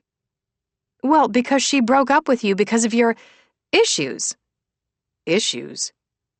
"You're snoring, how you leave the toilet seat up, you've got an extra toe. Oh, and you fart in your sleep. Which, honestly, who doesn't? Jameson just stared at her. What? Stella patted his hand. Don't you worry. Your secrets are safe with us. And just so you know, none of us think that any of those things are deal breakers. Jameson wasn't sure if he was shocked that Luna hadn't ratted him out, or horrified at the reasons she'd made up for dumping him instead of telling the truth. How in the world did everyone else find out? Oh, because I told them. I really thought I'd taught Luna better than this. He shook his head, not willing to let her take the fall for what had happened between them. Look, you guys are her family, and I won't get between that. There are things you should know. Stella stopped walking and turned to face him. Oh, honey, don't you get it yet? We're your family, too. Now get your cute patoot in gear. If the bacon's gone, I'll kick your ass. They entered the bright spot and stopped at the family booth. Everyone was there but Luna, all of them treating him the exact same as always. He'd just decided that maybe this was going to be okay when Luna walked in. When she pulled off her sunglasses, it was clear she'd been crying. That was on him. So was the punch to the gut from just looking at her. She eyeballed the full booth, clearly trying to decide which side to squish in on. Jameson was in the middle, and he realized belatedly he'd been outmaneuvered by Stella, probably so he couldn't leave. And yeah, he would have if he could have, because Luna's unusually stilted body language said that if she'd known he was here, she wouldn't have come. No one scooted over for her. Luna crossed her arms and went brows up. You do know you fart in your sleep too, right? Chef asked Luna. Luna gave Stella a long look. You know there are no secrets here. And brunch is canceled today. Seriously? You're all literally sitting right here. Her grandma slid out of the booth and gently set her hands on Luna's crossed arms. Sweetheart, I know you've never been sure how to conduct yourself in a relationship, but excuse me? Luna asked in sheer disbelief. You don't dump a good man for having an extra toe, Stella said. A bad man, maybe, but not a good one. Luna let out a choked sound. You used to con rich men for a living. She then turned to Chef. You let me think you loved me for 3 years. Milo was next. And you dumped your last lover via a TikTok video. She ignored Jameson entirely when she looked at everyone. Stop judging. I'm not the jerk here. Stella kissed her on her cheek. I know you actually believe that, but we took a poll, and the jerk is you. Jameson stood up. No, she's right. I'm the jerk. Luna's gaze flew to his, like she was shocked he'd stand up for her, which just about killed him. Listen, he said to everyone. The truth is... No, Luna said quickly, shaking her head at him. She didn't want him to spill on what had really happened. Why? Can we talk? He asked her. Privately. She lifted a shoulder in clear indifference. Ouch. He looked at the group. Excuse me. No one moved to let him out. I will climb over all of you, he warned, and with some grumbling, everyone dramatically scooched over and got up to let him out. I hope you're not going out of earshot range, Milo said. Luna pointed at him, and he sighed. Then she walked out of the bright spot. Jameson followed. Where to? She shrugged. This is your meeting. He gestured to an empty bench in the square. They sat among the gorgeous, fragrant spring flowers Willow kept so beautifully in those big clay pots. Birds tweeted. A cow mooed. He looked over at Luna and found her watching him. He hated the uncertainty and unhappiness he saw there. Luna. I didn't want them to hate you, she said. You're an owner too, and I don't want what happened between us to jeopardize your authority here. Stunned, he stared at her, his throat tight at her generosity. He had never deserved her. I'd like the chance to explain some things to you. Things I should have told you when I first got here. About my grandfather? She lifted a shoulder. I heard you. You made a promise. Yes, but... Oh, don't second-guess yourself now. She looked at the sky as if it were the most interesting thing she'd ever seen. But, he repeated softly, it left me with a moral dilemma. Me or Silas? She nodded. And you chose the man who took you in. I get it. He doubted that. I chose wrong, Luna. I should have told you everything up front, like a true partner would have. It doesn't matter now. He was really hoping that wasn't true. Silas was a complicated man, and a hard one, but he had one soft spot. She snorted, and he gave a wry smile. I know. It's hard to imagine, but it's true. If you're about to tell me that I was his soft spot, I won't believe you. Even if it's true. Luna, he didn't tell you when he first hired you because he wanted to give you time to find your way. He wanted you to fall in love with the place so that you wouldn't want to let go of it, just like he couldn't. I know it's hard to believe, but think about it. The farm was never particularly profitable, and he kept it anyway. He kept it for you. And you, she pointed out. He nodded at the truth of that, not telling her he'd already started the work to reverse that. My point is, you earned your half. I didn't earn anything. He lied to get me here, to save something he loved. The end. Shaking her head, she looked away. He struggled to find the right words. It was literally you in this place that he loved so much. He got to see you be happy from afar. You're the thing he cared about here, Luna. He had zero idea how to be a grandparent. He always said it was Rose who made him human. And without her, he knew he was terrible at it, and nothing even close to what you might have needed. So he did this instead.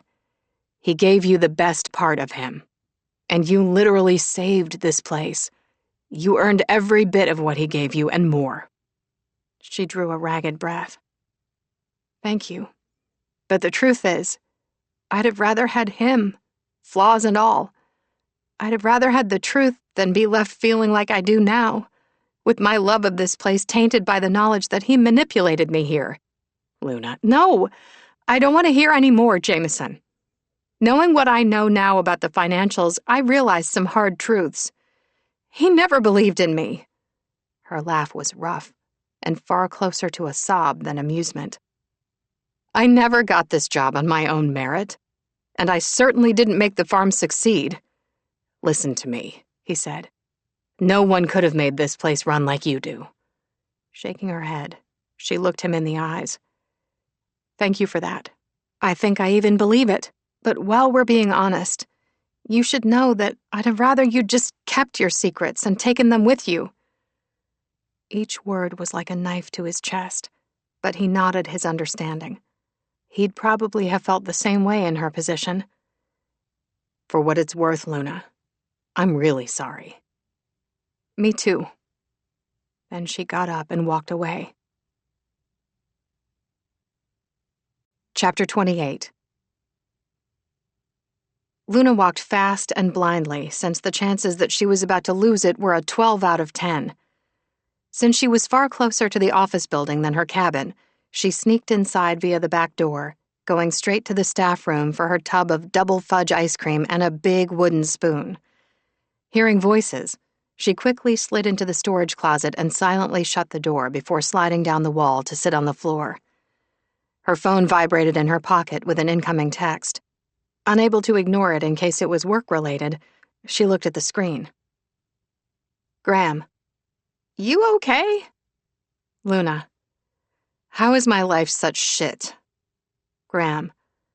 I think you'll find that the outcome is in line with your self-destructive tendencies.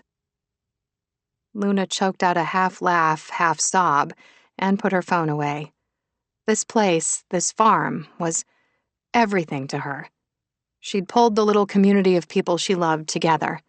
An ex-boyfriend, adoptive grandma, her BFF, another close friend, and more recently the first man she could see forever with all because she'd had a need for a family who loved her unconditionally. One of her biggest fears had always been that she would somehow blow it all up. A self-fulfilling prophecy, as it turned out. Oh, she knew she could have told everyone the truth, but then they might have turned on Jameson. And if there was anyone who needed their little self-made family as much as she did, it was him. She was still sitting on the floor eating ice cream when she heard footsteps stop right outside the closet door. "Go away." Willow opened the door and joined her in the closet, and Luna stared at her with narrowed eyes. "That's the opposite of going away." Hands on hips, her BFF eyed the ice cream. "Nice breakfast." "I thought it was a beautiful day to get fat and tell everyone to go to hell, but now I just feel like throwing up." "Sorry, that's my thing now." Luna tipped her head back to the wall and stared at the ceiling. "Everyone hates me." Willow sat next to her. "Hate is such a strong word." Luna sighed. "And they don't hate you, Luna. They love you. They just also love Jameson." "I think he broke my heart." Blindly, she reached out for Willow's hand and pressed it to her chest. "See? It's not even there anymore." "Okay, no more ice cream for you. It's Mama's turn. Mama needs some sugar." "You hate ice cream." "Yeah." Willow snatched the tub and started eating it. "But apparently the T-Rex loves it." Luna gently patted Willow's non-existent baby bump. "Good T-Rex, taking after her auntie already." "Jameson told us everything," Willow said around a huge bite. The implication of that, of him risking alienating the crew, was huge. He hadn't cared about what they thought of him. He'd only cared about her. "I get why you're upset, but it was up to Silas to do what he wanted with this place when he was alive. That's not on Jameson, and neither is the fact that Silas asked him to come here and not tell you about it. By not telling me, he lied. He omitted." She turned to meet Luna's eyes. "And isn't that exactly the same thing you did when you didn't tell me about Silas being your grandpa? Or when he told you not to give me a promotion? And I still love you, so—" Luna sighed. "I'm failing this place. And the people in it. Babe, you're the glue of the farm, and we all know it. But it's up to you to believe in yourself." "Well, excuse me, but it's hard to believe in myself when my own grandfather had to cook the books in order for us to continue operating." She grabbed for the spoon and took another bite. Willow growled and grabbed it back. "Now, see, Silas not telling you all that is on him. If he'd told you, you could have adjusted, done things differently. I'm adjusting now, and things are still a disaster." "You're selling yourself short. Look at what you've pulled off. You've procured the permits for our event, got the locals on board, and are about to pull off the best Founders' Day we've ever had." "It will be the only one we've ever had." Willow waved the spoon around. "Semantics. The advantage is that there are no expectations." "It's in a week," Luna said in disbelief. "We have pre-sales. There are plenty of expectations. For one thing, we have to make enough to cover the balloon payment or we're all out on our asses." "It's going to happen." Willow peered into the now nearly empty tub. "Is there more in the freezer? No?" she asked when Luna just stared at her. "Fine, whatever. Let's get to why you're really in the closet, because it's not about the farm or Founders' Day." Pretty sure it is." Willow smiled knowingly. "Okay, let's pretend for a moment that you're right." "Gee, thanks." Willow wasn't deterred. "For reasons I can't understand, you love this job." Luna gaped at her. "For reasons you don't understand?" Willow shrugged. "Well, as I've learned the hard way, dreams change." A wave of guilt washed over Luna. "About our B&B, shh." Willow took her hand. "I'm going to say this with all the love in the world, since you let me be head in charge for not 1 but 2 days." She drew a deep breath. "Your job is terrible." This startled a laugh out of Luna. "It is," Willow said.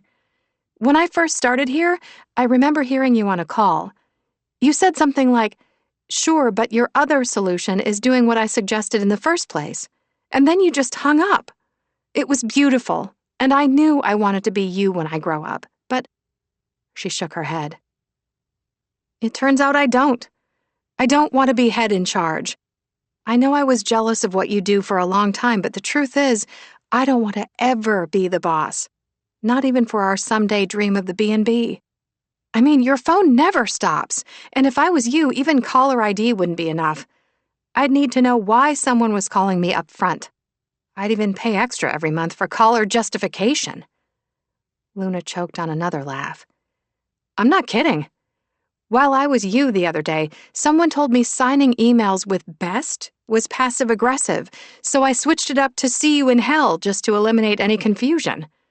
Turns out that's just aggressive-aggressive. Oh, and apparently I'm no longer allowed to answer the phone with, "For fuck's sake, what now?" I'm going to pretend you're joking, Luna said, and sighed. But I hear you. I know the job is terrible, and I love it anyway. I love it so much. Even if someone gave me $1 million to walk away, I'd still be here. This is still what I'd be doing. And Jameson? Luna had to take a deep breath.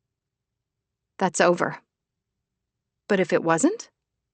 Luna slid her a look. I'll reword the question, Willow said. Would you still be doing it with Jameson? She went for light, because otherwise she'd cry. Well, he is really good at it, so... Willow laughed, but wagged a finger. No, I'm not going to let you joke this away. You're not going to let me? Luna asked in amused disbelief. I'm trying out my mom voice. What do we think? Do we like it? It needs a little work. Luna's stomach growled in spite of the ice cream. She wished she'd eaten before she'd stormed off. Jameson's nature is to tear things apart, not put them back together. What Jameson are you talking about? Willow asked. Because the Jameson I know has done nothing but help you build this place up. Luna. When Willow didn't finish her sentence, Luna turned to look at her. Be honest. If he'd told you the truth from day one about Silas funneling you money for the farm, or the promise he extracted from Jameson to look after you, would you have even let a friendship with him happen? Much less fall for him? Luna sighed. No, she wouldn't have. If he'd told her from the beginning, she'd have felt like such a failure that she'd never have let herself get attached to him. And attached she was. And then there was the business. Without him, there'd be no upcoming Founders' Day. She'd never have been brave enough. Which meant that the farm would have failed for certain. He's a man of his word, Luna. He's proven that. You're right, she admitted. And he made the promise to Silas before he met me. I know he regrets that. So then, Willow went brows up. Who are you really mad at? Luna closed her eyes. Let me help you, Willow said. You're mad at you. Yes, she whispered, throat thick. I used the situation to back off from him. When the truth is, I got scared. Bingo! Willow smiled brilliantly. Which I only know because I did the same with Shane, and I nearly lost him because of it. But now you've got a get-out-of-jail-free card, Luna said, looking meaningfully at Willow's stomach. Willow snorted. He should have run while he had the chance. I'm telling you, pregnancy hormones are not for the faint of heart. I bounced between being a needy 5-year-old who can't control her emotions, to a teenage rebel who makes poor life decisions, to an 80-year-old woman who's tired and needs a nap. Luna grinned. It's no joke. It takes a plastic bag over 100 years to break down, and it takes me only one minor inconvenience. Luna laughed and leaned her head on Willow's shoulder. Right there on the floor of the closet, she knew that no matter what happened, whether they saved the farm or not, whether she and Jameson worked things out or not, that at least she and Willow were going to be okay. I've been so scared, she said softly. scared to blow up the farm and have everyone here lose their jobs and livelihood. Willow reached out to hold her hand. You've done your best. If the worst happens, it won't be your fault. Standing, Luna pulled Willow up as well. You know what? I'm not going to let this do us in. If Silas was willing to go as far as cooking the books so we could stay open, then I have to turn this around. For him. For all of us. Willow smiled. There you are. And just in time to make Founders Day a success and save all our asses. Luna felt her stomach jangle and the heart she thought decimated skipped a few beats. No, Willow pointed at her. Don't you dare let the doubts back in. Sure, you messed up a really great relationship with a really great guy, and you pretend you're an island of one when you're not, but one thing you're never wrong about? Your instincts. So go with them. The event, plus everything else we're implementing, is going to work. Now repeat it. It's going to work.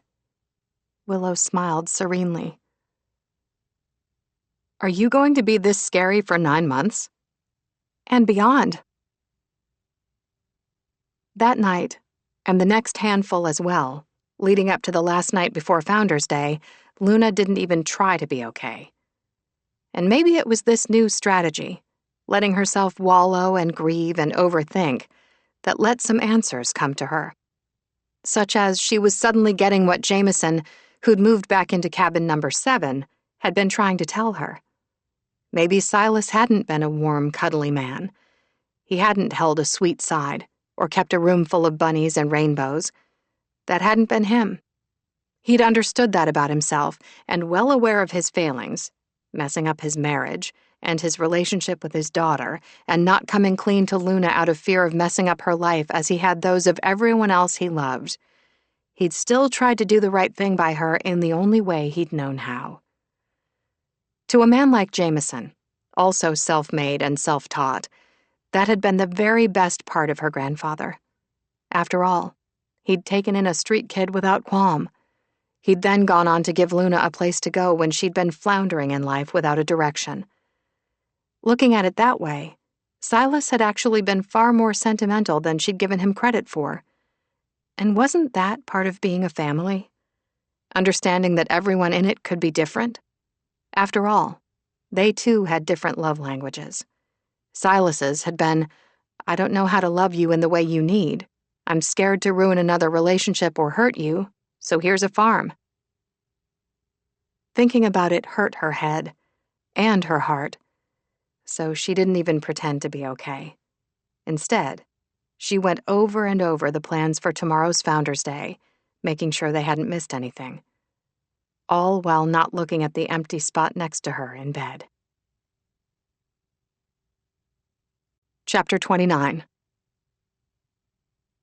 On the morning of Founders Day, Jameson got up early, determined to do his part to make it a success.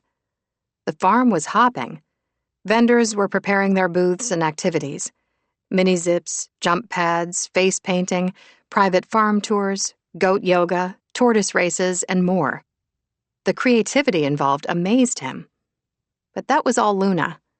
On top of being a great leader, she was creative, flexible, a problem solver, and held an open mind. She'd taken everyone's ideas and made them happen. She was incredible. Employees had the petting zoo pen in place and the barn doors wide open. The Humane Society had brought kittens and puppies available for adoption. The farm animals watched the spectacle with brimming curiosity, their energy matching that of the people around them. Jameson moved about assisting wherever he could.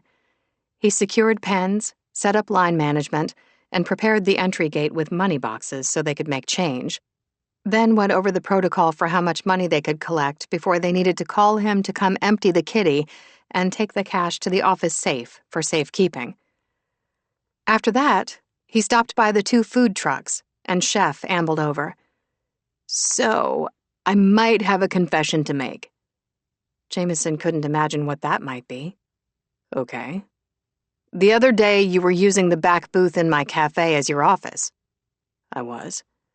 And you walked away for a minute, leaving your laptop open. I came by to give you a refill on your soda just as an email came through.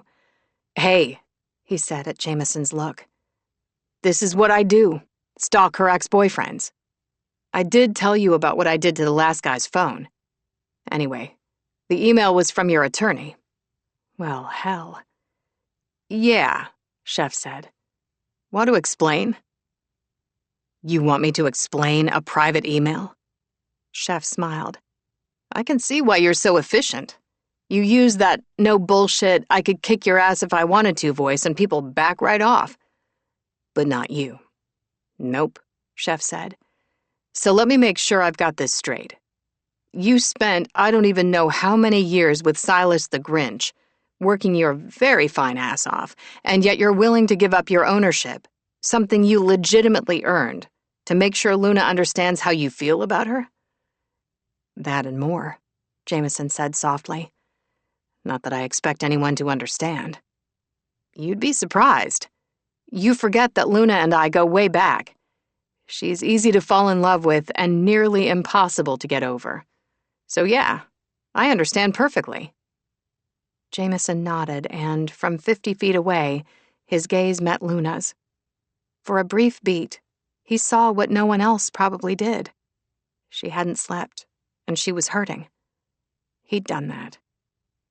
But then he stopped breathing because she was walking toward him. He continued to not breathe as she was stopped a bunch of times by people needing questions answered or just wanting to talk to her. Then she was right in front of him. And because they were chronic idiots, they stood there staring at each other. Chef gestured vaguely over his shoulder and then made himself scarce. Luna was in her usual uniform of jeans, work boots, and Apple Ridge Farm jacket, hood down, hair up, eyes hidden behind dark sunglasses, and he sucked up the sight of her. Hey, he said softly. Hey, she said just as softly. Thanks for helping set up. I didn't expect, now that we're not sleeping together. He raised a brow when she blushed. You think that because you dumped me, I'd walk away from saving this place? She winced and looked away. I'm sorry, that was thoughtless. I should have known you'd still want to help protect your half. He thought about what Chef had discovered on his laptop. He wanted to tell her, but had no idea how. I want today to be a huge success. For the employees and for you. And what about you? She asked. He shrugged, trying to keep his expression even. He'd have thought he was used to being cut loose, that he'd be impervious to the pain, but he wasn't that lucky.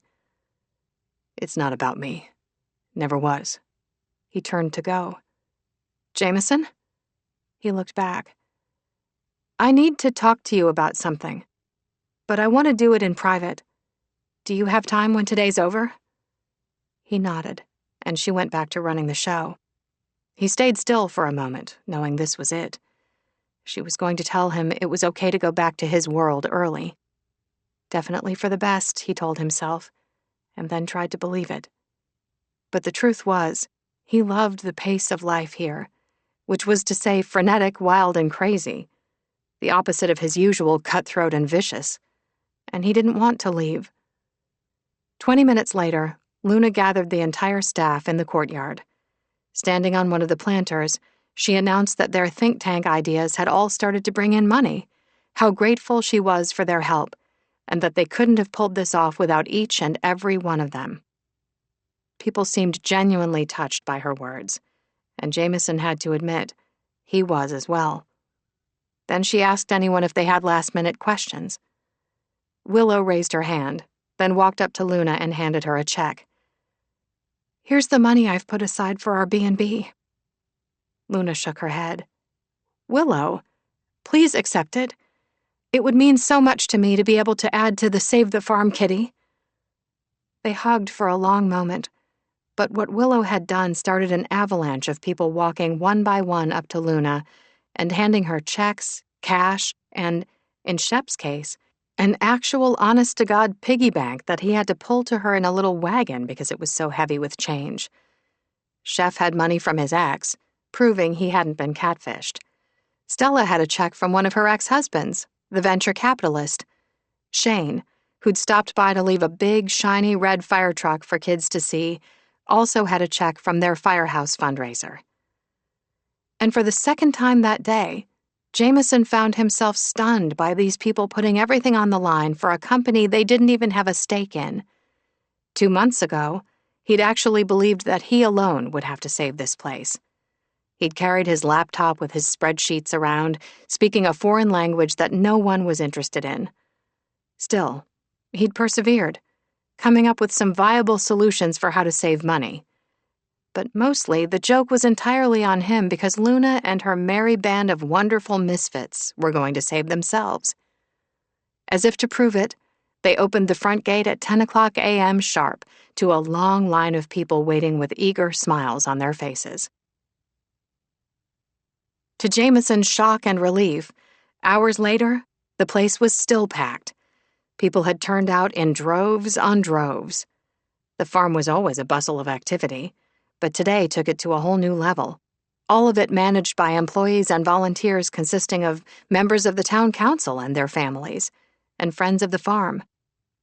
Between the booths, stations, petting pens, crowd control, line control, you name it, it was a huge endeavor, and a successful one. The food trucks, one a handmade ice creamery, the other a burger and hot dog truck, also volunteering their time and food, all had lines. Milo was managing the photo booths, which were busy. So was Stella's place. She sat in front of the barn at a table, reading fortunes. She looked at him and winked. "You want to be next?" No thanks. He already knew what his future held, and it wasn't good. Someone came up behind him and threw their arms around him. Willow. She was beaming. "Guess what?" She didn't wait for his answer. "Just finished the magazine shoot, and they weren't here for just the botanical gardens. They came for me. Can you believe it? I'm the main focus of their piece. Me and my work." He had known it, and so had Luna. They'd agreed to keep it their little secret as a surprise for Willow. Her eyes went suspiciously shiny, and she waved a hand in front of them. "Ignore me. I think I'm going to be crying for the next 9 months. I'm just so happy." And she flung her arms around him again and hugged him hard. He was trying to gently untangle himself when Shane came up and rescued him with an amused, "Babe, you're strangling the poor guy." She kissed Jameson on the cheek, then wrapped herself around her husband, beaming. "I'm going to throw up on you later." Shane laughed. Willow grinned at him and then looked at Jameson. "So, you look fine, and you sound fine." Thank you." "It's just that I'm really hoping it's an act." "Why?" "Because Luna needs you to love her. But if you do, you'd be devastated right now. So, which are you? Devastated or fine?" He looked into her eyes and saw worry and concern for her best friend, which was the only reason he answered about something so personal to him. "Door number 1. She nodded. "Good. Because she's been through a lot. She needs you." He let out a choked laugh. "Pretty sure she doesn't let herself need anyone, much less me." "Then you're not paying attention." He met her gaze. "Okay, you're right. I should have said she doesn't want to need me." "Well, duh. Like I said, she's been through a lot. Doesn't trust her emotions. But be patient. She's worth it." He knew that much to be true. What he didn't know was how to make her want him. He kept moving, mostly because whenever he stopped, he became aware of the pain in the region of his heart. Incredibly aware of Luna also moving through the crowd, stopping to rescue the mayor from DZ, who was attempting to eat the woman's hair. They were laughing, and he loved the way her entire face lit up when she laughed. He loved the way her eyes sparkled, the way she talked so animatedly with her hands, even when those hands were full of baby goat. He loved her. As the day went on, the crowds never let up. He'd been pulling the cash in hourly, taking it to the office safe. He was walking down the main strip, halfway between the office and the front gate, heading back there to check on things, when he heard his name. Turning, he came face to face with Luna.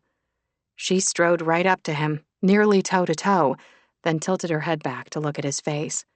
Or so he assumed, as her sunglasses were dark and mirrored. He said nothing. She said nothing. They stared at each other for an uncomfortably long beat, but Jameson was getting used to being in uncomfortable situations. Finally, she blew out a breath. "You're going to make me ask?" "Ask what?" "Oh my God, don't play with me right now.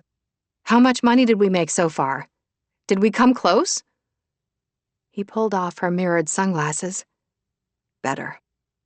She stared at him some more. Then, as he'd hoped, she read him like a book and let out a big smile, giving him a tap on the chest that was maybe more of a shove. "We did it!" She looked around, seemed to realize they were surrounded by people, so she grabbed him by the hand and pulled him around to the back of the barn and pushed him up against the side of it. He couldn't help it. His heart stuttered. And maybe some other reactions happened as well. Nothing sexier than a woman taking what she wanted, even if she'd kicked him to the curb. She had her hands on his biceps and was looking at his mouth, like maybe she'd forgotten what she'd dragged him over here for, which gave him a dark sense of satisfaction. "If it's breakup sex you're after," he murmured, "it's probably best to wait until some of the people leave our general area." She rolled her eyes. "Say it." He smiled.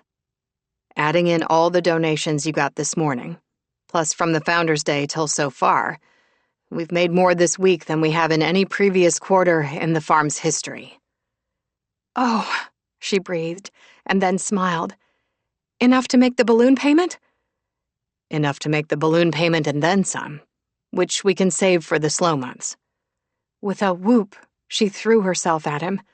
He managed to catch her as she wrapped her legs around his waist, shoved her fingers into his hair, and kissed him. One long, hot, wet smooch that had him so dizzy it took him a moment to realize she'd let go of him. "I'm sorry," she said softly. "I mean, I wanted to do that, but didn't know how to ask." "Luna, you don't ever have to ask for what you want with me, or be afraid of wanting too much. Just take it. It's yours." Her eyes went misty and she looked away for a minute, like whatever she was feeling was just too much for her to take. "I've been afraid you'd run once you saw how messed up I was inside. So I ran first." He gave her a ghost of a smile. "You do know you're not the only one who's messed up or afraid to believe, right?" She studied him, then returned his small smile with one of her own. "Yeah, I think I'm getting there." She swiped under her eyes, removing the few tears that had escaped. "How do guys get through shit without crying?" "Easy. We bottle everything up until we die of stress-induced heart failure in our 40s like real men." She laughed, and this time their silence didn't feel nearly as awkward. "Maybe my messed upness sort of balances your messed upness," she said quietly, pulling out her phone, which had been going off steadily. She finally answered it, listened for a beat, then sighed. "I'll be right there." She gave Jameson an apologetic look. "I'm needed at the barn. You still free later to talk?" "Yes." "Meet me at the office?" He nodded, and then watched her walk off to keep doing all the billion little things she needed to do to keep everything running smoothly. For a hot minute, she'd let him in, and it had been the best minute of his life, just as falling for her had been the easiest thing he'd ever done. He wasn't going to regret that, or how he'd found a place where he belonged, even if he was going to leave because he refused to put Luna through any more than she'd already been through. He was about to go figure out who might need his help when his phone rang. "Your circus made the local news," Brett said in his dry voice. "There's a reporter walking around getting footage of some baby goat named Dammit Ziggy, and some palm reader who was telling fortunes. I'll be shocked if you don't get an offer to be a reality show by the end of the day." "You want to know if we made enough money to pay you off," Jameson said. "No, actually. We want to know if you're going to say yes to a reality show. There's a shit ton of money in those dumb things." Jameson rolled his eyes so hard he nearly saw his own brain. Luna would have been so proud. "Let me guess. You want a new deal." "Damn straight. Forget the balloon payment. We'll rework and extend the loan. For a piece of the TV deal." Over his dead body. "I'll have to check with my partner and employees," he said. "But expect the balloon payment to come in on time." "The employees?" Brett asked. "What the hell do we care what the employees think? I'll need your answer by—" Jameson disconnected. He couldn't have even said what he did for the rest of the day, but at the end, when all their guests were gone and everything had been broken down and put back together so that it was just the animals and employees again, he headed to the office building. Inside, he felt like a dead man walking as he made his way down the hallway. He stopped at Luna's office, but it was empty. "Down here," he heard her call out. He found her standing at the end of the hallway in front of the storage closet. She'd changed into leggings and a soft-looking sweater that clung to her sweet curves, looking like the best thing to ever happen to him. "Thanks for coming," she said. Milo peeked out of the staff room. "Make sure you tell him that him being a part of this family isn't predicated on you two being together." Chef stuck his head out, too. "Agreed. We want to keep him." Willow's face appeared next to Chef's. "All of that," she said. "Love you to the moon and back. Can't stress that enough, but we love him too." "Bleat," Dammit, Ziggy said in Stella's arms. "Clearly DZ agrees," Stella said. Luna pinched the bridge of her nose. "Can we please have a moment here?" Everyone nodded and retreated. Luna drew a deep breath and looked at Jameson. "I'm so sorry," he said. "I never should have kept what Silas wanted me to do from you." She shook her head. "You already apologized, and you're forgiven. First, I want to thank you again for all you did today. We couldn't have done it without you." "Today's success was all you, Luna." "Wow," Milo said from behind the staff room's closed door. "That hurts." "Shh," Stella whispered. "It'll get good as soon as they get the pleasantries out of the way, and I don't want to miss anything." "They don't do anything good at work," Chef said. "Luna won't mix business with pleasure, especially naked pleasure." An almost smile lit Luna's eyes. Jameson had a much better poker face than she did, but even he had a hard time not smiling at the memory of them taking each other apart in the barn while being watched by a very curious Estelle. "Oh my God," Willow said. "I saw that smile, Luna. And you told me I couldn't do it with Shane while at work." "Everyone out of the building," Luna said. She took a deep breath and looked at Jameson. "I'm sorry about them. That we even had this event today was because you taught me how to respect the bottom line. Then you gave me the courage to make it happen by simply believing in me, when, to be honest, I didn't believe in myself." He drew a deep breath, feeling, well, everything, because here it came, the but. "Awkward," Milo whispered. "Oh my God, for the last time, out!" Luna yelled. There was muttering, but the sounds of footsteps and then the front door to the building opening and shutting told him they were alone. He didn't know whether to be relieved or terrified. Chapter 30. "Just say what you want to say," Jameson said. Luna sucked in some air, because how did one eat humble pie without making a bigger mess? She put a hand to her chest. "Give me a minute. My heart's pounding and I'm sweating in places I shouldn't be sweating." Jameson's eyes softened very slightly. He seemed braced, and she couldn't blame him. He also looked hot as hell in another pair of jeans, an actual t-shirt, one of their own, which melted her heart. So did the way he was looking at her like maybe she meant a whole lot to him. "Since when are you afraid to tell me something?" he asked. "I'm not. I'm just so nervous I might throw up." She paused, then quickly said, I mean, not the kind of throwing up Willow's doing. I'm not pregnant or anything. He smiled. You ramble when you're nervous. Always. She looked into his face, and Stella's words flooded back to her. Sometimes what we need the most is the one thing we keep pushing away because we're afraid. I'm trying to work on myself to be better, she said.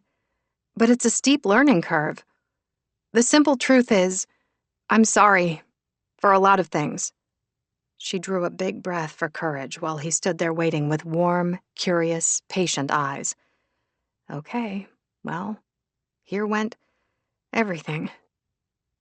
I thought I hated quesadillas because sometimes they have peppers in them, she said. But you don't use peppers because, as it turns out, you don't like them either. So there's that. He smiled, but also looked a little confused by the direction of this conversation. Another thing is that I like to be the big spoon, she said.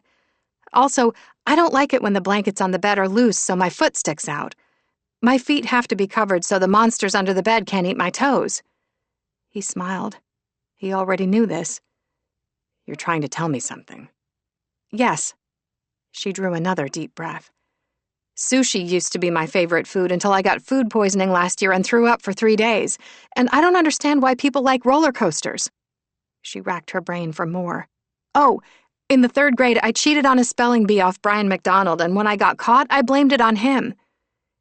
You're opening up without being pressed to do so, he said softly, looking incredibly touched. You're opening up willingly to me. Trying, anyway. She took a beat to breathe. Jameson, you are a part of this family. An important part, and I'm sorry I ever let you think otherwise. You're family. She paused. But to be clear, not the kind of family I can't sleep with because I'd really like to go back to sleeping with you. She paused. The inappropriate kind of sleeping, in case I wasn't clear. I know I told you I was done, but that was a lie. I'd talked myself into believing I didn't deserve you.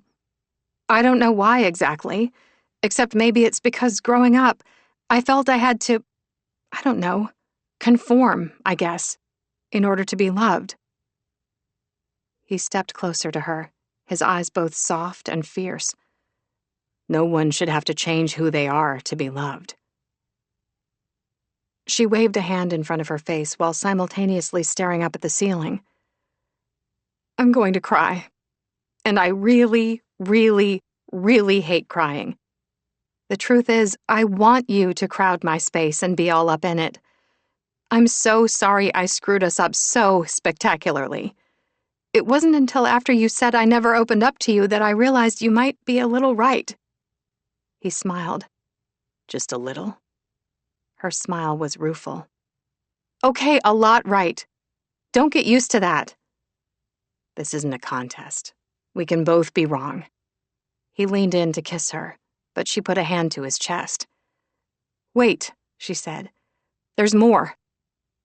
He gave a gallant head bow and a hand gesture for her to continue.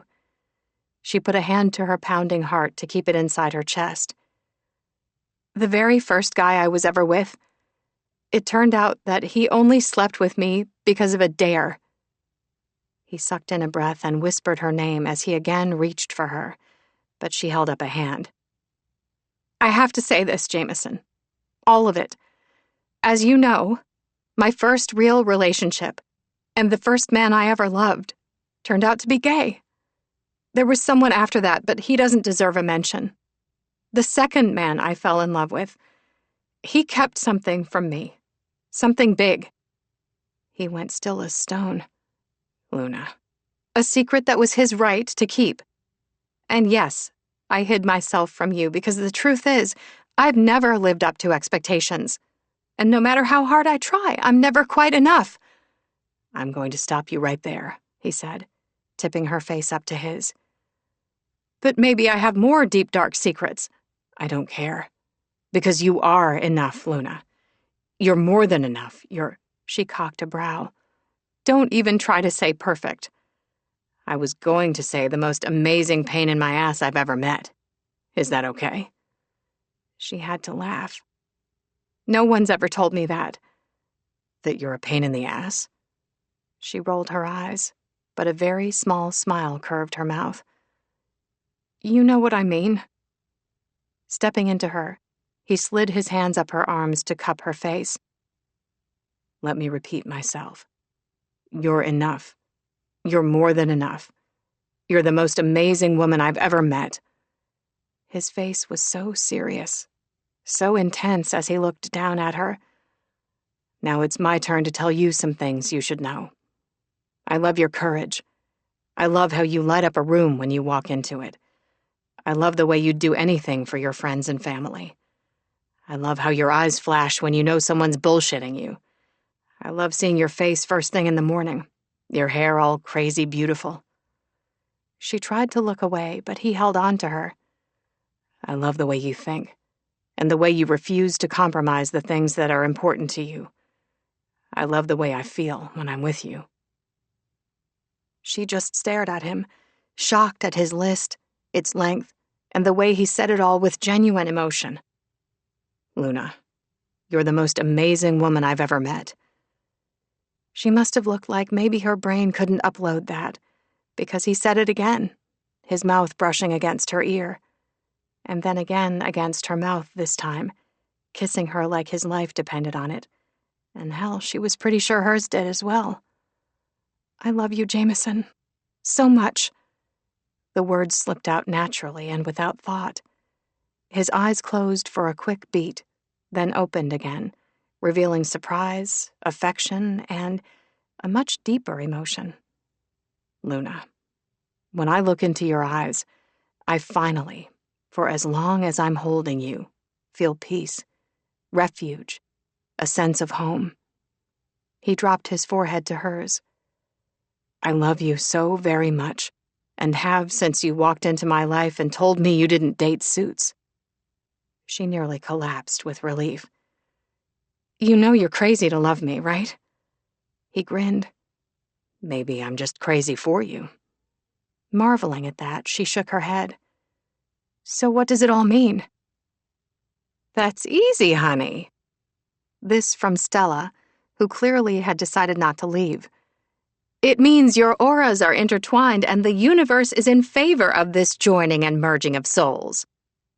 Graham, you're going to make him go screaming into the night. Instead, he pulled her into him.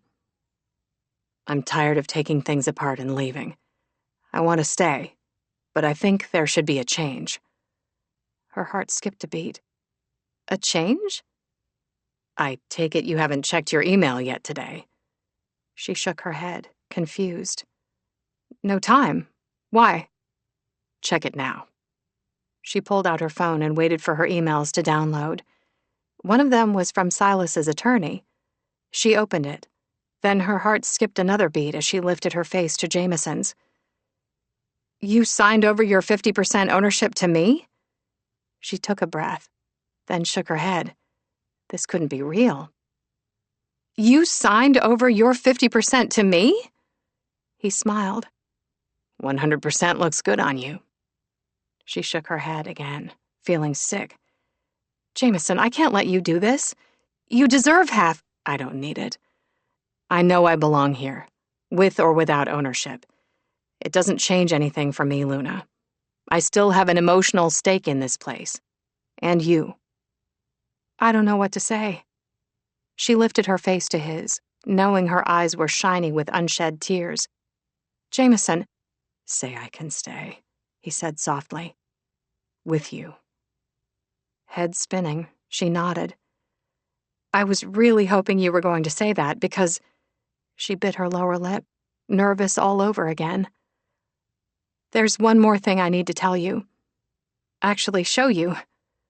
And with that, she opened the closet door, which was no longer a walk-in storage closet. She'd stayed up late clearing it out completely. All the shelves and all the things that had been on the shelves were gone. So was the layer of dust, the holiday decorations, including a life-size Easter bunny. She'd removed everything and painted the walls white, the only paint she'd been able to find on site, but it made the space seem bigger. She'd left the small window open to vent out the fumes and had rush-ordered a desk and chair, still in their boxes. The only other thing in the room was a key ring lying in the middle of the desk. Jameson looked at her, then moved to the desk and picked up the key ring. It was brass letters that spelled home and held 2 keys. "One's to the door of your new office," she said. "The other's to my place, which I think of as our place, hence the key." She waited until he looked at her. "There's space for you here, Jameson. You truly belong here, with us. It's your home, too, and I'm sorry I ever let you think otherwise." He gave her his crooked smile. "Is this a romantic gesture? Or do you just want me to keep doing the books?" With a laugh, she wrapped her arms around him and planted a hell of a kiss on his lips. "Actually, I have a list of things I want you to keep doing, but the books is at the very bottom." He grinned. "Well, you know how I love a good list. Maybe we should get started." "Do you think they're talking about sex?" Chef asked Milo. Milo shrugged. "I didn't know old people could still do it." "Seriously," Luna yelled back to him. "I'm only 3 years older than you, and I asked you all to leave." "Can we make a list?" Shane asked Willow, sounding hopeful. "I'm still in the middle of the consequences from the last list we had," Willow said. Stella came to Luna and Jameson and hugged them tight. "I'm so happy for you both. And for me, too, since when you decide to get married, I'll be the officiant and all. Don't worry, my charge for the services will reflect how much I love you. 4 figures tops."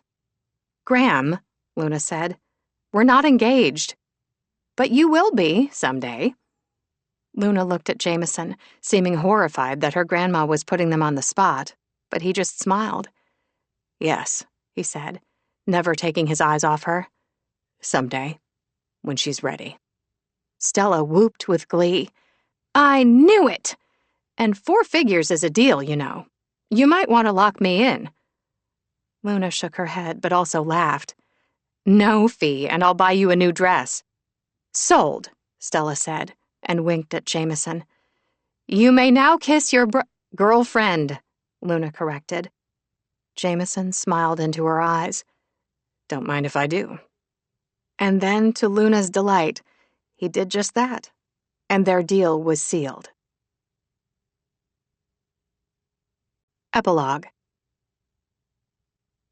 1 year later, after the 2nd annual Founders' Day.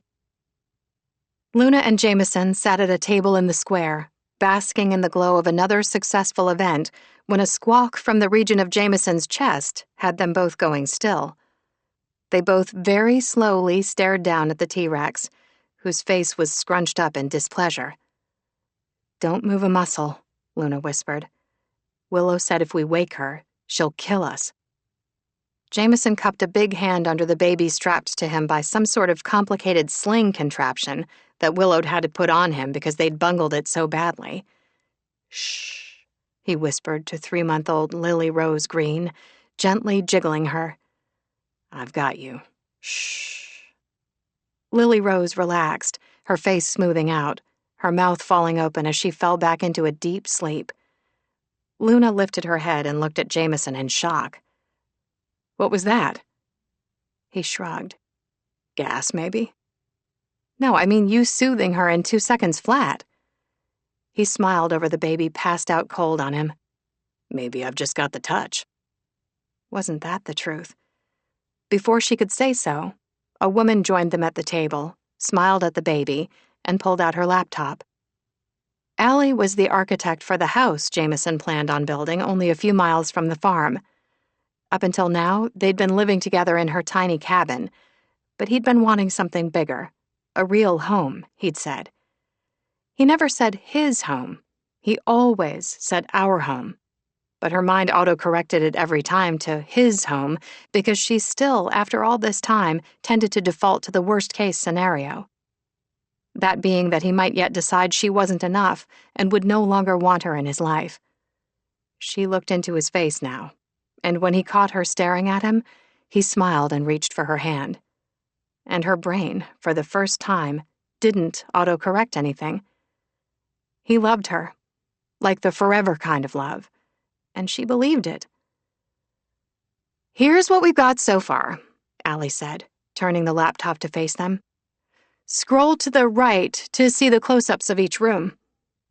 As Jameson did just that, Luna's breath caught. It was going to be beautiful. Do you like the main bedroom? Allie asked Luna. We have some room for adjustments. Luna looked at Jameson. That's up to you. Jameson held her gaze. Allie, would you mind giving us a minute? No problem, the architect said. I'm going to get a hot dog. I've been looking forward to that all day.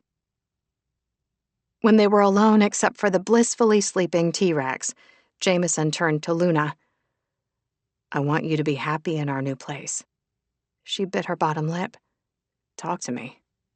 She drew a deep breath. I have no idea what makes a house a home. Leaning in, he slid a hand to the nape of her neck and kissed her softly. The only thing I care about being in there is you. What about a bathroom? He gave a rough laugh. Luna. See? She asked, tossing up her hands. You do care. Instead of getting ruffled or frustrated with her, he held her gaze, his own warm and amused. Okay, fine. I'd like to have a bathroom and you in the same place. She laughed. The past year had been amazing. He'd taught her to trust her inner strength, and she'd taught him how to lighten up and enjoy life, which made them better together than either of them could ever be apart. Realizing that, she smiled against his shoulder. Home was where your soul resided. Her grandma had told her that. So, she said lightly, I want to be your wife. What do you think? He went still in her arms. I think you're nuts.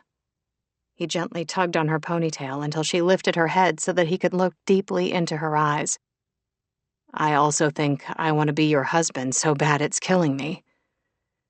She kissed the baby and then Jameson.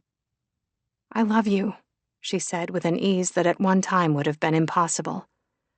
It was strange to her now how saying those 3 little words had once been so hard for her to say. And though she still didn't say it often, when she did, there was no mistaking how deeply she meant it. A slow smile spread across his lips, and he leaned down, brushing a soft kiss against her forehead, then her cheek, and finally her mouth. And I love you, he whispered against her lips. Are you ready to look at the plans now? Help me make this house our forever home together. Forever. She liked the sound of that. Yes, she said. To all of it. To everything. With you.